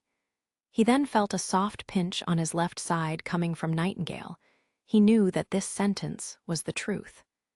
The reason for this is probably because the sample is just too small, Roland thought. The last witch to be tested was Candle. She and Anna had both experienced their day of adulthood when this year's Months of Demons was happening. When she was still a minor, her ability could only be used for lighting candles, oil lamps, torches, and the like. But after her day of adulthood, when her magic had also become more stable, this effect had also been significantly enhanced. Furthermore, after that day, she had gained the ability to preserve an object's characteristics for a brief moment, for example. After casting her magic on an ice cube, it wouldn't melt even after placing it in the hot sun. Instead, it would still send outbursts of cold.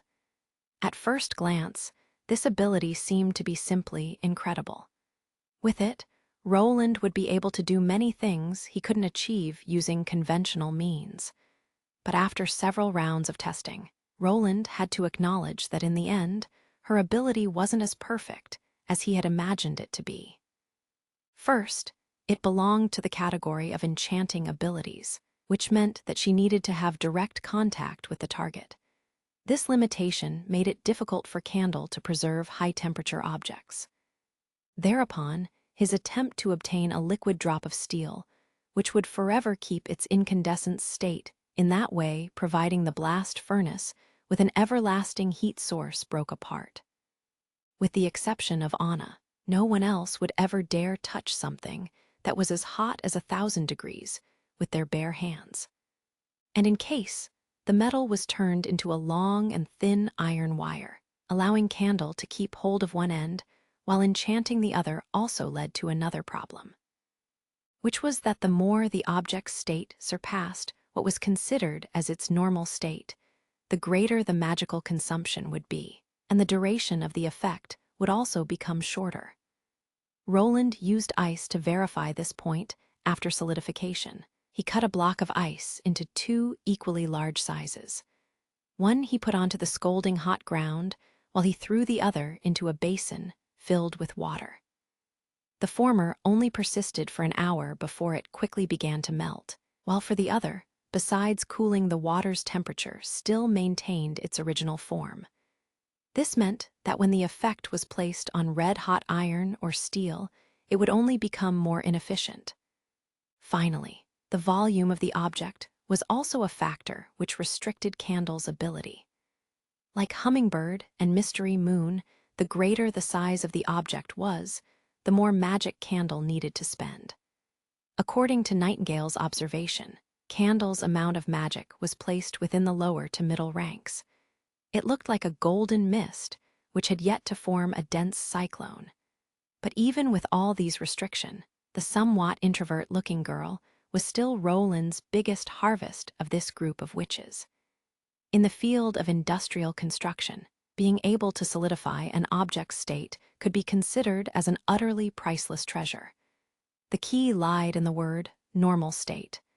The constant heating and cooling, friction, or any other kind of force, which influenced the material, would cause the metal to fatigue, which would lead to the deformation of the overall structure. But now, he no longer had to worry about drills becoming too hot due to friction, and would no longer need to be concerned with a tool's daily abrasion. If the key parts of the machines could be kept in a normal state all of the time, it would mean that the machines could always maintain their state of maximum efficiency and could work at the best possible accuracy. In other words, Candle could effectively improve the mechanical strength of inferior materials. Back to the castle's office, Roland took out the ability record and skimmed over them once again, and then started planning their future work. How were they? Nightingale stuck her head out of the fog. Are you fond of any of those 5 in particular? They are all pretty good, Roland casually agreed. What? You like all of them? He threw her a glare while the latter stuck out her tongue and then further nibbled at the fish in her mouth. Obviously, at present, the ones that were the most useful to him were Lotus and Candle. With her ability to transform the landscape, he could easily build a new earthen wall outside of the current city wall, instead of having to build another fieldstone cement wall, in this way conserving materials and accelerating the construction process. As for the location she would work in, he had selected the smallest sector between the foot of the North Slope Mountain and the Redwater River. It should be small enough that it could be completed before the arrival of the months of demons, while at the same time also limiting border towns' westwards expansion. In the wake of the unceasing increase of population, it was only a matter of time before those pieces of wilderness and the concealing forest would be developed. The new earthen wall would be extended to the outer parts of the concealing forest, while it would already include some part of the forest. This expansion would double the current area of the town. As for lengthening the defensive line, this problem could be resolved through the expansion of the troops and by leading the demonic beasts to attack predetermined areas. However, compared with the previous year's wooden pikes and flintlocks, today's First Army's firepower and rate of attack had undergone earth-shaking changes. Furthermore, building batteries, bastions, or similar defense measures was still possible after completing the new city walls. He also intended to let Lotus open up a path through the southern mountain, and in that way connect border town to the shoal. And as a result, the town could get its own natural harbor, which would also make trading with the fjords much more convenient. Taking into account the huge amount of magical power she would have to spend to transform the rock, Roland estimated that this project could take up to several months' time. As for Candle, Roland planned that she would work together with Anna and Lucy to create a new generation of machine tools for the production of firearms and other mechanical equipment. Another good point coming from this would be that Anna could also be freed from the tedious production process. Sylvie's task was very clear. Her mission would be to explore the North Slope mine and the concealing forest. According to the stories from the miners, the North Slope mine was a natural cave with 100 or more channels, from which no one knew where they would end up. By now, only 20 of them had been exploited and cleaned up, even though many kinds of ore had already been discovered. In the end, Roland still felt very curious about the credibility of the rumors that the mine was an ancient monster lair. Now that he had gotten hold of a witch who had the ability to see through walls, he desired the completion of exploration of the North Slope mine together with drawing a detailed map. As they explored, Lotus could also adjust the terrain and in doing so increase the mining's efficiency. As for Honey, Roland didn't have a lot of ideas, except for maybe asking her to help him to strengthen his information transmitting system, in this era without any radios. For this, he needed a lot of well-trained birds, which could serve as carrier pigeons. It wasn't necessary for them to be as smart as Maggie. It would already be good enough if they could forward the messages as quickly as possible. Chapter 260, Perfumed Soap and Wine. The sun slowly descended behind the western mountains, and the surging heat wave gradually began to vanish. Even the chirping of the cicadas during the summer gradually subsided. However, compared to Sleeping Island, which was enclosed by the ocean on all sides, the castle still seems a bit too hot. Evelyn, covered with sweat, reached the second floor, and the moment she pushed open the door to her bedroom, she was enveloped in a burst of coolness. Today's test must have been hard on you. A woman with black hair, a mature and capable appearance said while showing her a warm smile. How was it? Did it go smoothly? Her name was Scroll. Not only was she the oldest witch of the Witch Union, but she was also a very kind senior. Although they knew each other only for a day, Evelyn had already experienced the other's care and concern. I do not know, Evelyn replied with some frustration. The other people were all able to show off their own ability. However, when it came to my turn, His Highness only asked me a few questions before he let me off. Is it? Because he thinks I'm useless. Coming over and offering her a cup of iced water, Scroll answered. There doesn't exist an ability which completely lacks a function. It only means that the right way to use it hasn't been discovered yet. This is something His Highness has often told us, so you do not need to worry about that. But, she took the cup, started to speak, but then stopped. Are you worried that he might decide that you are useless, and because of this you'd be left out? Scroll could not help but laugh. If we were still the Witch Cooperation Association from before, that might be possible. But since we have arrived in Border Town, His Royal Highness has never shown any difference in how he treated us witches. That is something Hummingbird can attest to. The girl who was currently immersed in searching for clothes in the cabinet answered in agreement. That's right. For example, me, Mystery Moon, Lily Ah, and also Miss Nana recently had nothing suitable to do, so His Highness even encouraged us to play Gwent to relieve our boredom. Relieve? Boredom? Evelyn's eyes became wide. Yeah, it sounds incredible, right? When there is something to be done, you have to work hard, but if there is nothing to do, you can play freely. At least that's what he said to me. Hummingbird paused. It's only that I feel that His Highness is a little bit biased. He and Anna are clearly very close friends. Of course, she is the first witch he ever got acquainted with, so their feelings to each other are much deeper. Scroll interrupted and knocked against her head. Quickly go and get your clean clothes, if not there won't be much running water left tonight. She then looked at Evelyn and said, You should also come with us. Where are we going? Evelyn asked in confusion. To take a shower. Scroll answered with a smile. During the summer, there is nothing more pleasantly than standing in the shower to wash yourself. When Evelyn followed the two into the bathroom, she couldn't keep herself from shouting out in surprise. It seemed she had stepped into an extensive grassland, a sea of clouds and mountains in front of her, and the setting sun falling through a window was reflected by the walls and dyed the clouds in a touch of gold. This is Soria's masterpiece, Scroll laughed. This is not a traditional decorative painting. You will understand it when you take off your shoes. Following her words, Evelyn took off her wooden sandals and put them onto a shoe cupboard beside the door. She then stepped barefoot on the grassland and immediately understood the meaning of Scroll's words. The tactile sensation she felt coming from the soles of her feet was similar to that of walking over dense grassland. Moreover, it felt as if the lawn was sprinkled with water droplets, a reminiscent of the feeling after a heavy rainfall.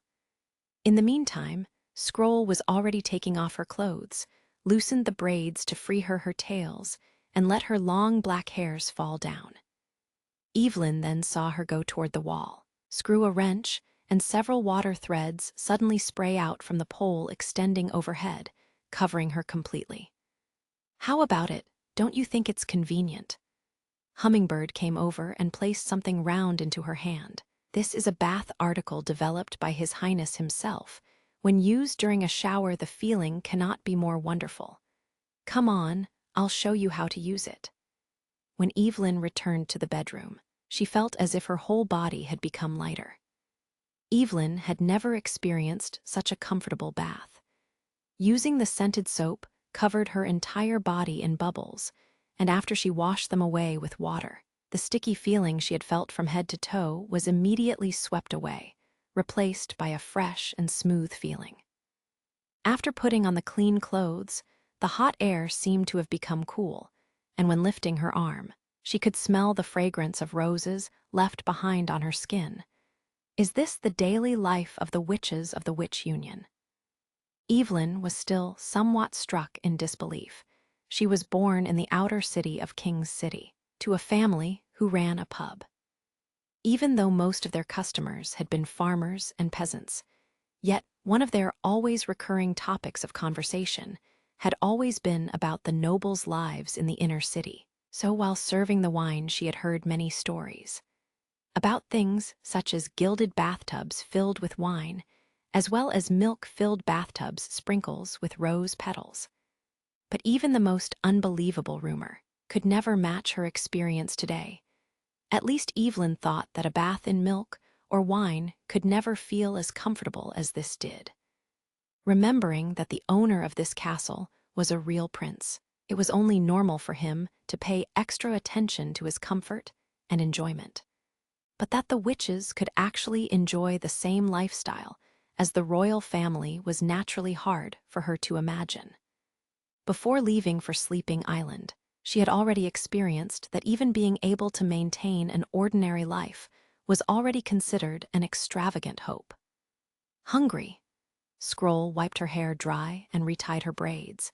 It will soon be time for dinner, so we should go to the hall now. The living room was located on the first floor.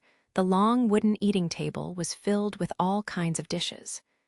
Roughly counting, Evelyn saw 6 pots of meat, as well as egg soup, vegetable soup, and roasted mushrooms, which was not much worse than yesterday's welcome feast. Waiting until all the other witches had taken their place, they all started together. She soon noticed that apart from the knife and fork, some people were also using a pair of wooden sticks to eat their food.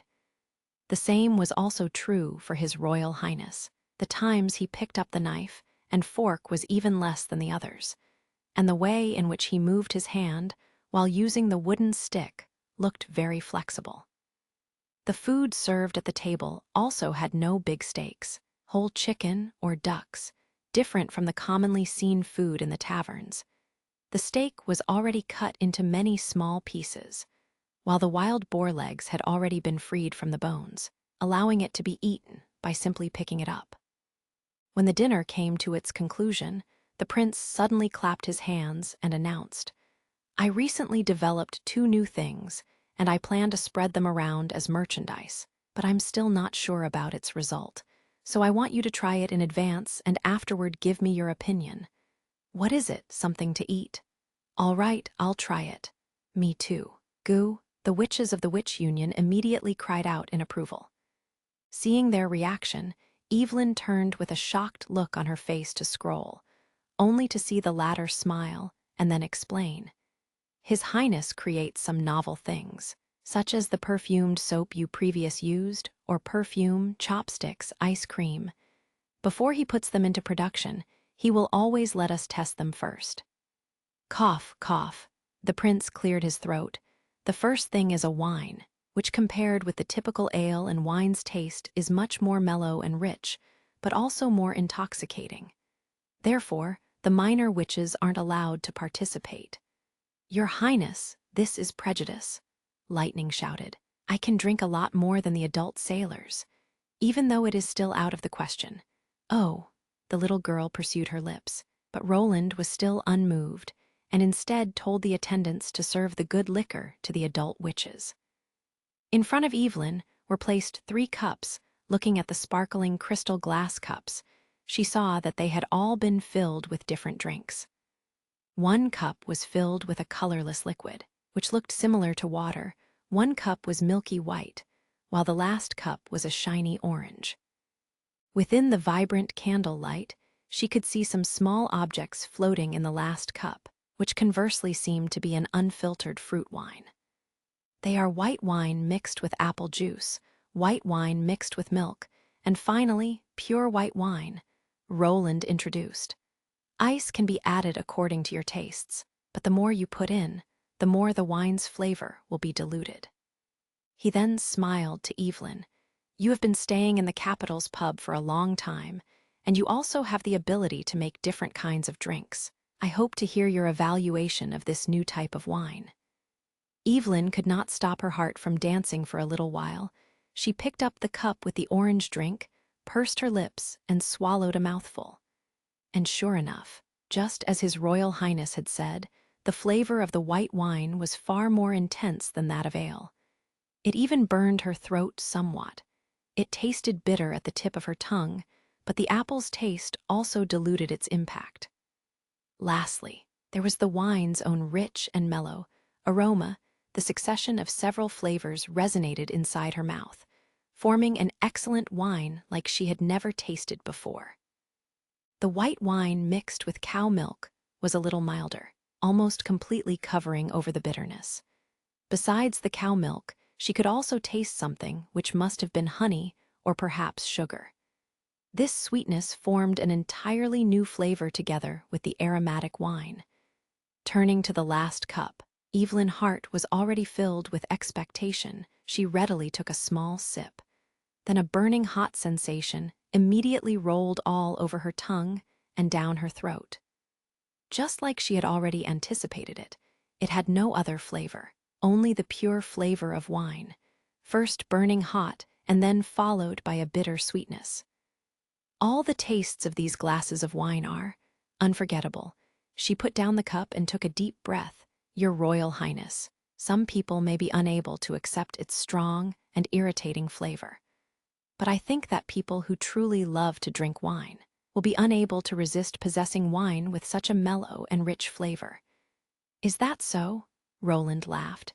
That's good to hear, but it wasn't the case that the cup contained the strongest of white wine. I'm sure that I can improve its rich and mellow flavor even further, so when that time comes, I want you to sample it for me again. Did he pick me to test the new wine for him? Although Evelyn was somewhat confused, she still opened her mouth to reply, Yes, Your Highness. When the cups and plates were removed, the prince ordered his attendants to bring over a pile of boxes and place them on the long table. These are my second creations, and also a little present I'm going to give you. He paused. It is a special piece of clothing. Chapter 261 Gifts. After dinner, Nightingale returned to the bedroom while holding the unopened box in her hands. She was followed by Lightning, Maggie, Lily, and Mystery Moon, who also entered after her, keeping their attention focused on the box the entire time. How is it? Wendy couldn't stop herself from teasing them. Would you like to take a look at what's inside? Except for Lily, the three others nodded again and again. His Highness is totally biased, Lightning muttered. First, he doesn't let us taste the wine, and now we don't even get a gift. He said that it was only for the adult witches. Lily sighed. Just wait until you are old enough. If you asked him then, you would also get one. Furthermore, I'm not interested at all about what kind of cloth is inside, so why did you drag me over here? Hey, Mystery Moon looked amazed. I merely called you. No one pulled you along. Stop. That isn't the important point. Lightning shouted. Mystery Moon is already of age, and Maggie is also an adult, but they both didn't get it. That's right, Goo. Maggie pushed the white hair which covered her face to the back and raised her chin in protest. I also didn't get it. Goo, this. His Royal Highness surely has his own reasons for doing that. Nightingale also felt that it was a bit strange. Previously, Roland had never treated anyone differently, so why did he do so this time? For now, let us just look at what is inside. When she opened the box, all she saw was a strange piece of clothing. It looked like something made out of a few bands and 2 pockets. When she touched it, it felt very soft and had evidently been made out of the highest quality silk fabric. But no matter how she looked at it, she couldn't understand what kind of cloth this should be. It was simply too small. There is a piece of paper under it, Lightning suddenly shouted. After spreading out the sheet of paper, Nightingale discovered that it not only contained a description and usage for the gift, but also a diagram describing how it should be used. Wendy, who had opened her own box, asked in confusion. This thing is called a bra. It can bring relief to the chest area by reducing its weight. It promotes blood circulation, stabilizes the posture, while simultaneously lessening the discomfort caused by friction to the skin. Reading, the letter Nightingale's voice became smaller and smaller. while her cheeks suddenly became hot and red. This thing is actually used to hold the chest. She couldn't stop her eyes from wandering over to Wendy, only to discover that the other witch's vision had simultaneously moved over to her. They all suddenly showed an understanding expression. Lily couldn't suppress her laugh any longer. Now you finally understand why you didn't receive a present, right? Tusk, now I have to correct my words from before. Even if Lightning was fully grown up, it might be possible that she still won't receive a gift. The same seems to be true for you, Mystery Moon said while she goggled at her. I don't want it anyway. The latter turned away and showed a supercilious expression. This should be similar to a skin-tight corset, right? Only Lightning seemed to be completely unmoved. Rather, she was looking at it with eyes full of curiosity and envy. Can you wear it so that I can take a look? Of course not. Wendy suddenly exposed a rarely seen embarrassed appearance, then started driving the four of them out. Only then was she able to feel relief. How can it be that His Highness suddenly present us with this? Thinking about it, Nightingale also felt a bit embarrassed. If he had given simple personal clothes, it would have still been proper. After all, we usually fetched ours from the castle anyway, so no one would feel too embarrassed about it. But these clothes are made with different sizes, which means that before Roland gave us our gift, he had carefully observed each person's size. The idea of this caused her to blush, and she couldn't help but want to hide in her fog to escape. By the way, what would Anna do? I'm leaving, but I will return quickly, Nightingale said, then stepped into the fog, passed through the walls. Hesitating for only a moment when she came over to Anna's bedroom, but she still decided to knock on the door. Soon the door opened, showing Anna, dressed in a nightgown, looking the same as usual. Is there anything? I want to ask. Nightingale stepped into the room and closed the door. His Royal Highness also sent a gift to you, right? What do you think about it? I'm already wearing mine. It's very convenient. The other side's answer caught her somewhat off guard. You already put it on. Anna nodded. Do you want to see? No, that's not necessary. She hurriedly waved her hand to stop Anna. I just want to ask, do you not think it's strange? Why? Anna became clearly puzzled. His Royal Highness already said that he wanted to promote it and sell it as a commodity to even more people. So we need to help him by wearing them in advance. And also, they are pretty good. She patted her chest. It's both soft and flexible.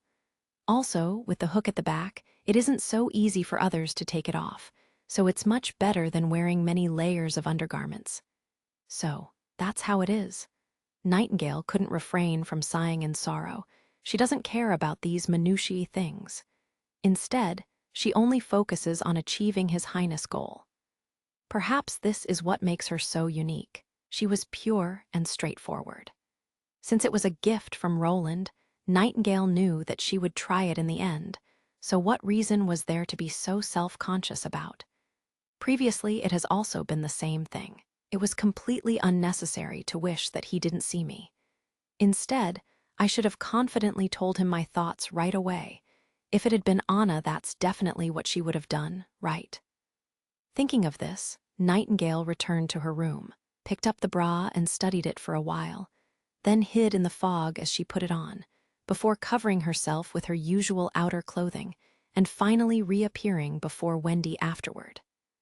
It's a little too big, she tried jumping, but it is indeed very comfortable to wear. At least it isn't as rough as those boring old clothes. They would always painfully rub my chest. Moreover, they do not affect one's movement, which makes it unnecessary to bind a cloth band around your chest, which is quite convenient. You should also to try it. No, I still do not need. Wendy shook her head. How can that be? Nightingale chuckled while pulling the other into the fog. I always feel it was because of you, that His Highness designed this. Sylvie felt that today she had seen more marvelous things than in the past few years put together. The pipe which released water at the mere pull of a lever. The soap which cleared away dirt and left behind a fragrant odor. And the drink which set the throat aflame, but could it be? that Evelyn had already finished her task by accompanying His Highness to drink the 3 cups of wine. Naturally, the most incredible part was the gifts which had been given out after dinner. She knew that the nobility had the practice of sending over corsets when they approached someone, however. Others would usually pair it with a cinched waist dress. Who would just gift this outright by itself? And even if they send it as a gift, it would only be sent to people they are very close to. For example, lovers.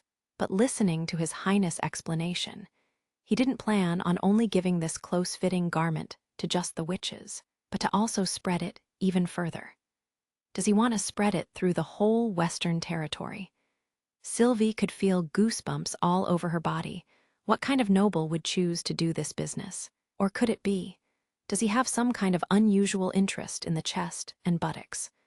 After Nightingale pulled Wendy into the fog, she could only vaguely see 2 blurs of light and shadow floating near the bedside. Since they didn't come out after a long time, it was obviously that under the former's coaxing, Wendy had finally decided on accepting the gift. Then, what about the other witches? Do none of them understand the meaning of sending over personal clothes? Recalling Ash's warning, Sylvie couldn't help but swallow. She was right. His Highness is indeed a dangerous person. If I can, it's better to stay even further away from him. Chapter 262, The Bridge Across the Redwater River. A week later, Roland officially started the Great Steel Bridge construction project. You mean, I should raise 2 lands in the middle of the river, which will act as the foothold of the bridge pier. Lotus looked at the surging river and asked in amazement, "Don't tell me you plan to construct an actual bridge, rather than a pontoon bridge to connect both sides of the river?" Yes. Roland spread out the scroll he held in his hand. Taking into account the impact of the river current, it is necessary for the 2 pieces of land to have a certain volume. They also need to be constructed in this way to reduce the force of the impact. This looks like a ship. Lotus let her view wander across the blueprint. That's right. Speaking accurately, it's called the spindle type. He nodded.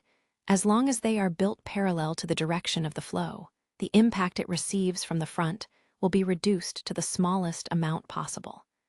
The problem is that the Redwater River is nearly 10 meters deep. Will you still be able to make the earth rise?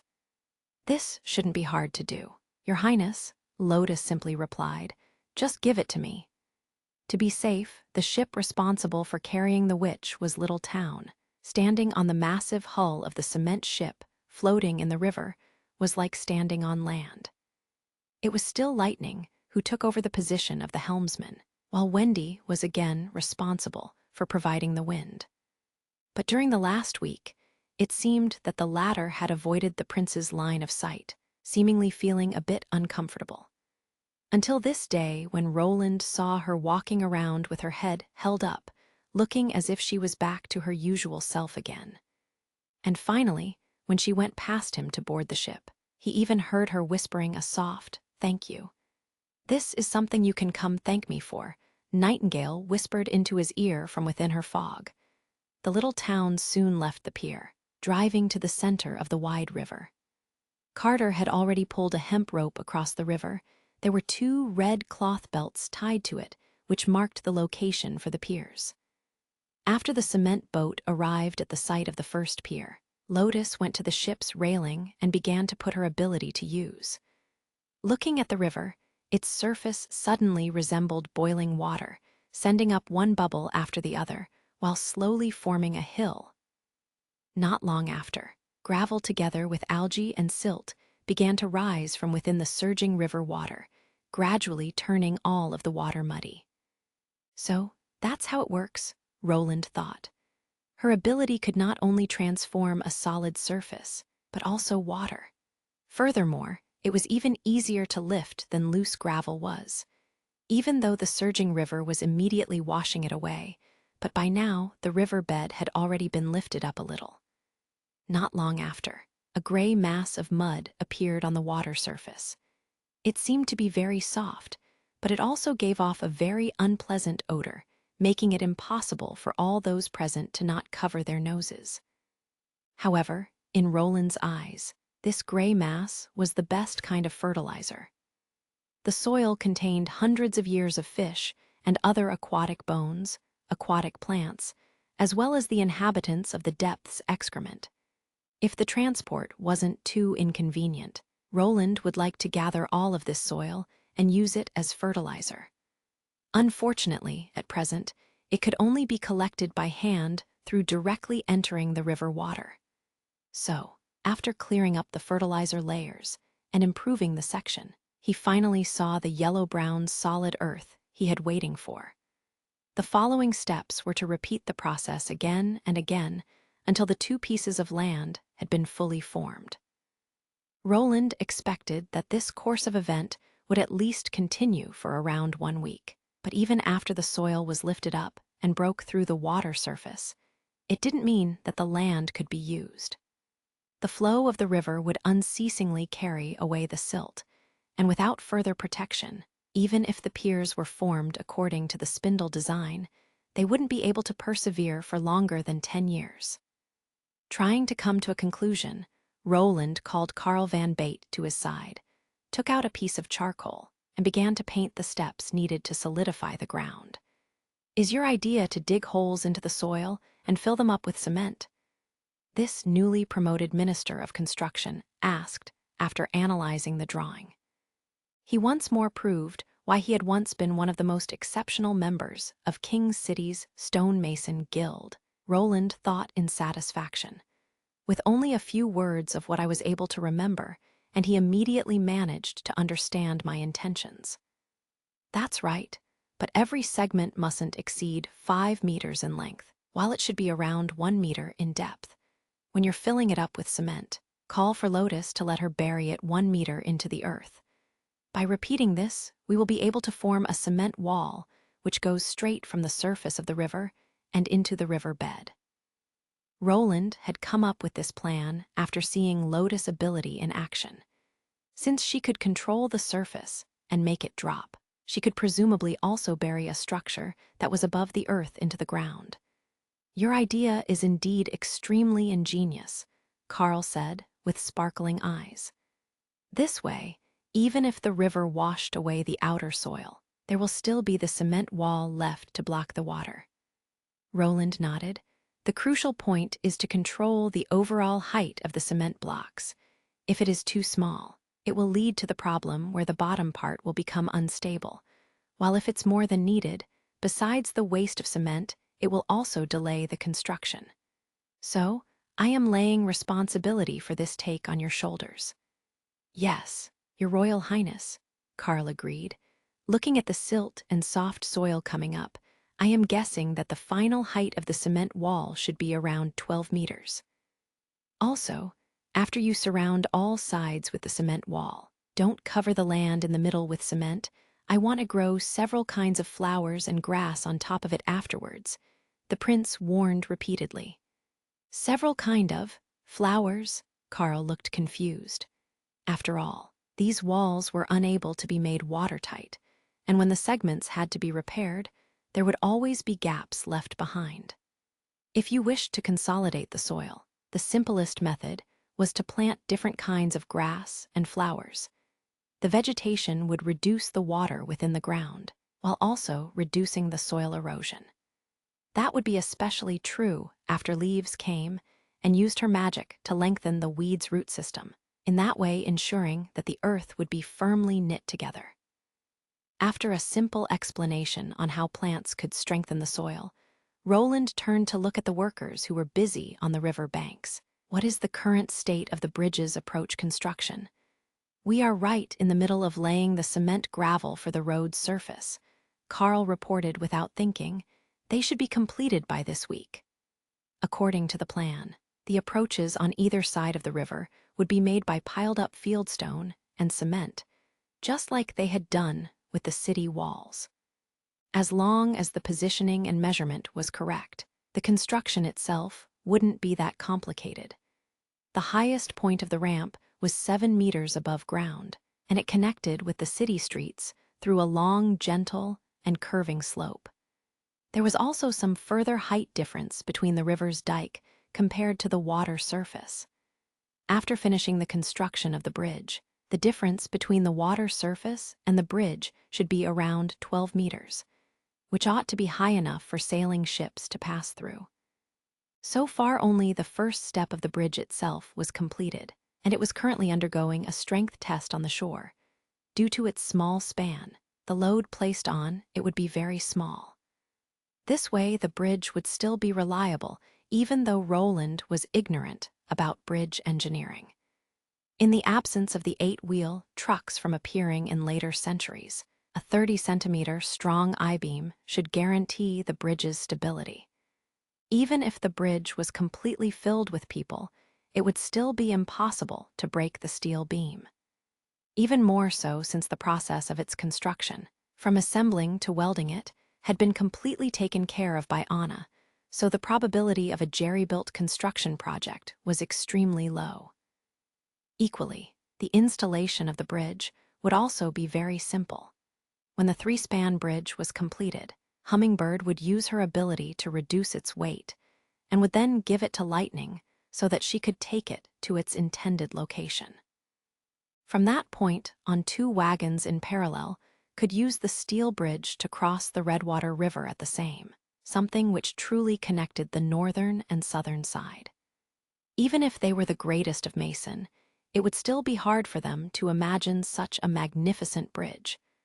Carl lamented as he looked at the wide river's sparkling surface. "Your Royal Highness, does this steel bridge have a name?" After thinking about it, Roland announced, "I presume it should be called Redwater Bridge." Chapter 263, Ripened Wheat.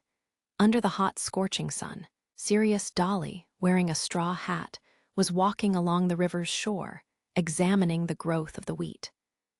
Now 4 months after the planting, this day was the day in which the wheat had finally ripened.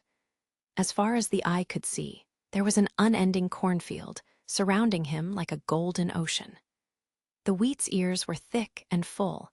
The amount of fruit had more than doubled, and was even bigger than that of any spring wheat he had seen before. There was no need to wait until the weighing of the harvest. Sirius already knew that this year was bound to be a bumper harvest. Without a doubt, this was surely because of the witch's contribution. He had accompanied his father in planting for 10 years now, so he naturally knew what common wheat looked like.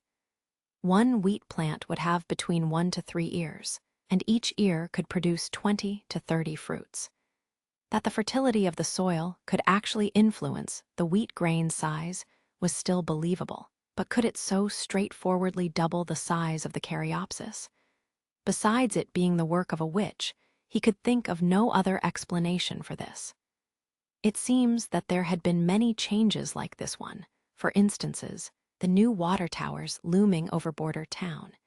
He had once observed those huge monstrosities from close up, and come to the conclusion that it would be impossible to install those steel tubes that were even larger than a residential building by depending on human strength alone. Yet they had been built almost overnight. Nowadays, the people living in the new district only seldom needed to carry a bucket and go draw water. As long as they unscrewed the faucet, cool well water would come flowing out from the pipe. The same was true for the islands at the center of the Redwater River, since His Highness had held the honor and reward ceremony, and Miss Nana had been put on the stage. The usage of the witches became more and more known. Raising those islands in the middle of the river was obviously something that only witches could do. He had already asked City Hall's Premier Minister Barov about this matter, but the answer he got in return was that he didn't need to understand it. His Highness Roland naturally had his way. "I presume it should be okay." After all, the royal family always loved to meet head-on with the church. Even if the latter sends troops to suppress His Highness, they would have first to beat the First Army. Only then would they be qualified to speak. Otherwise, the Western Territory can only ever belong to Roland Wimbledon. Duke Ryan is only the latest example. "Sir, you have come." 2 serfs in the field who noted Sirius Dolly immediately came forward and greeted him. You see, this piece of wheat field can be harvested now, therefore, may I ask you? We wish to ask, sir, if the Lord's previous statements are still valid. That's right, that's right. The other serf agreed, while at the same time nervously rubbing his hands. Can we really be promoted to free people? As the head of the Ministry of Agriculture, besides recording the best way to plant and creating a statistic about the harvest, Sirius also had another important responsibility. That was to communicate with the serfs so that they would listen to His Highness, as well as the City Hall's policy. Although he didn't like coming in contact with these country bumpkins, who all day long spent their life in mud, but his knight's self-discipline still let him fulfill his task. Do you see those slogans? Sirius reached out with his hand and pointed towards the banner at the side of the farmland. Sir, I cannot read, the serf confessed with an embarrassed smile.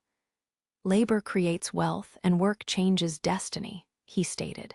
In other words, as long as you try to cultivate, you will have the opportunity to be promoted to become a free person. This is His Highness' promise, and it will come true. Is that so? That's great. After becoming a free man, you can live in the town center area, get your own brick house, as well as the right to a primary education. After that, you will no longer need to ask me for the meaning of that slogan. Sirius once more repeated the corresponding propaganda. Yes, sir. The serf nodded excitedly. The weather is so hot. Do you want to go to my shed and have a cup of cold water? I couldn't. Right now you must be very busy, he said, and waved in the direction of the fields. Understanding his meaning, the two quickly said their thanks and bowed for a long time before finally returning to their areas and busying themselves with their work. This was the most frequently asked question he'd heard in the last month. No matter how often he preached so, they would always take the trouble of coming to ask him again, fearing that His Highness would decide to cancel this policy in the blink of an eye. Not much further down the road, he was once again encircled by a group of people. Hello, Sir Sirius, after drying the wheat harvest, do we really only have to pay 7/10? Hearing the question, Sirius cried within his heart. This question's frequency was second only to that of the free person promotion. During the first year, this is indeed the case, and from then on, it will only become less and less. If you're promoted to become a freed person, you will only have to turn over 2/10. We have already repeatedly stressed this point. As if I will ever be promoted, a tall man said while touching the back of his head. That remaining 3/10 of wheat can only be sold to His Highness, or used for your food, or be kept as seeds. Sirius clapped his hands, bluntly calling all the surrounding serfs to come over. Everyone listen well. Border town, prohibit anyone from privately selling food. It doesn't matter whether it is sold to local townspeople or to foreign businessmen. It is a violation of border town's law. If you do it, not only will your income be confiscated, you can also be imprisoned. What should we do if the Lord only offers a very low price? The tall man muttered. It's only natural that there will be that kind of circumstance. The acquisition of food by His Highness is to stabilize the market price, so no matter if you have a poor harvest or a bumper harvest, it is unlikely to cause a substantial change in the price. Therefore, you don't have to hold wheat back in fear that you don't have enough to eat after selling it. You also don't have to worry about harvesting too much and being unable to sell, or of only being able to sell at a low price. Sirius emphasized again, there is only one place in the whole border town where you can sell food. That is the convenience market, and that market falls under the management of our city hall. In the end, the price will be, rest assured, His Royal Highness himself will announce it before he starts the acquisition. Looking at the serfs dispersing in groups of 2s and 3s, Sirius licked his dry lips and continued to check on the crops. He did not know how many of them would keep his words in mind, but Sir Barov had made it clear that His Highness would drive a hard line in case he discovered any people smuggling food, punishing them severely. At that time, A young serf broke away from the crowd and turned back. "Sir," he gasped, "I would like to ask you a question." "Yes. Do you know where Miss May and Miss Irene have gone?" He hesitated. "Recently, there haven't been any plays performed in the central square, so I wanted to ask you about their situation, whether or not they fell ill." This was a new and exciting question. Sirius couldn't refrain himself from raising the corner of his mouth. If he hadn't seen them in the city hall going through the formalities, he would have been unable to answer it. They went to Longsong's stronghold. Ah, the other side showed a disappointed expression. Don't tell me that they no longer intend to stay in Border Town. They merely went to the Stronghold Theater to perform. He shrugged. Furthermore, the weather is so hot nowadays. No one would have the heart to see them standing under the sun and drenched in sweat, right? Wait until fall. They will come back and perform a new show in the square. It is actually like this. Thank you, sir. Looking at the back of the perfectly contented young man who was leaving, Sirius couldn't help but think of himself, from a knight to a captive, then from being a prisoner to a city hall officer. The experience of the past few months could be described as a series of ups and downs. He no longer wanted to return to his home in the Wolf territory. There he had nothing besides his shabby house and a flaky piece of wheat field. The reason why he had become a knight was to break away from his father's lifestyle as a farmer. Not every knight was as well regarded as Morning Light, who, as the Duke's personal knight, had the best territory and also his own entourage. His yearly salary now was more than he had ever gotten while being a knight, and there was still vast room left for growth. Perhaps it was finally time to bring his parents to Border Town, then marry a girl and start enjoying life. TN, ripened wheat. Please help us by answering what's your favorite quote. Chapter 264, Bumper Harvest. Border Towns finally welcomed its first day of harvest. Braving the hot sun, the serfs cut the straw stalks with their sickles and tied the batches of wheat into bundles so that they could move them to the other side of the river at a later time. Roland knew that freeing the wheat grain from the wheat kernel was a very cumbersome process, and the mechanical farm tools and harvesters also aren't invented yet, so for now they will still have to use their hands to separate, clean, dry, and screen the wheat. After the stalks of grain had been moved back to the camp, the serfs spread them out on the ground to dry in the sun and gathered several kinds of tools, which more exactly was anything that they could lay their hands on.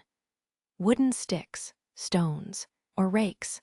They used these tools to repeatedly strike the wheat stalks and ears, trying to free the caryopsis from their hull, a process which often lasted for 3 to 4 days. In Roland's memory, the rural areas would often use cows and donkeys to pull a stone roller, which pressed the grains out of their shell.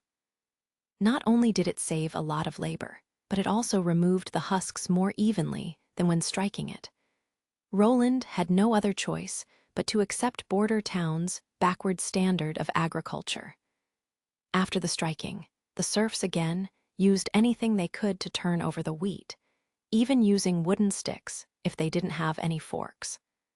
Those who had nothing else even used their hands to directly grab the wheat stalks and throw them into the sky, the same as when turning stir-fry over in a pot.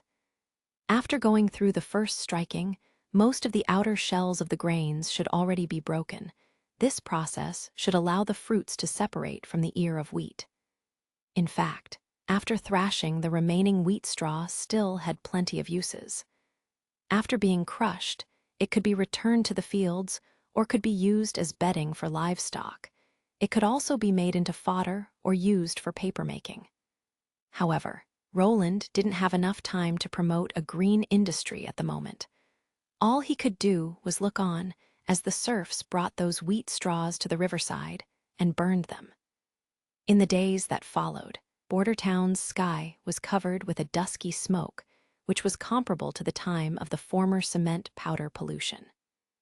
During this time, Redwater Bridge's 2 spindly-type islands had also been finished, with the construction of the concrete walls having also gone according to plan.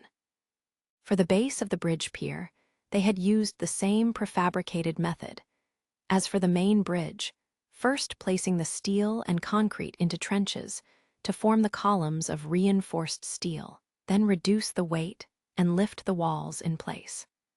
Finally, it was Lotus' turn. She was in charge of sinking the walls into the earth until only a section of the steel plate was still exposed, to which they would later connect the bridge to. While handling these two projects, Roland spent this whole week traveling between the Redwater Bridge and the fields, which ended up giving him quite the tan. By the time the straw was cleared away with forks, only layers of grain and their husk was still left in the grainyard. The serfs then swept it all together and piled it into small hills. They then stepped on top of those hills and used their shovels to throw the grains and husks into the air. Because the husks were so much lighter than the fruit, they were blown away further by the wind. As a result, the grain was still left at the foot of the hills, while the empty shells and debris laid at a distant location. By using this kind of method, the serfs were slowly able to gather all of the grains. Of course, wanting to completely clean up the husks was impossible. Furthermore, this process mixed the grain with the mud and gravel. Thus, Roland decided that by next year's harvest, he would need to have prepared a sufficient batch of farm tools in advance. Inventing a harvester wouldn't be possible, but the sheller machine should still be easily to realize. He merely had to exchange the stone roller with a millstone. Furthermore, he could also install a sieve beneath it and use an air blower to separate the grain from the chaff. When the plump wheat grains were evenly spread over the whole valley, it looked like as if the entire northern shore of the Redwater River was covered by a golden layer. Looking at these golden fruits, Roland's heart was filled with a sense of accomplishment. No matter whether the harvest would be enough to fill the bellies of 10,000 people, at least for Border Town, this counted as a memorable day. From today on, Border Town's food supply would gradually change from being totally dependent on imports to achieving self-sufficiency. After drying for 3 days, the wheat was all stuffed into bags and weighted. "Your Highness, this was a great harvest." In the afternoon, Barav excitedly rushed into the office. According to the preliminary statistics from City Hall, each field's allocated output was at least 4-fold more than normal. The highest output even reached 6 times as much. So this year's harvest will be enough to fill all your subjects' belly. Is that so? Roland couldn't help but laugh. It seems that the new barn in the castle district will no longer be so empty. Do you know what this means? The expression on the City Hall's premier minister seemed to be even more excited than Roland's. Border Town only needs to increase their numbers of farmers by 2,000, and we will be able to satisfy the food consumption of 50 to 60 people. This is simply inconceivable. Border Town can definitely expand to become Greycastle's largest city. No. He paused. The most magnificent city in the whole mainland. The main reason why the city's population of this era didn't increase was because that the food production capability was just too small. For example, big cities like King's City that had more than 20 people needed more than a dozen surrounding villages to provide them with enough food. Each village would once more needed almost 1,000 or 2,000 people. If even just half of them were engaged in farming, it could be estimated that nearly 20,000 people were needed to support another 20,000. In other words, a farmer's food production, in addition to feeding their family and themselves, was up to one other city residents. This was the so-called invisible restriction of production capability. Roland feared it would be difficult for Barav to imagine that after the mechanization of farming, just one person's output was enough to support tens of thousands of people. And that Border Town, in the absence of developing and spreading of agricultural technology, was still able to acquire this kind of bumper harvest, was mainly a credit to leaves, magically transformed, golden ones. To employ as few farmers as possible for feeding as many people as possible. liberating the human resources from simply cultivating land to move onto the industrial production was the strategy that Roland had decided on from the beginning. Now, after the Ministry of Agriculture had obtained the best planting process, coupled with the iron farming tools and machines to help with the farming coming next year, the per capita production was bound to become higher and higher. In the evening, Roland once again held a bonfire speech at the shore of the Redwater River. It seems to be a return to the time from 4 months ago. It was evening. There was a roaring fire in the background. The crowd formed a dense mass, and the last rays of twilight fell over everyone's face. The only difference to that day was the expression on each person's face, compared to the beginning of when they had arrived, and were feeling both terrified and uneasy. Their faces on this day were all brimming with joy at the bumper harvest and couldn't conceal the expectation in their eyes. Roland stretched out his hand and moved it downwards, the scene around him quieting down immediately. Everyone was holding his breath, waiting for the prince to fulfill his promise. "I know what you want to hear." He did not follow his usual practice of first announcing his name, and instead came straight to the matter. "I can tell you without a doubt that the previously announced rules of promotion are still valid and will hold." Just this sentence was enough to detonate the atmosphere of the scene. Not one person there could restrain themselves from shouting out loud. Many people fell on their knees and praised the prince's kindness. "Long live the Lord! Long live His Royal Highness!" After the end of the grain weighing, the promotion list will be announced. The moment the shouts had subsided a little, Roland continued, "The City Hall will be responsible for your promotion to a freed person. At that time, you can choose to either continue farming or come find a new job in Border Town. Also, starting from next year, if your harvest next year is the same as those promoted this year, even if the output is not on the forefront, you will still be freed. In other words, as long as you work hard, you will be able to rid yourself of your status as serfs. As I said, labor creates wealth, labor changes destiny."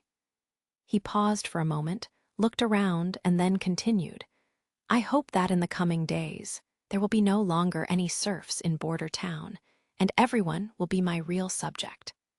The moment Roland's voice faded, the people's cheers unceasingly resonated throughout the sky above the Redwater River.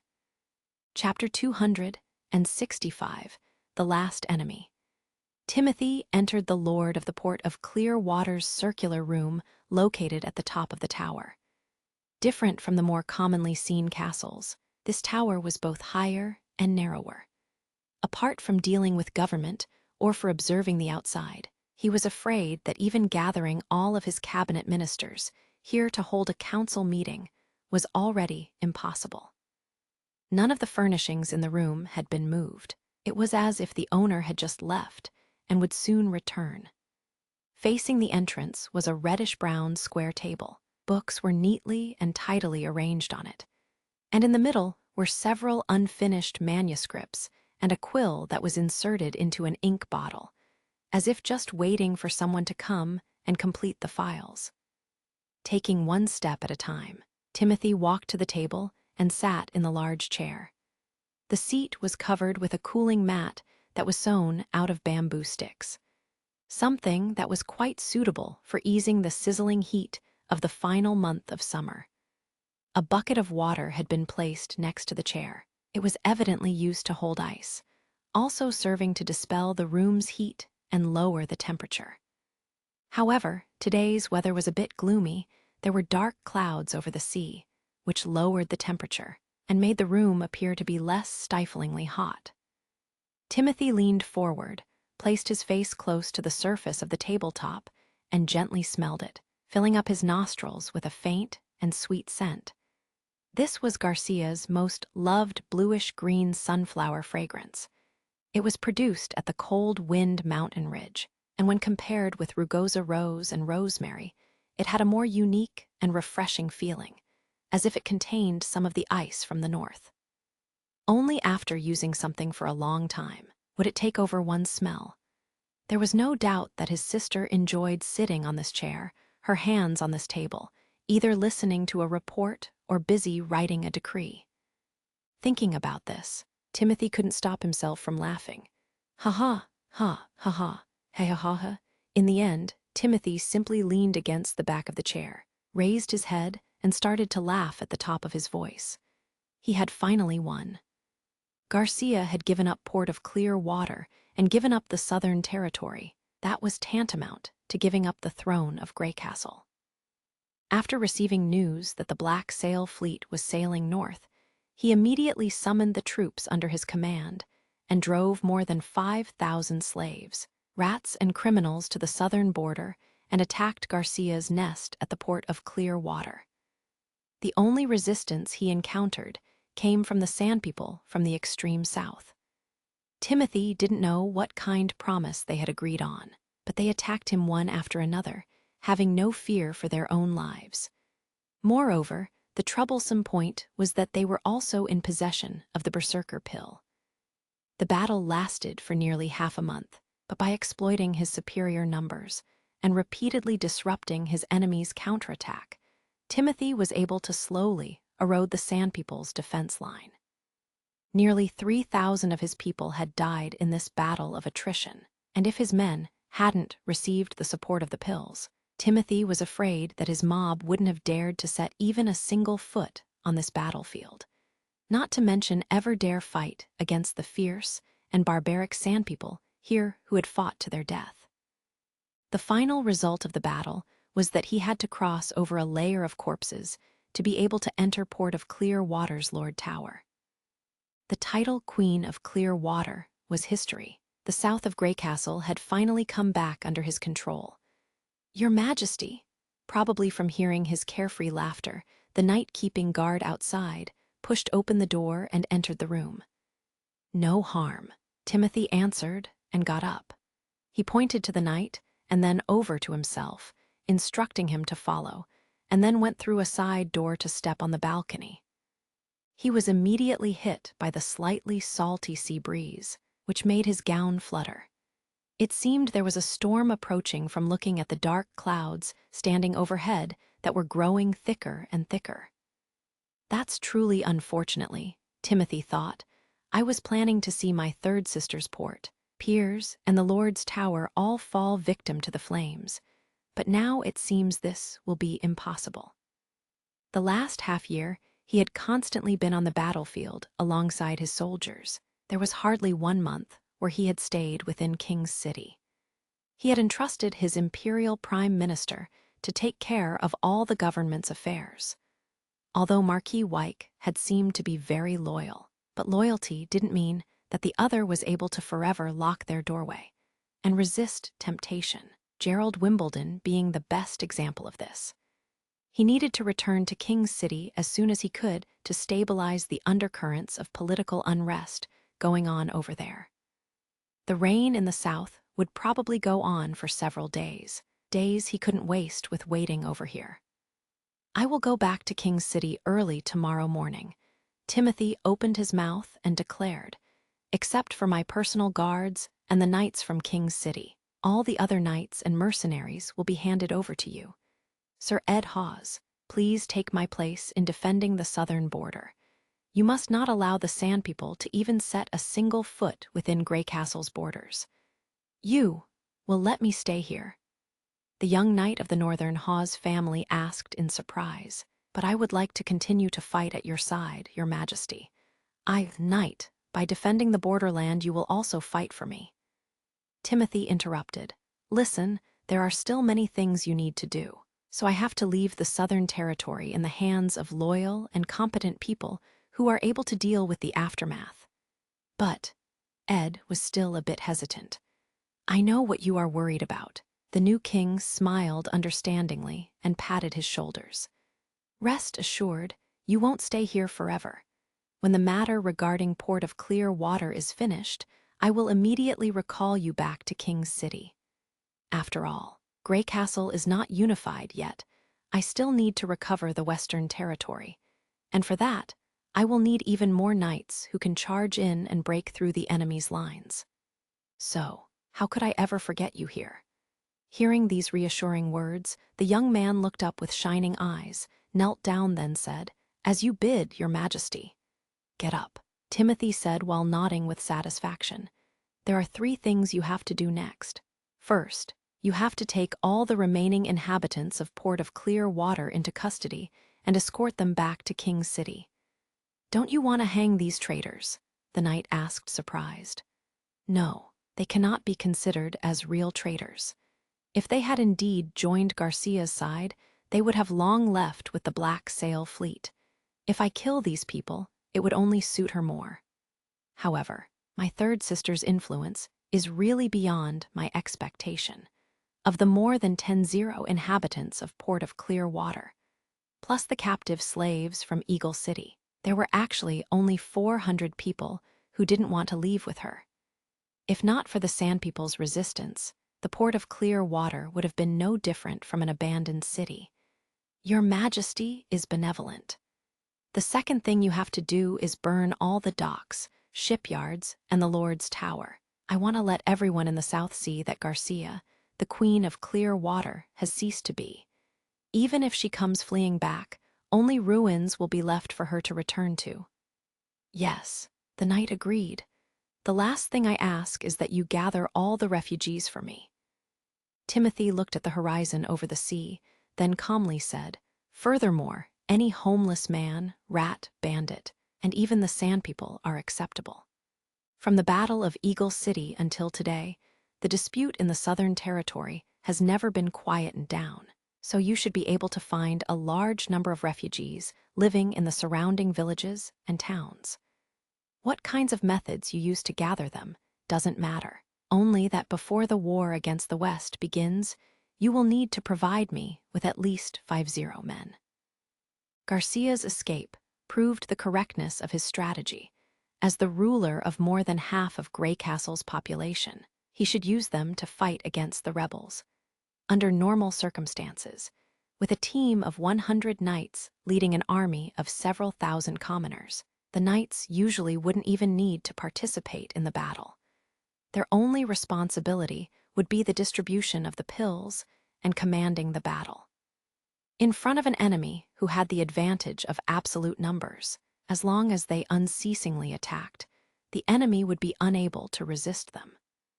If Garcia had shown an unwavering will and decided to defend Port of Clear Water to the death instead of retreating, she would have been bound to be swallowed up by the masses of people turned mad by the pills.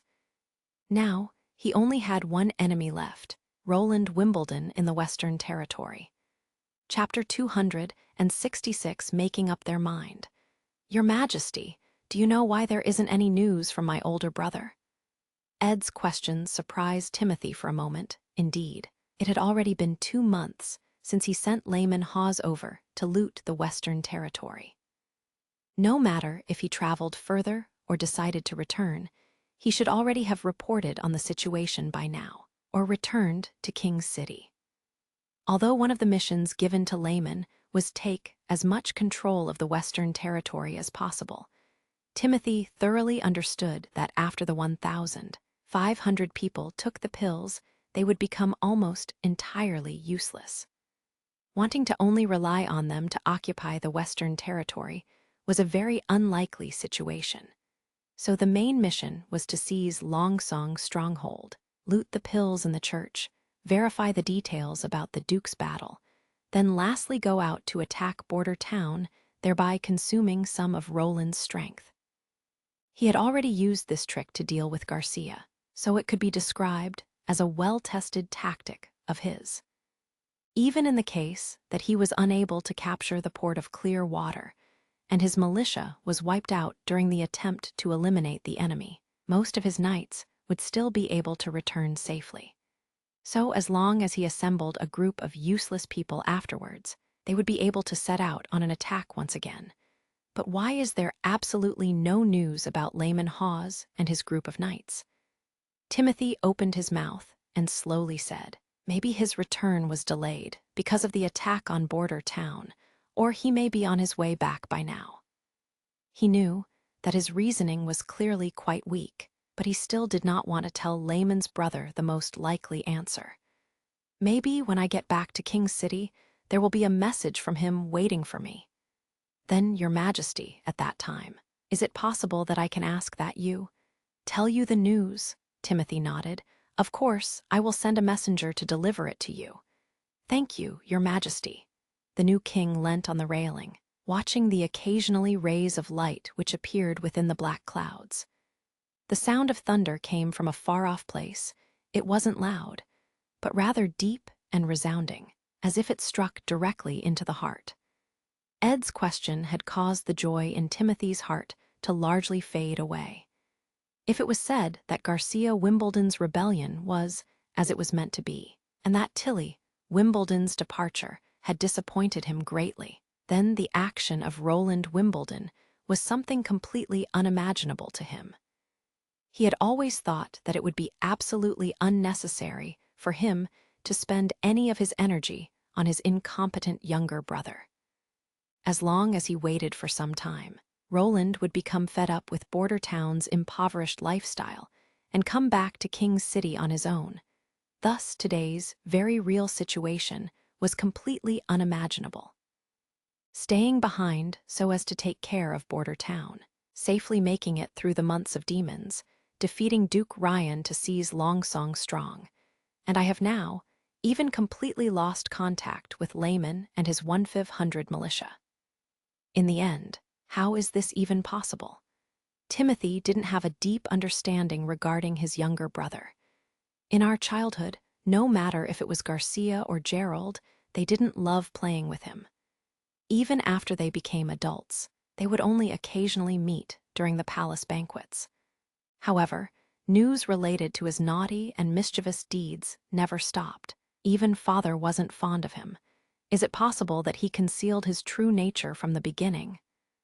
As soon as the idea came up, Timothy also rejected it. Even if he is as smart as Fifth Sister, it would only affect his learning ability and his reactive thinking. During Tilly's childhood, there wasn't any difference between her and an ordinary girl. How can someone be born with the knowledge on how to mask themselves and deceive others? It is inevitable that something must have happened after he had left for Border Town, which caused these changes. Timothy shook his head and threw those distracted thoughts to the back of his mind. What's wrong, Your Majesty? No, it's nothing. The new king took a breath. A storm is coming. No matter what had happened to him, the situation is still the same. With Border Town's population and its position, he is already doomed without somewhere to retreat to. He has no port or fleet. And with only the unreachable barbaric wasteland behind him, he can only defend his small corner to the death, waiting until he is completely swept off by my attacks. Do you insist on leaving tomorrow? The knight asked in fear. Timothy turned around. If you stop after encountering some rain, what would you do when you meet a real storm? Sooner or later, Roland Wimbledon will kneel beneath my feet and beg for my forgiveness. I will inevitably put Greycastle's crown on my head. However, all of this is but a side act of a newly started play. The movements and intentions of the church are becoming increasingly obvious. One day, the church and Greycastle are bound to clash. That will be my real challenge. Go and attend to your own affairs. The sooner you are able to finish the task I've given you, the sooner you will be able to return to King's City. As you bid, Your Majesty. Ed walked 2 steps away, but then turned back to ask, I almost forgot. May I ask Your Majesty, how do you wish to deal with those who swallowed the pills and haven't died on the battlefield? They have already taken the pills for the 3rd time. Have them burn along with port of clear water, Timothy replied expressionlessly. After the knight acknowledged his orders and left, Timothy suddenly felt something cold on the tip of his nose.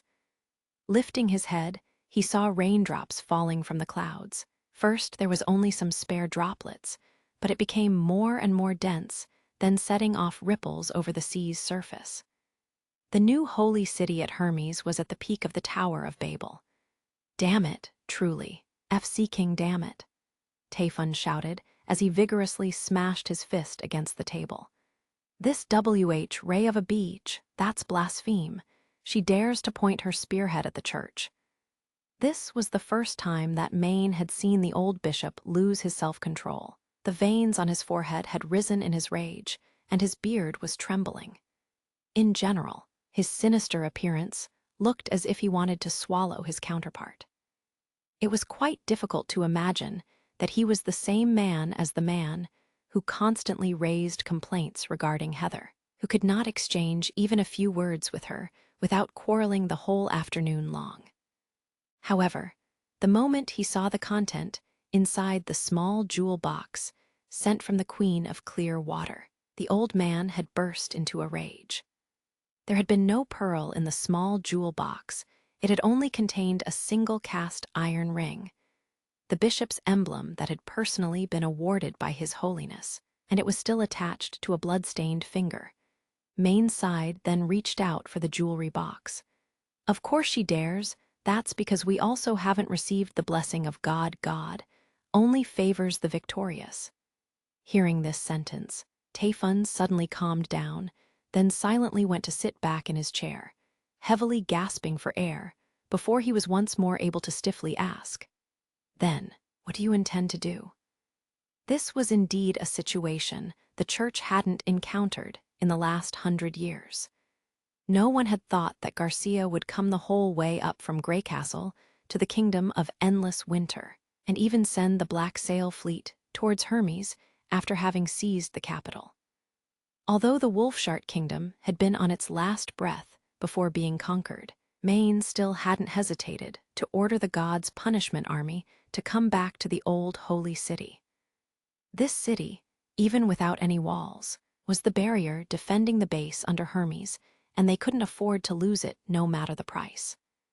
After they repelled their offensive, the Black Sail fleet didn't try to go on, and instead returned along the river all the way back to King's City of Endless Winter. The other's intention was quite obvious. As long as the church dispatched troops attack the Wolfshart kingdom, Garcia would attack the old holy city from the river.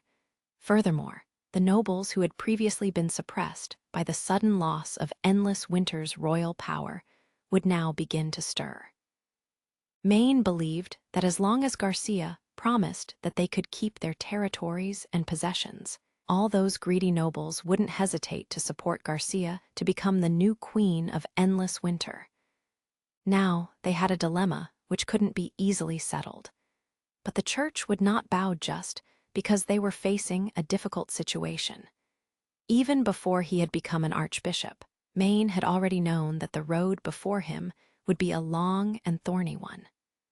First, the holy city needs to announce a new archbishop, so we will first make a list of possible candidates. The final candidate is to be decided by His Holiness, Maine slowly stated.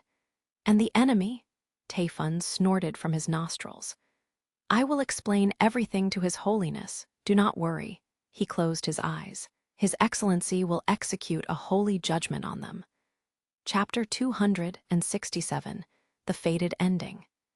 Maine passed through the gloomy corridors before he rode the hanging cage into the depths, arriving at the secret temple inside the gigantic cavity. His Excellency O'Brien was already waiting at the doorway. He seemed to have aged since the last time he'd seen him. He had wrinkles spreading out like a spider web from the corners of his inwardly sunken eyes and over his cheeks. However, his smile was still just as soft and filled with concern. Maine couldn't keep his eyes from becoming wet at the sight. He quickly sunk to his knees.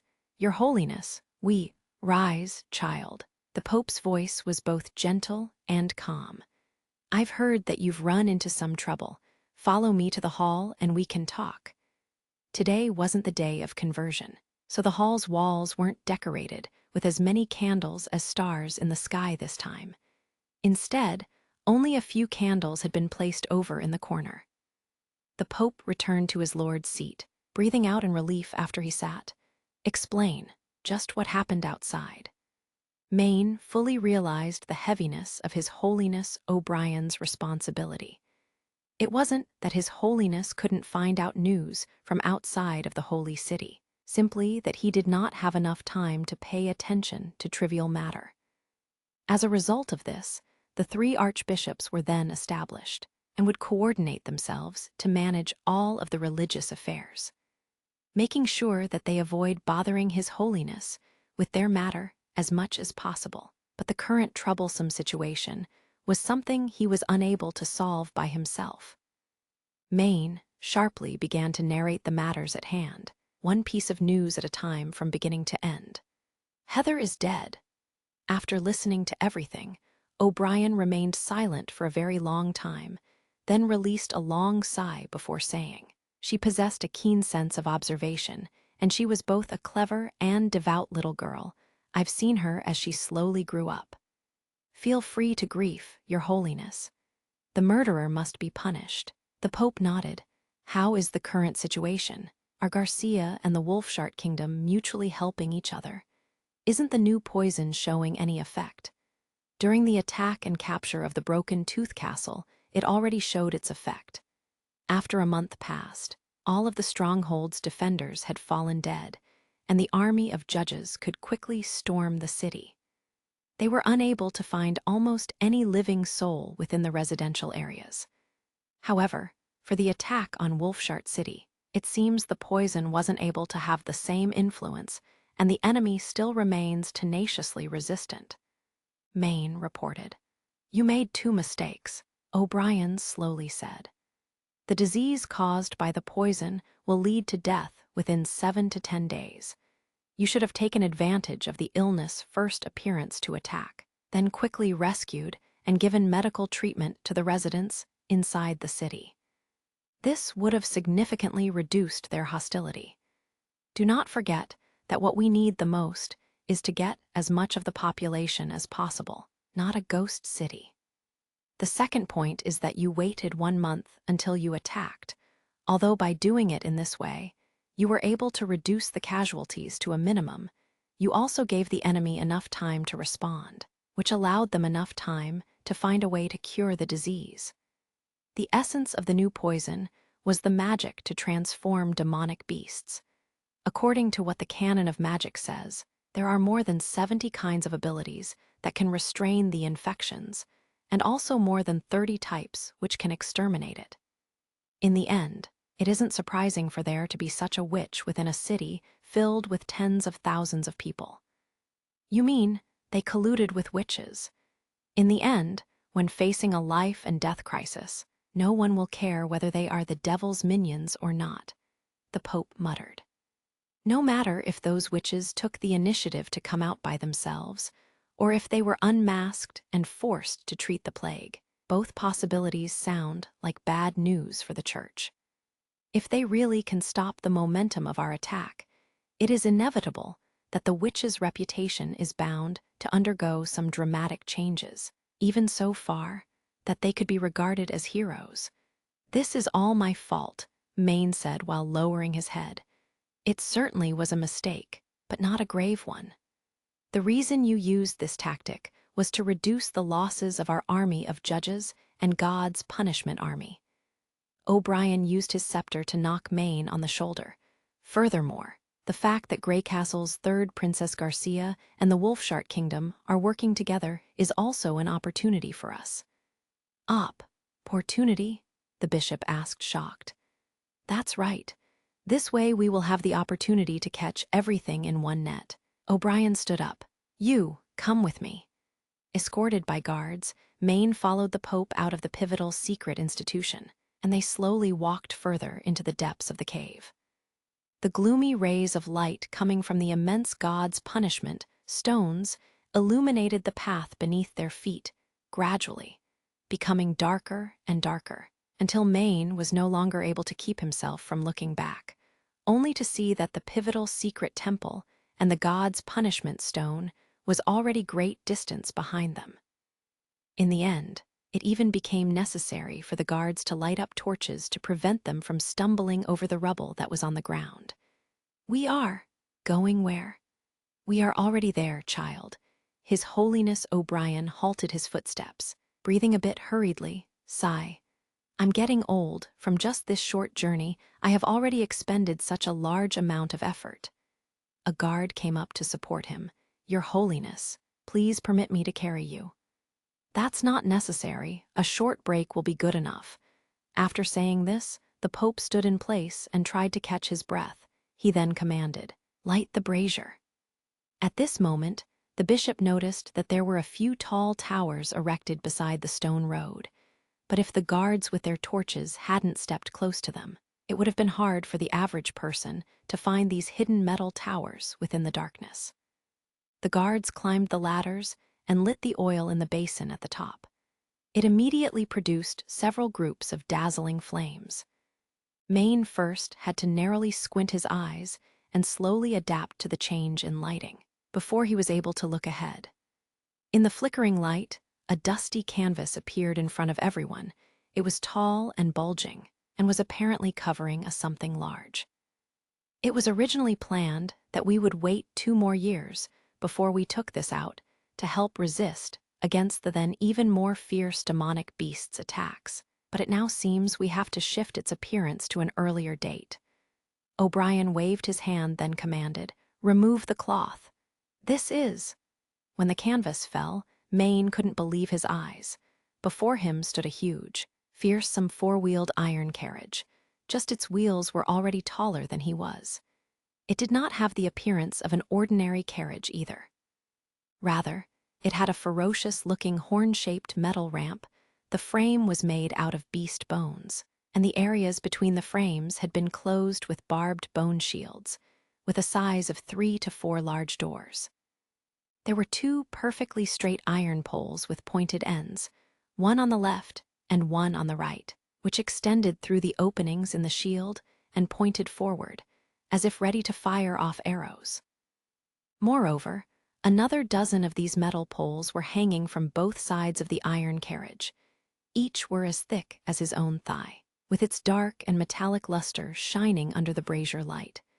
The canon called this Siege Beast. The Pope walked to the side of the carriage and patted the hard iron poles. It relies on magic power to operate and needs the power of 3 to 4 witches for it to run smoothly. The Siege Beast's striking distance is far beyond that of a trebuchet or ballista, and for the typical city wall, it is very difficult to resist the destructible power of these iron arrows. The giant trees they use to build ships with are the same as thin pieces of paper in front of this.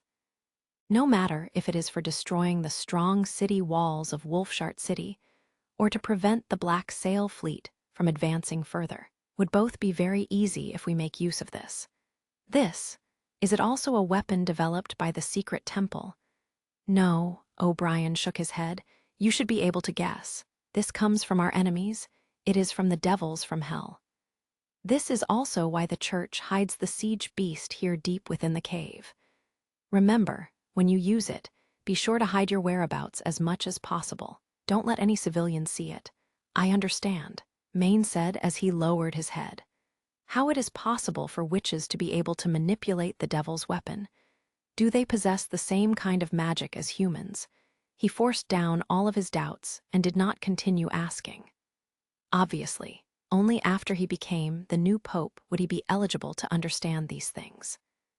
Also, to avoid Garcia and the Wolf King from fleeing again, I will be dispatching 2 purified ones to aid you during combat. The Pope said, "No one can escape from their grasp. Go forth, bring back the blood of those blasphemers for the sake of Heather's farewell dinner." His Holiness is dispatching the purified ones. He was shocked to his core. The witches who were both raised and allowed to survive by the church were called purified ones. But to become His Holiness subordinate, only the most powerful out of 10,000 was selected, like those who had abilities not even recorded within the canon of magic. Comparing them to the troops under Heather, Tayfun, and himself would be like comparing the sky to the earth. With His Holiness now personally stating that they would be unable to escape, the ending of the 2 was already fated to happen. "As you bid, Your Holiness," Maine answered in excitement.